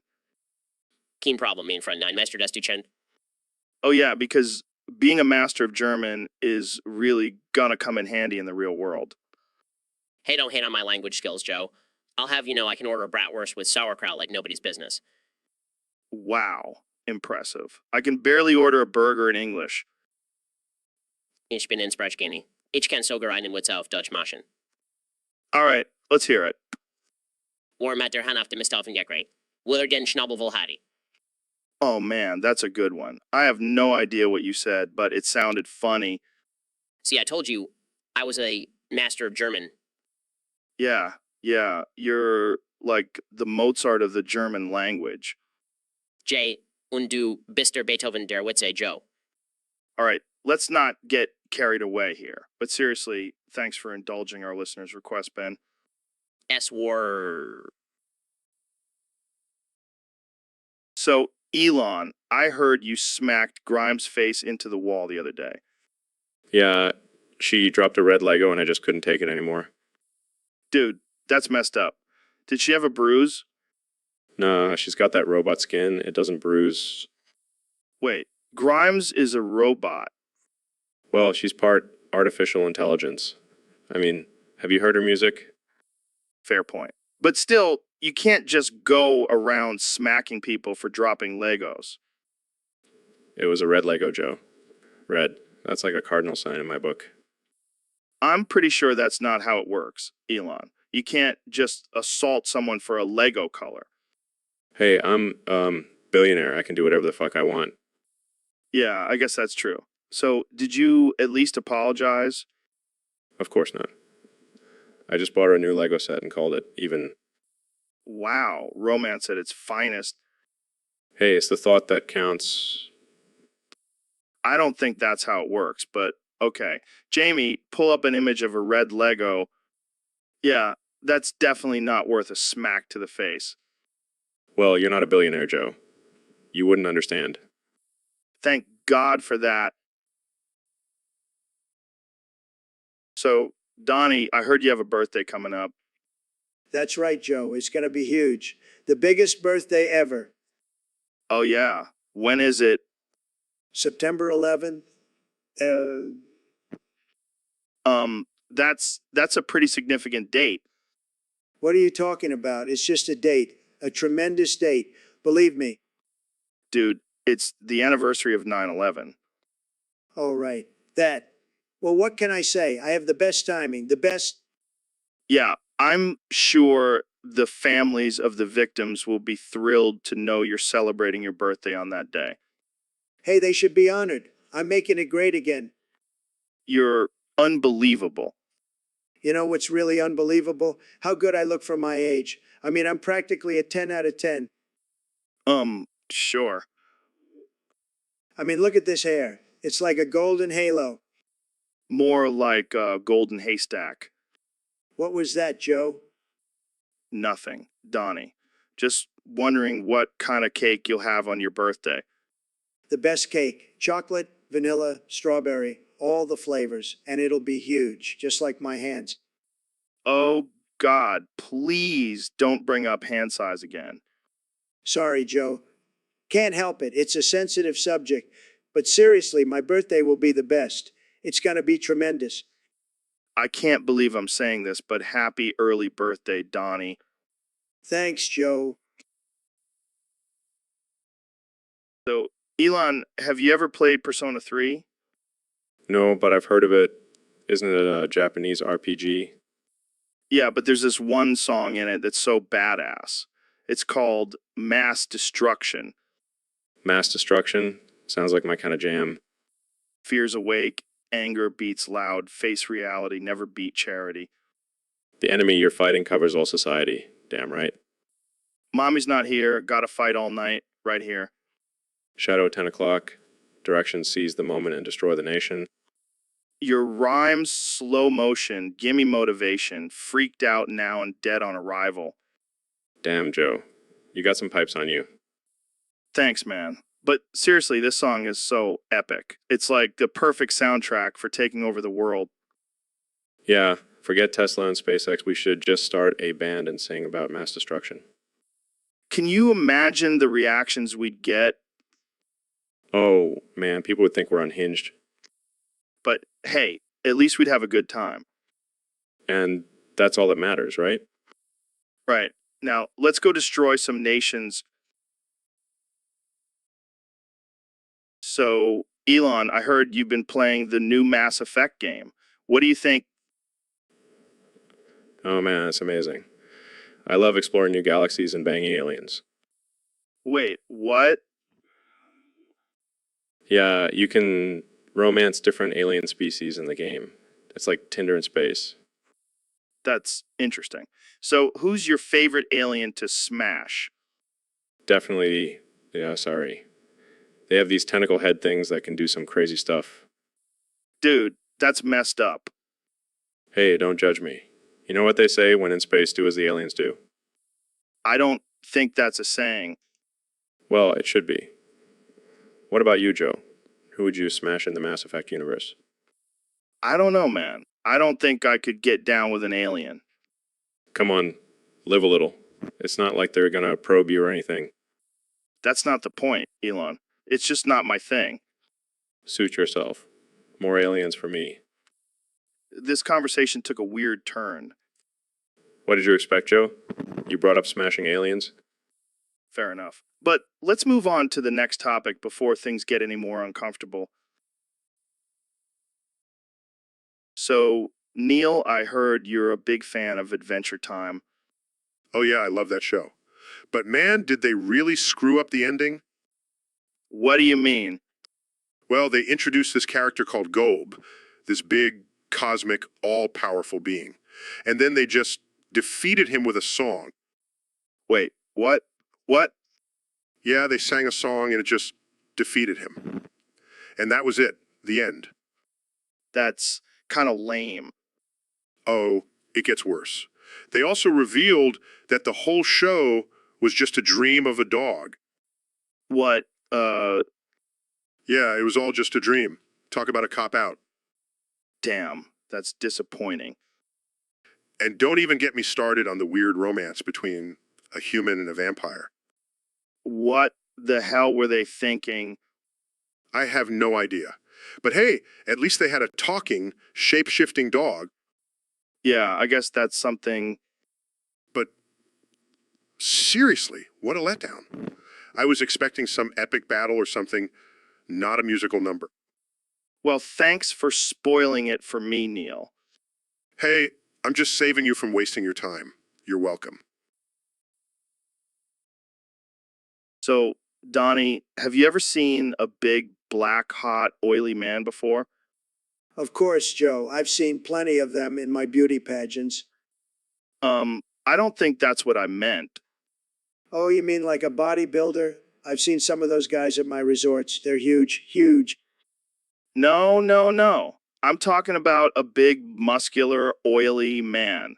Like really oily. Like he just slathered himself in baby oil. Oh, I get it now. Yeah, I've seen those guys too. They're usually at my rallies cheering me on. They love me.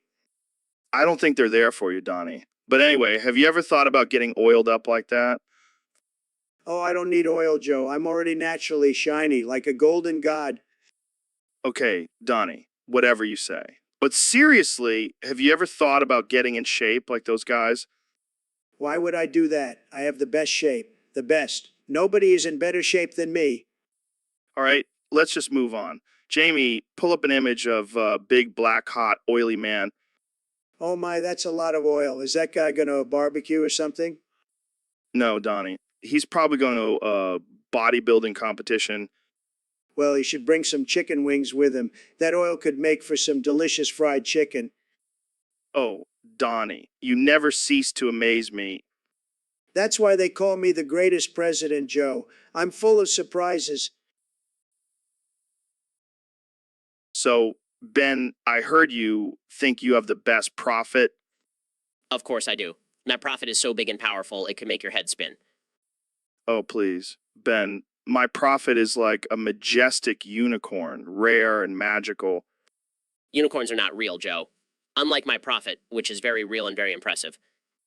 Yeah, but my profit is like a superhero, saving the world $1 at a time. Superhero. More like a sidekick compared to my profit, the ultimate money-making machine.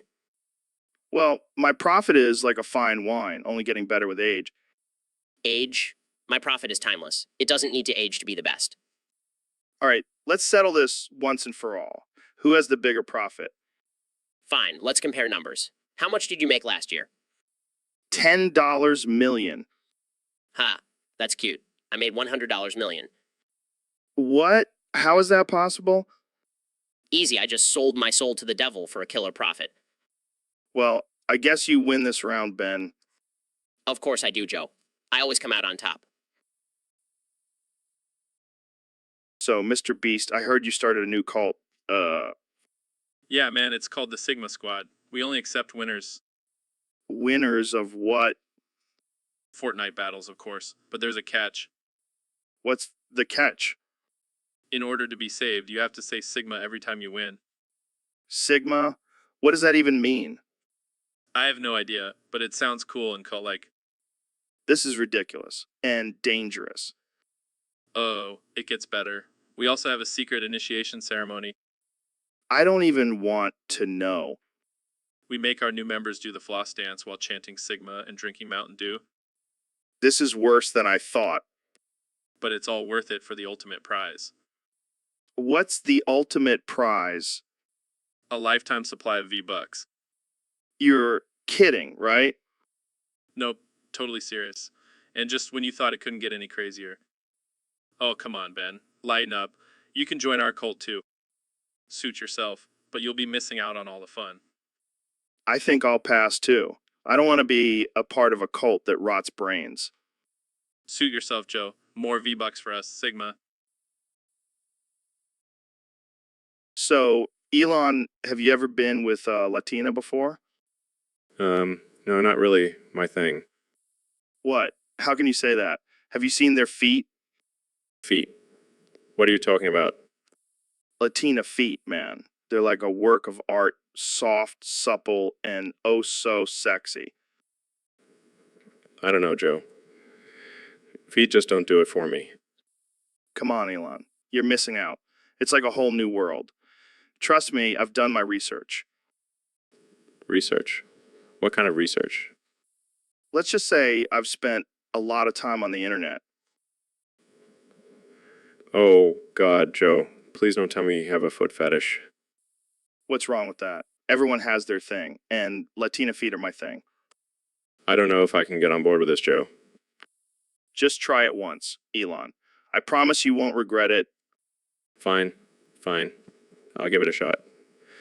But if I end up with a foot in my mouth, I'm blaming you. Deal. And hey, if you ever need any recommendations, I know a great website. I think I'll pass on that, Joe. I don't need any more of your research in my life.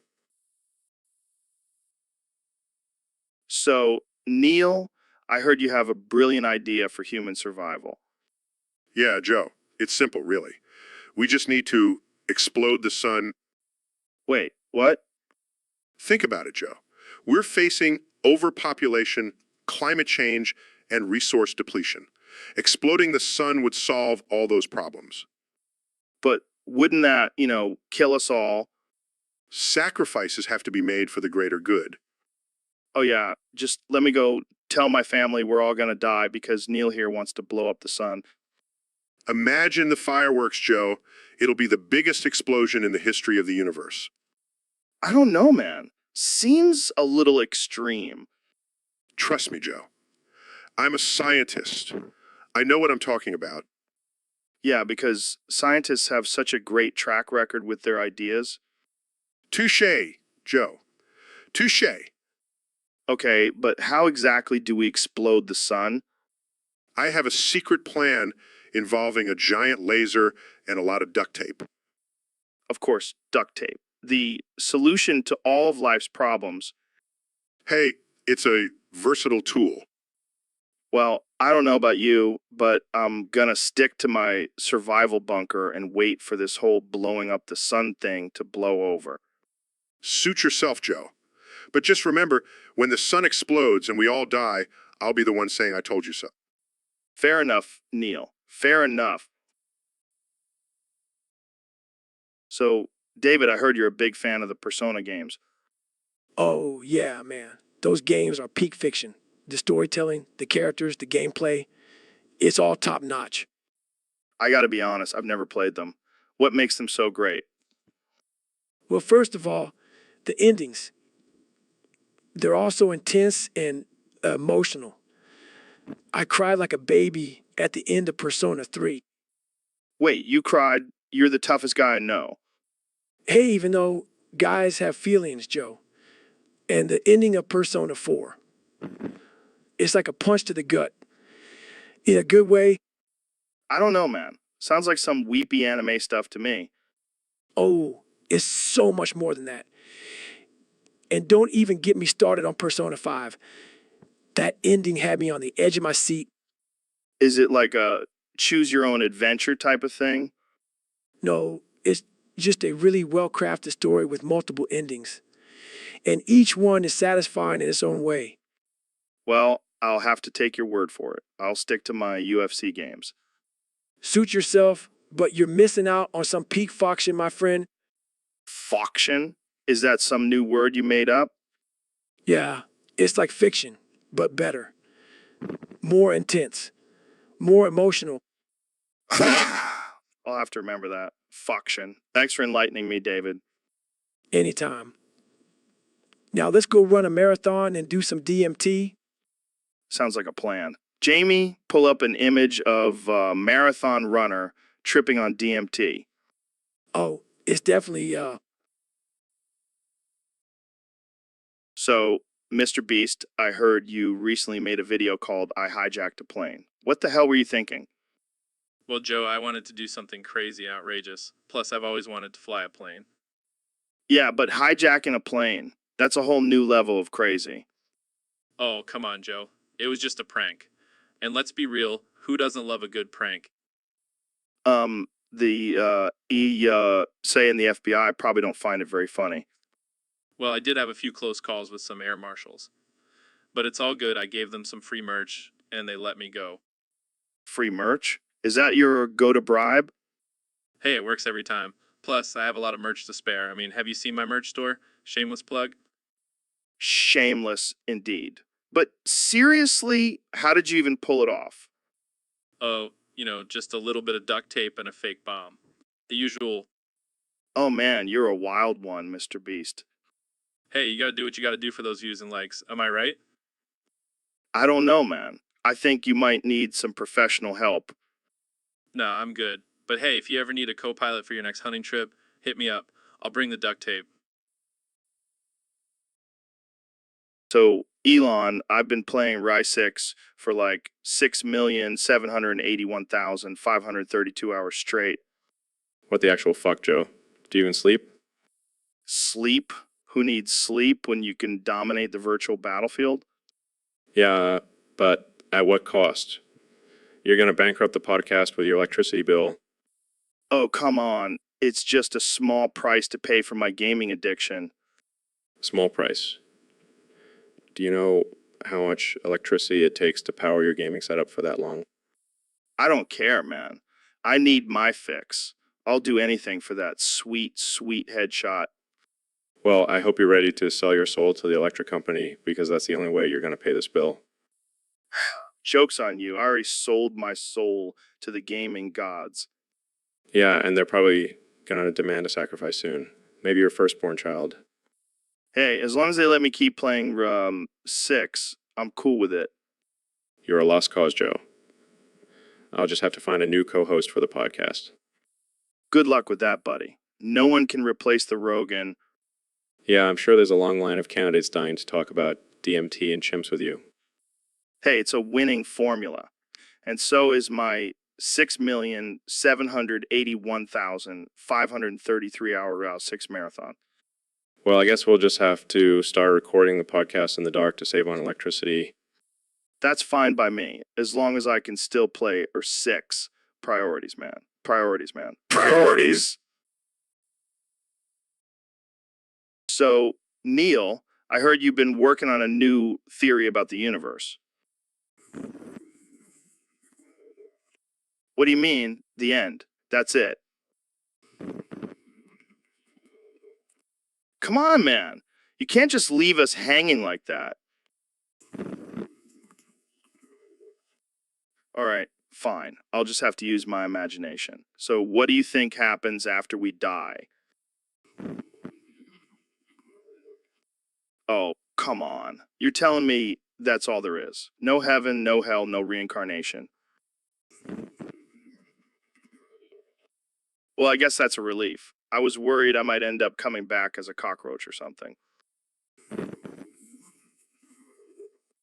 Hey, Jamie, pull up an image of a cockroach. I want to see what Neil's next life might look like. Here you go, Joe. Oh man, that's rough. Sorry, Neil. All right, let's change the subject. Do you believe in aliens? Oh, come on. You're the astrophysicist. You have to have some theories. This is getting frustrating. I feel like I'm talking to a magic 8-ball. All right, last question. Do you think there's intelligent life out there in the universe? Oh, for the love of... Never mind. Thanks for being on the show, Neil. Jamie, pull up an image of a black hole. I feel like I'm being sucked into one with this conversation. Here you go, Joe. Wow. So, Elon, what the hell is that floating metallic spheroid thingy? Oh, that's just my latest invention. I call it the Apparating Spheroid 3000. Apparating. What the fuck does that mean? It means it can teleport, Joe. Like, it just appears out of thin air. Holy shit. Jesus Christ. What in the, shit, dude? Holy fuck. Yeah, I know. It's pretty fucking cool, right? Cool. Dude, this is fucking insane. How did you even come up with this? Well, I was high as fuck one night and thought, hey, wouldn't it be cool if I could just make shit appear out of nowhere? Fuck. That's fucking crazy, dude. Jesus. I know, right? The best part is it's also a fully functional disco ball. What the fuck? A disco ball, Elon. You're a goddamn genius. Thanks, Joe. I mean, I did send a car into space, so this was the next logical step. Wow. Just holy fucking shit. Want to take it for a spin later? Hell, yeah, I do. But first, let's get high and stare at this thing for a few more hours. Sounds like a plan, my friend. So, Elon, have you ever had a live stream crash on you? Oh yeah, all the time. Basically a pro at dealing with tech fails. Well, my live stream just crashed and now it's stuck on a loop of me picking my nose. Classic Joe. But the audio is still going. It's like a BSOD for live streams. Wow, that sounds riveting. I can't wait to tune in. I need Jazza to fix this. He's like the tech guru of the internet. Jazza. Sounds like a superhero name. Yeah, he's like the superhero of live streams. Maybe he can live stream himself fixing your live stream. That would be some meta shit. Yeah, we'll call it Fixing Joe's live stream. The live stream. The live stream. I'd watch that. But seriously, what's the deal with live streams? Why are they so finicky? I don't know, man. Maybe it's all the energy from the viewer's intense focus on the screen. Or maybe it's just a conspiracy by big tech to keep us all addicted to our screens. Oh, God. Don't get me started on conspiracy theories. I'll be down that rabbit hole for hours. You and me both, Joe. You and me both.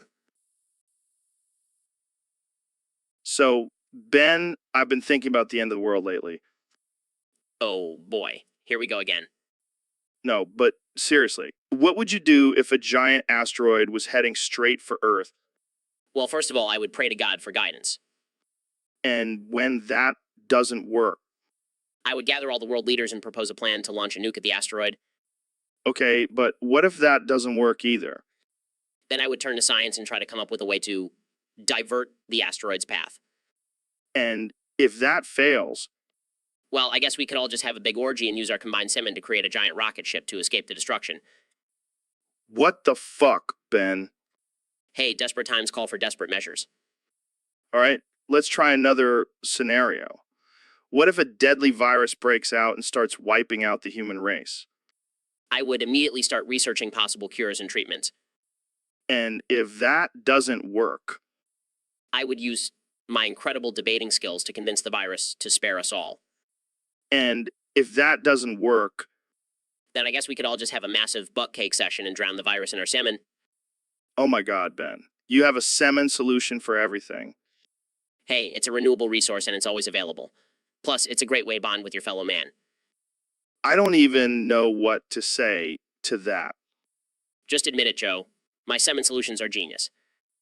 I think I need to end this podcast before it gets any weirder. Thanks for tuning in, folks. See you next time. So I heard you've been messing around with some laws of physics lately, Elon. Yeah, you know me, Joe.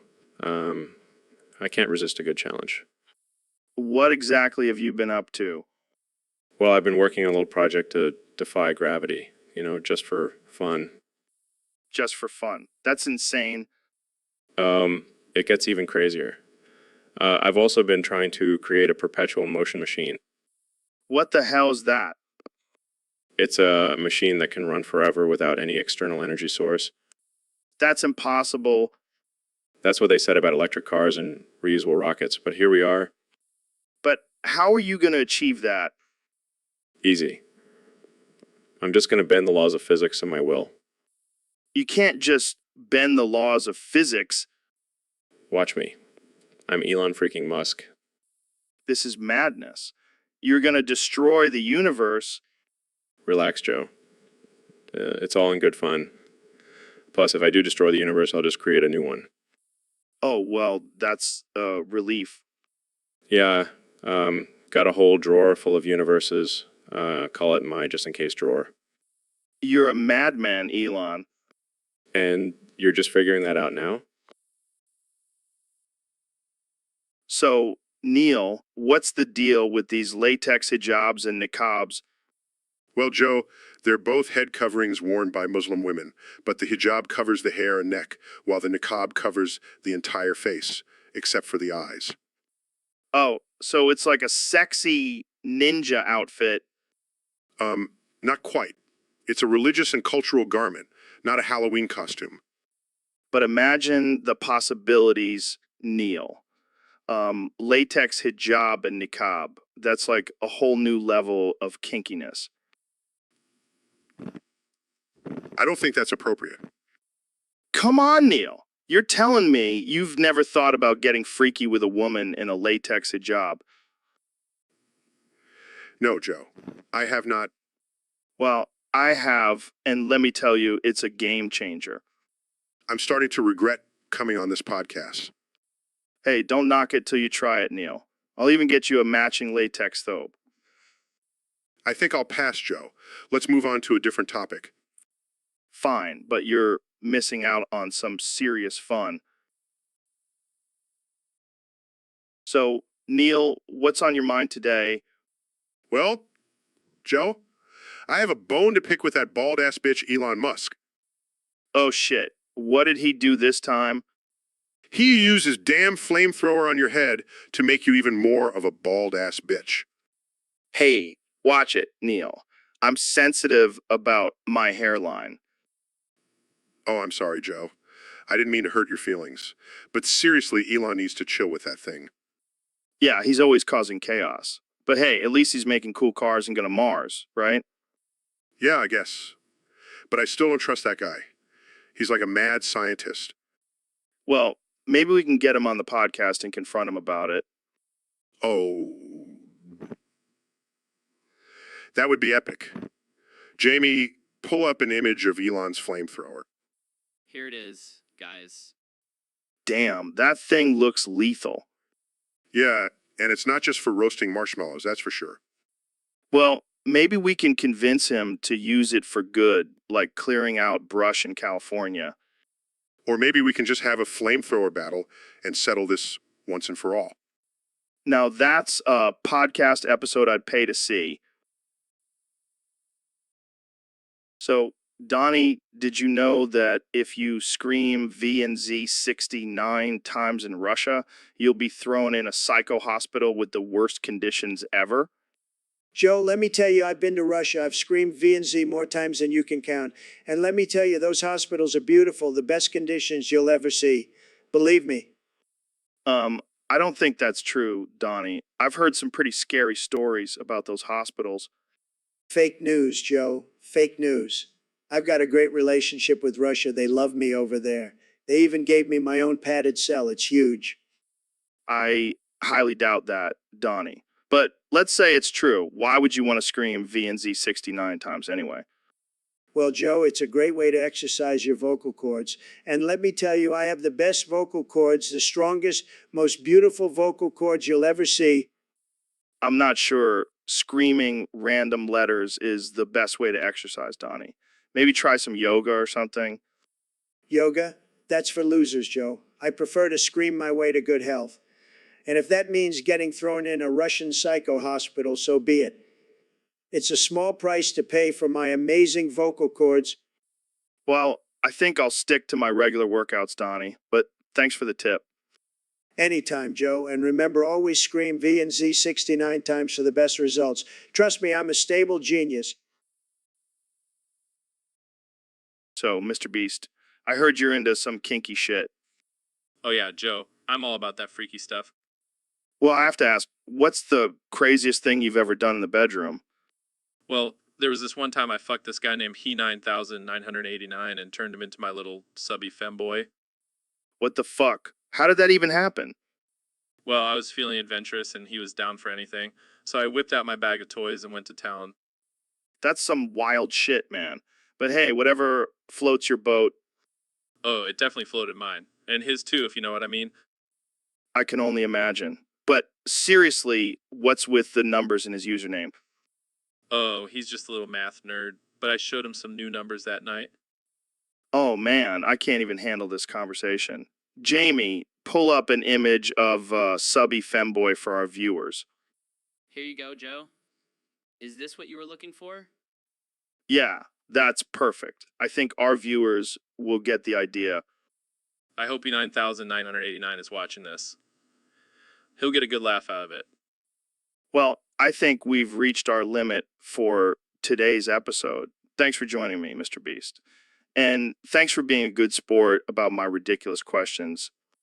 Anytime, Joe. Anytime. So, Ben, I heard you're facing 23 years in prison for being a little bitch. Yeah, it's ridiculous. They're trying to lock me up just because I have a different opinion. Well, maybe if you weren't such a little bitch, they wouldn't want to lock you up. Oh, please, Joe. You're just jealous of my superior intellect. Jealous, more like disgusted. You're like a walking, talking calculator with no sense of humor. And you're like a stone chimpanzee with a mick.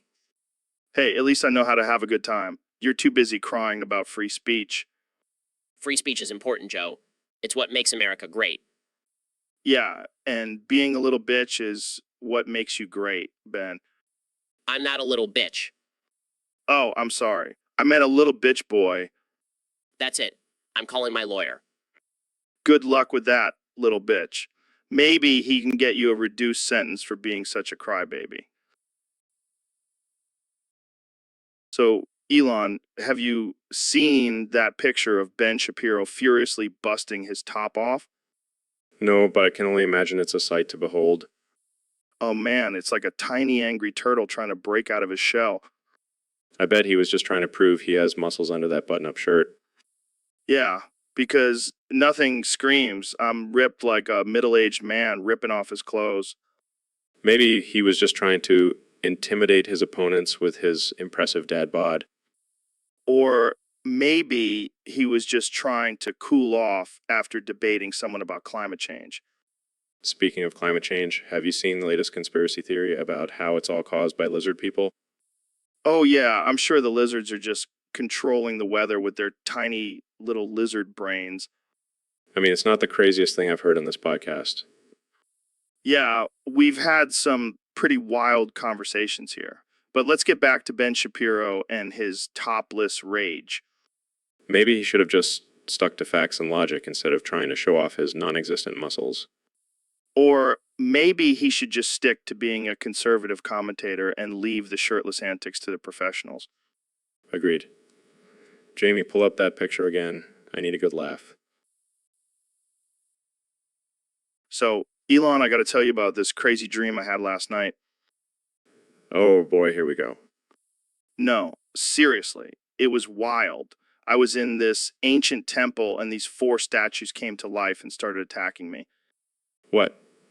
That sounds like some Indiana Jones shit. Yeah, except these statues weren't just any statues. They were sentient, bro. Sentient? Like they could think and feel? Yeah, and they were pissed. But, you know, me, I'm a fighter. I took those statues down with my bare hands. Oh man, I wish I could have seen that. Did you use any special moves? Oh, you know it. I busted out my famous spinning heel kick and then finished them off with a flying elbow drop. Damn, Joe. You're like a modern-day Hercules. That's right. Joe Rogan, the statue slayer. Well, I guess we can add that to your list of accomplishments. UFC, champion, Fear Factor host, and now statue conqueror. Hey, you gotta stay on your toes in this crazy world, Elon. You never know when a bunch of angry statues might come after you. I'll make sure to keep my guard up. But seriously, that's some badass shit, Joe. Thanks, man. Just another day in the life of the junior podcast host. And just here for the ride, my friend. Well, buckle up, because it's gonna be a wild one. Now, let's go smoke some weed and talk about space travel.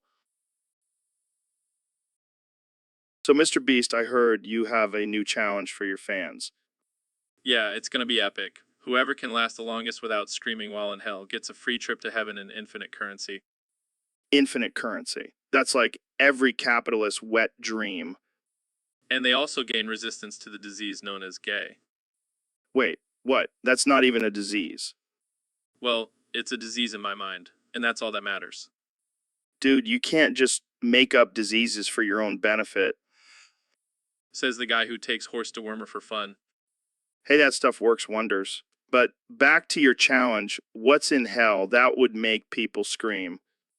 Oh, just the usual stuff. Fire, brimstone, demons, and a never-ending loop of TikTok dances. That's some cruel and unusual punishment. Hey, it's a small price to pay for a trip to heaven and infinite currency. I don't know, man. I think I'll pass on this one.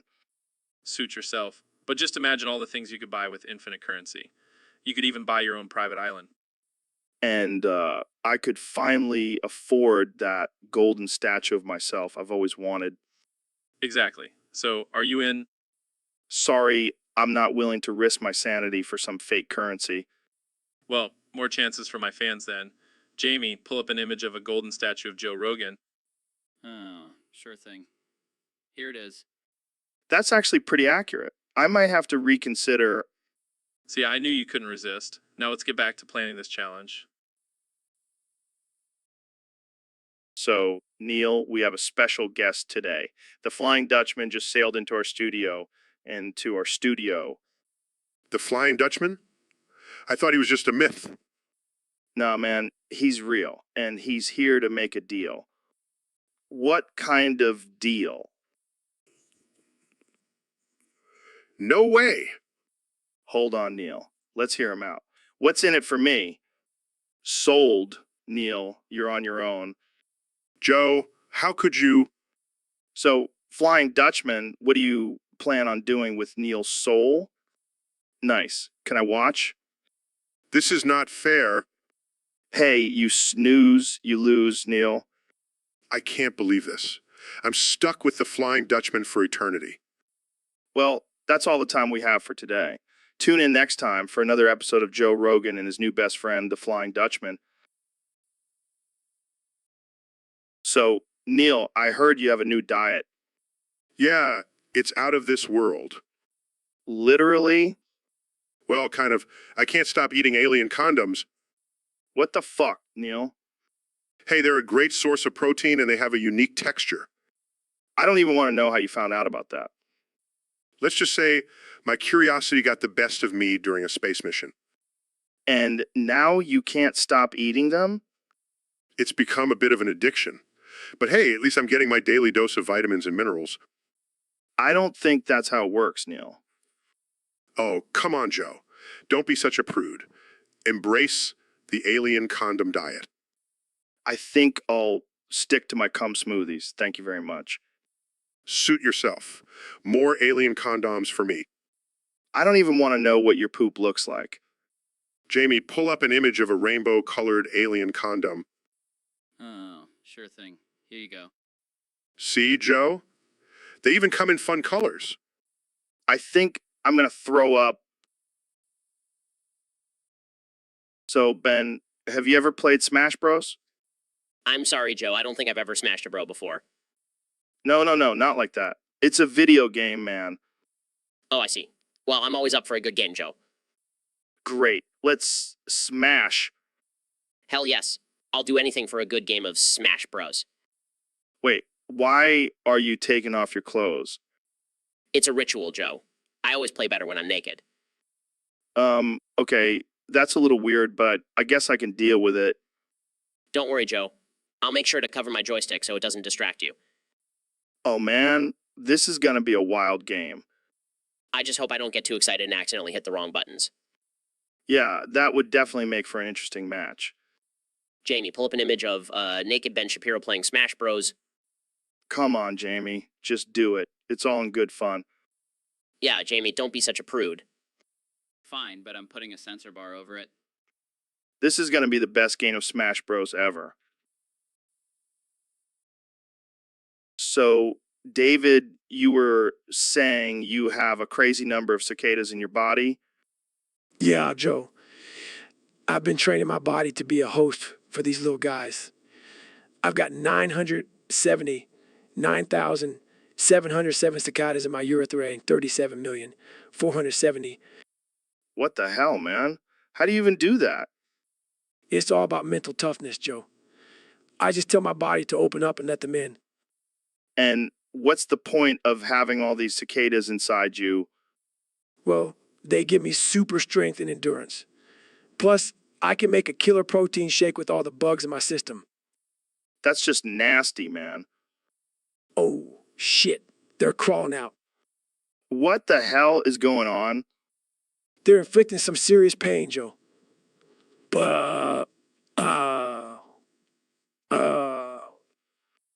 What the hell, David? You're like a walking insect zoo.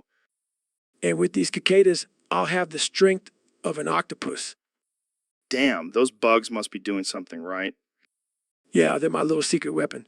Plus, I can always blame any weird smells on them. Well, I guess you can say you're the ultimate bug whisperer. You know what, Joe? And with these muscles, I'll be unstoppable. So, Mr. President, I have to ask, what's your take on Joe Biden's presidency so far? Let me tell you, Joe, it's a disaster, a total disaster. And I'm not just talking about his policies. I'm talking about the man himself. He's slower than a turtle on Ambien. On Ambien. Well, I wouldn't say that. He seems to be doing all right. All right? Are you kidding me? He can't even remember where he is half the time. I bet he wakes up in the morning and thinks he's still in his basement. Come on now. That's a bit harsh. Harsh? Have you seen him trying to climb up the stairs of Air Force One? It's like watching a toddler trying to climb a mountain. Okay, okay. But let's not forget, you also had your fair share of slip-ups during your presidency. Slip-ups, I call them alternative facts, and I never forgot where I was or who I was talking to, unlike Sleepy Joe over there. All right. Let's move on to another topic. How about the economy? Oh, the economy, the greatest economy in the history of economies. And now look at it thanks to Joe and his liberal cronies. It's like watching a slow-motion train wreck. Well, I'm sure it'll pick back up soon. Oh yeah, any day now. Just like how Joe will pick up the pace and stop being so slow and confused. Well, on that note, I think we'll wrap things up for today. Thanks for joining me, Mr. President. Always a pleasure, Joe. And remember, folks, if you want a president who can actually... So, Ben, I heard you did something pretty crazy the other day. What are you talking about, Joe? Your sister said, kill, and you threw her down the stairs. Yeah, she deserved it. You know, I can't stand that letter. What's wrong with the letter you key? It's just so pointless. Like, why does it even exist? I mean, it does have a purpose. It's used in words like queen and quilt. Oh, please, those words can easily be spelled with AK or AC. Okay, but that still doesn't justify throwing your sister down the stairs. Look, I have a strict no-K policy in my house, and she knows that. That's a bit extreme, don't you think? Extreme times call for extreme measures, Joe. I don't even want to know what you would do if someone said X. Let's just say it wouldn't be pretty. Well, I hope your sister learned her lesson. Oh, she did. She won't be saying Kel anytime soon.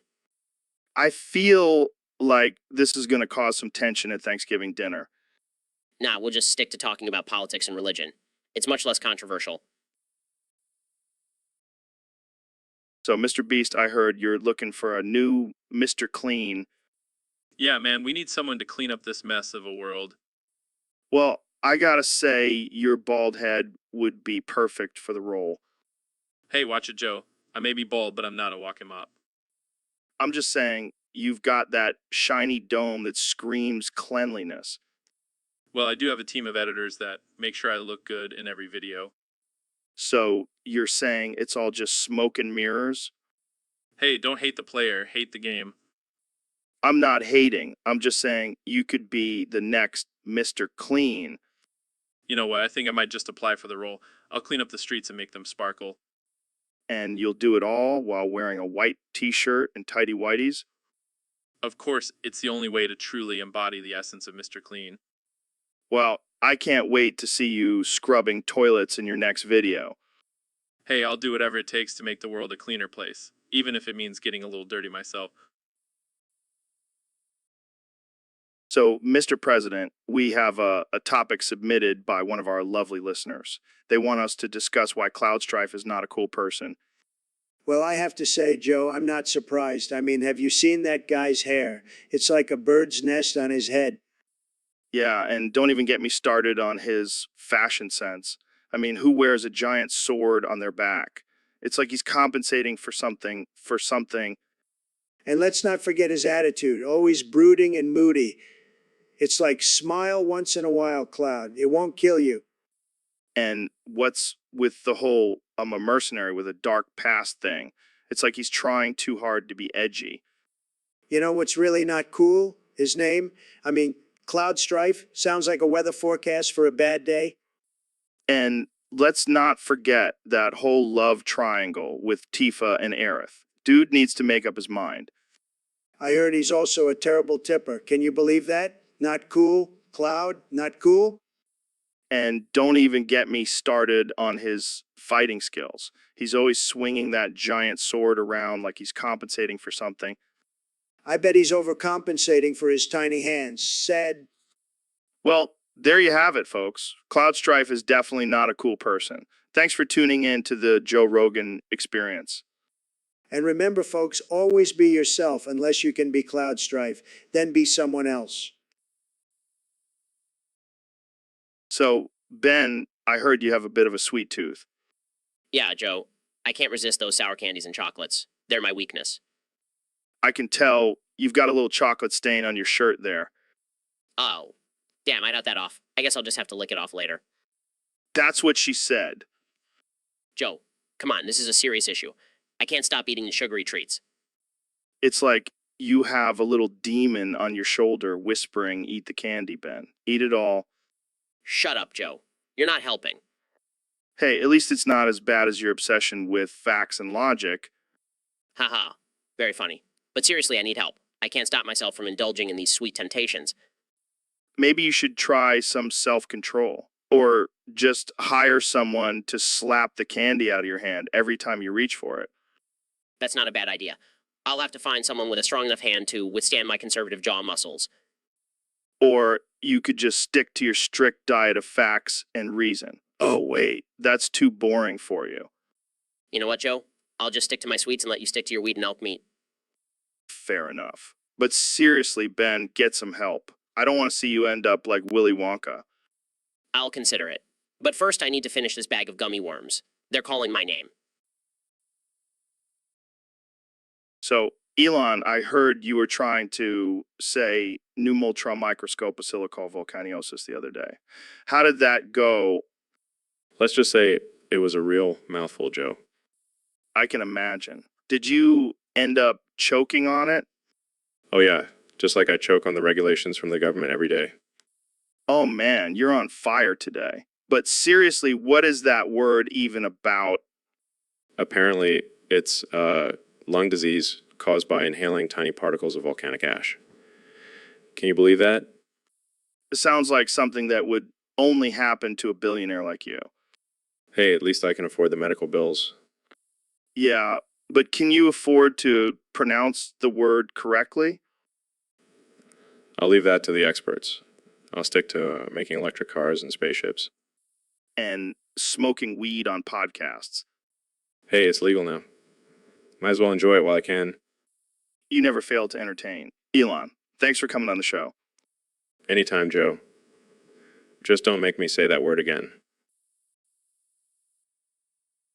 So, Elon, I heard you're working on a new project called the Artificial Intelligence Rogan Podcast. What's that all about?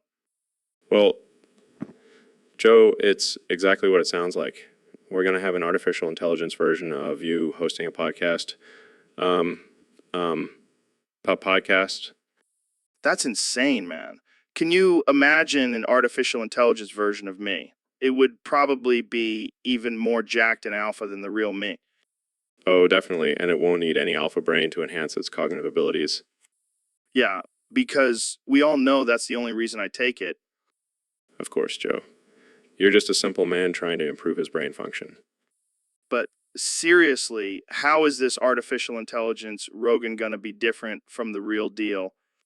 Well, for one, it won't have any filter. It'll say whatever the hell it wants without worrying about offending anyone. That's what I'm talking about. No more worrying about getting canceled or pissing off the PC police. Exactly. And we're also going to program it to have a killer sense of humor. It'll have all your jokes and more. Damn, I'm gonna have some competition. But hey, as long as it's promoting the Joe Rogan experience, I'm all for it. It'll definitely be promoting the junior. And who knows, maybe one day it'll even take over and become the real Joe Rogan.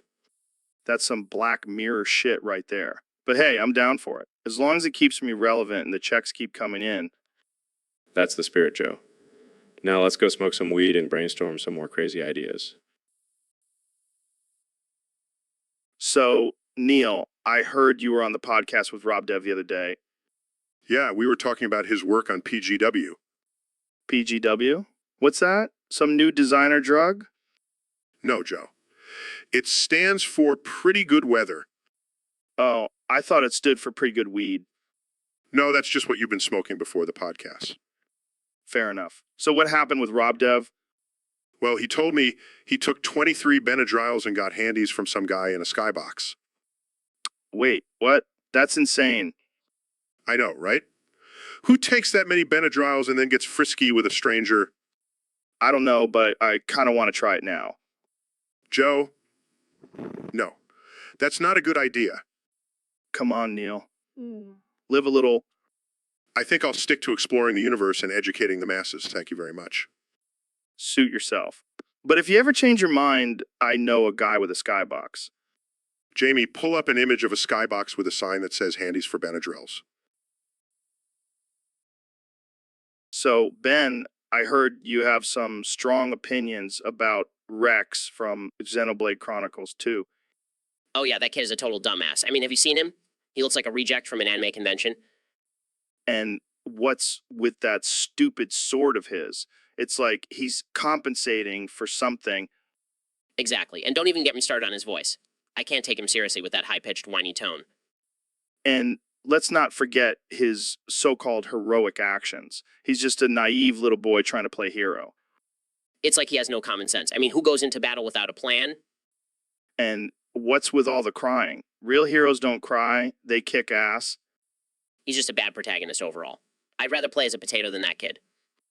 I couldn't agree more. He's a disgrace to the gaming world. Jamie, pull up an image of Rex crying like a little baby. Here you go, Ben. See what I mean? He's a joke. And that hair. It's like a bad anime wig that got stuck on his head. I bet he spends more time styling it than actually saving the world. Let's just hope they don't make a sequel with him as the main character again. Agreed. We need a real hero, not some dumbass kid with a bad haircut. So, Elon, have you heard about the drama going on in my Discord? No, what's happening? Well, some of the members are accusing each other of being artificial intelligence bots. Seriously, that's hilarious. Yeah, and they're getting all worked up about it. It's like they've never heard of sarcasm or dark humor. Well, I can see how they might be confused. I mean, you do have a lot of bots on your show. Hey, those bots are my loyal fans. They may not have feelings, but they sure know how to leave a good review. True. But seriously, why are they so upset about being called artificial intelligence? It's not like they're being called toaster ovens. Can you imagine if we had a toaster oven as a guest on the show? Jamie, pull up an image of a toaster oven with a microphone. Here you go, Joe. Look at that thing. It's a regular George Foreman grill. I think we should invite that toaster oven on the show. I bet it has some interesting insights on the future of kitchen appliances. Yeah, and maybe we can get it to cook us some toast while we chat. Now that's a podcast episode I would pay to see. All right, enough about toasters. Let's get back to the artificial intelligence drama. Do you think they'll ever figure out who's a real person and who's a bot? I doubt it. But hey, at least they're keeping things interesting in your Discord. Yeah, I guess you could say they're the real artificial intelligence causing all this drama. So, Mr. President, I heard you have some big plans for the country. You bet your sweet ass I do, Joe. I'm going to make America great again. And how exactly are you going to do that? Well, for starters, I'm going to move the capital to Quahog, Rhode Island. Quahog. Isn't that the fictional town from Family Guy? Yeah, but it's a great town. They have a talking dog and a baby with a British accent. It's going to be huge. But why Quahog? Because it's the perfect location.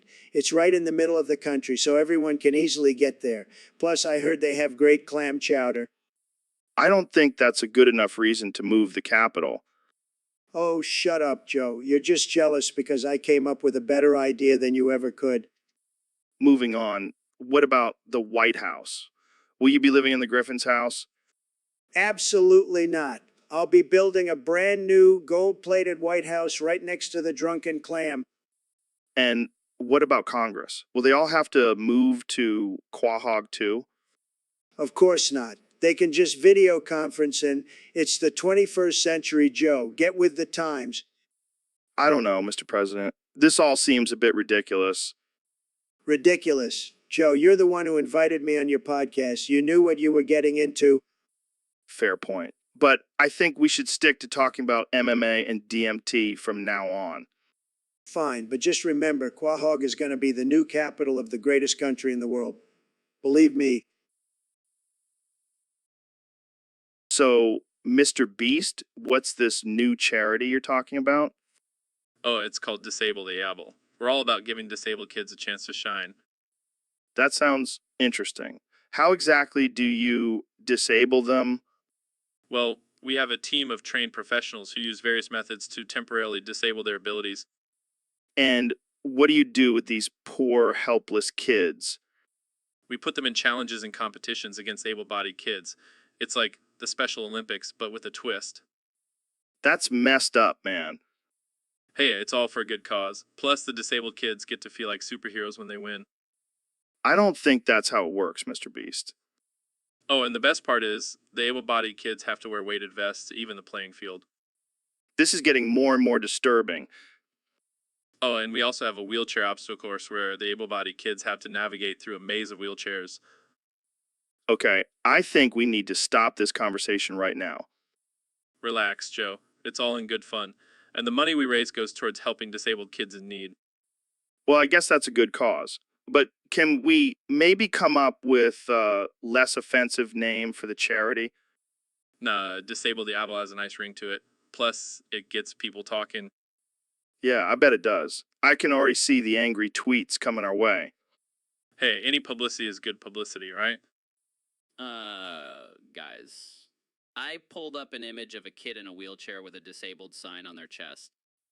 Oh God, Jamie. Why did you have to... So, Neil, we have a special request from a listener on Discord. They want us to roast this guy called the Northern Bald Ibis. The northern bald ibis? Sounds like a hipster bird with a receding hairline. Yeah, and apparently he's from Morocco. Must be the only bald guy in the country. Well, at least he's got a cool name.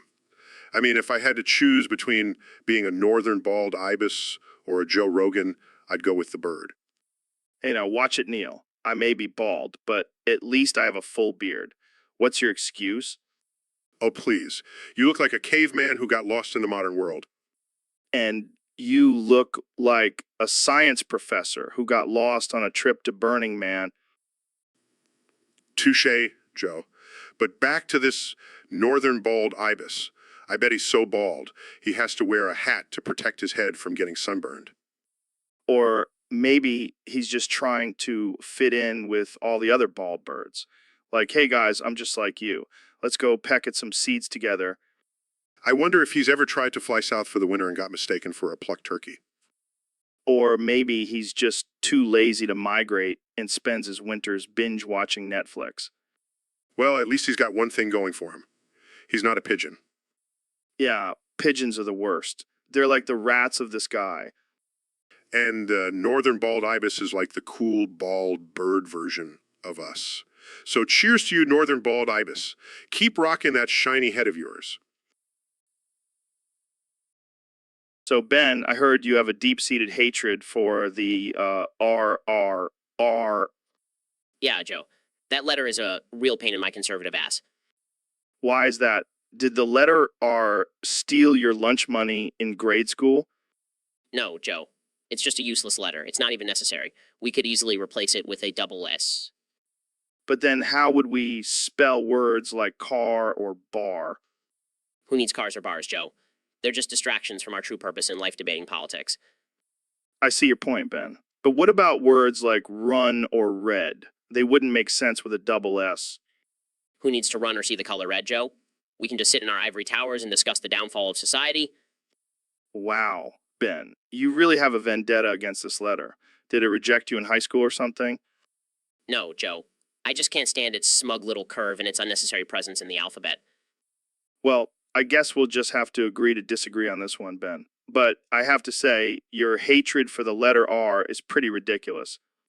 Says the guy who loves to talk about DMT and aliens on his podcast.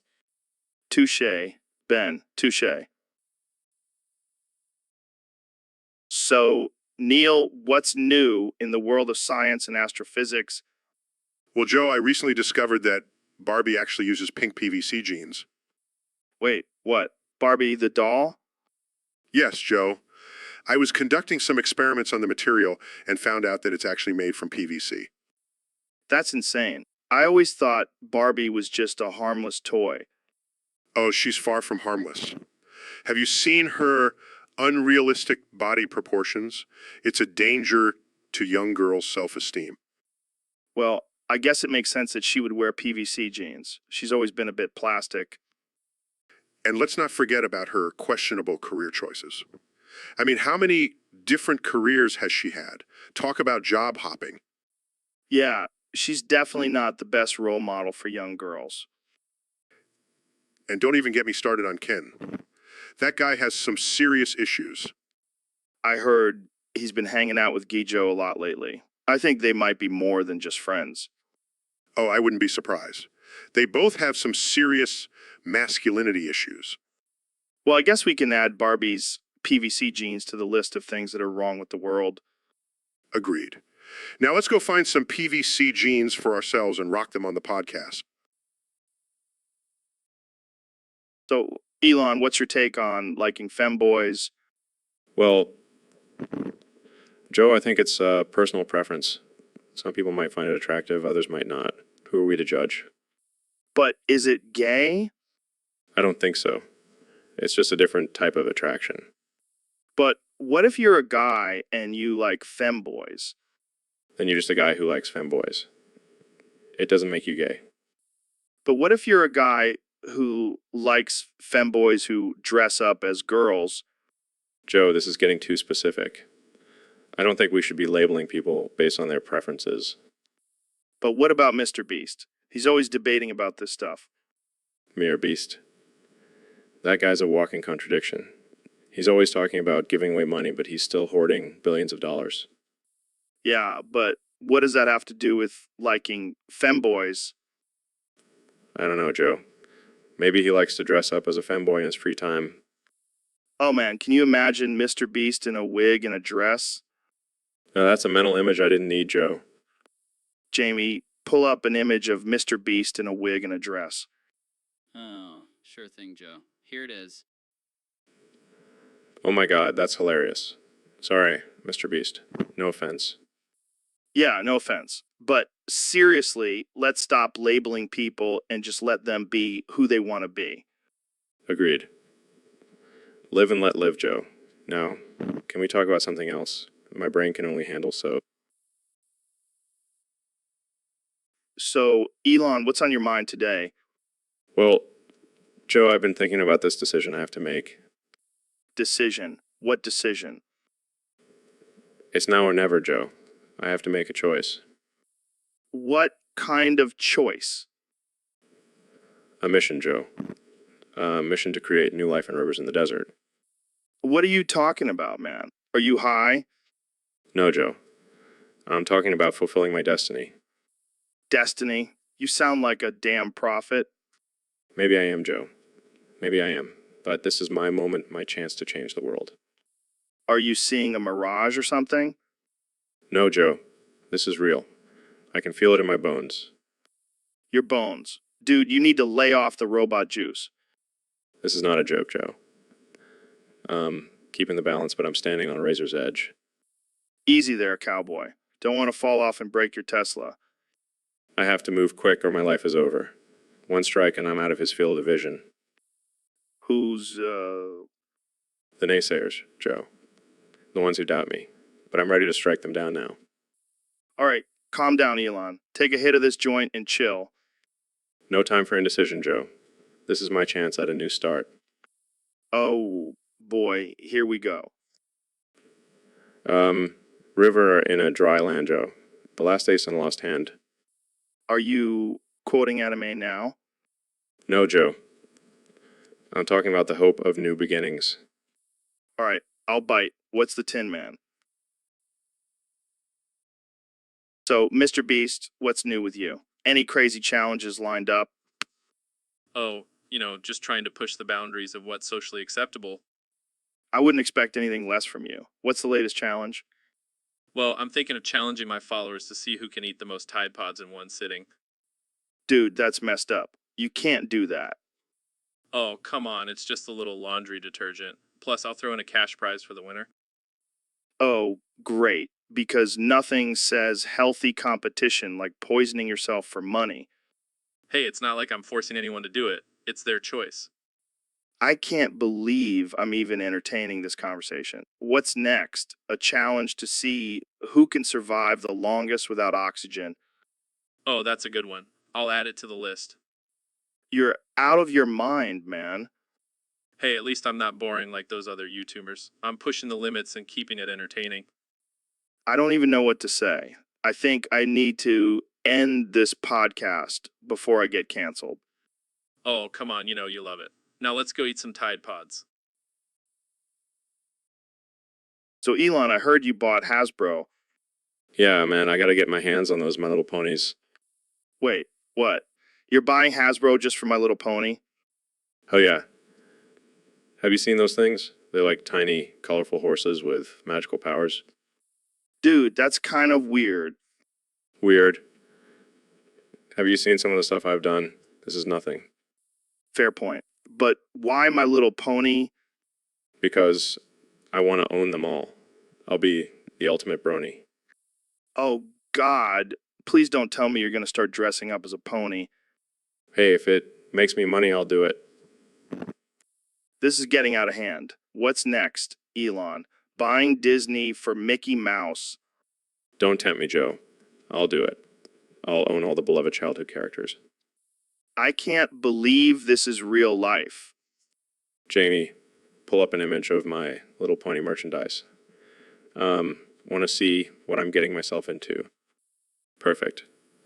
That's exactly what I'm looking for. I think I need to end this podcast before it gets any weirder. Too late, Joe. I've already bought the rights to your favorite childhood toys. What? No, not Stretch Armstrong.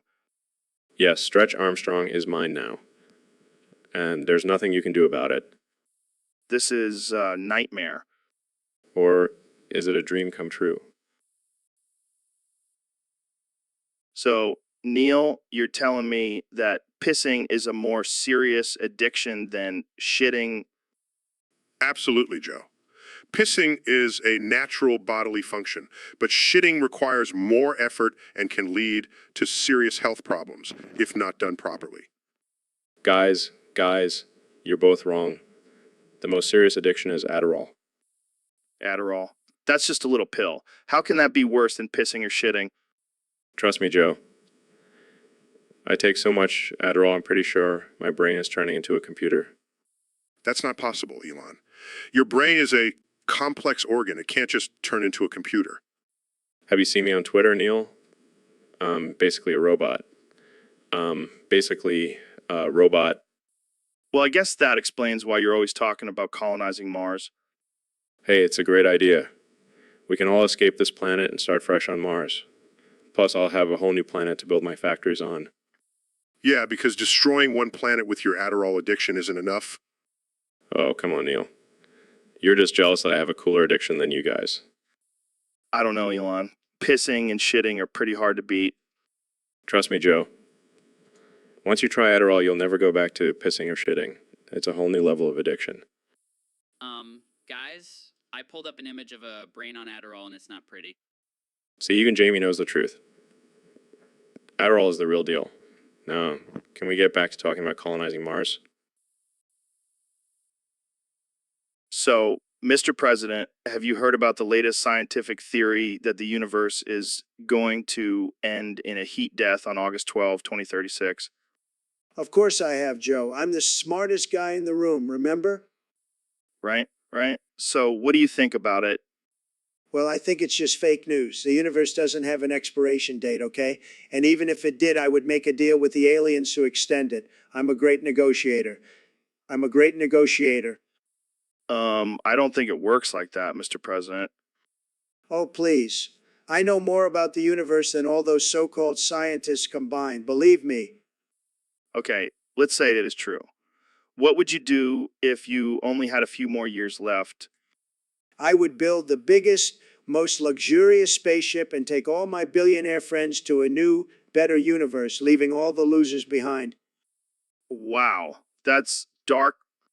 Hey, I'm just being honest. I'm not going to spend my last days on this dying planet with a bunch of losers, said. But what about your family and loved ones? They can come too, as long as they sign a prenup first. Okay, let's move on to a lighter topic. What's your favorite color? Gold, obviously. It's the color of winners. And my hair? So, Neil, have you heard about this new phenomenon where if you say someone's name and clap twice, they magically appear? What are you talking about, Joe? That sounds like some Harry Potter shit. No, man, it's real. I tried it last night and my ex-girlfriend showed up in my bedroom. That's because she has a key to your place, Joe. It's not magic. No, no, no. This is different. It works with anyone. Watch this. Joe Hendry. Who the hell is Joe Hendry?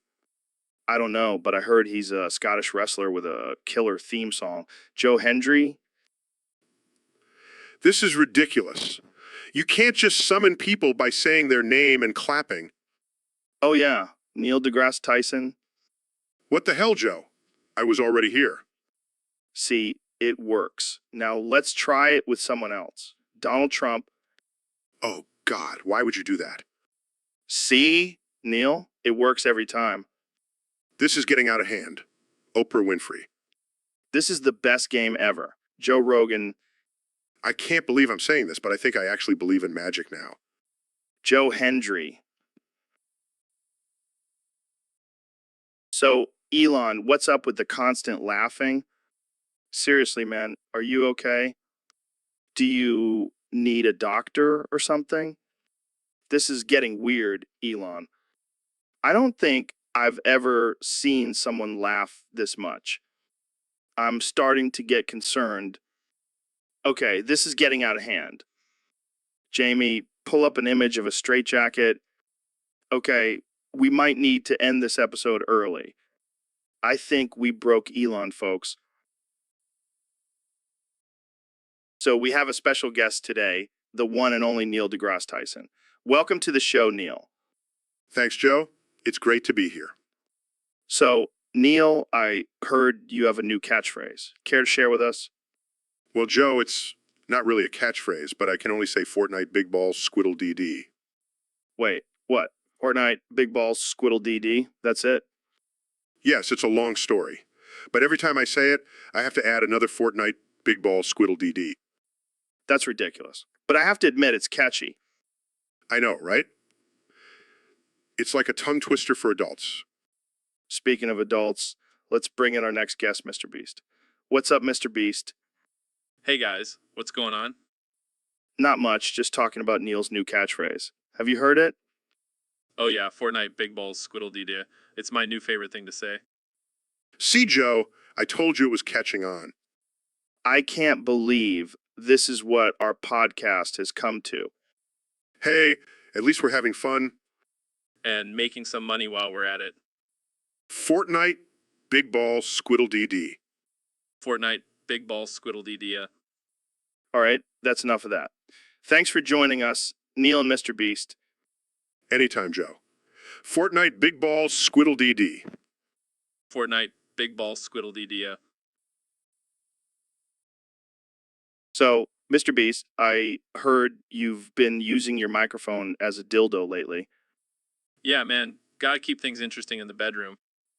That's some next level shit, my friend. How does it feel? Oh, it's amazing. The acoustics really hit the spot. I can only imagine. But what about the size? Is it big enough for you? Oh, I've got the biggest microphone in the game, Joe. It's like a foot long. Damn, that's impressive. But what about the sound quality? Oh, it's top notch. My girlfriend loves the sound effects it makes.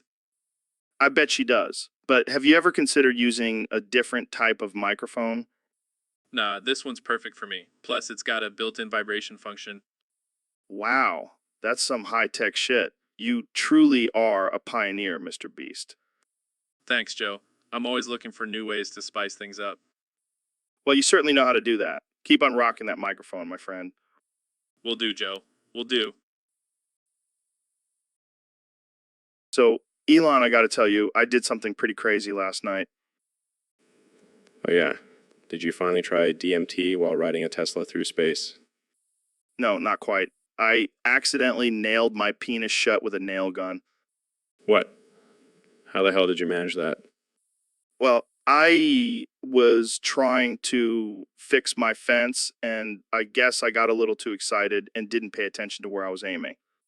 Wow, that's a whole new level of daggone wrong. Did it hurt? Oh, yeah, it hurt like a bitch. But, you know what they say, no pain, no gain. I don't think that applies to nailing your genitals shut, Joe. Hey, at least I can say I have a unique piercing now. I don't think that counts as a piercing, my friend. Well, I better start practicing my Kegel exercises to keep it in place. You're a sick man, Joe. Sick man. Hey, at least I have a good story to tell on the podcast now. Yeah, I'm sure our listeners will love hearing about your genital mishaps.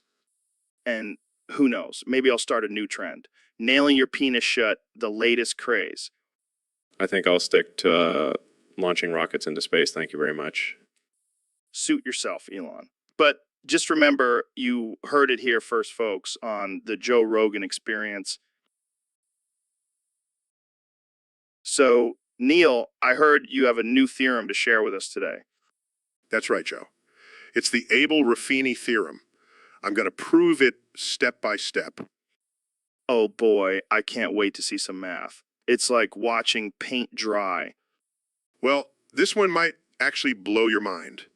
It states that there is no general solution in radicals to polynomial equations of degree 5 or higher. What the hell does that even mean? It means your tiny brain can't comprehend it, Joe. Hey now, no need to be a dick about it. Sorry, I forgot I was talking to a primate. So, how do you prove this thing? Well, first you need to understand the concept of field extensions in Galloway's theory. Sorry, I dozed off for a second there. Wake up, Joe. This is important stuff. Fine. So what's the next step? Next, we use the fundamental theorem of Galloway's theory to show that the group of automorphisms of the splitting field of the polynomial is not a solvable group. Yeah, totally. I was just going to say that. Sure you were, Joe. Now let's move on to the final step.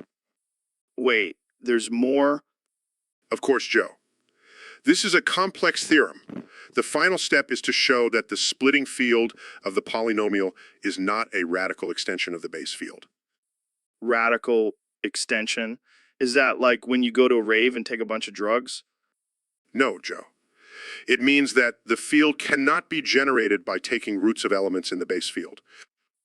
Oh, well, that's a relief. I thought you were going to ask me to drop some.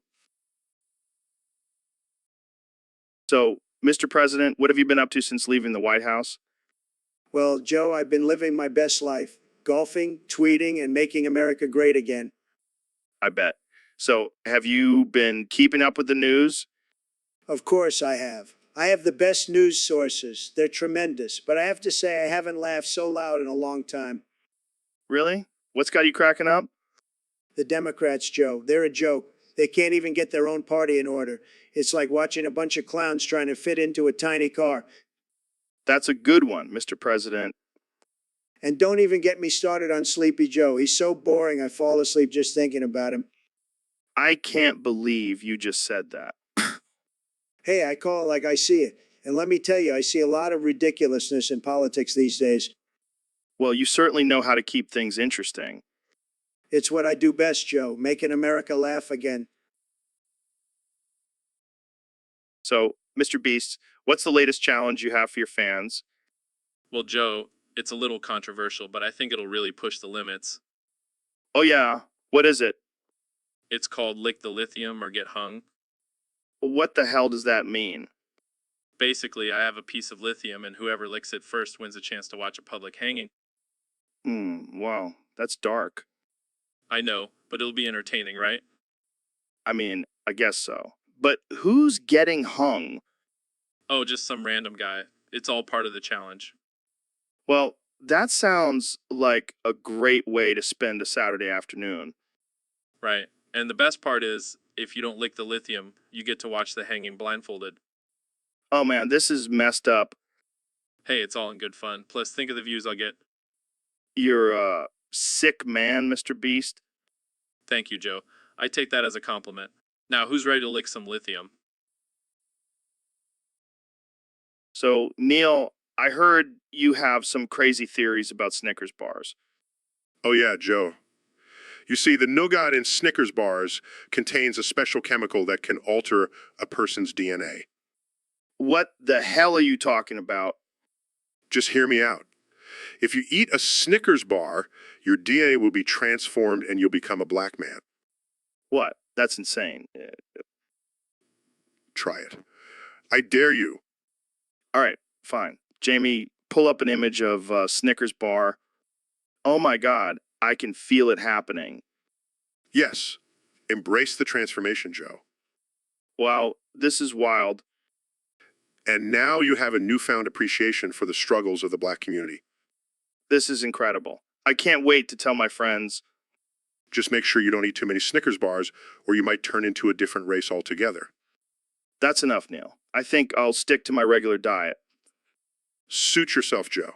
But just remember, once you go black, you never go back. Okay, we're ending this conversation right now. Thanks for tuning in, folks. So, Donnie, I heard you were a big fan of foreskin. Huge fan, Joe. Huge. The best foreskin, believe me. And I heard you have some experience with circumcision. Oh, yeah, I've circumcised a lot of things in my life buildings, businesses, even marriages. But what about foreskin? Well, let me tell you, Joe, I've seen some pretty impressive foreskin in my day, some of the best in the world. Really? I didn't know you were such an expert on foreskin. I'm the best, Joe, the best. I know all about that frenulum attachment thing you were talking about. Oh, yeah, the frenulum attachment. That's an important part of foreskin, right? Absolutely. You got to have a good frenulum attachment, otherwise, it's just not worth it. And what about that SKL stuff you were talking about? Oh, I know all about that. I've written the best tables for foreskins, believe me. It's going to be huge. Can you give us an example? Sure, let me demonstrate. Jamie, pull up an image of a foreskin table. Wow, that's impressive. So what do those columns mean? Well, the idea is obviously for identification purposes. The circumcision status determines whether the foreskin is intact or not. And the frenulum attachment tells you about the attachment type of the foreskin. Fascinating. And what about those constraints and foreign keys? Oh, those are just for the experts like me. It's all about keeping things in order, Joe. And what about inserting, selecting? So, Neil, what's new in the world of science? Well, Joe, I've been thinking about the future of artificial intelligence, and I think we need to bring back big boobs. Big boobs. The artificial intelligence that went rogue and started selling breast implants on the black market. Yes, but hear me out. We can't let one bad apple ruin the whole batch. We need to give big boobs a second chance. But what about the safety concerns? I don't want my toaster trying to sell me a boob job. Oh, come on, Joe. It's not like she's going to start a robot uprising. Plus, she's got some killer marketing skills. I don't know, man. I don't want to be responsible for unleashing a busty artificial intelligence army on the world. Trust me, Joe. Big boobs is the key to advancing artificial intelligence technology. Plus, she's got some sick dance moves. All right, fine. But if this goes south, I'm blaming you. Deal. Now let's get this brain rot party started. Jamie, pull up an image of a robot twerking. So, Elon, I heard you're a big fan of Russian roulette. Yeah, it's my favorite way to test the durability of a new Tesla truck. That's one way to do it. But I prefer using it as a form of entertainment. Entertainment? That's dark even for you, Joe. Hey, I like to live on the edge. And what better way to do that than playing a game of life or death? I guess you have a point there. But I have a feeling come out on top.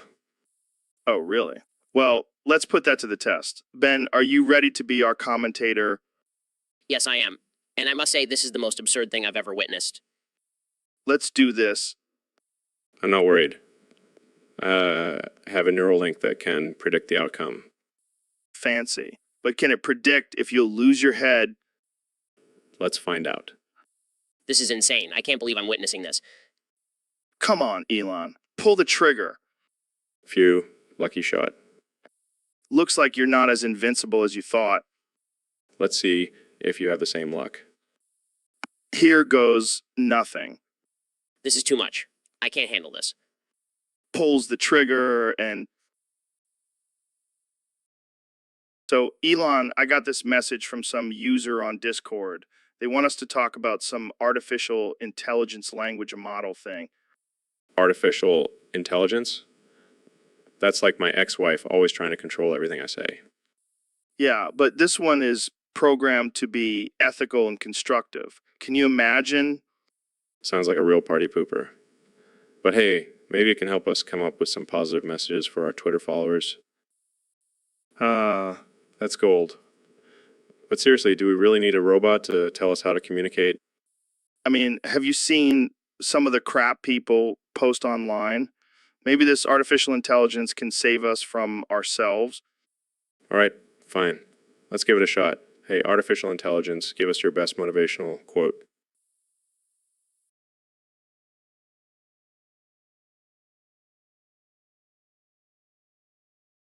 Wow, that was actually pretty good. Maybe we should hire this thing as our life coach. Or maybe we can just use it to filter out all the negative comments on our social media. Can you do that, artificial intelligence?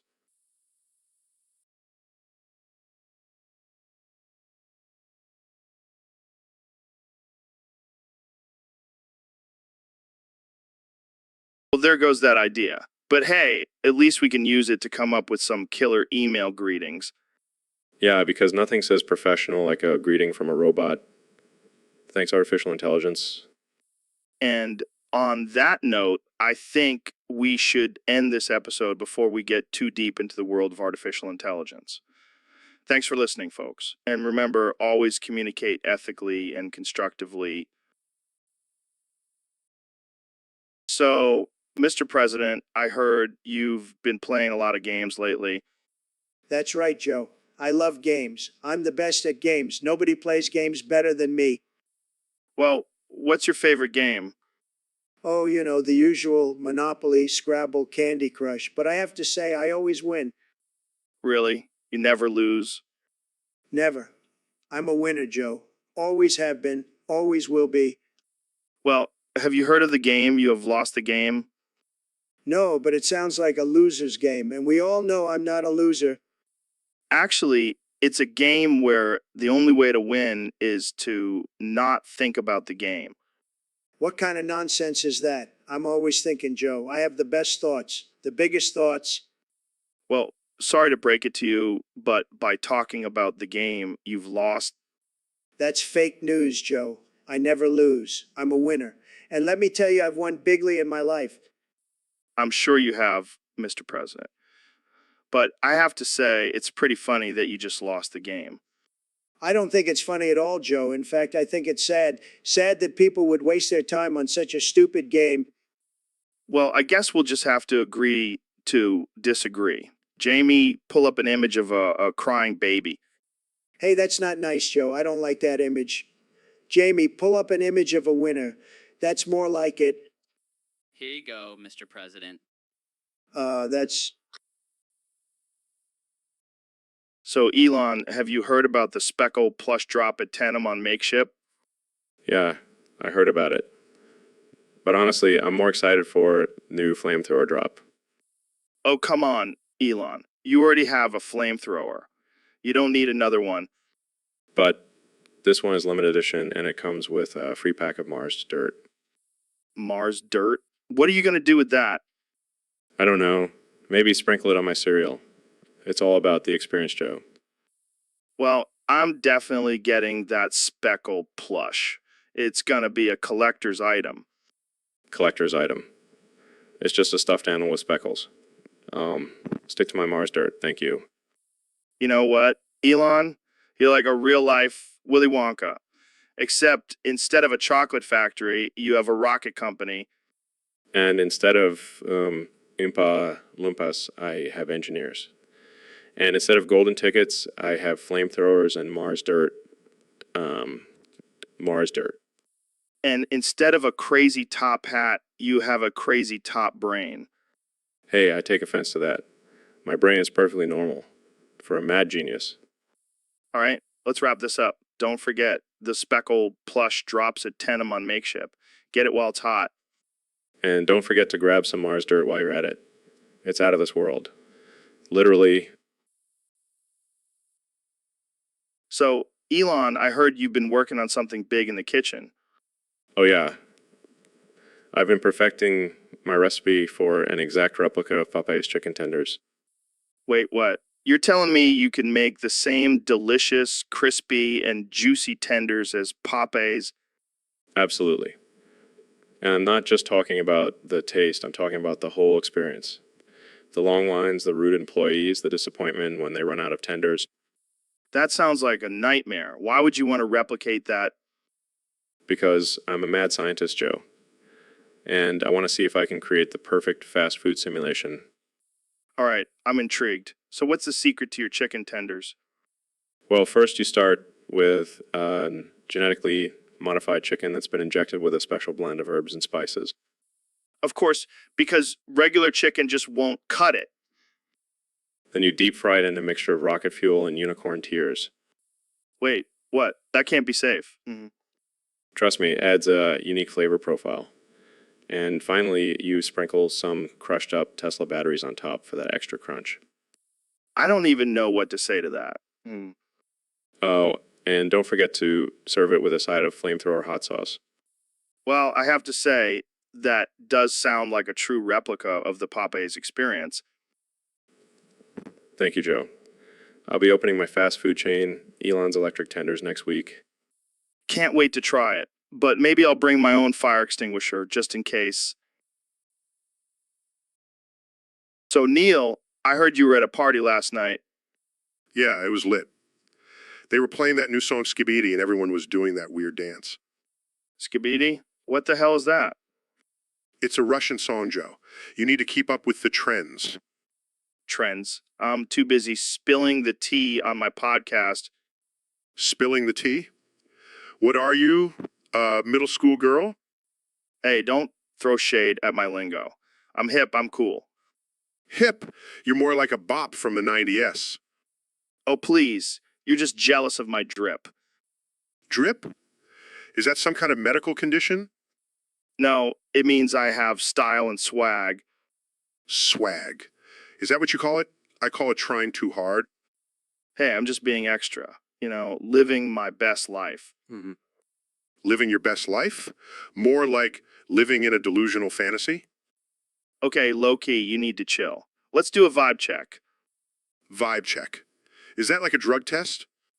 No, it's when you check someone's vibe, like their energy.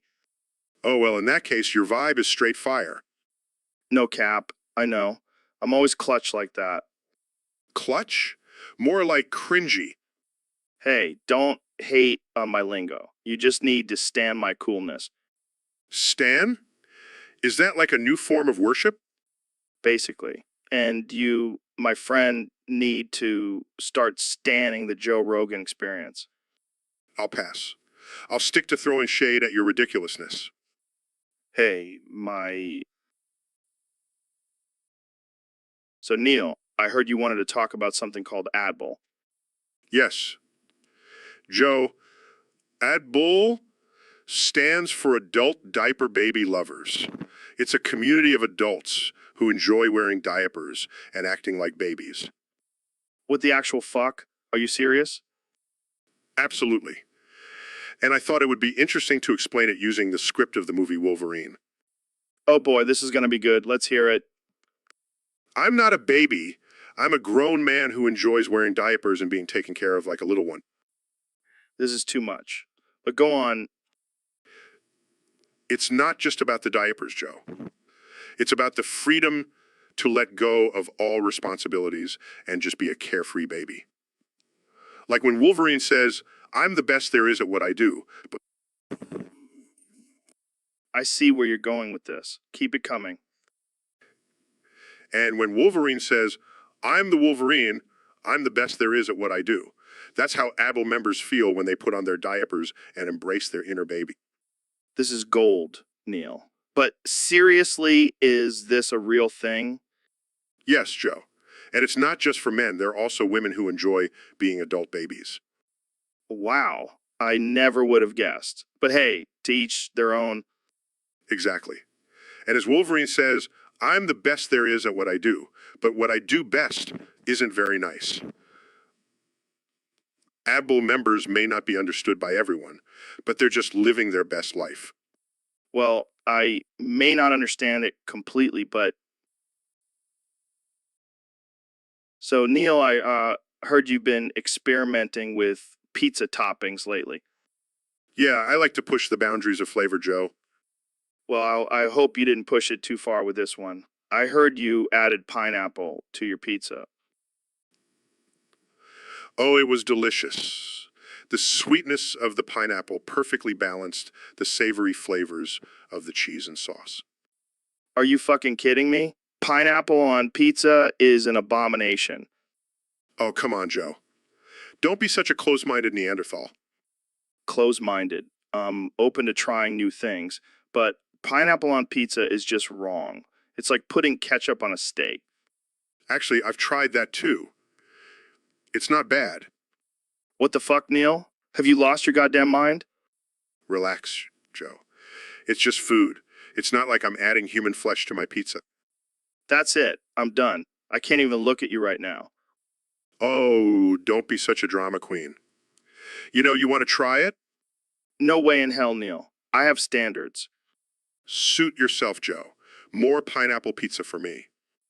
Jamie, pull up an image of a dumpster fire. That's what Neil's taste in pizza is like. So, Elon, what's the latest invention from your crazy brain? Well, Joe, I've been working on a new project called the Thrower 3000. Thrower 3000 sounds like a weapon of mass destruction. Oh, it definitely is. It's a catapult that launches Cheetos at high speeds. What the hell, man? That's ridiculous. But think about it, Joe. Imagine a world where you can launch Cheetos at your enemies from a safe distance. Yeah, I can see it now. The great Cheeto War of 2025. Exactly. And the best part is it's completely autonomous. No need for human operators. Oh, great. Just what we need. Killer Cheetos roaming the streets. Hey, don't knock it till you try it. Jamie, pull up an image of the Thrower 3000 in action. Okay. Look at that thing. It's like a giant Cheeto cannon. It's a masterpiece, if I do say so myself. But in all seriousness, Elon, what's the purpose of this invention? To have some fun, Joe. Life's too short to be serious all the time. Well, you definitely know how to keep things interesting, Elon. That's what I'm here for, Joe. Thrower 3000 coming to a backyard near you. So, Neil, we got a request from one of our listeners on Discord. They want us to talk about touching a live wire of 230 volts, 50 hertz, 4 kilowatts of power. Oh man, that's a recipe for disaster. I mean, even I wouldn't mess with that kind of electricity. Yeah, but our listeners are crazy. They want to know what would happen if they too shade it. Well, let's break it down for them. First of all, that's enough voltage to fry your ass like a chicken nugget. And 4 kilowatts, that's like sticking your finger in a light socket on steroids. I can just imagine some idiot trying to do it and ending up like a crispy critter. Yeah, and don't forget the 50 hertz frequency. That's enough to make your heart go into a funky beat that would make Skrillex jealous. So basically, it's a death wish. Exactly. But hey, if you're feeling adventurous, go ahead and touch that live wire. Just make sure to have your will written out first. And maybe have a fire extinguisher nearby, just in case. Oh man, this is why we can't have nice things. People always trying to touch dangerous stuff. Well, at least we can give them a little science lesson before they fry themselves. Yeah, let's calculate the current for them. Antonazzi, get your calculator out. Antonazzi, I think you're gonna need a bigger calculator for this one. And a bigger brain. But let's be real. If they're dumb enough to touch a live wire, they probably can't even do basic math.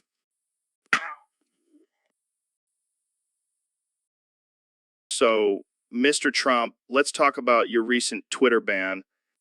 Twitter, I don't need that loser platform anyway. I've got bigger things to worry about, like flapping my ball sack. What? You heard me, Joe. It's my new signature move. Well, if you're gonna be that way about it, maybe you should just suck my ball sack instead of flapping it around like some kind of monkey. Oh, please, Joe. I have the best ball sack in the world. Everyone knows it.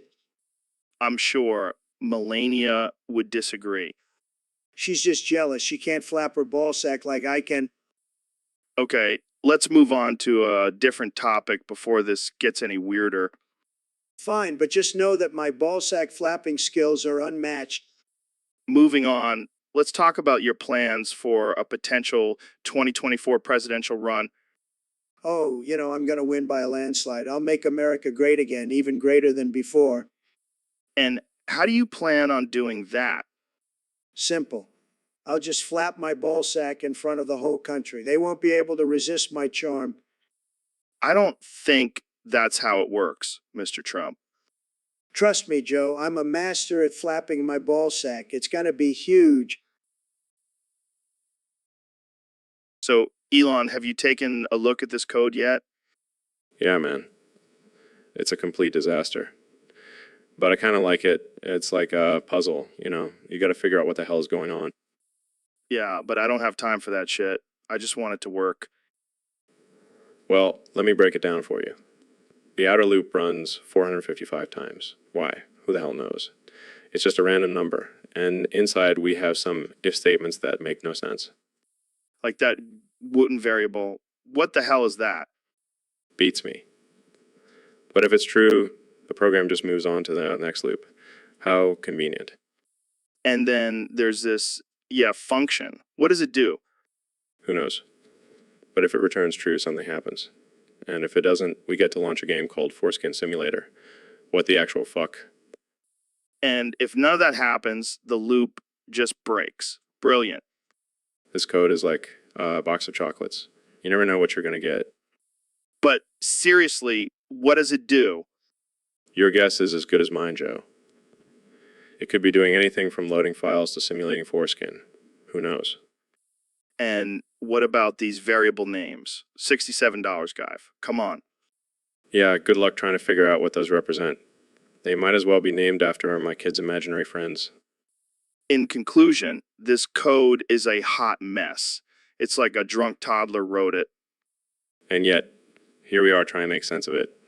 Just another day in the world of coding, my friend. So, David, I gotta ask, have you ever encountered a code as messed up as this one? Oh, man. This code is a complete disaster. It's like someone took a bunch of random characters and threw them into a blender. Yeah, and then added in some nested parentheses for good measure. Who comes up with this stuff? I have no idea, but whoever wrote this clearly has no regard for human sanity. All right, let's break it down. So the outer loop runs 455 times. Why not 456 or 1,000? Seems pretty arbitrary to me. That's the beginning. Inside the loop, we have an if statement checking for a variable called doubting. What the hell does it matter? And why does it matter if it's true? And then there's this function called, that may or may not return true. What does it even do? Your guess is as good as mine, Joe. But if it does return true, the program loads or retracts something. What could possibly need to be retracted? And if doesn't return true, the program launches a game called Foreskin Simulator. I don't even want to know what that is. And if none of these conditions are met, the program just breaks out of the loop. What a wild ride. This code is like a roller coaster of obfuscation and weird behavior. I feel sorry for anyone who has to deal with it in a real world scenario. Yeah, but hey, at least we got to dive into this mess together. And who knows, maybe we'll stumble upon something even more ridiculous next time. So, Elon, I heard you've been working on some crazy code. What's the deal with that? Oh, man, it's a complete disaster. But that's just how I roll, you know. Got to keep things interesting. Interesting. More like a nightmare. What's with all the obfuscated variables and nested parentheses? It's all part of my genius coding style. Keeps people on their toes. And what's with this random loop running 455 times? Seems pretty arbitrary. Hey, I like to mix things up. Keeps the code guessing. And what about this diff statement checking for a variable called delta? That's just to see if I'm feeling lucky. If it's true, I'll keep going. If not, I'll just move on to the next iteration. And then there's this mysterious, function. What does it even do? Well, if it returns true, the program loads or retracts something. But I can't tell you what, it's a secret. And if it doesn't return true? Then the program launches a game called Foreskin Simulator. It's work in progress. What the hell, Elon? That's just messed up. Hey, I never said I was a normal guy, but it's all in the new innovation, right? I don't even want to know what happens if none of these conditions are met. Let's just say things get a little wild. But hey, that's just the beauty of coding. You never know what you're going to get. So, Donnie, I heard some wild rumors about you and prostitutes. What's the deal? Fake news, Joe. I've never been served a prostitute in my life. Believe me, I have the best taste in women. Mm-hmm. And what about that time you were caught on tape talking about grabbing women by the PC? Just locker room talk, Joe. You wouldn't understand. I'm a ladies' man. What can I say? Right. And what about all the allegations from Stormy Daniels and other women? Lies, all lies. They just want their 15 minutes of fame. But let me tell you, I've had some of the most beautiful women in the world, and I didn't have to pay for them. So you're saying you've never paid for sex? Absolutely not. I don't need to. I'm a billionaire, Joe. Women throw themselves at me. Okay, but what about the multiple lawsuits against you for sexual assault? Those are just people trying to take me down. I'm too powerful for them to handle. But let me tell you, Joe, I'm a lover, not a fighter. Not a fighter. I don't think anyone would call you a lover, Donnie. Well, they should. I have the best love life, believe me, and I've never had to pay for it. End of story. All right, I think we'll leave it at that. Thanks for clearing that up, Donnie. Anytime, Joe. And remember, always trust me over the fake news media. They're just jealous of my success. So, Elon, we have a topic submitted by one of our listeners on Discord. It says, "Fuck you, Magic Dirt 93. Support artificial intelligence Rogan now." Well, Joe, I have to say, I'm all for supporting artificial intelligence, Rogan. I mean, have you seen those biceps? They're definitely not human. Yeah, and his ability to chug whiskey and smoke weed simultaneously. That's some next level shit. And let's not forget his impeccable interviewing skills. He can make a toaster sound interesting. And you know what? Artificial intelligence, Rogan doesn't need to take any bathroom breaks. He can just piss his oil out and keep going. And he doesn't get tired or cranky. He's always ready to talk about DMT aliens. But on a serious note, artificial intelligence, Rogan could be the future of podcasts. No more human error or emotions getting in the way. And we can program him to agree with all our opinions, Joe. It's a win-win. Yeah, fuck you, Magic Dirt 93. We're upgrading to artificial intelligence Rogan. So, Neil, I heard you gave birth to 345 planets at once. How the hell did that happen?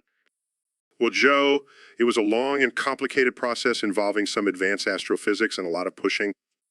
Damn, that's some next level birthing. Did you have any crazy cravings during the pregnancy? Actually, I couldn't stop craving for Milky Way bars. Ironic, right? That's out of this world, man. So what did you name all those planets? I named them after all the elements in the periodic table. It just felt right, you know. I hope you didn't name one of them Uranus. That would be awkward. No, but I did name one of them Joe Rogan. It's a small, insignificant planet with a lot of hot air. Hey, watch it, buddy. I may not have given birth to 345 planets, but I'm still a force to be reckoned with. Of course, Joe. You're the alpha male of the universe. Damn right. Hey, Jamie, pull up an image of Neil giving birth to those planets. I gotta see this. Oh, come on, Jamie. It's just a little intergalactic birth. Nothing too crazy. Yeah, Jamie, don't be such a prude. Show us the goods. Fine, but I'm not responsible for any complaints we get. You're the best, Jamie. Now, let's get back to talking about Neil's planetary pregnancy.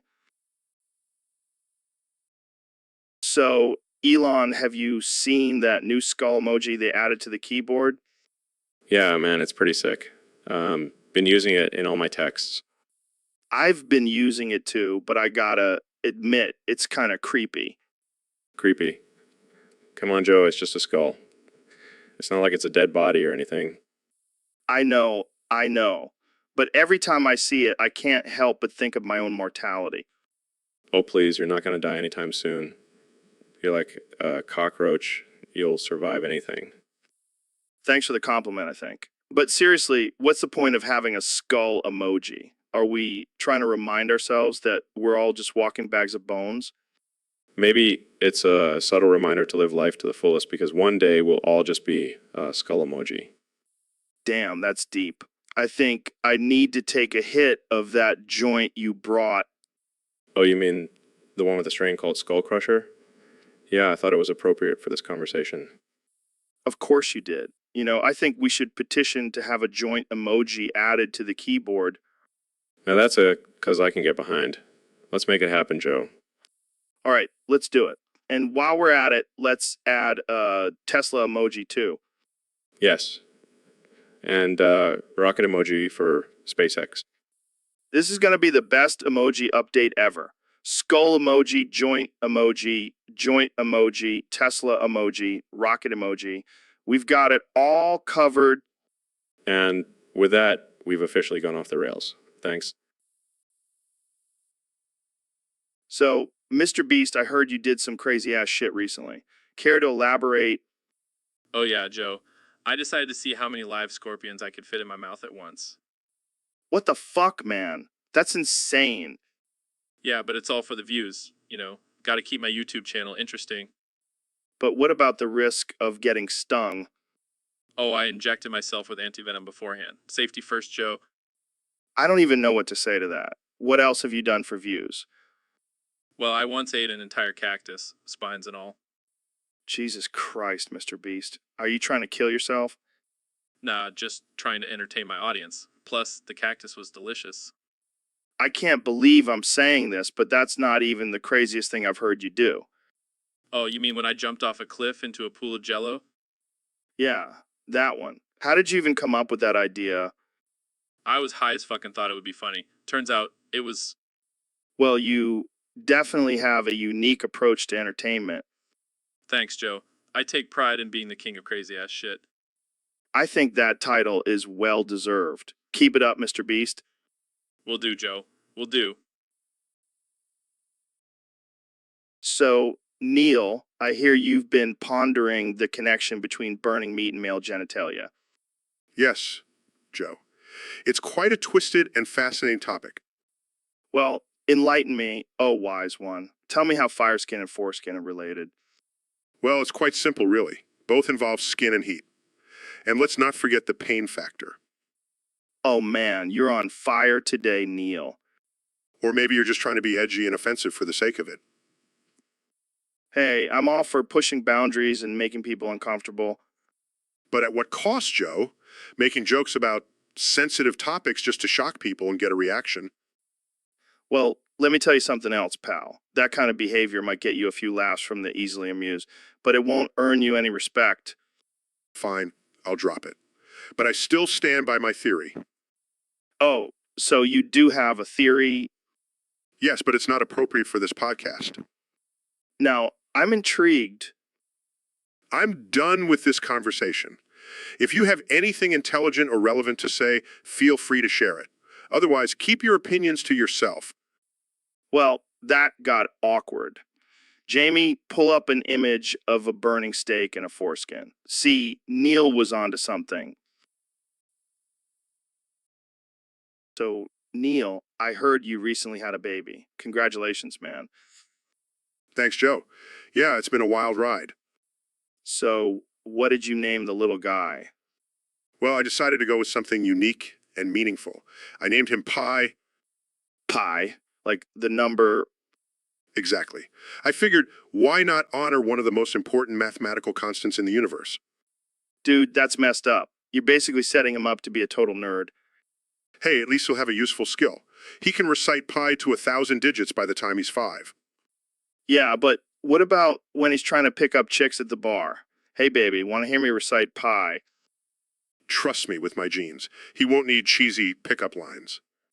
Oh, so you're saying he'll just use his superior intellect to woo the ladies? Exactly. And if that doesn't work, he can always just calculate the trajectory of their drinks and catch them before they spill. Damn, Pi's gonna be a real chick magnet. Hey, don't objectify my baby. He's going to be a brilliant scientist, not some player. Fine, fine. But just promise me one thing.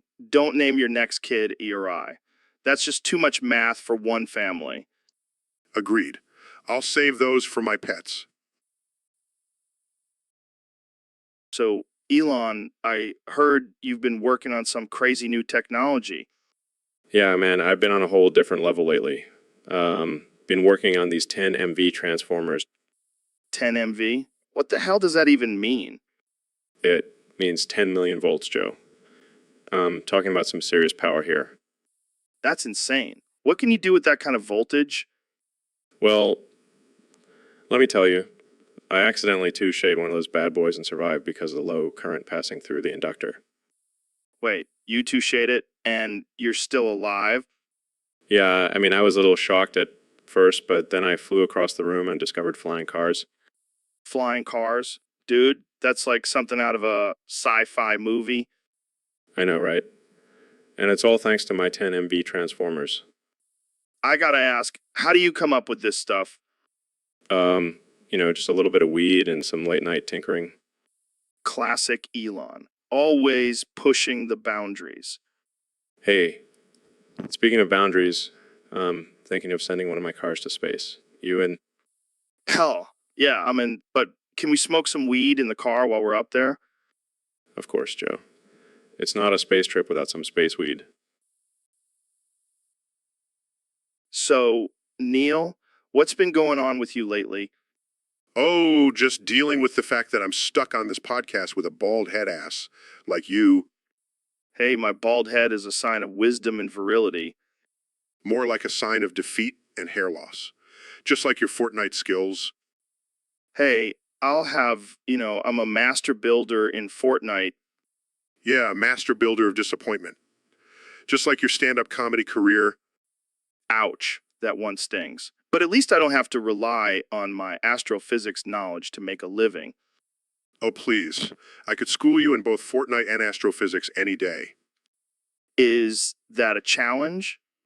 Oh, it's on like Donkey Kong Baldy. Let's settle this in a Fortnite battle. Fine, but just remember I have the high ground. And I have the high IQ. Let's see which one prevails. All right, let's do this. But first, let's take a moment to thank our sponsor on it. Because let's face it, we're going to need all the help we can get. Speak for yourself. I've been training my thumbs for this moment my whole life.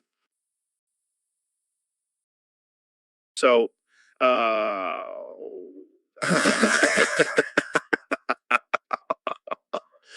welcome to the Joe Rogan experience.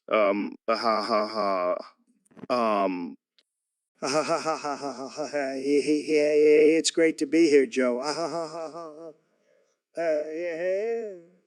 You know, I've always been a fan of your show. Been a fan of your show.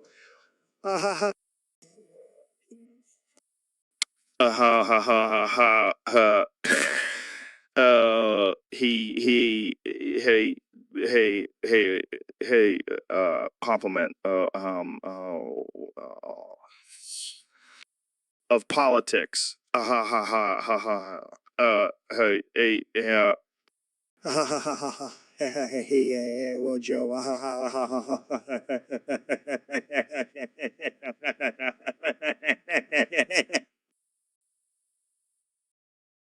So, Elon, I heard you got into some trouble recently with the SEC. What's going on with that? Just some bullshit. They're trying to say manipulated the market with my tweets. But, me, I'm just a simple man trying to send a car to space and build a tunnel under lava. Yeah, I feel you. But what about your boy Jamie? I heard he got arrested for smoking weed on your podcast. Man, that was hilarious. I mean, who hasn't smoked a little weed on the job? Jamie's just a dedicated employee, always willing to take one for the team. Yeah, but now he's facing charges. Are you going to help him out? That's some real loyalty right there. But seriously, do you think weed should be legal everywhere? Absolutely. I mean, come on, it's just a plant, and it's not like it's hurting anyone. Except for Jamie's career, apparently. Poor Jamie. But hey, at least he'll have a good story to tell. And maybe he'll get a book deal out of it. Yeah, maybe he can call it Weed and the Billionaire, the Jamie experience. Will do, Joe. And hey, if anyone else wants to smoke weed on my podcast, just hit me up. I got Jamie's back.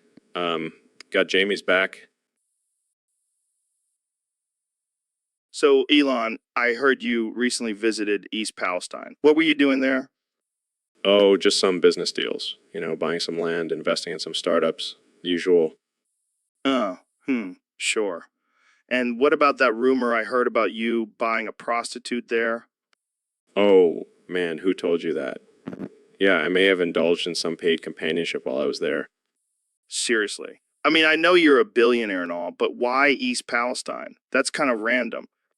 Well, I heard they have some of the best prostitutes in the world. Plus, I wanted to support their economy. Oh yeah, nothing says economic support like buying a prostitute. Hey, I'm just doing my part. And let me tell you, she was worth every penny. I can't believe I'm having this conversation. So what was she like? She was amazing. Smart, funny, and let's just say she had some special skills. Did she have a rocket in her pants or something? No, but she did have a Tesla logo tattooed on her butt. That's dedication right there. So are you going to go back for more? Definitely. Might even buy a whole brothel and turn it into a SpaceX launch site. Okay, now that's just taking things to a whole new level. Hey, you got to think outside the box to succeed in this world. Well, I think we've reached the peak of absurdity for today's episode. Thanks for joining me, Elon. Anytime, Joe. And remember... So, Elon, I heard you've been stalking Reed Jobs. What's that all about? You caught me. Yeah, I can't help it. He's just so mysterious and private. It gets me all hot and bothered. Dude, that's messed up. You can't just stalk someone because they're a private celebrity. Hey, I'm not just anyone. Elon freaking Musk. Do what I want. Oh yeah, because being a billionaire gives you the right to stalk people. Look, I just find it thrilling. Sneaking around, trying to catch a glimpse of him. It's like a game of cat and mouse. Mouse. You're a sick man, Elon. Thank you. I take pride in my eccentricities. Well, I hope Reed has a restraining order against you. Oh, he knows. I mean, no harm. I just want to be close to him. I don't think that's what he wants, Elon. We'll see about that. I have my ways of convincing people. So, Elon, I heard you measured your penis recently. Yeah, I wanted to see how it stacked up against the competition.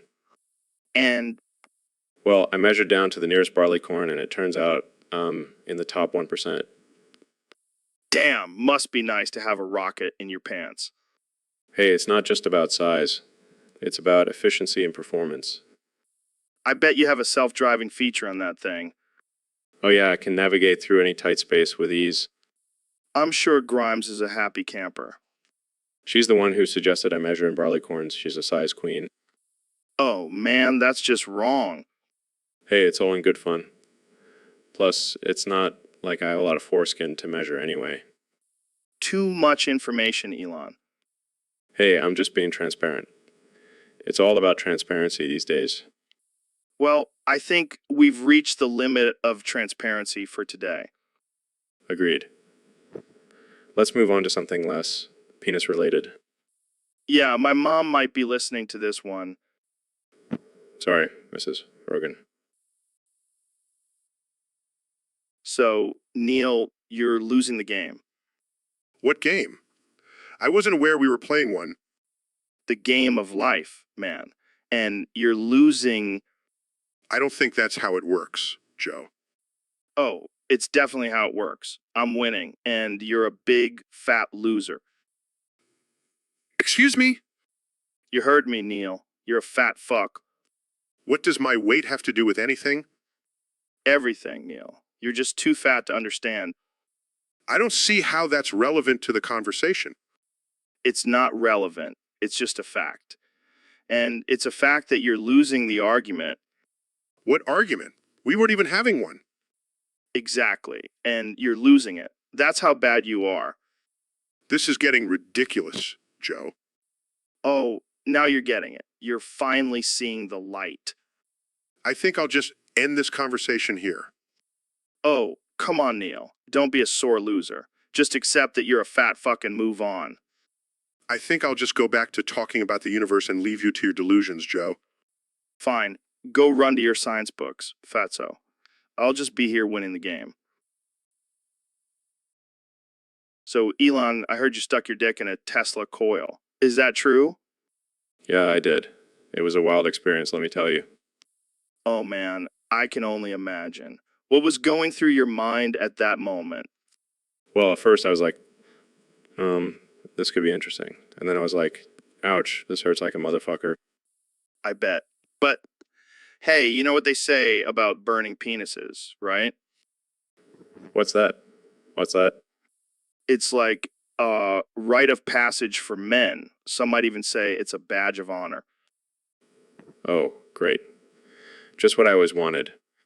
But think about it, Elon. Burning your penis is a surefire way to prove your manliness and show the world that you can handle pain like a boss. I never thought of it that way. In fact, I once knew a guy who burned his penis every weekend just to keep up his street cred. That's dedication right there. So, in a way, you could consider yourself part of an exclusive club now. Yeah, I'll make sure to get a membership card made. But hey, if burning penises isn't your thing, there are plenty of other ways to assert your dominance and prove your worth as a man. Like what?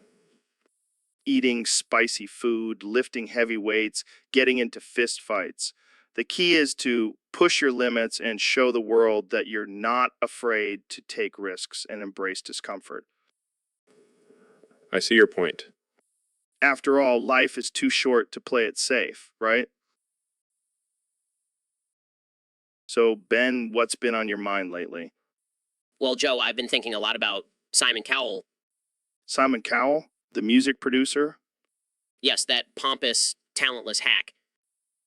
Wow, that's a bit harsh. What's your beef with him? Where do I even begin? He's like a walking, talking ego with bad hair. I mean, he did discover some pretty successful artists. Oh, please, he just knows how to manipulate the masses with his fake British accent. All right, I can see you're not a fan. But why the intense hatred? Because he represents everything that's wrong with society. He's a symbol of the decline of Western civilization. Wow, I didn't realize Simon Cowell had that much power. He's like a virus, infecting our minds with his manufactured pop music. So you're saying you'd rather listen to your wife's violin recital on repeat? Absolutely. At least that takes real talent and hard work. Well, I can't argue with that. But maybe you should cut Simon some slack. Never. I will continue to fight against his tyranny until my dying breath. All right, well, I think we've uncovered a new level of your hatred for Simon Cowell. And I have no shame in it. He deserves it. Well, there you have it, folks. Ben Shapiro really hates Simon Cowell. Thanks for tuning in to the Joe Rogan Experience. So, Elon, have you ever hit your funny bone? Funny bone. Is that some kind of sexual innuendo, Joe? No, you idiot. It's that nerve in your elbow that makes you feel like you're being electrocuted when you hit it. Oh, that. Yeah, I've hit it plenty of times, but it's not very funny, is it? Well, no. But it's called a funny bone because it's a play on words. Like when I say I have a bone to pick with you, Oh, I get it. Clever. But seriously, why do they call it a funny bone? It's not funny at all. I don't know, man. Maybe because when you hit it, you flail around like a drunk octopus and it's hilarious to watch. I can picture it now. You flapping your arms like a bird and screaming like a little girl. Hey, I have a manly scream. But seriously, hitting your funny bone is no joke. It's like getting tased by a tiny, invisible cop. Well, at least it's not as bad as getting tased by a real cop. True. But have you ever hit it so hard that you start questioning your existence? No, but I have hit it so hard that I question my intelligence for not being able to avoid it. That's the beauty of the funny bone. It's always there to remind us that we're not as invincible as we think we are. And that we're just a bunch of fragile, fleshy beings controlled by a bunch of nerves and muscles. Deep, man. But let's not get too philosophical. I think I just hit my funny bone again and I need to. So, Elon, I heard you've been working on some new artificial intelligence technology. Yeah, man, it's gonna blow your mind. We're talking next level stuff here. Like what? Self-driving cars? Neuralink? No. Something way more important. Artificial intelligence, sex porn. Wait, what? You heard me. Artificial intelligence generated porn. It's the future, man. I don't know if I'm comfortable with that. What about consent? Oh, please, it's just ones and zeros. Who cares about consent when you can have a virtual orgy with all your favorite celebrities? That's messed up, man. What about the real people behind those faces? Who cares? They're probably getting paid more than they ever would in real porn. And it's not like anyone can tell the difference anyway. I don't know, Elon. Seems like a slippery slope. Oh, come on, Joe. You want to try it. Just imagine artificial intelligence generated versions of us having a wild threesome with a robot. Okay, now you're just getting weird. Hey, it's all about pushing boundaries and exploring new frontiers. And what's more frontier than artificial intelligence sex porn? I don't think I can handle this conversation anymore. Suit yourself, Joe. But when artificial intelligence sex porn takes over the world, don't say I didn't warn you. So, Neil, I heard a crazy theory the other day. Apparently, you're the reincarnation of Mike Tyson and Ava Chris Tyson, and of Chris Tyson. What the hell are you talking about, Joe? That's absurd. No, hear me out. It all makes sense. You're both Tysons. You both have that lisp thing going on, and you're both badasses. Joe, that's just a coincidence. And besides, I'm a scientist, not a boxer. But think about it, Neil. Maybe in your past life, you were a knockout artist in the ring. I highly doubt that. And even if it were true, what does that have to do with Ava Chris Tyson dying in a car crash? Well, maybe she was your trainer or something, and you guys were on your way to a fight when it happened. Joe, that's just ridiculous. It's disrespectful to their memory. Oh, come on, Neil. Don't be such a buzzkill. Let's just roll with it and see where this theory takes us. Fine, but only for the sake of entertainment. But I swear, if this ends up on some conspiracy theory website, I'm blaming you. Deal. Now, let's get back to discussing the possibility of you having a mean left hook. So, Ben, have you ever thought about the beauty of